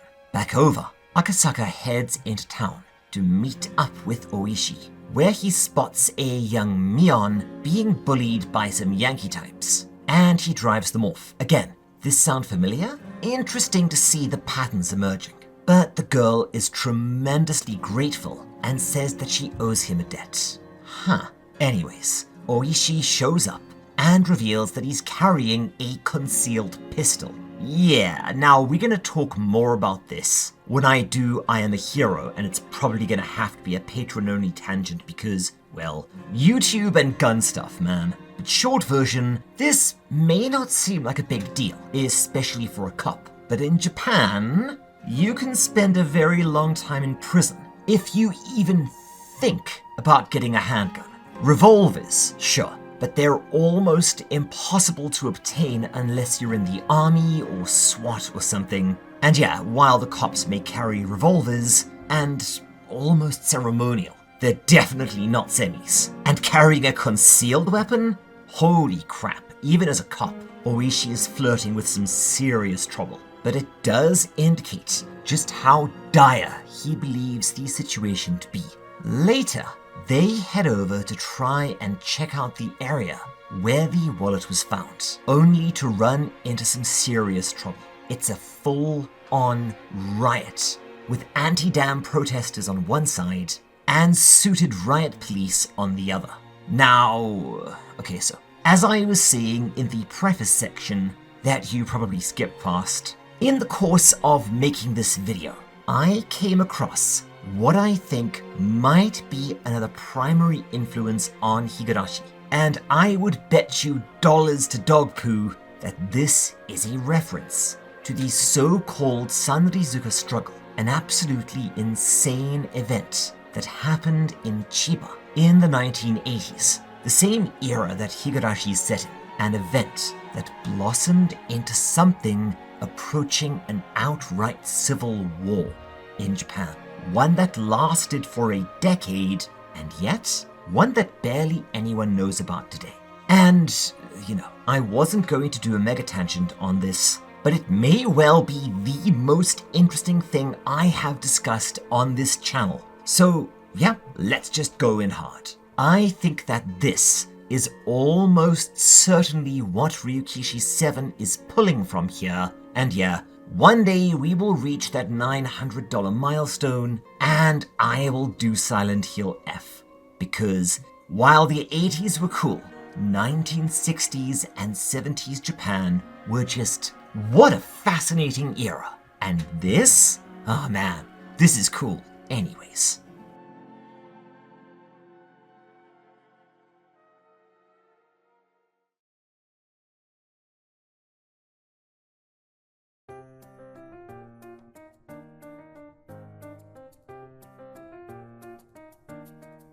So yeah, this is gonna be a long tangent, and I'm sorry if my audio sounds a bit tinny. I am filtering out all kinds of noise here. But yeah, if you are not into the tangents, please just skip ahead. That's what the bookmarks are for. But finding this really did give me some new insight into this wonderful manga. But where do I even start? Okay, so, two things. Firstly, in this era, the Cold War was in full swing, and while limited direct conflict occurred between the Soviets and the USA, proxy wars were the name of the game, with the Soviets inspiring, guiding, funding, and at times directly commanding communist cells and movements, particularly within Asia and Africa. There's a reason the AK-47 is still the weapon of choice in these countries, and of course the USA typically arming the opposite, or the incumbent government, regardless of how corrupt they were. Secondly, the 1960s were the heyday of post-World War II Japanese economic boom, particularly after the Olympic Games in 1964. One serious issue, though, was that the existing infrastructure, particularly transportation, was just being overwhelmed. Damage incurred during World War II was proving slow and difficult to repair. And while the USA and other trade partners were pumping resources into the country with factories and the like, supplementing the agriculture in rural parts of Japan and making everyone pretty prosperous, moving people and things from point A to point B, especially in mountainous regions like Chiba and Gifu, was becoming a serious problem. Thus, in 1965, the Japanese government made the decision to build a new airport square in the middle of farmland in Chiba. Oh, right, this was done under the prime ministership and cabinet of the now notorious Eisaku Sato. Let's just say this guy somehow won the Nobel Peace Prize and was massively popular in public during the era, despite being one dirty bastard in private. Think Richard Nixon. But yeah, riding a wave of positive publicity, the airport was expedited, and that's where the trouble began. See, this would necessitate the destruction of a few villages and the paving over of a good amount of farmland, a lot of which had been there for literally hundreds, if not thousands of years, thus having rich historical value and an extremely long-running culture, including the Goryo farm, an incredibly famous area once owned by the imperial family, which, yeah, in Japan that's a big deal, especially to the locals. Not just a matter of heritage, but a matter of pride. And many of these farmers either settled the area or returned when it was extremely wild and devastated, enduring, among other things, brutally hard work, poverty, starvation, a complete lack of utilities, and a general disregard from the new cabinet, with them pretty openly viewing these farmers and residents of this area as bumpkins and hicks. But they nonetheless persevered and made a life for themselves, recovering and enduring and restoring the area after the war. Now, contrary to custom, general best practice, and even Japanese law, the residents of the area were not consulted at all, and no alternatives were offered. The government essentially came in and said, too bad, so sad, nobody cares about you, so sorry, we don't know where you'll go, but you can't stay here. Oh right, we're supposed to give you compensation, but it's not in the budget right now, so yeah, maybe you'll get some down the line if you ask really nicely, emphasis on maybe. Yeah, this was pre-internet era, so it wasn't hard to hush this up. And again, behind the scenes, the Sato administration were really nasty. In response, the rightfully pissed off locals mounted some legal challenges, which were mostly ignored, suppressed, or slow rolled, but they did find one pretty smart strategy. Unfortunately one that would backfire hard on them later, with no one else really seeming to care. They allied themselves with Japanese communist and socialist parties and Soviet-funded student groups. And yeah, this is mostly rumor, mind you, scared the shit out of the USA and caused them to put pressure on the Japanese government to just make the whole Sanrizuka airport disaster go away. Remember, Japan was, in a lot of ways, more a strategic asset to prevent the Soviets from basically seizing control of Asia, as well as an industrial and military hub, than a true ally. This actually worked, at least for a time, as when it came to this issue, the government fell into bickering between factions, with the moderates and the prefectural government basically saying that, maybe we should actually offer the farmers reasonable compensation, and maybe we could use some of that state-owned land instead, to minimize displacing these poor farmers. However, while details are thin on the ground today, apparently some sort of sneaky backroom deal was struck between the transport minister and the hardline members of the Sato cabinet, as this was quietly overruled. And this is where the trouble began, kicking off a full-on rebellion in what would become something you would never expect from the tranquil, harmonious, and law-abiding image that Japan projects to the rest of the world. Something that would, in a sense, become a quiet insurrection that would rage for over a decade in the peaceful Chiba countryside. See, the prefectural government had met with, negotiated with, and assured the farmers that minimal land would be taken, that most of the land used for the airport would be government land, and if a farm was required, they would be given compensation.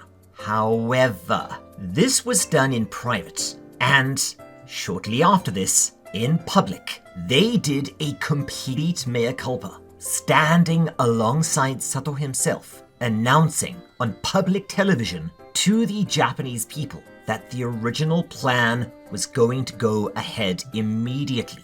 The airport would be expedited, and the issue of compensation would be set aside for later. The farmers had been royally screwed and were now shit out of luck, despite the promises that had been made behind the scenes. This was now perceived, quite accurately frankly, as a dishonest attempt at placation to let the government seize control of the narrative to mollify the USA and prevent an organized resistance. It was deliberate deceit and betrayal by the people they trusted. They had been assured by their own government that they'd be treated fairly, then had the rug pulled out from under them. The airport was going to go ahead and be open for business in the early 1970s ideally. And if a bunch of yokels had to be thrown out into the streets, so be it. They were furious and feeling abandoned and betrayed by their government. Probably because they had been abandoned and betrayed by their government, began laying plans.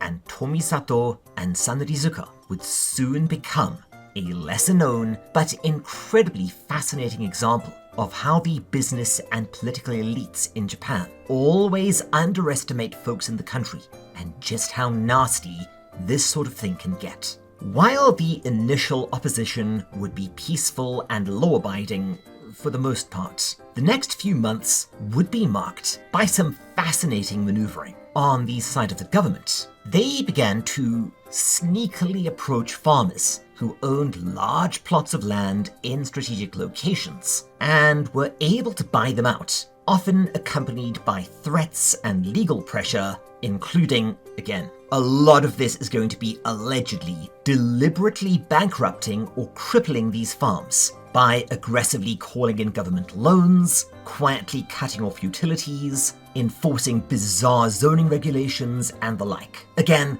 dirty bastard. On the other side, the resistance started to buy up small plots of land too, dotted throughout the area, to make it hard to even start construction without the government using force or basically abolishing private property, something that would scare the crap out of the USA. In response, the government began a campaign of suppression, intimidation, and again, allegedly, some outright violence behind the scenes. This escalated and the resistance began to throw caution to the wind, quietly blocking roads with abandoned farm machinery and the like, as well as amping up protests and sit-ins, very little of which would be reported on in the mostly state-owned media. About the only people that cared were students on campuses, something else that would eventually come back to bite the resistance in the arse. Things came to a head in October of 1966, after the resistance successfully blockaded several attempts to go in and set up surveying piles, and the government had had enough and had sent in the heavy squad.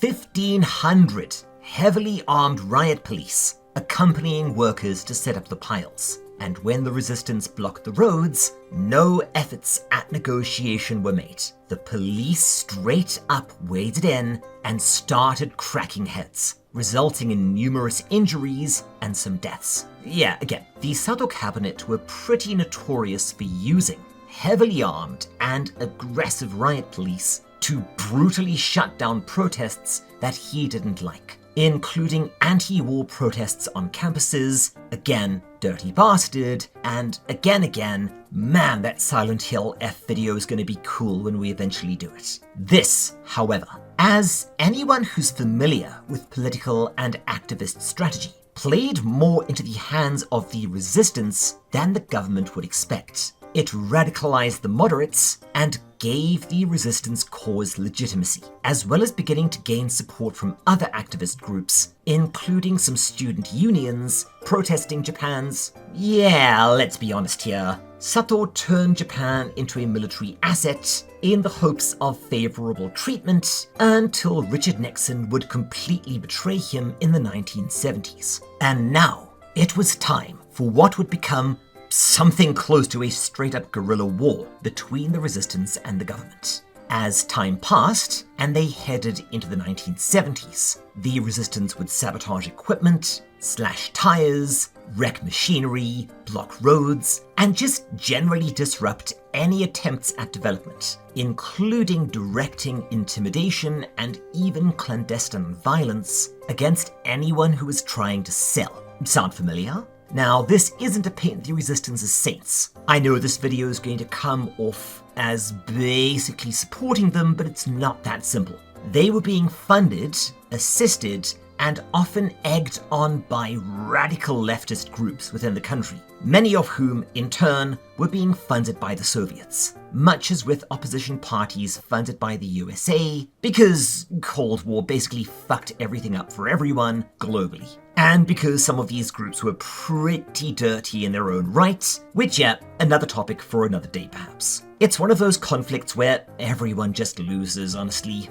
This would come to a head in mid-1969, as the government held a ceremony to close the aforementioned historic Goryo farm. The youth division of the resistance launched an outright attack, destroying the assembly hall, and in response, the police began to arrest protesters willy-nilly and allegedly ransacked and burned people's farms in retribution. And now, things got ugly.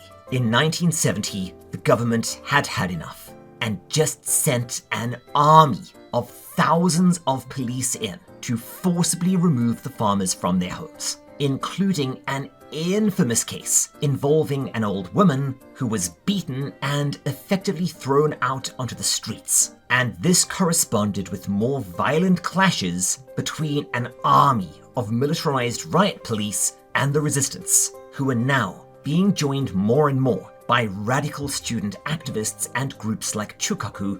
Oh boy, we will get to Chukaku one day. Holy crap. Who viewed this as a military struggle. And yeah, this is where things again got really, really ugly. The farmers, now finding themselves between a rock and a hard place. On one side, the government actively trying to throw them out of their homes with no aid or compensation in return, willing to resort to not only force, but low and dirty tactics to get the land, including outright reneging on promises made.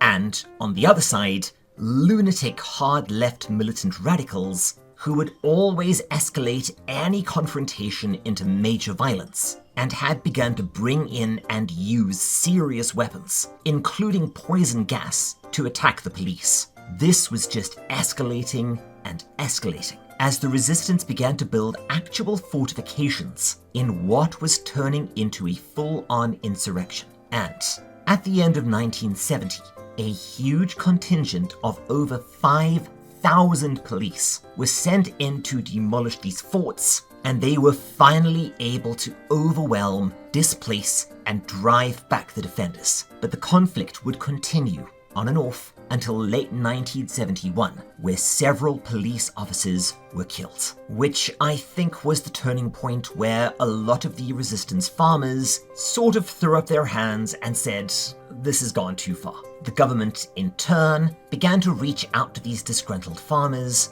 now actually willing to offer them fair compensation, and the tide began to slowly turn. Regardless, the conflict raged on for the next few years. Essentially, the resistance would do something to block the now critically delayed airport. The police would be sent in to retaliate, more people would be hurt, but with the government slowly softening, more farmers getting bought out, with a general air of, yeah, we never wanted it to go this far, why didn't you treat us fairly in the first place? The airport was finally completed in 1978. Shortly before, in a last full-on assault, the remaining radical resistance sent a burning truck at the airport gate, then invaded, seized control of the control towers, and destroyed a whole bunch of equipment. And this was the final straw. The government basically banned a lot of these student groups entirely. They cracked down hard, a bunch of people went to prison, and at last, the resistance was quelled. After over 10 years of what amounted to an actual civil war within Japan. That said, while the airport does exist, it's of middling popularity. As far as I know, it's mostly used for freight and has been subject to this day to repeated attacks, sabotage, and the like, with over 500 incidents reported since it opened. Oh right, and the last of the farmers was finally bought out in 2023. So yeah, I would bet you nearly anything that, along with the similar dam incident in Gifu that we discussed earlier in the video, the Sanrizuka struggle is a major inspiration for the ODA. And either way, holy crap, that's interesting. And again, what's even more interesting is, despite the sheer insanity that went on, very few people today even know about it. And that includes people within Japan. And hell, until recently, I was one of them. Anyways, that was quite a long tangent.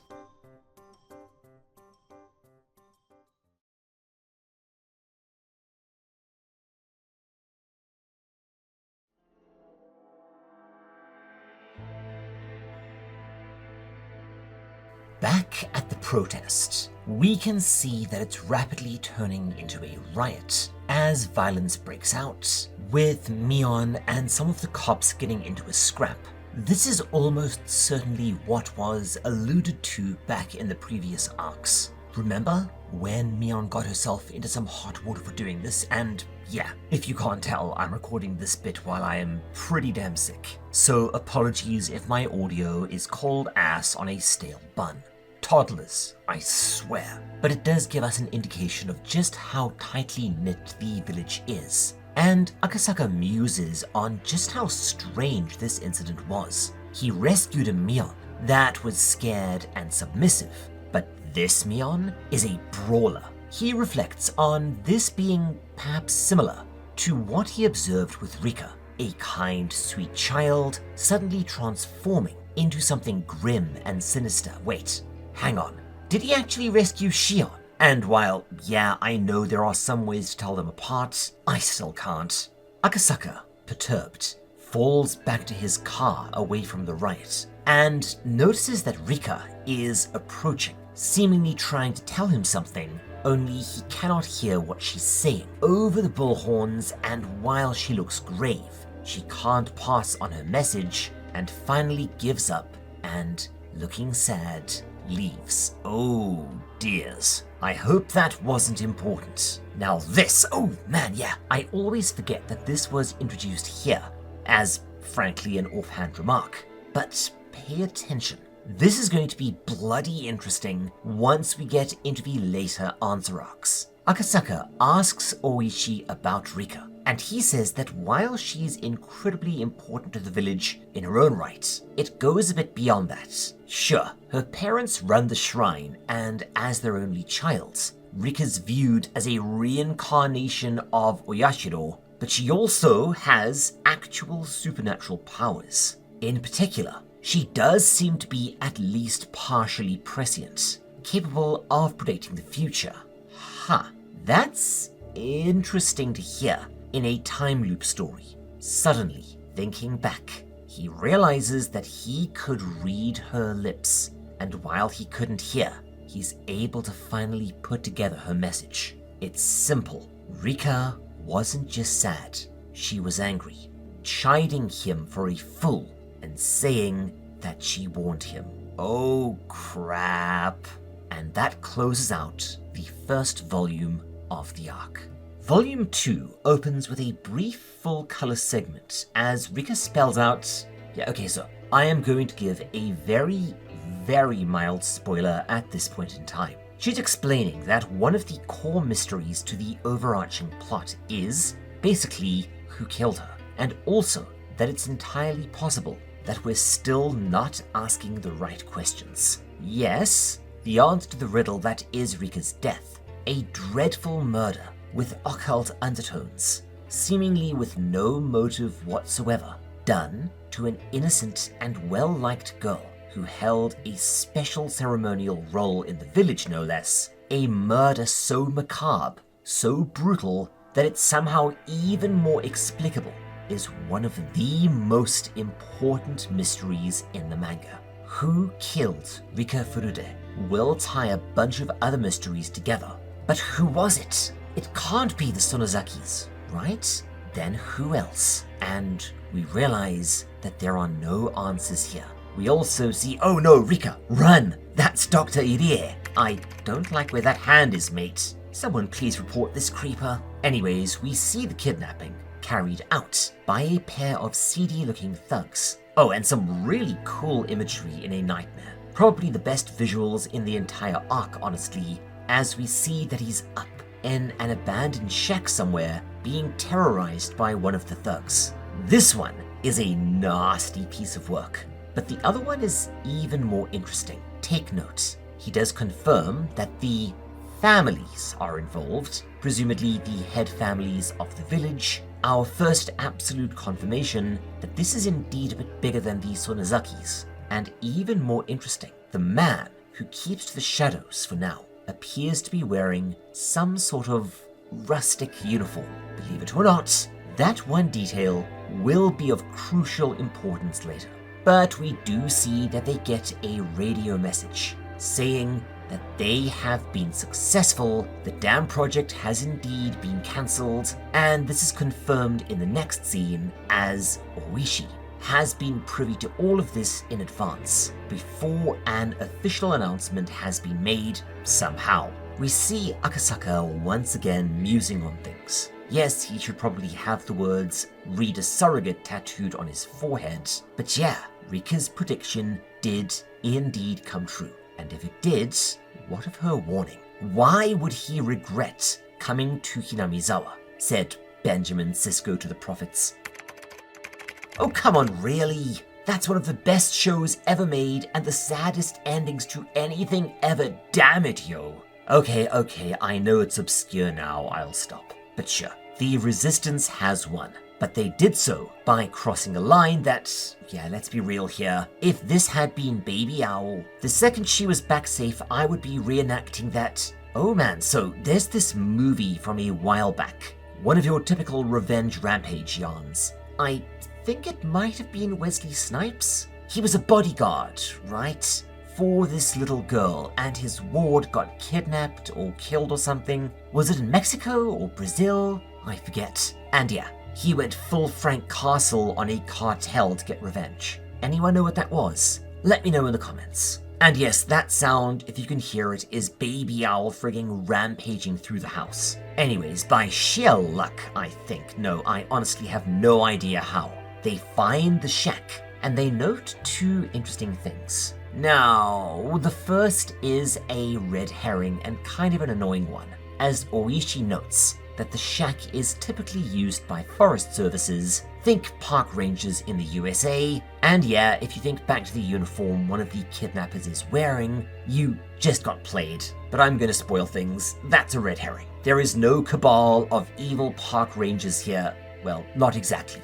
Because, yeah, again, there are two mysteries in Higurashi, really important ones, that you don't have the tools to unpack yet. And you won't until we're well into the answer arcs. Don't worry, these are not dreadfully important, despite their scale. The interesting and important mysteries, the ones that you can, if you think right, figure out for yourselves.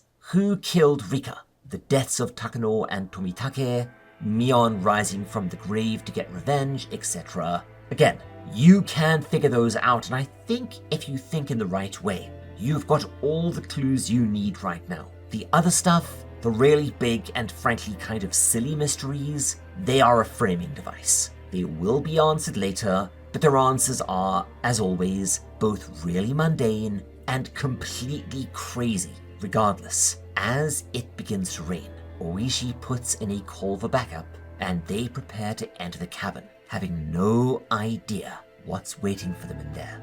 They approach, and when they knock, the door opens, revealing the guy we saw previously, the chap in that sort of rustic uniform. He's revealed to be a friendly-looking man, maybe in his late 50s or early 60s, asking what's going on and if he can help. He seems to recognize Oishi as a cop, turns, and then suddenly lunges, attacking, demonstrating that he's an experienced martial artist, very nearly landing a crippling blow on the detective. Meet Okunogi Tetsuro, and oh boy, this guy is something else. He and Oishi go to it, mixing it up, revealing that they are both expert martial artists, highly experienced fighters. What is going on here? Akasaka, meanwhile, chases the second thug, the Yankee-looking one, into the forest, but he's ambushed, and the thug also demonstrates his fighting prowess, easily overwhelming the young investigator before bashing him over the head with a rock, seemingly killing him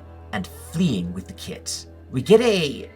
Okay, so let's be honest here. This is all being set up for a reason. Yes, narrative causality and all of that, but we get that bit where he remembers his wife and his promise to her to always return alive. He's able to get up and turn the tables on the thug via sheer audacity, knocking him out with a surprise throw. Oishi returns, and it's revealed that he lost to the formidable Okunogi, who absolutely spanked him off panel, then took his pistol and now has him at gunpoint, immediately shooting Akasaka through the shoulder, resulting in the kid fleeing. But before Okunogi can kill Akasaka, Oishi holds him up with his backup revolver, and it appears to be a standoff. However, the clearly combat-trained Okunogi shoots Akasaka again, and uses the distraction to flee himself. They've saved the kid, but the baddies have gotten away. Later, after bizarre, haunting dreams of his pregnant wife and Rika, he wakes up to see the kid waiting by his hospital bed,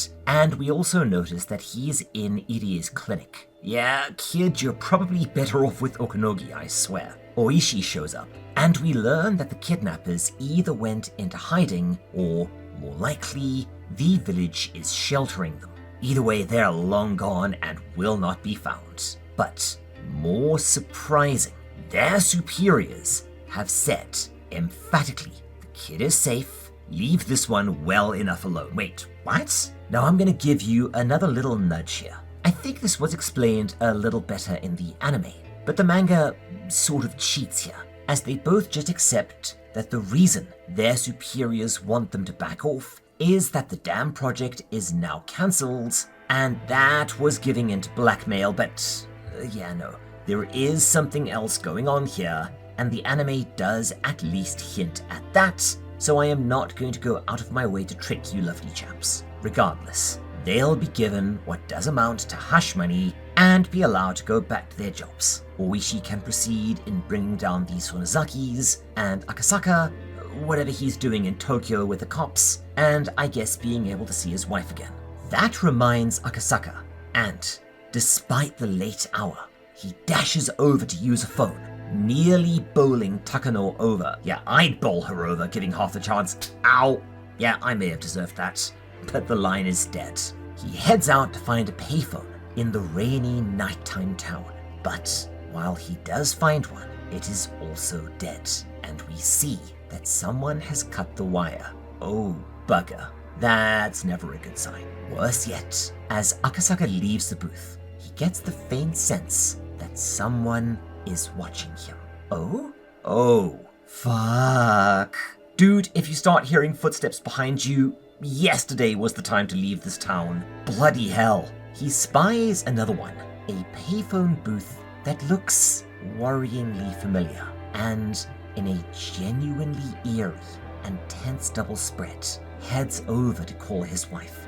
But before he can turn around and see Oyashiro waiting for him, or whatever thing is stalking the nightside country here, he notices that this cable has also been cut. And there, yet again, the faint sense of being watched, being observed by something behind him, just out of sight, but present enough to send a chill down his spine.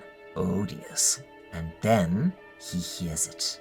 A faint footstep right behind him. Yeah, dude, run. Run like hell and do not look back.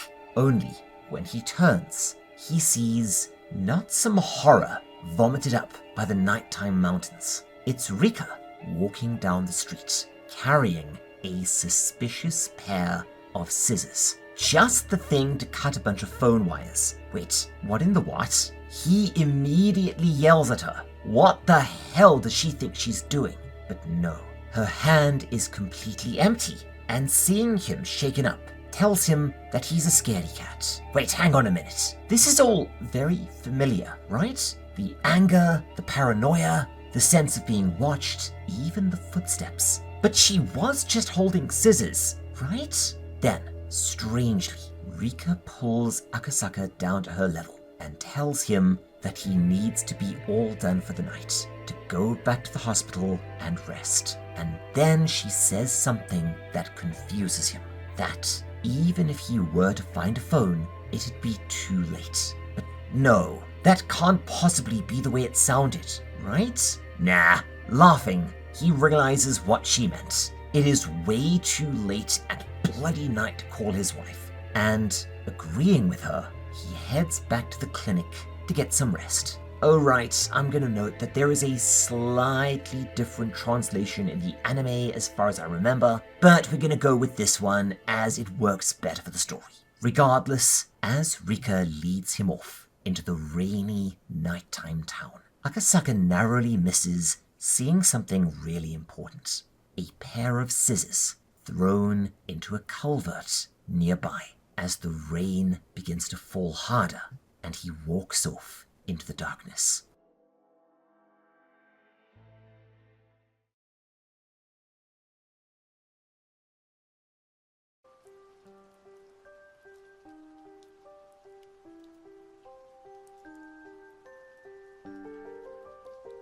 Heading back to the hospital, they pass by the now abandoned Dam Resistance headquarters near the shrine, and they hear some voices. Yeah, again, the art in this arc is, as you kids would say, kind of mid, but this double spread rocks. And sure enough, we learn that it's the day before the festival, so evil shit is afoot. Regardless, saying goodnight, Rika leaves him and goes up the stairs. The next night, he joins her at the festival, and it's all really wholesome. But as we know now, the festival night is our border, marking the turning point in the story, the sharp dividing line between Hinamizawa as a peaceful, quiet little town, albeit one with some hidden jagged edges, and pure horror. The two talk, and she says that she is glad he was able to save the minister's son. And he responds with, at least the village will be safe and peaceful from now on. Then Rika falls silent before she starts to chuckle and, in a very odd voice, says that no, there will be no peace. Whatever's happened every year from this one on will be marked with blood, and we see the dismembered corpse of the foreman. Then she turns to Akasaka and tells him that in just a few years, she'll be killed. Yeah, Rika, she knows things. The pair go back and forth a bit, him wanting to know if there's anything he can do, and then Rika says something very interesting. Now, this is subtle, but please take note of two things. Firstly, while there has been a lot of alleged supernatural stuff, Oyashiro manifesting himself in the flesh to kill Keiichi in Arc 1, Mion's resurrection in Arc 2, the girls constantly transforming into nightmare creatures, etc. But while a lot of it is inexplicable at this point, we're starting to get pieces of the puzzle. Pieces that likely indicate that there is, at least in part, a mundane explanation for all of it. These Sonozakis, for instance, using the curse to kill dissidents and outsiders to maintain their control over the region.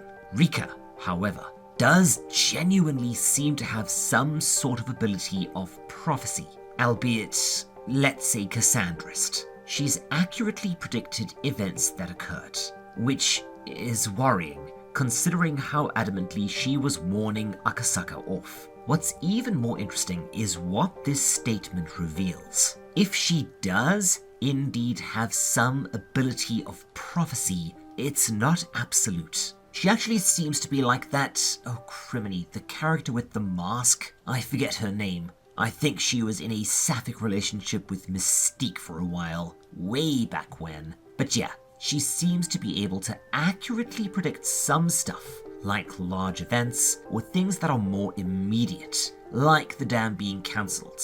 But stuff in the future, the further future, she'll hedge and say stuff like, most likely it can't be changed, rather than it can't be changed. This suggests some sort of boundary condition. It's likely that one specific outcome will occur, but depending on what people do, it's not absolutely certain, and yeah, this, on rereading, is so interesting. Please remember it. It's not information that'll make sense yet, but once we get into the answer arcs, it's gonna blow your mind, okay? Okay, this next bit is cool too. As they talk, Akasaka says that it's over, but Rika, because tropes, says that it's only begun. The stuff with the dam, the scuffles with the police and the government, that was only an interlude. Yes, killing time. What's coming is going to be something else entirely. We then go all in, and yeah, it's this again, but now in prophecy form, and also giving us a very useful timeline. The next year, in 1979, I think, the director of the dam will be dismembered. So this actually occurred after the dam was cancelled? I don't know. Weird. The following year, in 1980, remember, Satoko's parents will die. In 1981, Rika's parents will die. The following year, in 1982, Satoko's twisted evil aunt will die, but unfortunately not Tepe. She also finally names a culprit. But because we're only a quarter of the way into Higurashi, again, the answer arcs are long. It's vague, as she alludes to the fact that the deaths, most of them, are being carried out, somehow, at the behest of those who rule the village. As always, I'm going to give you a small hint here. Don't worry about this, at least for now, if at all. It's going to make some limited sense later on, but mark me when I say limited, and it'll also require some very generous semantic fiddling. It's not quite a red herring, but it's close. But yeah, the question now is, who is they Is it Oyashiro, that vengeful Shinto deity, striking out at those it views as having betrayed the village, looking for sacrifices? Is it the Sonozakis, continuing to rule by fear, making people they don't like into alleged sacrifices, with one dying and one vanishing? Those, at this point in the story, by and large, appear to be our suspects. But then, who was Okanogi? And why do the girls act weird sometimes? What is with all that transformation? Then, Rika makes her final prophecy. On this day, in 1983, she herself, Rika Furude, will be killed. But she does in fact see a few details about her death. It'll involve more than one person, and the last thing she'll remember before passing out is something being put over her mouth. Now I'm going to spoil this as it does get spelled out here and there, and I think it might have been mentioned already offhand, but note this. Rika was drugged, chloroformed, before being dismembered. And that's interesting too. Whoever's doing this is a monster, but not a complete monster. This gets even more fascinating when she goes on to allude to a few more aspects of her ability, as well as her goal here. See, apparently Rika cannot actually control these premonitions, but her goal is really sympathetic. And yeah, holy shit, this bit gets me in the feels. See, again, Rika's fate is vaguely Cassandrist. Not so much about knowing the future and not being believed, but knowing what's going to happen and feeling trapped. She's telling him all of this in an attempt to divert destiny, break those chains of causality, because all Rika Furude wants is to live. She's also seen the good days coming. Keiichi, her friends, everyone finding some sort of happiness together.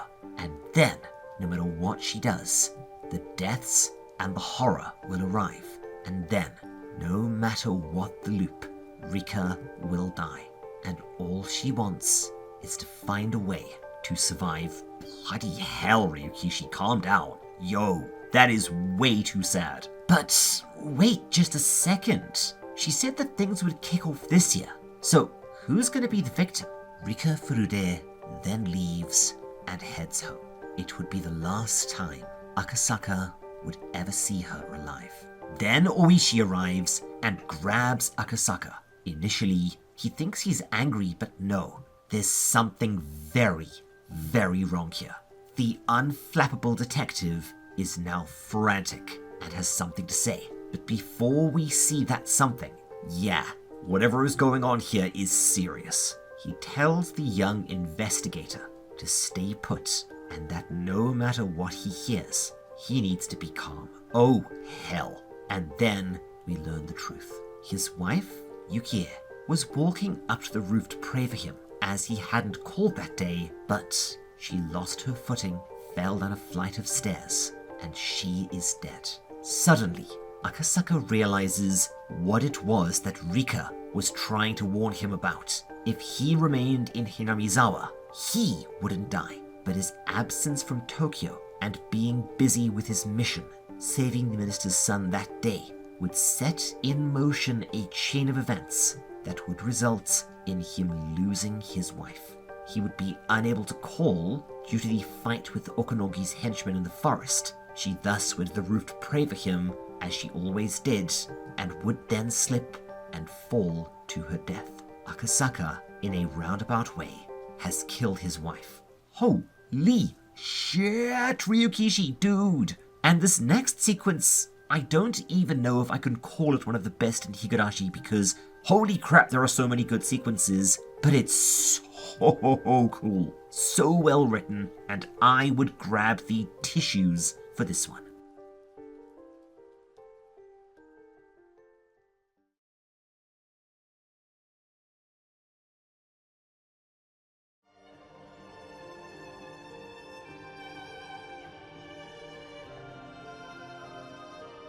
Our final sequence, revealing that the sad end of the previous chapter is in fact the end of the arc proper, is, yeah, Oh boy.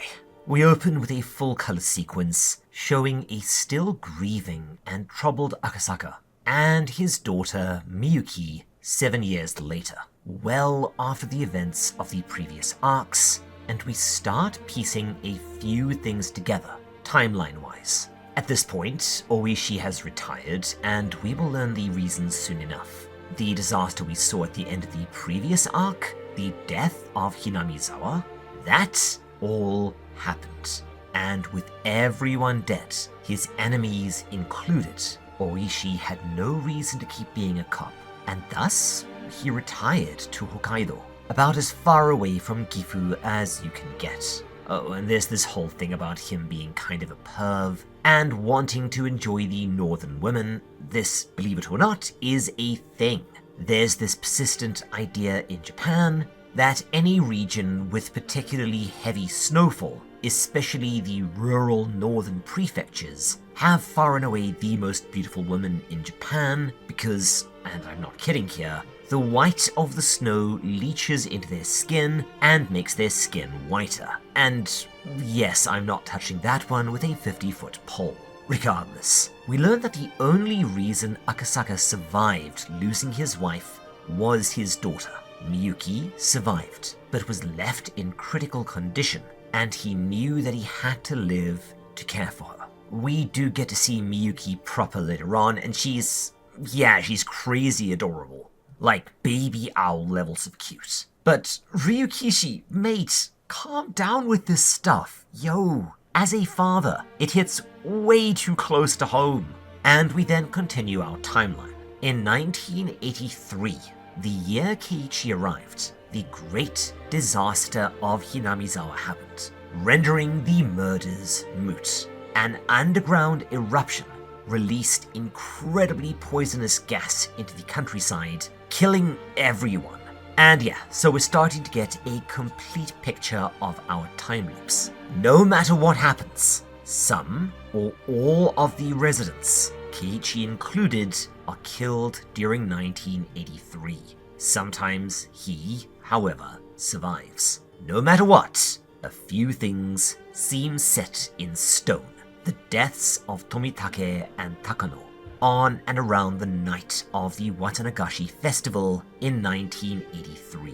Then the death of Rika, and finally, the village is destroyed. So while some stuff can be moved around, delayed, or even circumvented, at the end of the day, it's pointless. Everyone, or nearly everyone, dies regardless, and then, due to the fumes, the area would be completely closed off, with even planes restricted from flying over. Odd, but yeah, later. Once Miyuki is asleep, Akasaka and Oishi sit together over a beer, making conversation and mulling things over. We do see just how absolutely ruined Akasaka is, and how much of this brave papa face is just that, a pretense. Something to be maintained for his daughter's sake, while inward he's crumbling. And yeah, again, I am not gonna lie, as a dad and a husband, this entire subplot hits me somewhere fundamental. Holy crap. See, he doesn't just blame himself for Yukie's death, he knows that at some level, he is responsible. On days where he didn't call her, he knew that she would assume he was busy doing something crucial, something potentially dangerous. So she would always go up onto the roof of the hospital to offer up a prayer for him. And thus, by not heeding Rika's warning, by not calling her that day, he set in motion the chain of events that killed her. Being in Hinamizawa on that day made it an inevitability. Had he gone home, she wouldn't have gone up onto the roof, and had she not gone up onto the roof, she would have never fallen down those stairs. This isn't just survivor's guilt. This is remorse. We get an extended sequence when Akasaka learns that Rika did not in fact die in the gas. She was murdered, but again, as this is all stuff we, the audience, already know, skippity skip, and then Oishi asks a very interesting question, one that cuts to the core of the matter. Knowing all of this, knowing the fate of Hinamizawa, knowing that she would be killed, anesthetized, and then eviscerated, why didn't Rika simply leave Hinamizawa? And that, ladies and gentlemen, is the right question. And while it's a hard one to answer at this point in the story, if you were to guess it, you would have almost all the other answers right there. But this news, and knowing what it meant, Akasaka Mamoru finally breaks down, sobbing.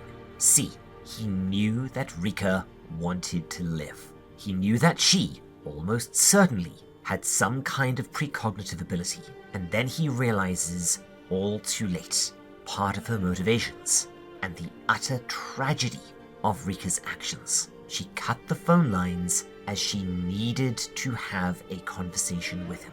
One where he would be receptive to what she was going to say. She knew that by then, by the time he woke up, his wife was already dead, and that had he learned of his wife's death before their conversation, he'd have been too grief-stricken to go to the festival and have that conversation. Rika wanted to live, and Rika knew that Akasaka was the one man who maybe could have helped her. Holy shit! And Oishi, seeing the despair the man is in at this realization, knows that they have no other option to preserve the sanity of Akasaka. He's realized that he had the power to help Rika, and he didn't. Rika Furude is now dead, but perhaps the truth isn't, and it's up to them to find out what happened. If they can't save the living, maybe they can give the dead some peace. What is the great mystery of Hinamizawa?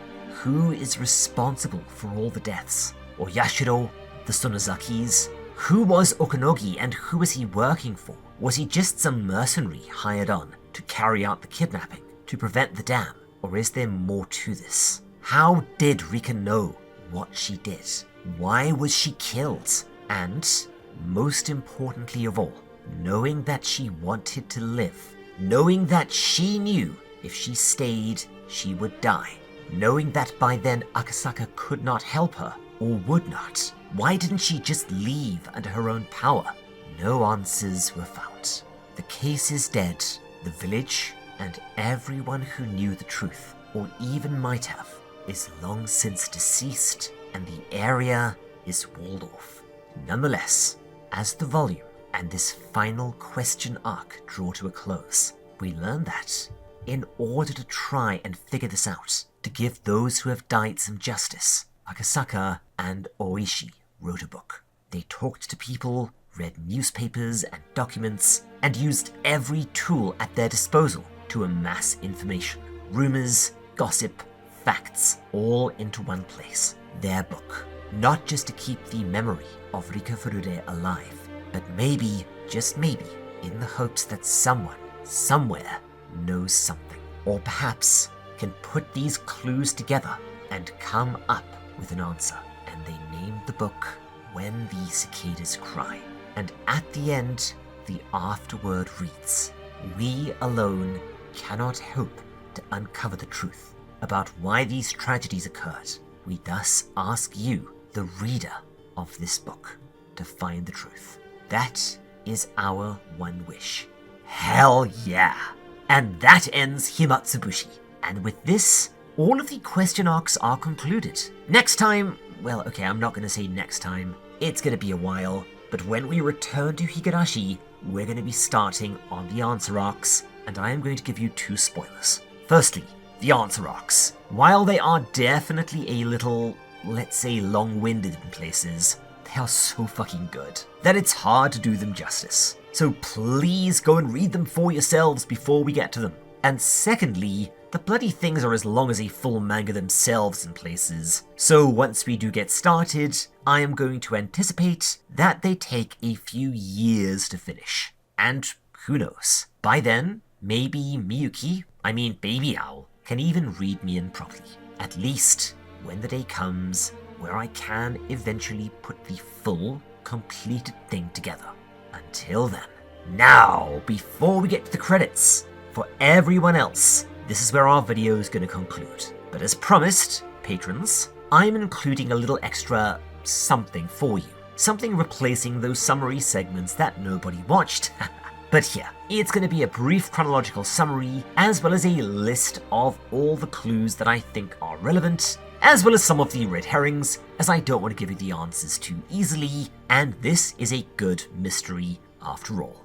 With that, anyways, before we finish for the day, phew, that was a long video, I just want to say big owl thanks, as always, to our amazing patrons, without whom this video definitely wouldn't exist. I'm not kidding, so yeah. If you are looking for someone to thank for making these folks are your first stop.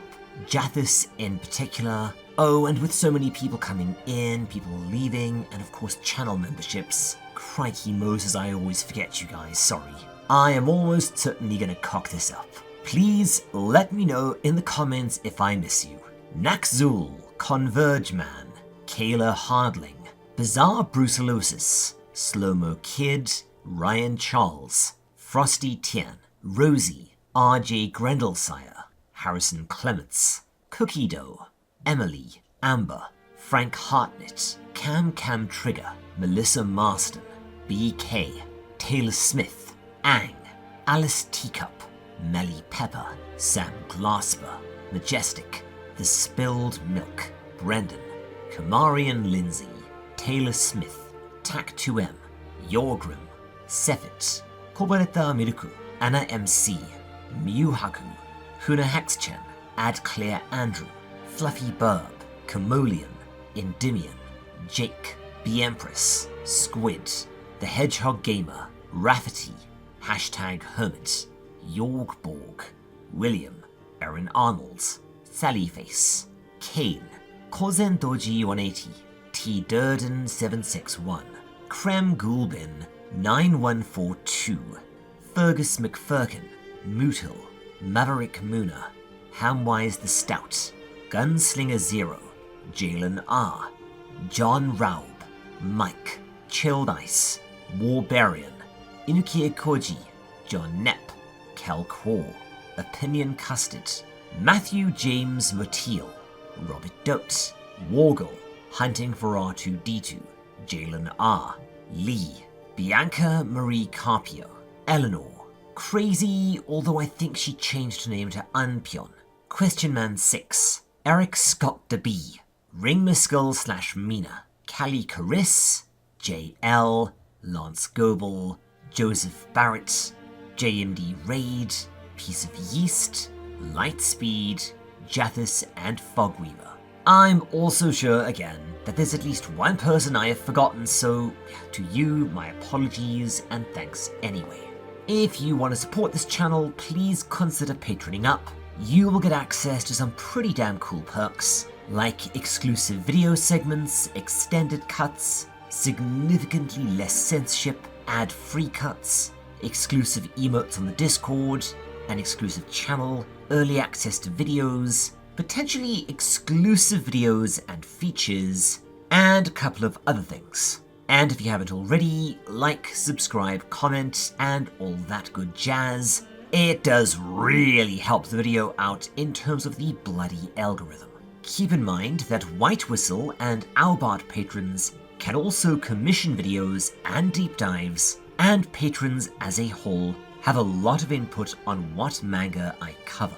If you fancy supporting us in other ways, you could always leave us one of those super thanks thingies. And Mrs. Owl's commissions, both in terms of art and editing, are still open. So if you're looking for something to do with your book, your manga, some art, or just some sort of OC or a present, all of her links are, as always, in the description. Cheers, my friends, and thanks again. Well done for sticking around. Next time will be Higurashi. Until then, this is the Owl, signing off. So yeah, the fourth and final question arc is Himatsubushi, or quite literally